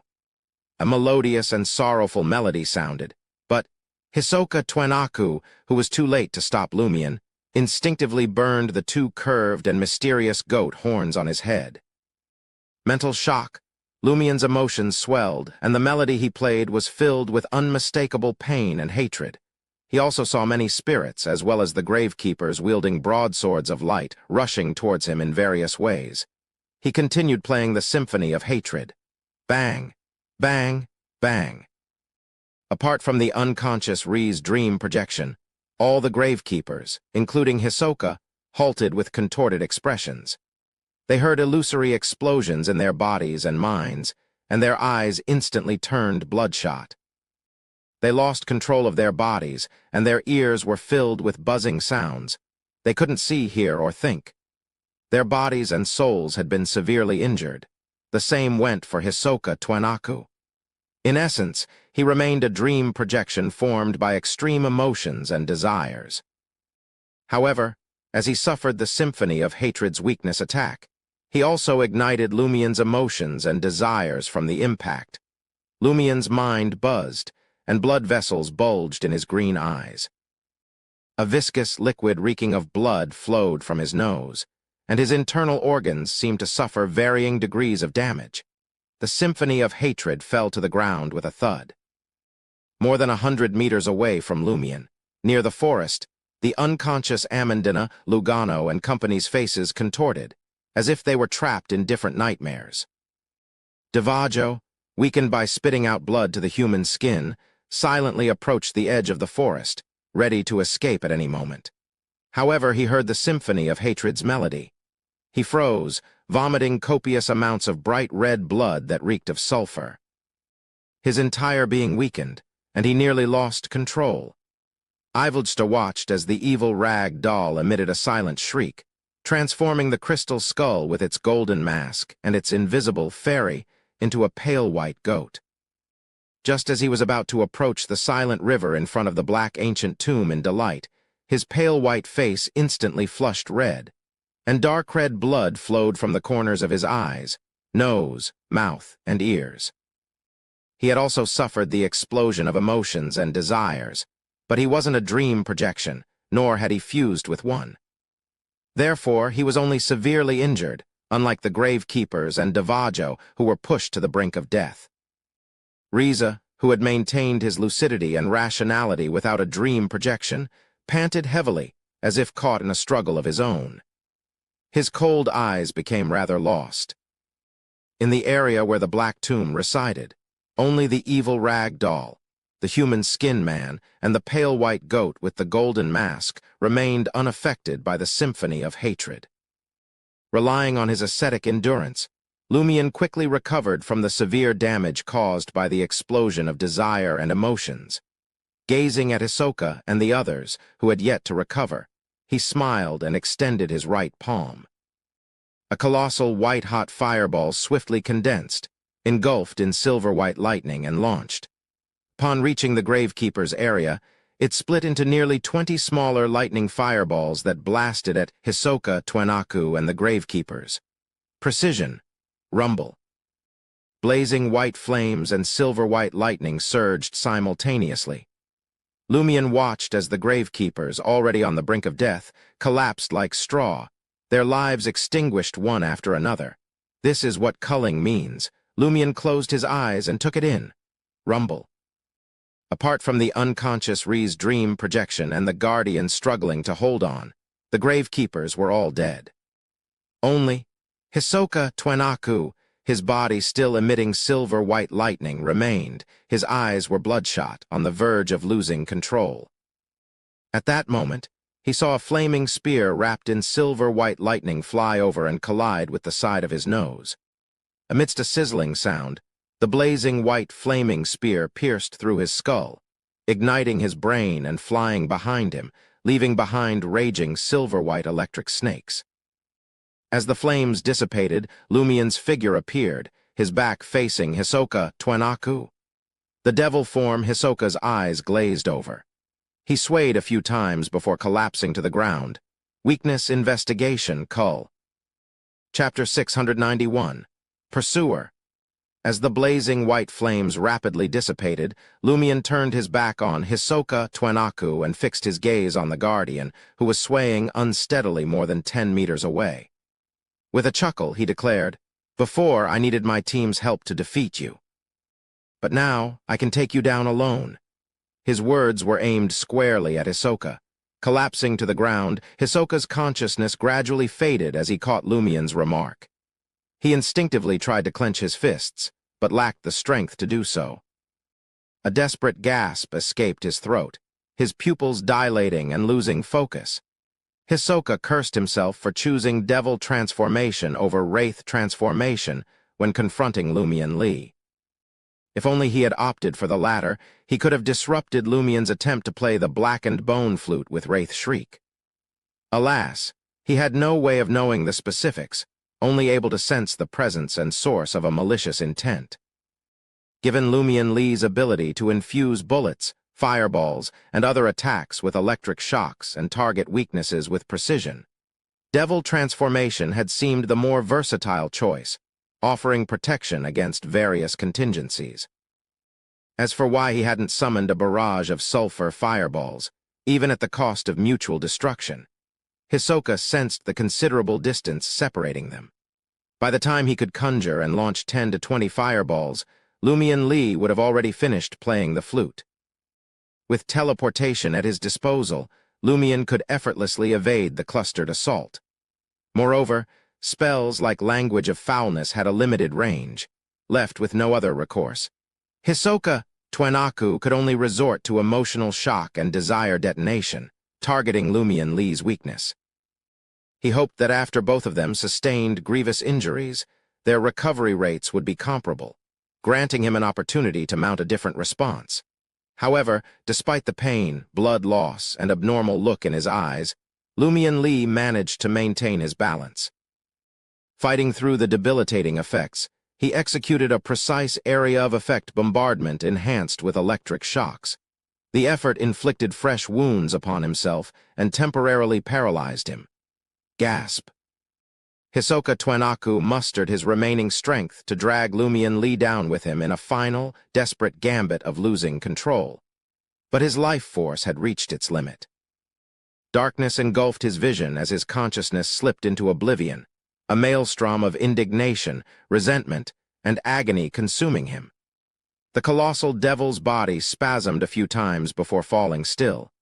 Hisoka's last glimmer of hope for revival was extinguished. He was well and truly dead. As Lumian spoke, he drew his revolver and trained it on the nearby Guardian. Disoriented and reeling, the Guardian instinctively condensed a broadsword of light. Dropping to one knee, he plunged it into the ground before him. The sword merged with the earth, erecting an impenetrable invisible wall.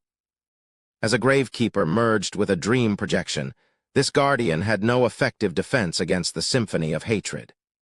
His companions, the spirit warlocks and soul assurers, caught off guard by the attack, couldn't pull him into a dream in time to avoid the melody's direct impact.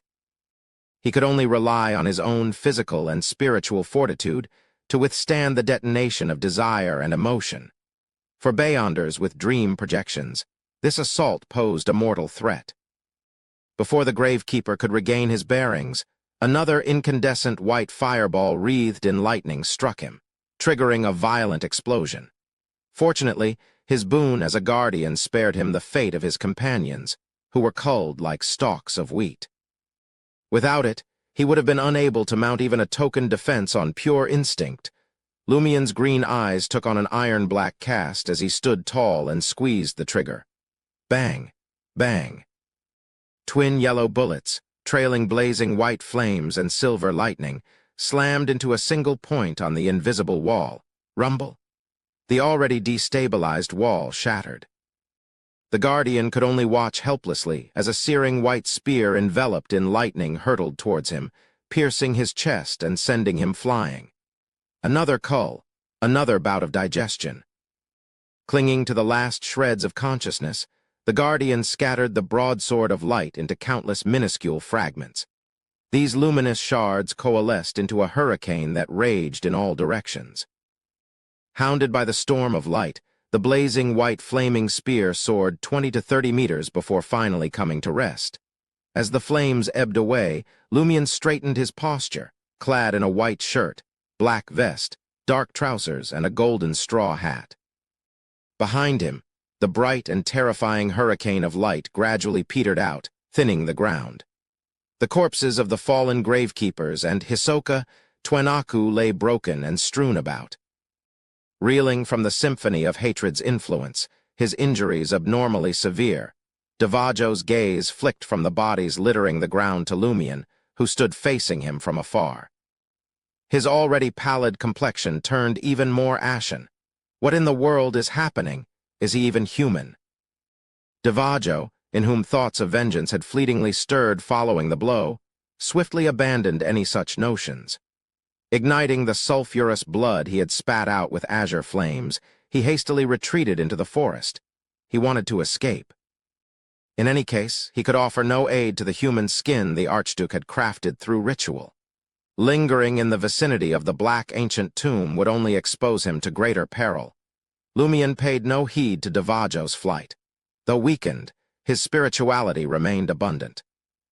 Transforming once more into a blazing white flaming spear, he traversed dozens, nearly 100 meters in a blink, coming to rest beside Lugano, Amandina, and his companions.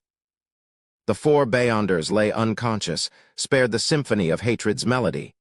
The effects were minimal, a mere nightmare, but still racked them with pain. Their contorted expressions gradually eased as they roused from their comatose state. Seeing them open their eyes and regain their faculties, Lumian instructed, "Leave this place at once and return to Tizimo. Find somewhere to lay low. The conflict unfolding before the black ancient tomb was not something Lugano and the others could influence. Lumion himself dared not approach, so he intended to send his 4 temporary allies to safety. He had previously consented to Camus and accompanying him, believing the former's psychic piercing and the latter's lightning arrows could synergize effectively with his own abilities to counter Hisoka's dream projection, Riza, and the others. Amandina's power to compel others into dreams was also quite useful. Moreover, following her was the only way to approach the black ancient tomb without falling prey to the invisible figure's attacks. To his surprise, Hisoka had displayed combat prowess far exceeding Padre Kali's. With the area unsealed and devoid of preset traps, not only had Camus, Amandina, and the rest failed to render aid, they had ended up hindering each other and becoming a liability. Reflecting on his 2 prior battles, the attempt to capture Hisoka alive and the confrontation with Padre Kali, Lumion grasped a fundamental principle. At times, there was strength in numbers. But in other situations, solitude was preferable. Facing different foes under varied circumstances demanded adaptability, lest one court disaster by adhering to a fixed approach. Lumion recalled a maxim Emperor Roselle had once shared, as explained by his sister Aurora. In warfare, as in the flow of water, there are no constant conditions. We can return to Tizimo. Even me. Lugano couldn't contain his pleasant surprise. Instinctively, he extended his remaining hand, pressing the flickering light against Lumion's wounds. As a doctor, Lugano was unable to treat a patient's internal organs directly. He needed to open the cavity and make contact with the injured site. It was akin to performing surgery. Lumion nodded and replied, indeed, but you'll need to remain under Camus and Ri's supervision. He planned to linger a while longer, to see if he could aid Ivelsta Eggers, a member of the Church of the Fool's Temperance faction. It was the duty of a Tarot Club's Minor Arcana card holder. Of course, Lumion had no intention of venturing into the area immediately fronting the black ancient tomb. He might well perish before even realizing what had struck him. His aim was to ascertain whether he could sway Riza and the others to interact with the corresponding godhood items, or utilize the golden mask upon Hisoka's corpse to some end. At that moment, Davajo, who had only just arrived in Tizimo that very night, had already vanished back into the forest, retracing his steps. Mustering his dwindling strength, he started sprinting. As he ran, Davajo abruptly halted, casting a perplexed gaze towards the path's bend obscured by the trees. Beneath the dim, crimson moonlight, a short figure approached. It was a boy of 7 or 8 years, garbed in blue pajamas speckled with yellow stars and a matching nightcap. His plump face and the short blonde hair peeking out from under the cap were smeared with cream, blood, biscuit crumbs, cake fragments, and sundry other substances. His brown eyes blazed with intense hunger and desire. In his mouth, a vibrant, cold, and slick viper's tail writhed and shook as he gulped it down, segment by segment. The boy's cheeks bulged as he chomped vigorously. In the next instant, he caught sight of Davajo. A wave of intense, terrifying malice flooded Davajo's mind. Lugano, having secured permission, was on the verge of informing Camus, Ri, and Amandina of their impending return to Tizimo when a petrified scream rang out from the forest. They froze in their tracks. Mere seconds later, a pitch-black monstrosity, towering nearly 3 meters tall with curved goat horns, came barreling out of the forest. It charged from the direction of Tizimo, making a beeline for the black ancient tomb, panic etched in its every movement. That man just now. He's a devil too, a minion of the Noise family's demon, perhaps. Could the green-eyed figure fashioned from human skin be a manifestation of the Noise family's demon projected into the dream festival? Lumion's gaze shifted to the shadowed forest at the devil's back, an ominous feeling washing over him. He made a snap decision and addressed Lugano, Amandina, and the others. "Grab hold of me." Lugano swiftly returned to Lumion's side, seizing his arm. Camus, Ri, and Amandina followed suit, startled but mimicking Lugano's action. The five of them winked out of existence, reappearing in close proximity to Hisoka's corpse. The instant Amandina's form finished coalescing, her eyes flew wide. Voice quavering, she turned to Lumion and said in a deep voice, That figure, it's appeared once more. Chapter 692, Death Before Rebirth, appeared once more. Lumion motioned for Lugano and the others to loosen their hold and inquired of Amandina, Where is he? Amandina's sky-blue eyes locked onto the entrance of the black ancient tomb situated at the terminus of the motionless river. He's sitting cross-legged over there. As the words left her lips, Amandina shut her eyes and turned away.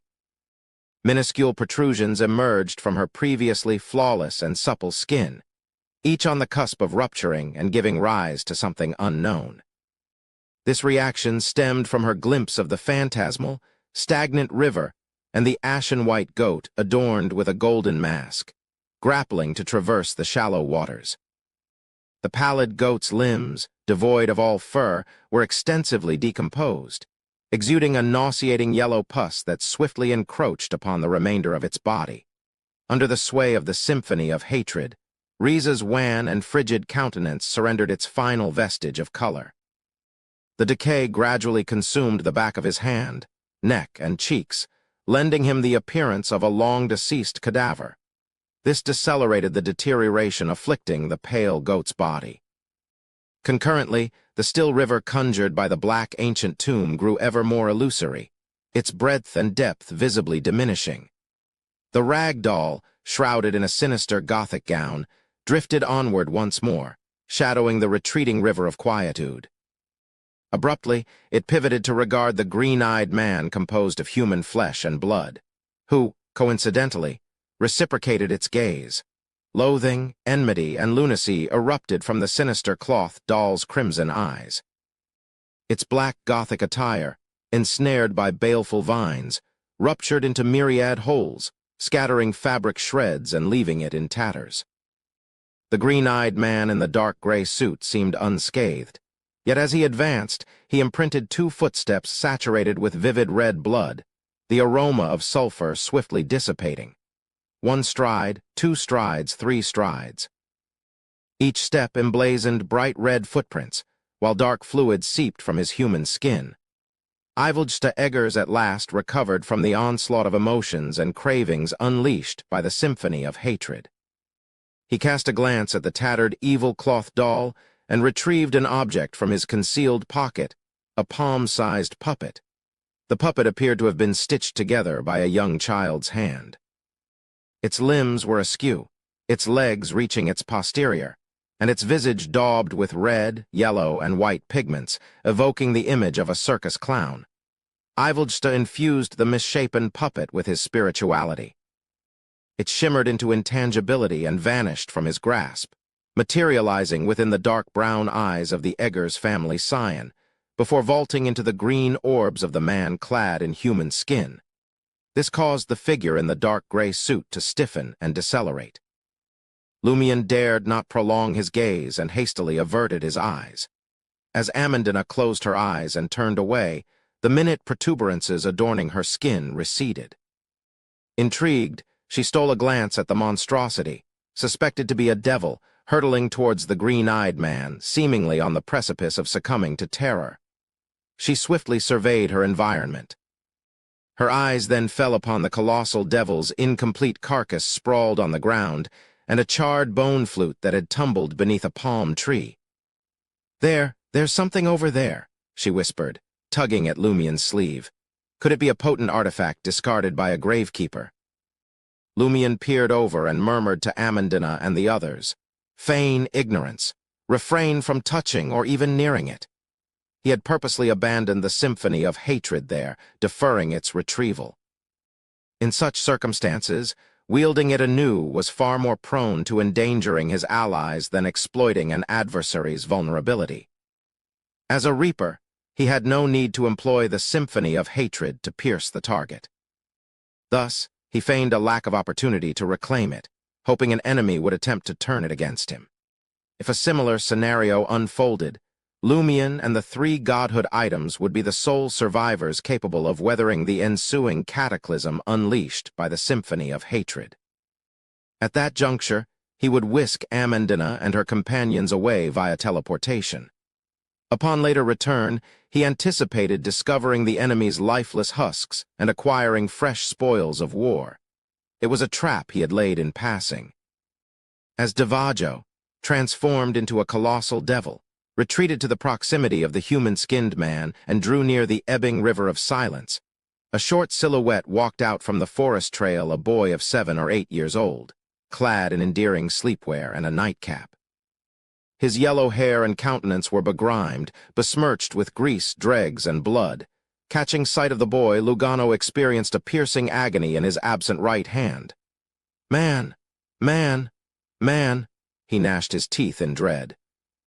Observing his abnormal reaction, Camus and the others inquired in astonishment. "What's wrong?" Tracing Lugano's line of sight, Amandina, Camus, and Rhys spotted the boy. The former swiveled to Lumion in bewilderment. Isn't that your godson? Why is he here? It's very dangerous." "No, he's not in danger."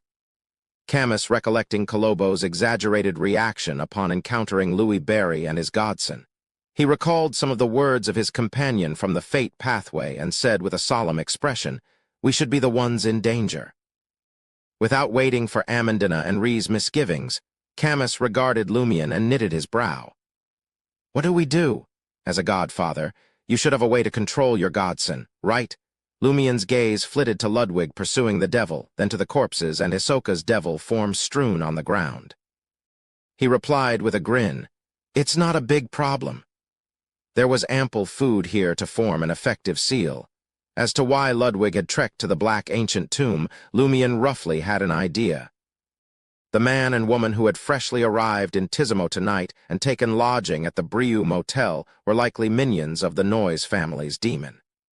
By some means, they maintained lucidity in this special dream. Once the dream festival commenced, they left the motel and hastened towards the black ancient tomb. During this process, they passed the second floor, inducing Ludwig to catch wind of delicacies. He forsook the insipid fare and shadowed them closely, matching the pace of a 7 or 8-year-old child. At that moment, Ludwig's brown eyes were fixed solely on Davajo, the devil. "Why isn't it a big problem?" Amandina wore a look of skepticism. Lumion smiled and indicated the massive devil who had fled in proximity to the green-eyed man.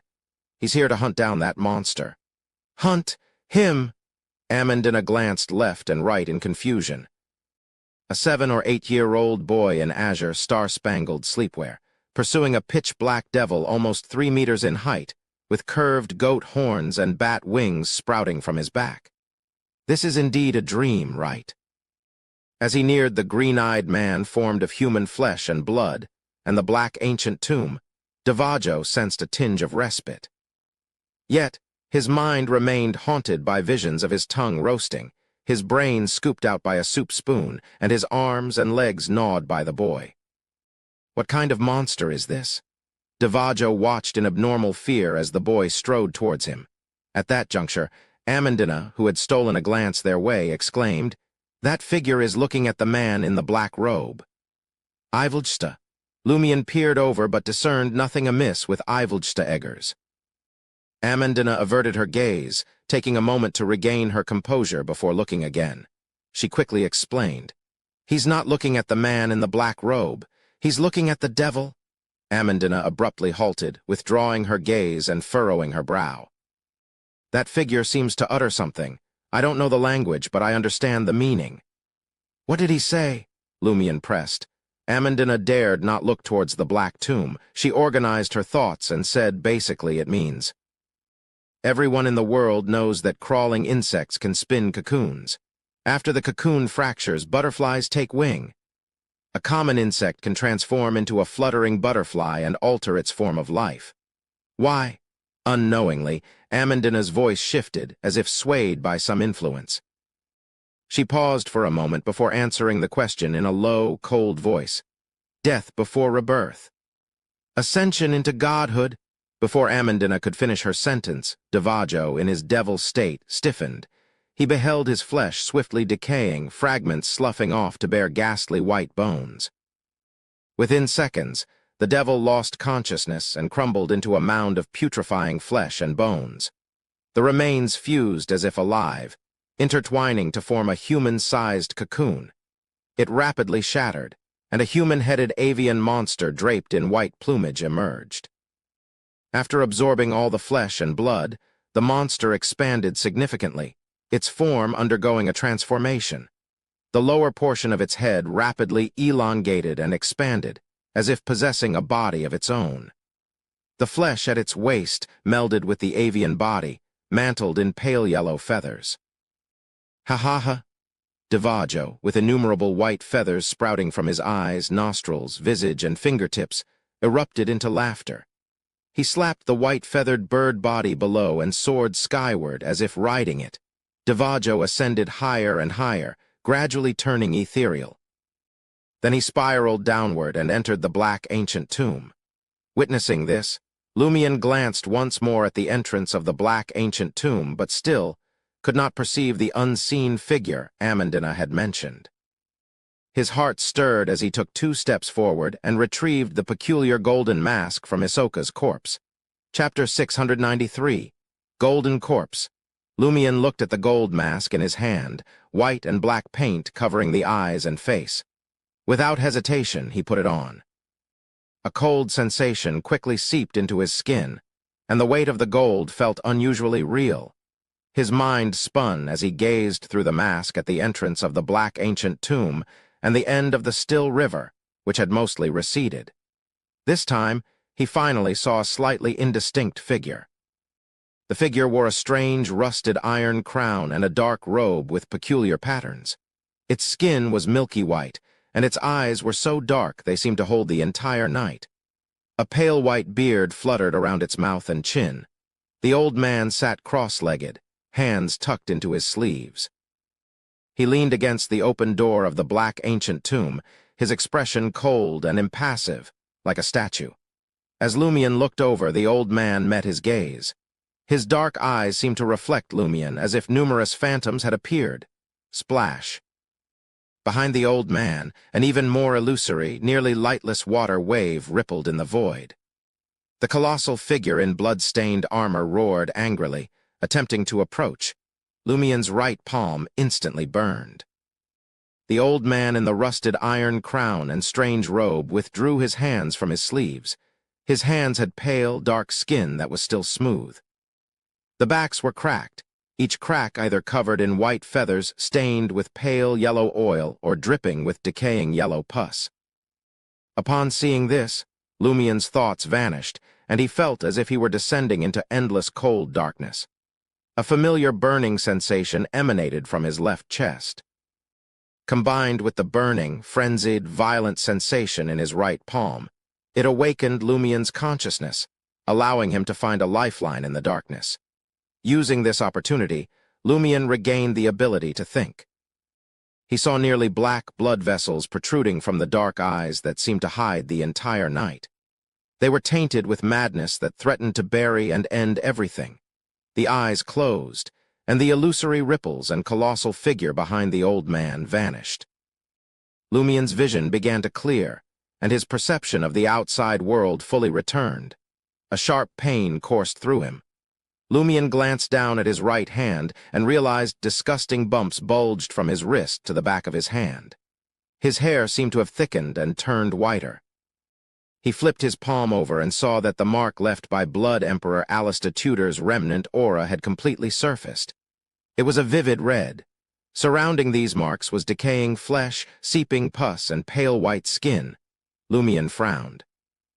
Despite the Blood Emperor's remnant aura being fully activated, Amandina, Lugano, and the others around him didn't show any signs of panic or fear. He didn't sense any extremely frenzied or violent thoughts either. Wait, the figure in the blood-stained armor seems to be Blood Emperor Alistair Tudor. This place feels similar to the Samaritan Women's Spring. Could the figure sitting at the tomb's entrance be the underworld Taoist mentioned by the armored shadow? Why are he and the Blood Emperor appearing here again? Shouldn't they be at the source of the Samaritan Women's Spring?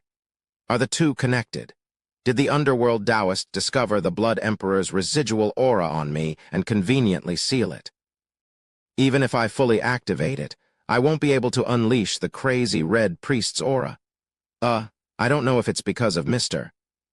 Fool's seal or because I'm wearing Hisoka's golden mask, but the underworld Taoist didn't directly allow me to undergo immortal ascension, nor did he force me to lose control.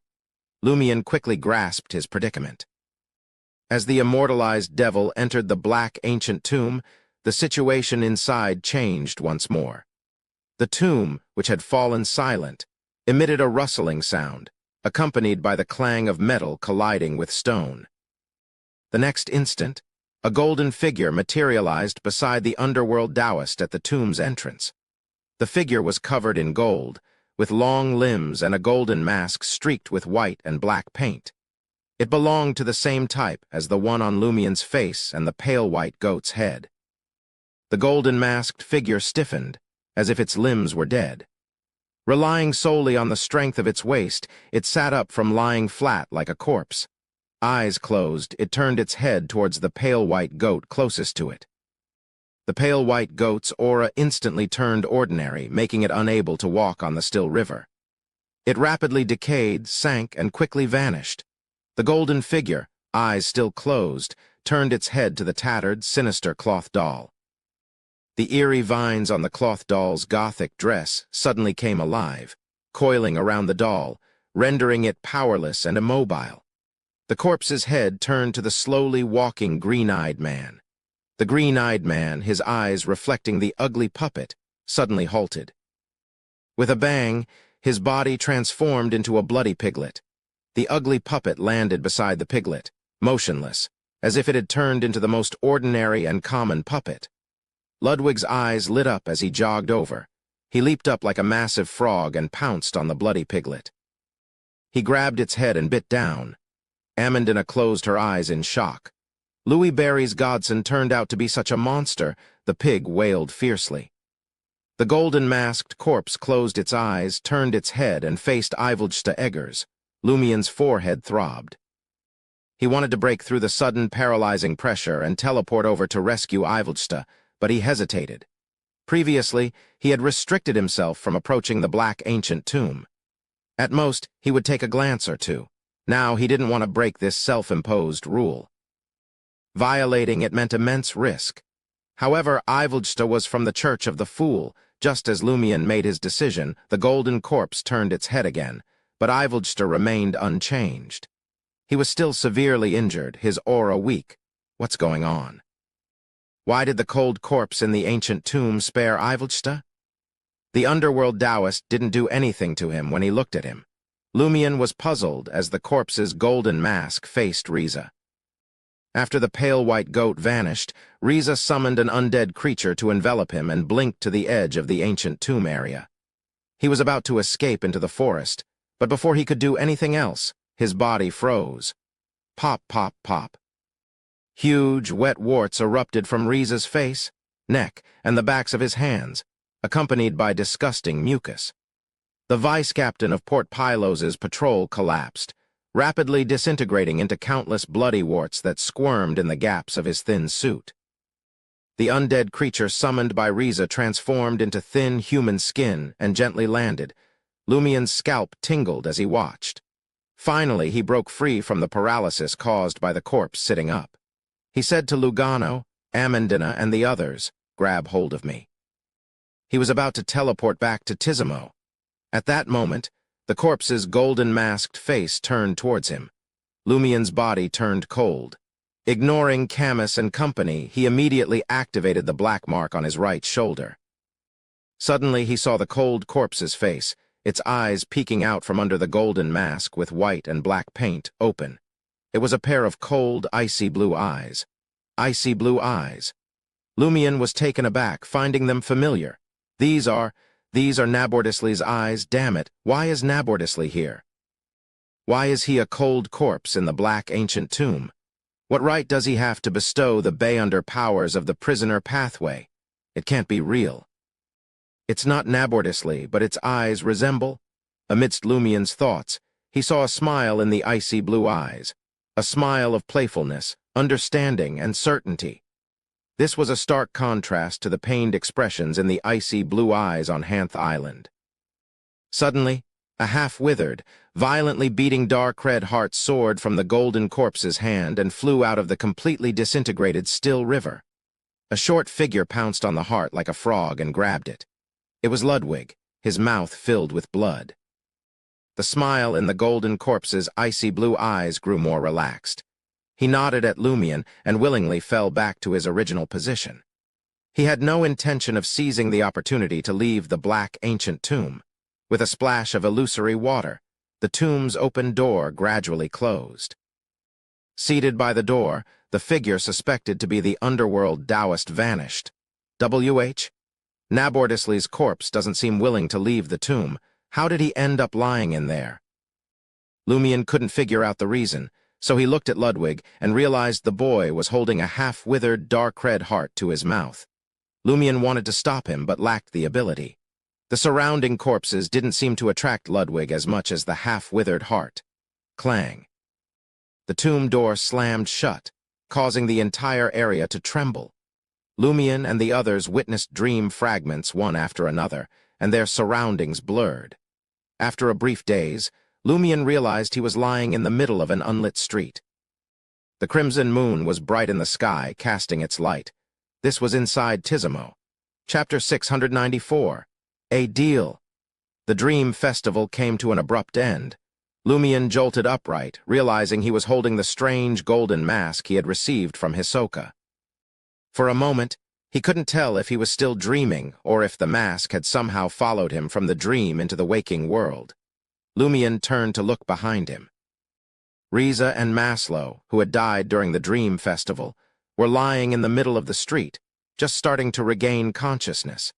Taking advantage of the moment while they gathered their wits and slowly got to their feet, Lumion focused his attention on their luck. He could see clear signs of death on both of them. Their fates were about to undergo a rapid transformation, irreversibly tainted by darkness. Riza's luck, in particular, was changing even more swiftly and dramatically, like a river suddenly plunging over a cliff to form a waterfall. At that instant, Riza remembered what had happened to him during the dream festival. Uncontrollable fear washed over his pale, cold face. Pop, pop, pop. Huge, mucus-oozing warts erupted all over his body, just as Lumion had witnessed in the dream. Seeing Riza's eyes turn frenzied and his body start to disintegrate, Lumion raised his free right hand, pointing it at Riza's mouth as if it were a gun. A condensed bullet of blazing white flame shot from Lumion's fingertip, shattering Riza's teeth as it entered his mouth. Boom. Riza's head split apart inch by inch, engulfed in roaring flames. The vice-captain of Port Pilos's patrol team collapsed heavily, his body covered in a thin black suit made up of countless slimy warts. Lumion turned to Maslow, who was shocked by Riza's grotesque transformation and terrified by the death he had experienced in the dream. Calmly, Lumion asked, "Who was he working for?" As he spoke, Lumion tucked the golden mask into his traveler's bag and checked to make sure the symphony of hatred and his other belongings were still there. Everything was accounted for, including the food he had thrown at Ludwig. Maslow paused for a few seconds before answering. "We're all part of the Numinous Episcopate." Numinous Episcopate, Lumion chuckled. "Do you still believe in death?" Wasn't death already dead? Maslow considered the question for a moment before saying, "Riza told me that death is on the verge of returning. There have been signs recently that prayers are being answered again." Hearing Maslow's words, Lumion nodded pensively. "Which faction of the Numinous Episcopate do you belong to?" As far as he knew, the Numinous Episcopate was divided into numerous factions. There were the royals, led by the descendants of the Eggers family, who sought to restore the Balam Empire's rule, the artificial death faction, which had somehow recreated death itself, and the less influential Repose and Underworld factions. "We're from the royal faction," Maslow admitted. "Did you infiltrate the patrol team on purpose?" Lumion asked nonchalantly. Maslow shook his head. "No, Admiral Quiraril has been secretly working with us." "Admiral Quiraril? the de facto ruler of Matani, is closely tied to the numinous episcopate's royal faction. Combined with the Church of Earth Mother and the remaining Intis faction, this must be what Franca meant by dancing on 3 eggs. Judging by the situation, Riza wasn't a traitor after all. It's no wonder Admiral Quiraril didn't send backup. If the numinous episcopate and the Church of the Fool can't handle the problem, it won't matter how many people he sends. His mind now clear, Lumion asked. Was participating in this dream festival a direct order from the royal faction's upper ranks? Yes. Maslow glanced at Riza's body, now unrecognizable as human, and said, apparently the order came straight from the Empress. Empress, the pale Empress of the numinous episcopate's royal faction. Lumion instinctively scanned his surroundings. A sudden thought struck him. He drew the straight sword he had bought in Port Santa, picked up Riza's clothes, and quickly searched through the items he had left behind. There was no sign of the death-corroded golden mask or the crystal-like skull. Even though the skull had turned into a goat in the dream, and the golden mask had sunk into the tranquil river, Lumion reasoned that it had still been a dream after all. No matter how unusual it was ultimately just a dream. When someone died, they died in reality, but the same might not hold true for objects. It was similar to how some of the food Ludwig had eaten in the dream had reappeared in the traveler's bag. Even if the items were going to disappear, it would have to happen later. For now, they should definitely return to the real world. However, Riza had nothing on him. A chill ran down Lumion's spine. Lowering his voice, he asked, Termaboros, did you notice anything? Termaboros's majestic voice echoed in Lumion's ears. You only now know fear. TC. Lumion felt a lingering sense of dread, but he didn't let it show. Was the pale Empress watching? Termaboros replied in a deep tone. It's not just her. Her. The pale Empress is an angel.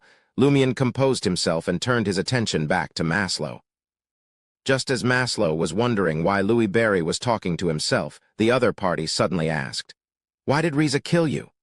Maslow stayed quiet, offering no response. Lumion chuckled. Did you betray him? Maslow's lips trembled, but he didn't say a word. Lumion smiled casually and said, It doesn't matter. If you don't want to answer, don't. You won't be alive much longer anyway.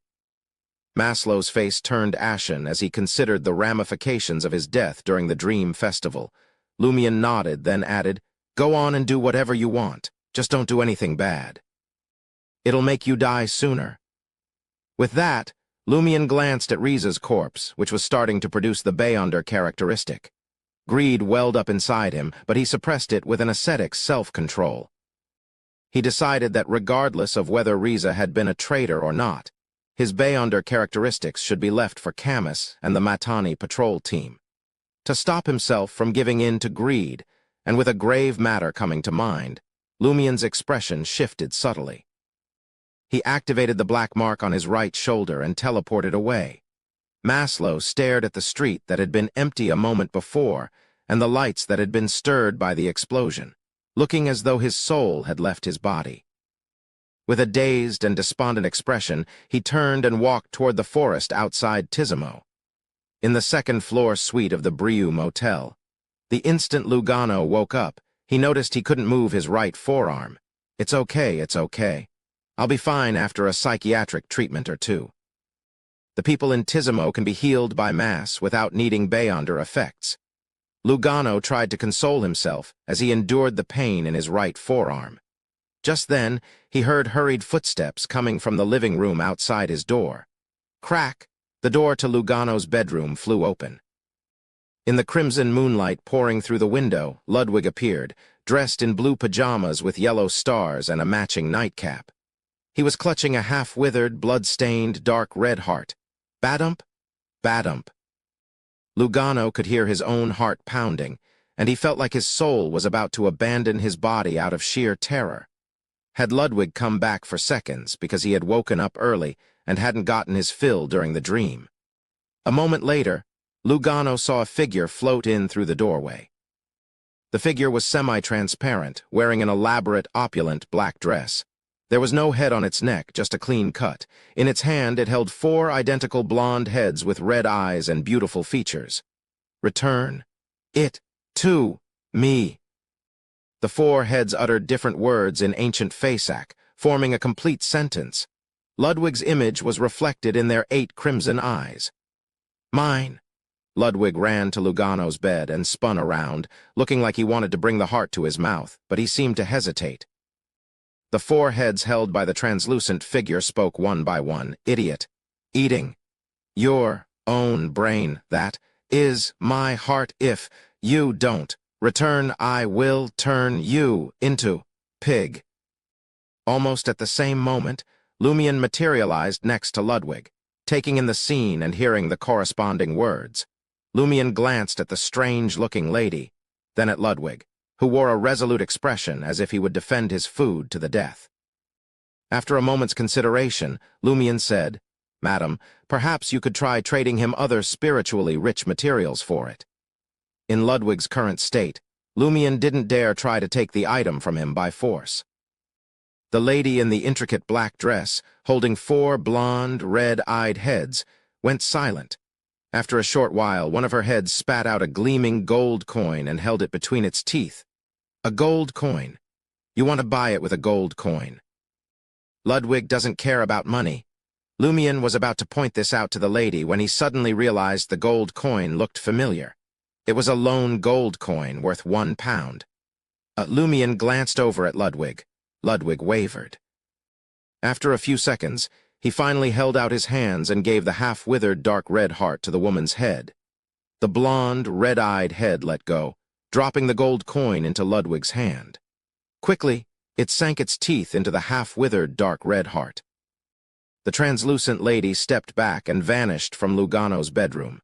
Ludwig hastily popped the lone gold coin into his mouth, as if trying to hide it in his stomach. But then he seemed to think better of it and fished it back out. He wiped it off on his pajamas and carefully put it in his pocket. Just as I thought, it's the same as Jenna's lucky gold coin. A lone gold coin closely connected to Mr. Fool? Lumion nodded to himself, comprehension dawning. A twinge of disappointment ran through him. 2 people close to me have gotten lucky gold coins. Why don't I have one? Chapter 695. Kolobo's Worry.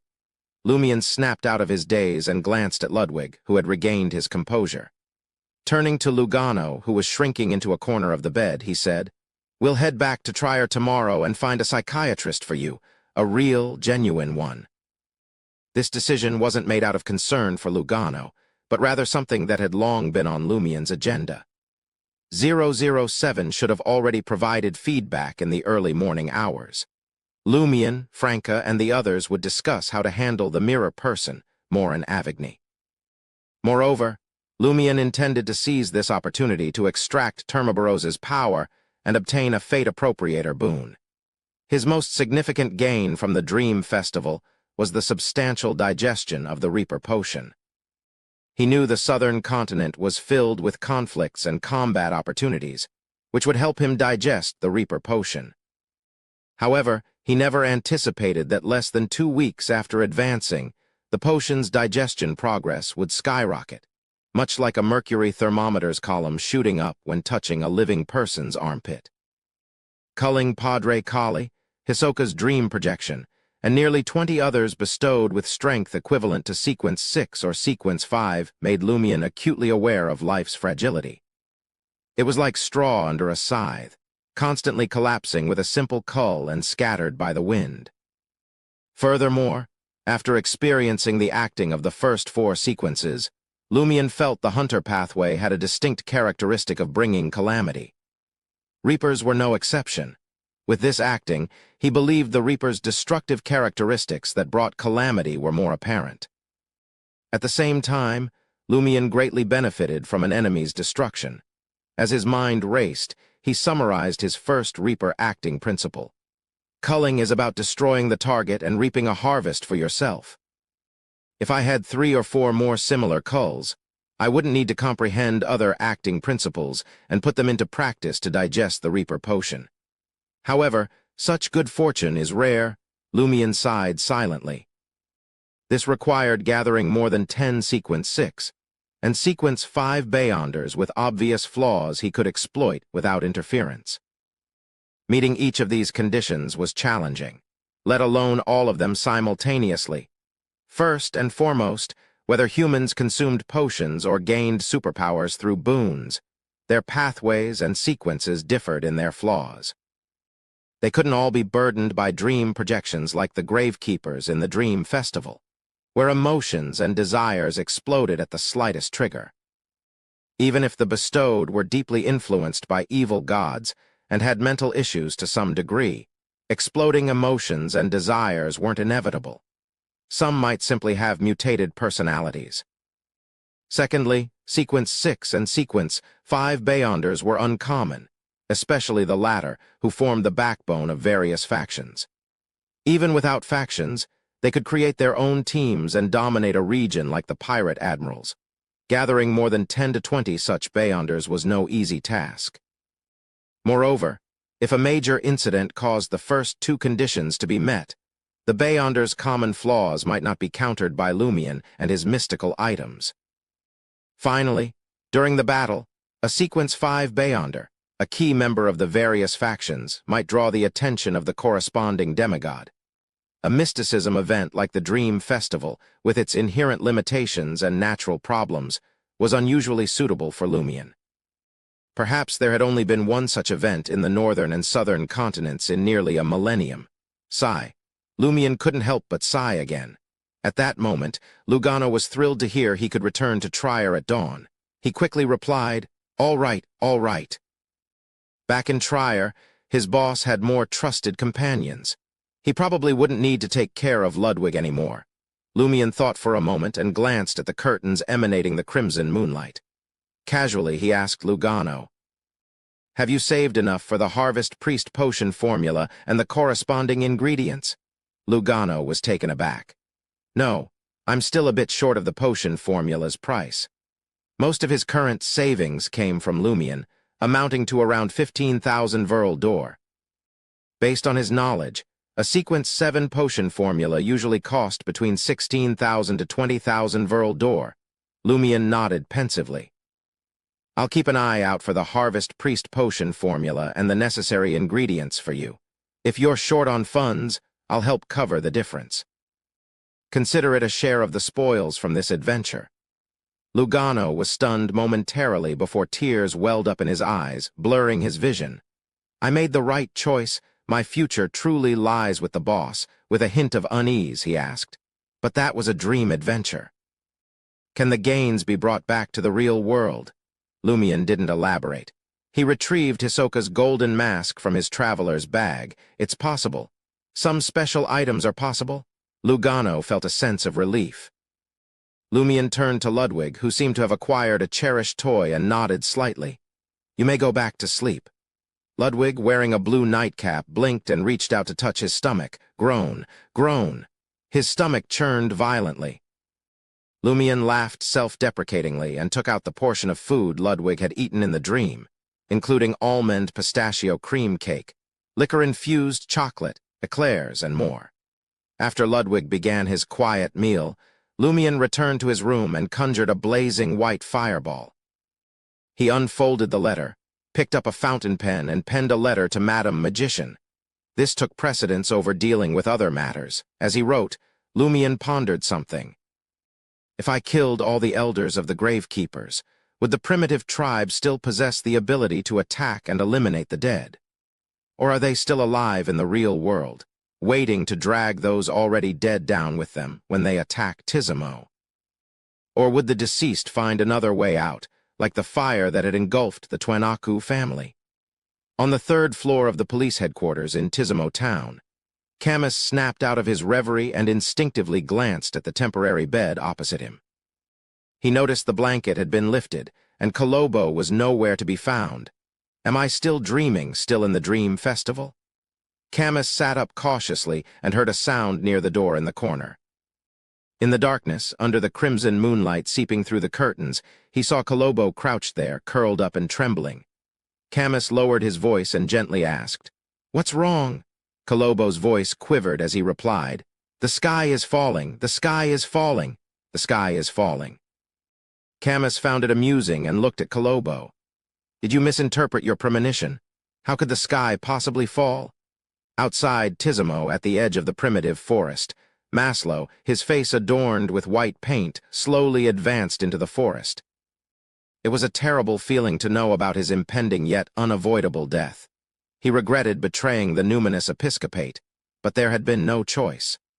Shortly after arriving in Tizimo, he had been secretly controlled by Twenaku, who had returned for a vacation.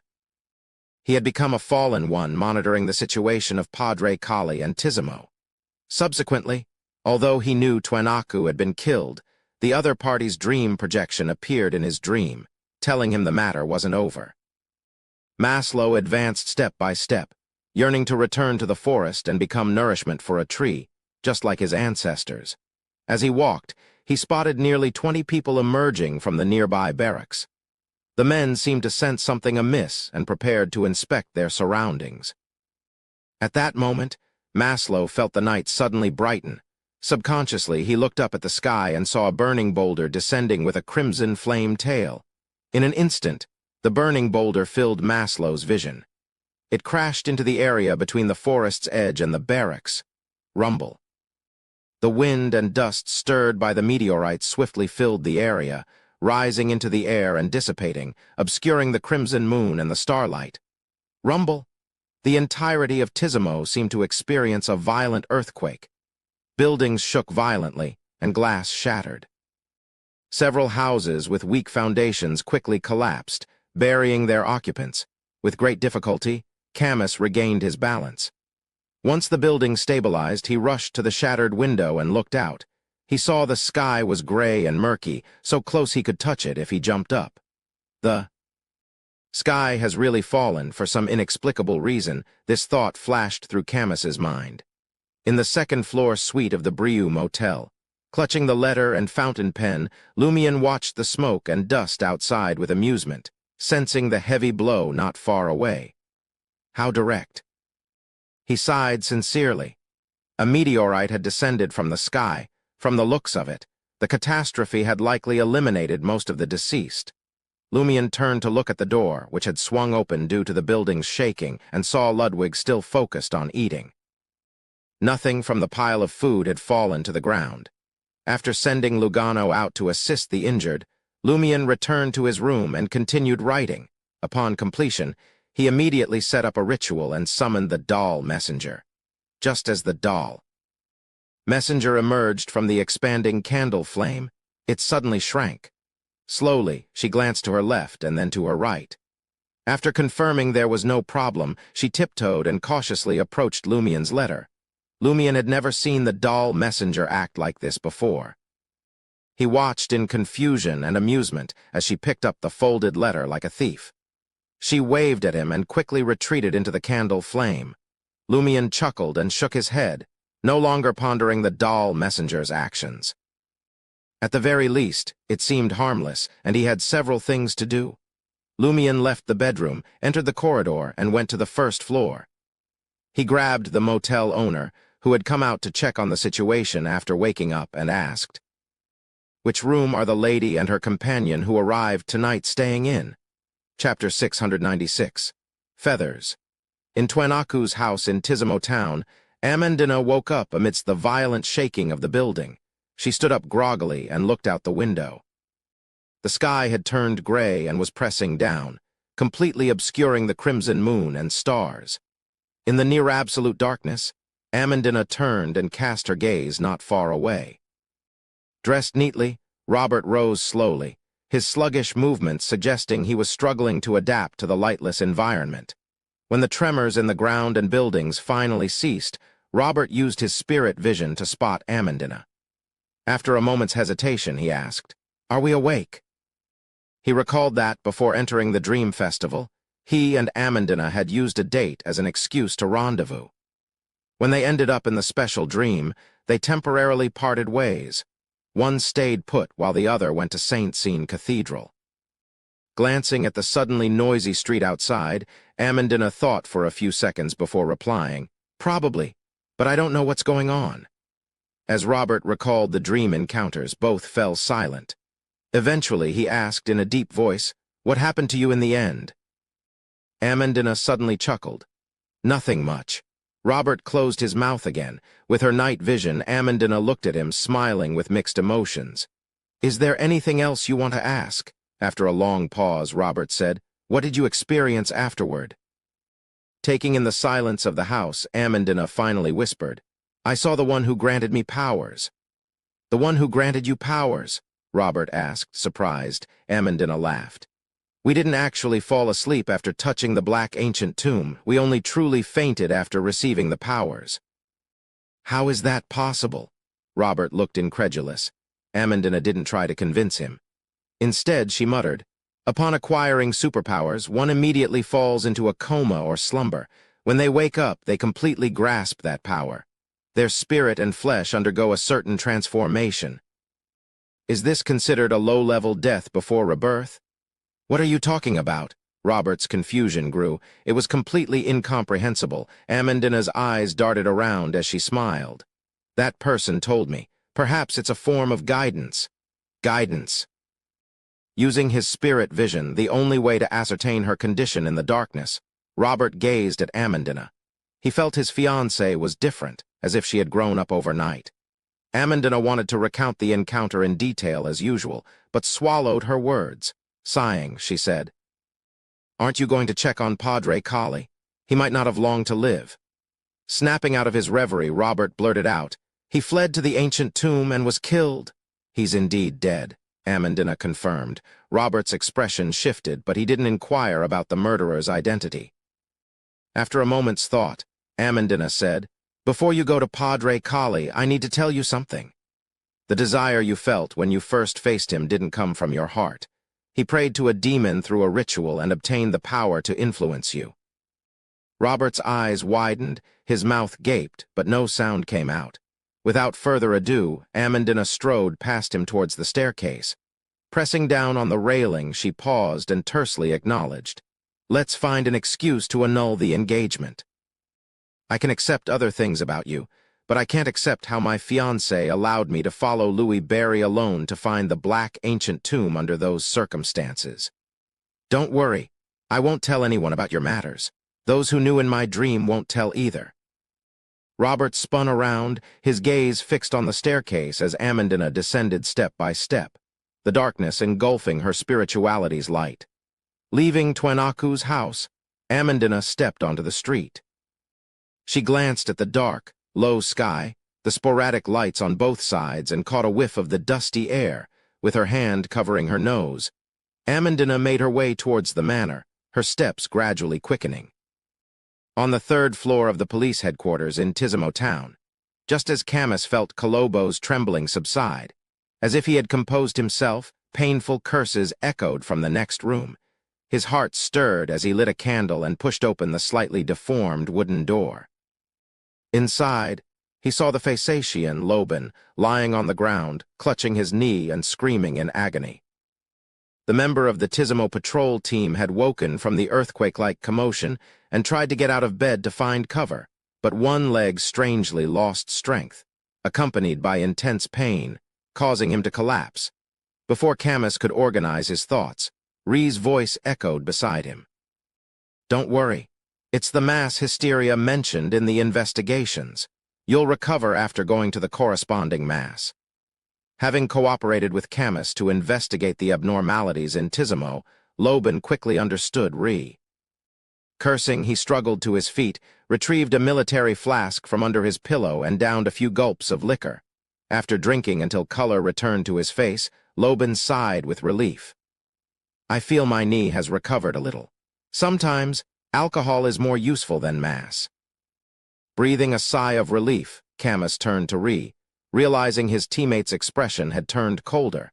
After what just happened, her dream projection has completely vanished. Have the emotions and desires returned to her body? Will the special dreamscape still exist, and will there be a dream festival next year? Camus instantly made many connections. At that moment, Ree said to him, Let's go out and see if we can save some people. Those who died during the dream festival shouldn't be the only ones injured. Taken aback, Camus replied, Okay. Joy welled up in his heart, sensing Ree hadn't undergone any fundamental changes due to the return of her emotions and desires. Following the Brieux Motel owner's instructions, Lumion arrived on the 4th floor and opened the corresponding room's wooden door. The near pitch-black darkness receded under a blazing white fireball's illumination, revealing everything to Lumion. Some items had fallen due to the tremors. Tables and chairs had shifted, and a small amount of dust had sprinkled from the ceiling. The window was tightly shut, but the glass had shattered. Apart from this, there was nothing noteworthy and no sign of humans. Scanning the area, Lumion found no trace of the man or woman. Frowning, he muttered to himself, according to the original Dream Festival's rules, death in a dream doesn't equate to immediate death. Did they leave Tizimo after waking up? I plan to take care of their corpses and inherit their Beyonder characteristics. Lumion didn't believe the man and woman couldn't leave just because the door and window were tightly shut. After all, they were 2 mid-sequence Beyonders, and one was even a devil. Perhaps they had special abilities to resolve that problem. As Lumion contemplated searching for traces and chasing after them to eliminate the deceased on behalf of the Dream Festival, he casually examined the room's various details. Suddenly, his pupils dilated and his eyes froze. He saw a feather lying quietly under the recliner by the window, a white feather stained with light yellow oil. Lumion's scalp tingled as he silently took 2 steps back into the corridor. Like Riza, were the man and woman already dead and had undergone an abnormality? What about their corpses? Disappeared? Would humans who had ascended to godhood exhibit different behaviors after leaving the Dream Festival? With a blazing white fireball floating behind him, Lumion scrutinized the room, filled with questions. Perhaps the man and woman's corpses were still here, but he couldn't see them. Cautiously entering, he approached the recliner, sensing nothing unusual and discovering no signs of the formless object.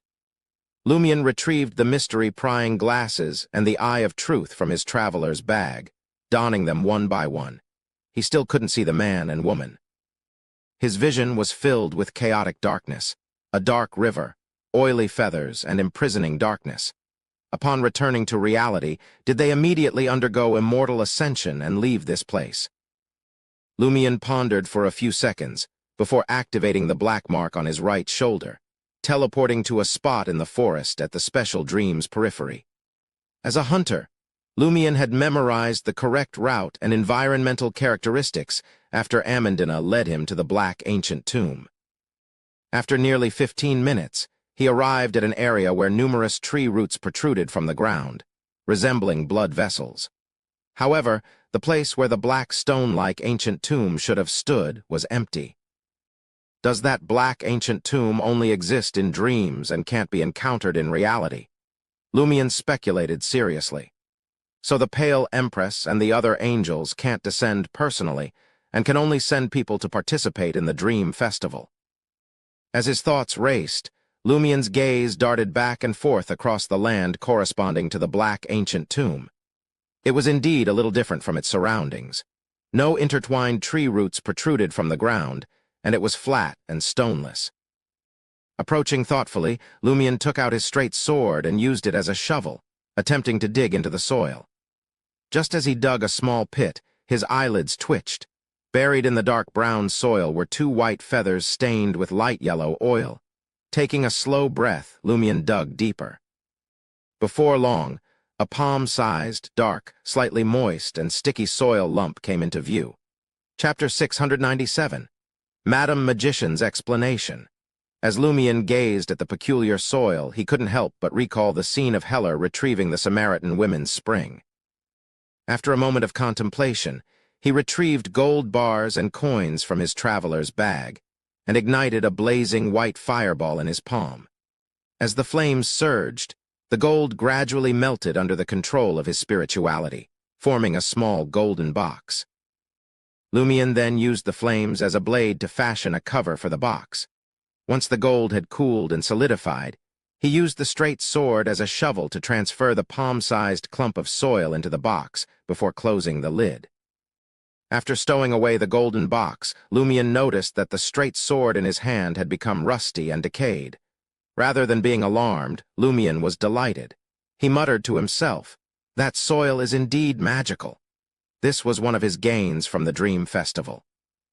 Despite not obtaining the Beyonder characteristics of Riza and Maslow, and the mysterious disappearance of the man and woman who served the demon, Lumion had finally acquired something of value.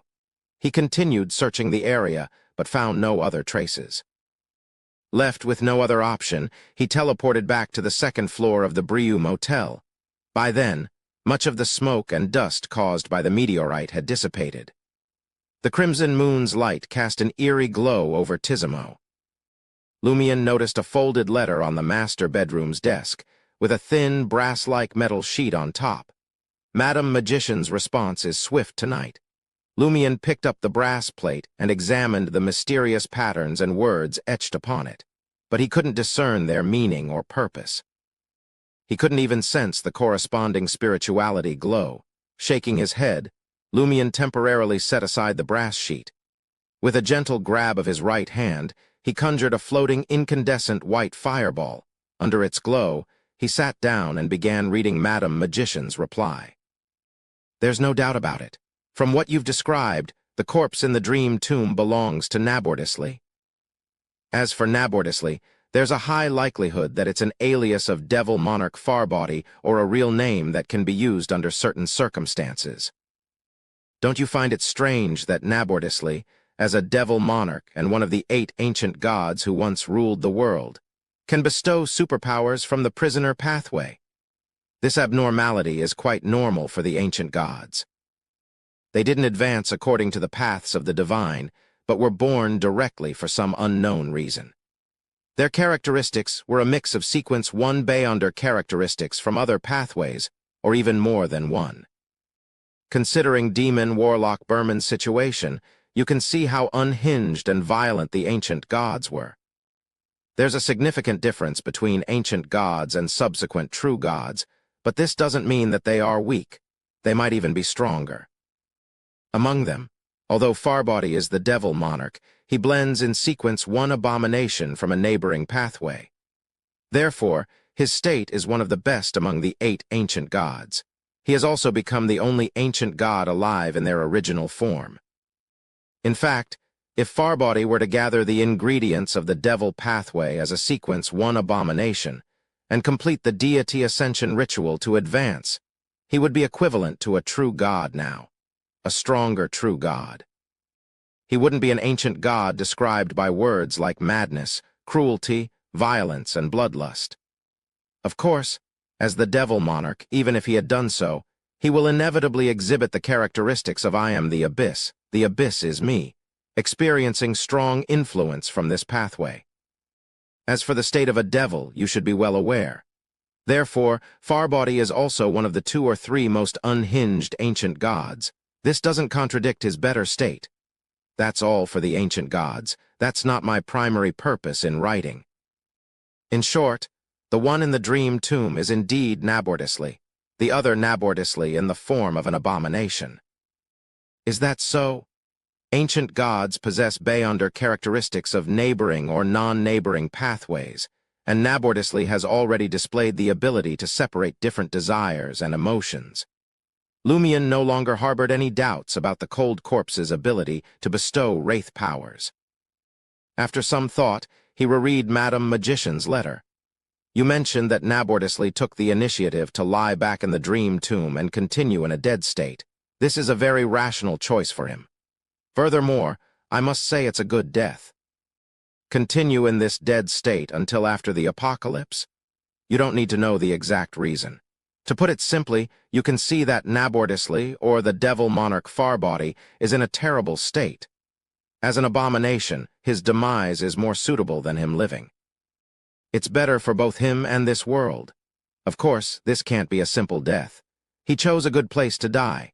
This will allow his corpse to enjoy peace and tranquility, safe from the Mother Tree of Desire's harassment. Now, you should understand.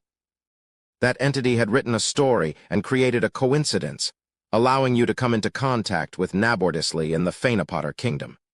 Then, you went to Hanth Island and the new City of Silver.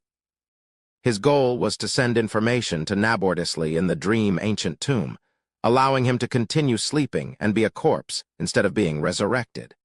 Simultaneously, This also prevents various factions from trying to obtain the sequence 1 Beyonder characteristic. Tusk, as expected of a remnant from ancient times, he's the protagonist who personally ended the rule of the ancient gods. The secrets and various key matters he knows perhaps exceed all of us combined. Apart from him and the Evernight goddess, who else would know about mysticism festivals like the Dream Festival, which you forget when you wake up? Who would have thought that the corpse was part of the Devil Monarch? The substantial digestion of the Reaper Potion, the acquisition of the Golden Mask, and the formation of the corroded soil should be the rewards he promised. Remember to give me that corroded soil. It's useless to you, but I can help you exchange it for something. It might also present an opportunity, but I can't discern what it is for now. And with that Golden Mask, you can boldly venture into the underworld when the opportunity arises in the future. Otherwise, the living won't be able to stay in the underworld for even a second. Those golden masks come from the fallen Death, the ancestor of the Eggers family. They were originally created to assist Death's direct descendants in entering and exiting the underworld and Death's kingdom. Their purpose is twofold. Firstly, to protect the wearer from the corrosion of the aura of death. Secondly, to transform the wearer into an undead creature. Their bodies no longer have vital points, while their minds and consciousness can maintain their living state. Do you understand why Nabordisley's corpse wore the death mask? If it didn't, it would have died completely in the dream tomb with no possibility of revival. Similarly, knowing the golden mask's functions and the state of the corpse, you should understand why Hisoka put on the golden mask. It allows a corpse to mistake Hisoka for one of its kind without affecting him. It also protects Hisoka from the corrosion of the tomb's aura of death. The first phantom that experienced an ascension activated the corpse's sleeping spirit under the golden mask's protection, but without awakening his consciousness. In this state, Hisoka can use his resemblance to the corpse to make the corpse mistake him for his spirit and accept his dominance. Isn't this style familiar? That celestial worthy is indeed the strongest god who seeks out errors and exploits loopholes. By the time the second phantom that underwent ascension entered the dream ancient tomb, the corpse's consciousness would have been basically awakened. Even if Hisoka were still alive, he wouldn't be able to complete his grand plan. That's the gist of the matter. The numinous episcopate's purpose is the ancient tomb itself, the golden mask that has endured the corresponding corrosion in the tomb for over a millennium. The Noise family's archduke, a collaborator of the Rose school of thought, desires Nabordisley's corpse, while the Temperance faction seeks to retrieve Miss Messenger's heart. Their goals were actually different, yet they fought to the death. I have to say, it's quite humorous and ironic. Of course, this is mainly because they can't trust each other, and there's indeed a possibility that it's a situation where the winner takes all. Does Miss Messenger want to consume Nabordisley's abomination body? Of course she does. Miss Messenger, the lady who used the lucky gold coin to buy the heart from Ludwig. Why is she called Miss Messenger? It's impossible for her to be someone's messenger, right? She's an angel, a Mr. Fool's messenger, so that's why there's a lucky gold coin closely related to Mr. Fool Lumion was sharp, and he quickly made a guess.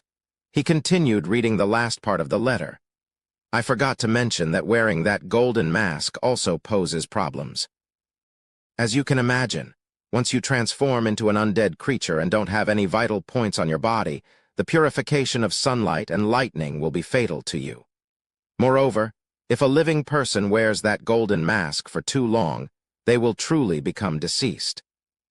When that time comes, once the mask is removed, their mind and consciousness will be unprotected and they will die immediately. Let me see what else I haven't mentioned. Yes, you said that the underworld Taoist and Nabordisley's corpse had looked at Ivoljsta Eggers without doing anything to him. That gave me some ideas. It's highly likely that the one who helped bury Nabordisley's abomination corpse and construct the dream grave was the ancestor of the Eggers family, the deceased Death. After he went mad, perhaps he interacted with the underworld Taoist, who guarded the river and the Blood Emperor's afterimage. And for some reason he agreed to Nabordisley's request for help, causing his abomination corpse to slumber in a special dream. Therefore, be it the underworld Taoist or Nabordisli's corpse, even if they only have their instincts left, they will still treat the Eggers family's bloodline specially. Chapter 698. Aftermath. Considering Madame Magician's conjecture, Lumian suddenly felt that the deceased Death, the ancestor of the Eggers family, was indeed legendary. After becoming a true god, he seemed to have gone mad. He incited the Pale Disaster. His demise created the Berserk Sea, isolating the northern and southern continents for more than a millennium. He had a connection to the mysterious underworld Taoist. He buried the abomination corpse of the Devil Monarch. He left behind the massive Balem Empire with numerous descendants. The golden mask he created for his descendants to enter and exit the underworld is still being fought over to this day. Lumian retrieved the golden mask he had obtained from Hisoka from his traveler's bag. He caressed its cold surface and sighed silently. This is a true deity's creation. With a sigh, Lumian read the last 2 pages of the lengthy letter. Back to yourself. The underworld Taoist mark on you only seals the influence of the Blood Emperor's remnant aura on the outside world. It doesn't eliminate its existence. In other words, you can no longer use Alistair Tudor's remnant aura to scare others. However, it can still be useful when you need to verify your corresponding identity. There are pros and cons to this situation. Although you've lost your potent means of intimidating others, you don't have to worry about attracting the attention of certain high-ranking individuals by using the Blood Emperor's remnant aura. Furthermore, the underworld Taoist mark might have a special effect in the future. Emperor Roselle once said that since you can't resist, try to enjoy yourself. Lumian turned his right hand over and looked at his palm. Compared to the decay in his dream, only a small pale white mark remained. Beneath the pale whiteness, a faint red scarred mark could be seen. What special use can it have? To intimidate the undead. Lumian muttered to himself in puzzlement, momentarily at a loss. At the end of the letter, Madame Magician wrote, "This year's Dream Festival may have ended, but the special dream and ancient tomb haven't disappeared. The Dream Festival will still happen next year. When the time comes, the demon from the Noise family and his Rose School of Thought allies who confirmed the ancient tomb situation this year might continue their attempts.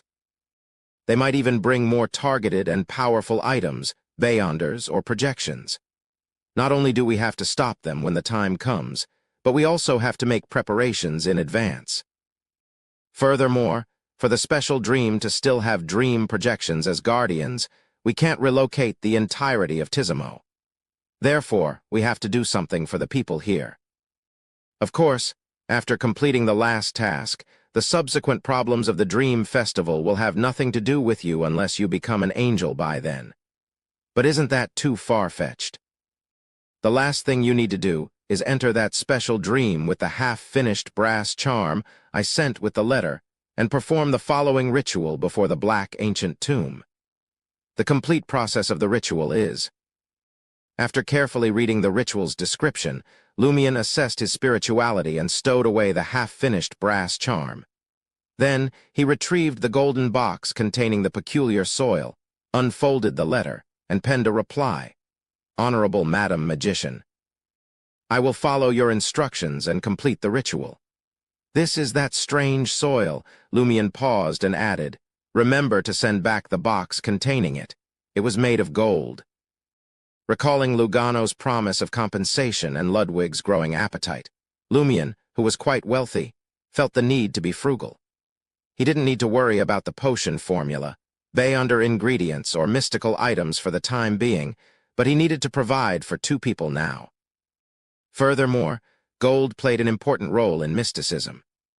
Franca had been accumulating gold in recent months, hoping to forge a golden body for armored shadow Chen Tu. After writing the reply, Lumian set up a ritual and summoned the doll messenger. The messenger remained cautious and furtive, not uttering a word. What did it sense? Lumian was about to inquire when he suddenly thought of a possibility. Could it be because Miss Messenger, whom Madam Magician mentioned, had been here? They are both messengers, so they might know each other and be related. And that person is an angel, Lumian shut his mouth and watched as the doll messenger retreated into the candlelight with the golden box. He extinguished the candle, stowed away the ritual-related items, and returned to the living room. He sat across from Ludwig, who still had half his food left untouched. Lumian looked at Ludwig, who wore a blue pajama hat with yellow stars, and smiled. "Lend me something."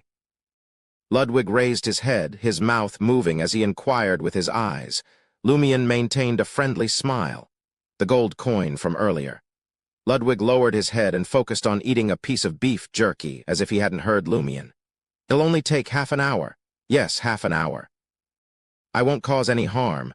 I'll definitely return it to you as it was," Lumian said with a sigh. "I've been providing for you for a long time, giving you food and drink." At this point, Lumian suddenly stopped. After a few seconds, he continued. "Isn't that worth lending me your lucky gold coin for half an hour? When have I ever lied to you?" "Often," Ludwig mumbled. He looked up at Lumian for a few seconds before retrieving the lone gold coin from his pocket. 20 minutes, tops. Deal." Lumian swiftly accepted the lucky gold coin with a radiant smile. To conserve his spirituality, he refrained from teleporting. Instead, he moved swiftly through the shadows and arrived at Hisoka Twenaku's house. Robert and Amandina had already left. Lumian found a spot and leaned against the wall. Using cogitation, he quickly drifted off to sleep. In the special dream in the primitive forest. Using the shadows in the darkness, Lumian reached the edge of the dream and found himself in the chaotic zone. After some thought, he left the shadow and donned the golden mask crafted by death. Amidst the cold corrosion and heavy pressure, Lumian saw a dream fragment of a black ancient tomb and the path leading to it. He quickly reached his destination. The corpses had vanished, leaving only the ancient tomb, resembling a black boulder, standing silently.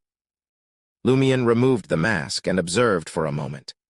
Using a raised tree root as an altar, he placed candles, essential oil, herbal powder, a cauldron, and the half-finished brass charm on it. He followed the instructions in Madame Magician's letter and dealt with them one by one. Finally, Lumian placed the lucky gold coin between the two candles corresponding to Mr. Fool.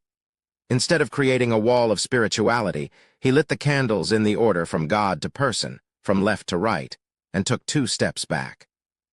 Lumian gazed at the burning candle flame and recited in ancient Hermes, "The fool that doesn't belong to this era, the mysterious ruler above the gray fog, the king of yellow and black who wields good luck." Silently, a thin gray fog emanated from the void, enveloping the area around the black ancient tomb and the entire special dream. Lumian's left chest heated up slightly, preventing his thoughts from slowing down, and his body showed no signs of disintegrating. He quickly took 2 steps forward and ignited the corresponding essential oil extract and herbal powder. He placed the half-finished brass charm in the center of the altar. Then Lumian straightened up and said in Hermes, I implore you to grant this charm power. I implore you to allow this power to control this dream." After reciting all the remaining incantations and completing the remaining steps of the ritual, Lumian saw the lucky gold coin emit a hazy glow. One of the candles representing Mr. Fool darkened, and the other took on a brass hue. Immediately after, the darkness and brass candlelight entangled with the half-finished brass charm. The brass charm emitted a blinding light, and Lumian couldn't help but close his eyes. By the time he adjusted and opened his eyes, the brass charm had vanished. The soil, rocks, and tree roots in front of the black ancient tomb surged, forming a tombstone-like object.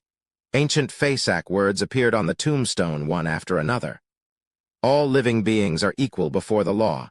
Even angels can be killed by ordinary people. Lost items are regarded as abandonment. Anything can be done during the dream festival, but not killing or rape. Murderers shall die. Rapists shall die. What pathway's power is this? It resembles the Arbiter pathway. Killing isn't allowed for the next dream festival. Even an angel can be harmed by me. Lumian hadn't expected Madame Magician's preparations. He swiftly packed his belongings and planned to leave the area. Finally, Lumian had an idea when he saw the tombstone. With a smile, he retrieved a card from his traveler's bag, bent down, and placed it on the ground beneath the tombstone. It was a tarot card depicting a man in green holding a wand against attacking wands at the foot of a mountain. Minor Arcana card, 7 of Wands. Lumion didn't know if the tarot cards representing him could remain in the dream or in front of the tombstone.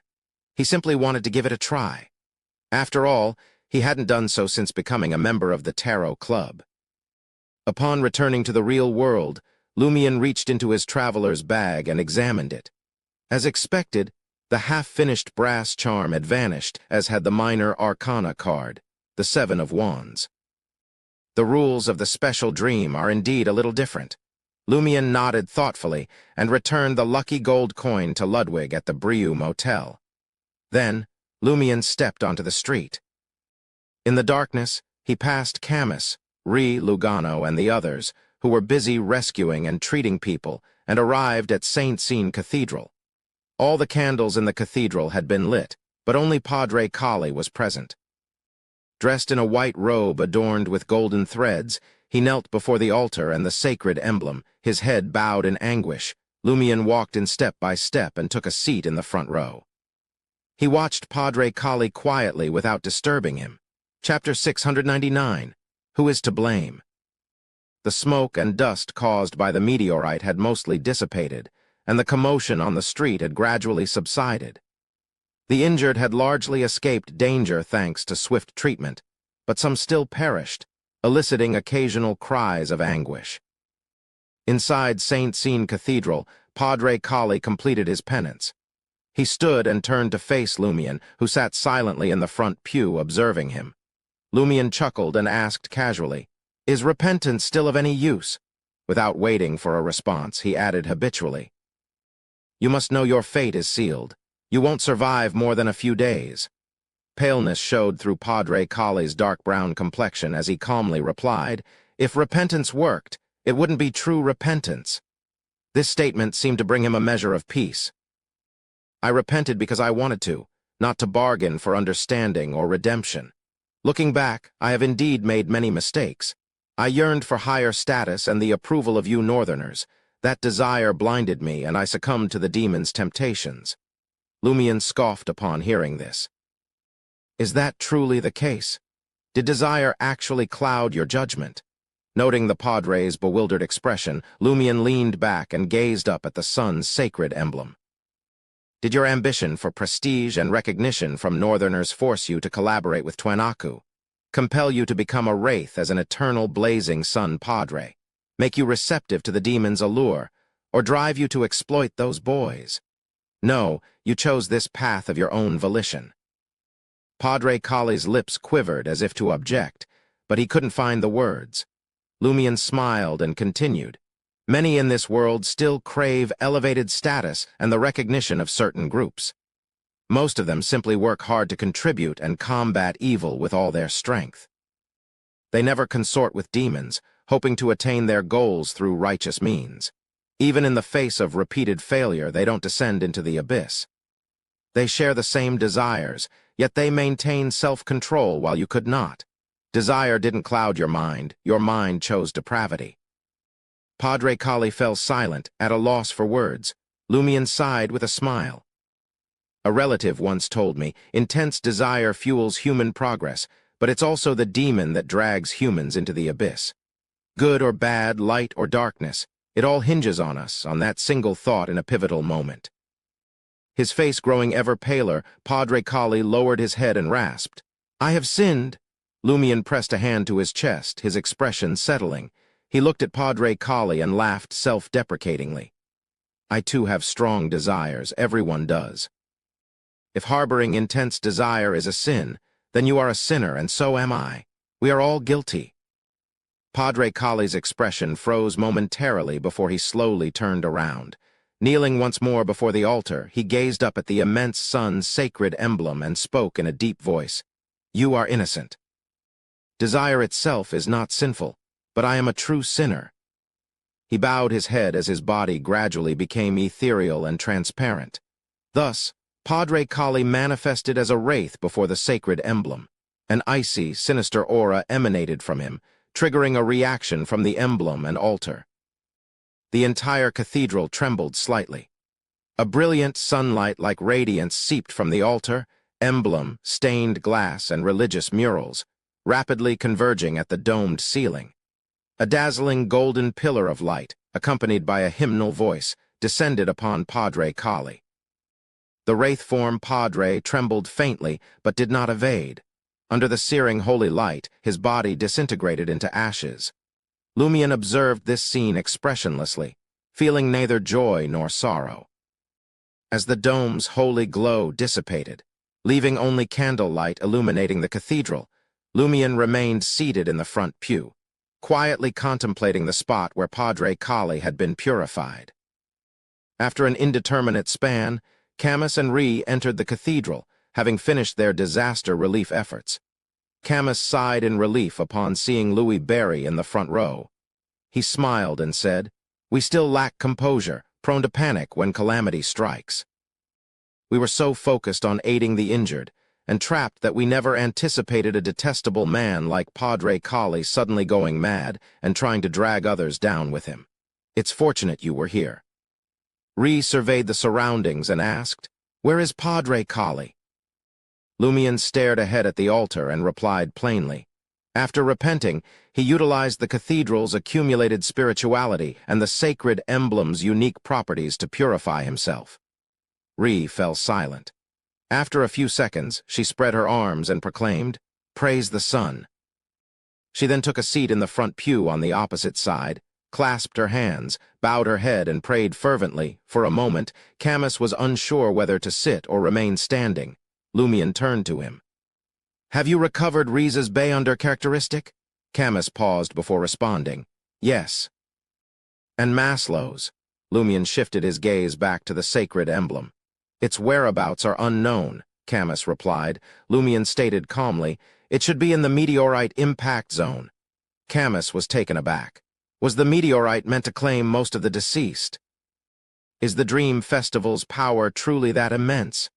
"More potent than you realize," Lumion replied, as if discussing the next day's weather. "Riza and Maslow belong to the numinous episcopate's royal faction. Admiral Quiraril is aware of their identities, and that Riza came to Tizimo to fulfill a mission assigned by the royal faction's superiors." Camus's expression shifted as he exhaled slowly. "Even without you mentioning this, I wouldn't have harbored any ill will towards Captain Riza. He did save me on multiple occasions, and this time he didn't overtly betray me but rather the patrol team. My sense of belonging to the team isn't that strong. Now, I'm just relieved he's not a traitor." Lumion smiled provocatively and said, "It benefits you as well. Port Pilos's patrol team now has a vacant vice-captain position, and your rival is already dead." Camus didn't rise to the bait, smiling wryly instead. "I plan to leave Matani. Thanks to your generosity, I've nearly saved enough to advance to Sequence 6. It's safer and simpler to return to my family and contact the main branch than to search the outside world. The patrol team is a small organization, after all. Sequence 6 is the limit. To reach Sequence 5, I'd need to forge close ties with the numinous episcopate, Rose School of Thought, Intis Bureau 8, the Eternal Blazing Sun Church, or the Church of Earth Mother, or become Admiral Quiraril's trusted aide. Given my Castia surname, the choice is clear. If the Castia royal family truly accepts you, your potential would be far greater." Lumion chuckled and said, "I thought you were leaving this place of sorrow due to a failed romance." Camus abruptly choked on his saliva and coughed several times. After Rhee concluded her prayers, she departed the cathedral with Camus. Lumion lingered in the front pew, savoring the solitude. After a while, Amandina appeared at the entrance, clad in black hunting attire. "Why are you alone here?" The girl muttered, her gaze darting about as if searching for something. "Why have you come?" Lumion asked nonchalantly. Amandina sat beside him and chuckled. "I wanted to see if Robert would come looking for the dying Padre Kali, but surprisingly, you're the only one here." "Padre Kali purified himself. I doubt Robert has been here," Lumion answered truthfully. "Is that so?" Amandina felt a pang of disappointment. If he had really come to confront Padre Kali, it would mean he still is a man. Lumion remained silent.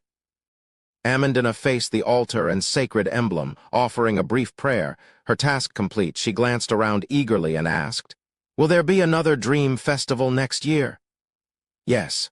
Lumion didn't hide anything. Joy instantly lit up Amandina's features. Is that black ancient tomb still there? Can I gain superpowers by touching it again? Of course. Lumion turned to her, smiling. But the outsiders participating in next year's Dream Festival will be even stronger and more terrifying, surpassing the evil cloth doll, crystal skull, and human skin man you encountered. Amandina's expression fell. Really? In that case, I'll find an excuse to stay in Port Pylos during next year's festival and bring my parents along. Have you returned to Palm Manor? Lumion inquired. Amandina sighed and smiled. I went back briefly. Not wanting to disrupt their facade of love, I left again.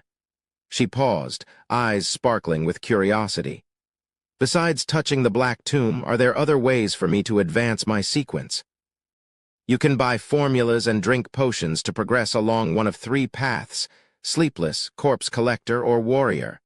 Lumion divulged the relevant mystical knowledge without reservation. After some thought, he added, also, it wasn't the Black Tomb that granted you superpowers. It was that figure. Lumion was suddenly perplexed. What was the connection between Amandina, Robert, and the underworld Taoist? Typically, boons were bestowed upon believers by deities or angels, but Amandina and Robert had no faith in the underworld Taoist. They weren't even aware of his existence. Considering the conventions of various secret organizations and the customs Franca occasionally mentioned, Amandina should have addressed the underworld Taoist as teacher. Chapter 700. Return. In the special dream, Amandina mentioned that the figure, known as the underworld Taoist, had nodded at her. Armored Shadow. Chen Tu is suspected to be related to the underworld Taoist. Franca is accumulating gold to create a golden body for Chen Tu to obtain more information. Lumion's mind raced with these thoughts. He turned to Amandina with a smile. You won't only encounter that figure during the Dream Festival. It's possible normally? Amandina asked, surprised. What kind of smarts do you have? Lumion inwardly criticized, shaking his head and smiling. What I mean is, it's not just in Tizimo where you can encounter that figure on a specific date. Amandina pondered for a few moments before grasping the underlying meaning behind Louis Barry's words. Have you seen that figure elsewhere? I thought you couldn't see him and could only observe through me. Thankfully, you're not that dense. Lumion retrieved the golden mask from his traveler's bag. I could see after putting this on. Without waiting for Amandina's response, Lumion added with a smile, I did encounter that figure elsewhere. He used encounter instead of meeting. To ensure his statement couldn't be more truthful, he wanted to say, I even know his name, but didn't feel like explaining to Amandina why he used the pronoun he to address the underworld Taoist respectfully. Amandina's expression turned excited. Where? In Trier, Lumion replied honestly. This was the information he wanted the other party to know. Trier. Amandina felt a mix of captivation and fear. As an Intisian born and raised on the southern continent, she had heard countless rumors about the capital of joy and understood its vibrancy and prosperity. Trier had nearly become her dream paradise, but the furthest she had ventured was Port Pylos, never leaving Matani. If given the chance to visit Trier, fear was her initial reaction. After all, she was still a girl under 18. Lumion continued candidly. In the future, I know someone who might interact with that figure. I hope you can provide her with some assistance, the non-combat kind. To that end, I can take you to Trier and help you enter the area where the figure might appear. I can also provide some protection. How about it? Do you want to strike such a deal? Aye. Amandina hesitated, instinctively seeking an excuse. My parents won't allow me to leave Matani for Trier now. At the very least, I have to wait until I get a chance to attend university there. Lumion found it amusing and remarked. I'm not asking you to permanently relocate to Trier. You can go on Saturday and return on Sunday. Huh? Amandina was taken aback. She had imagined a long-distance voyage, hiking through mountains and wading across rivers, forever bidding farewell to her home. Lumion arched an eyebrow. It's not like I haven't teleported you in the dream before. But isn't that just a small area? Amandina's eyes lit up. Can you really teleport directly from Matani to Trier? Lumion nodded slightly. Yes, I might need to make a transit once or twice along the way, but it will still allow you to reach Trier quickly. Quickly? Amandina's interest was piqued. She yearned to experience such wonders. However, she didn't make a decision immediately.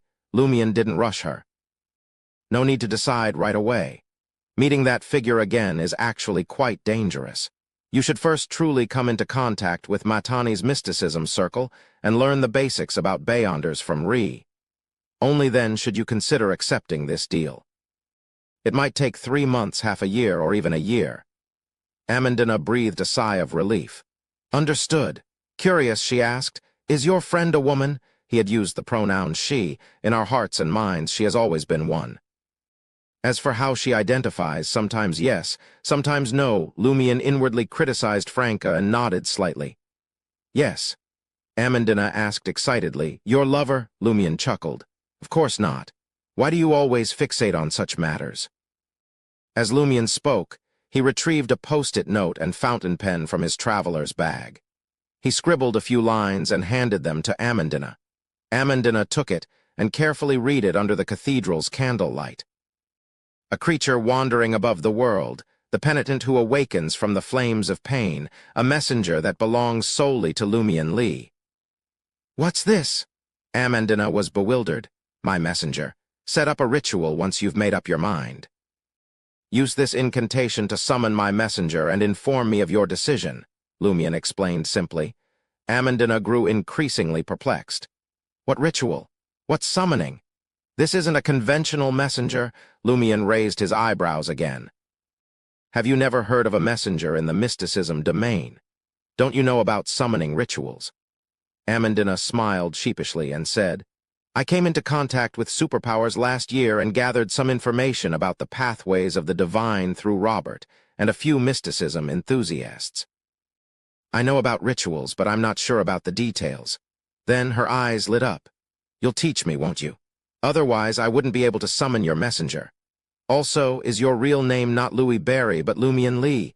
Why you took a pen and paper from that coin bag. You also took your previous items from there. What kind of mystical item is this? Lumion couldn't help but glance up at the golden spherical dome. The following morning, Lumion left the Brieux Motel with Ludwig and Lugano.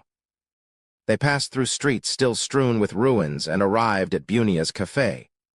The owner, Bunia, maintained his usual shyness and politely inquired about their needs. Lumion ordered 3 cups of Kosa coffee and 3 servings of Matani's specialty breakfast, akapa.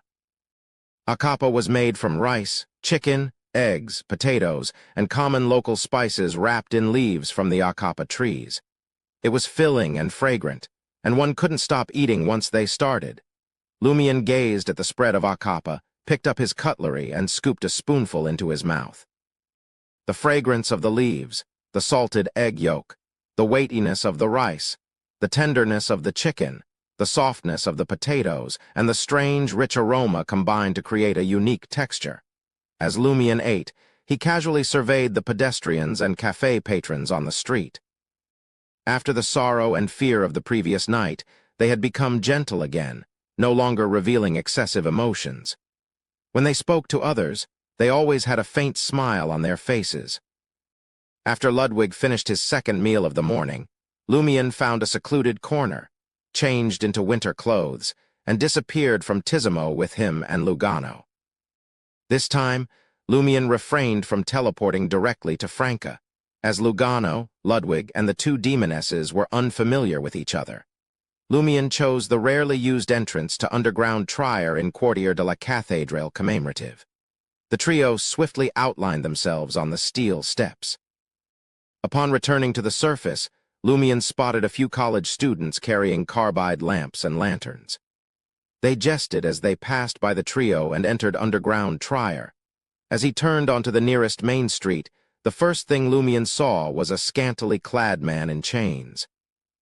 He crawled slowly along the street in a dog-like manner. If anyone dared to glance at him, he would glare back and bark twice. In the next moment, the street artists on the corner played a rhythmic melody. Passers-by more or less danced with relaxed and satisfied smiles on their faces. The man acting as a dog and trembling in the cold wind also raised his hind leg.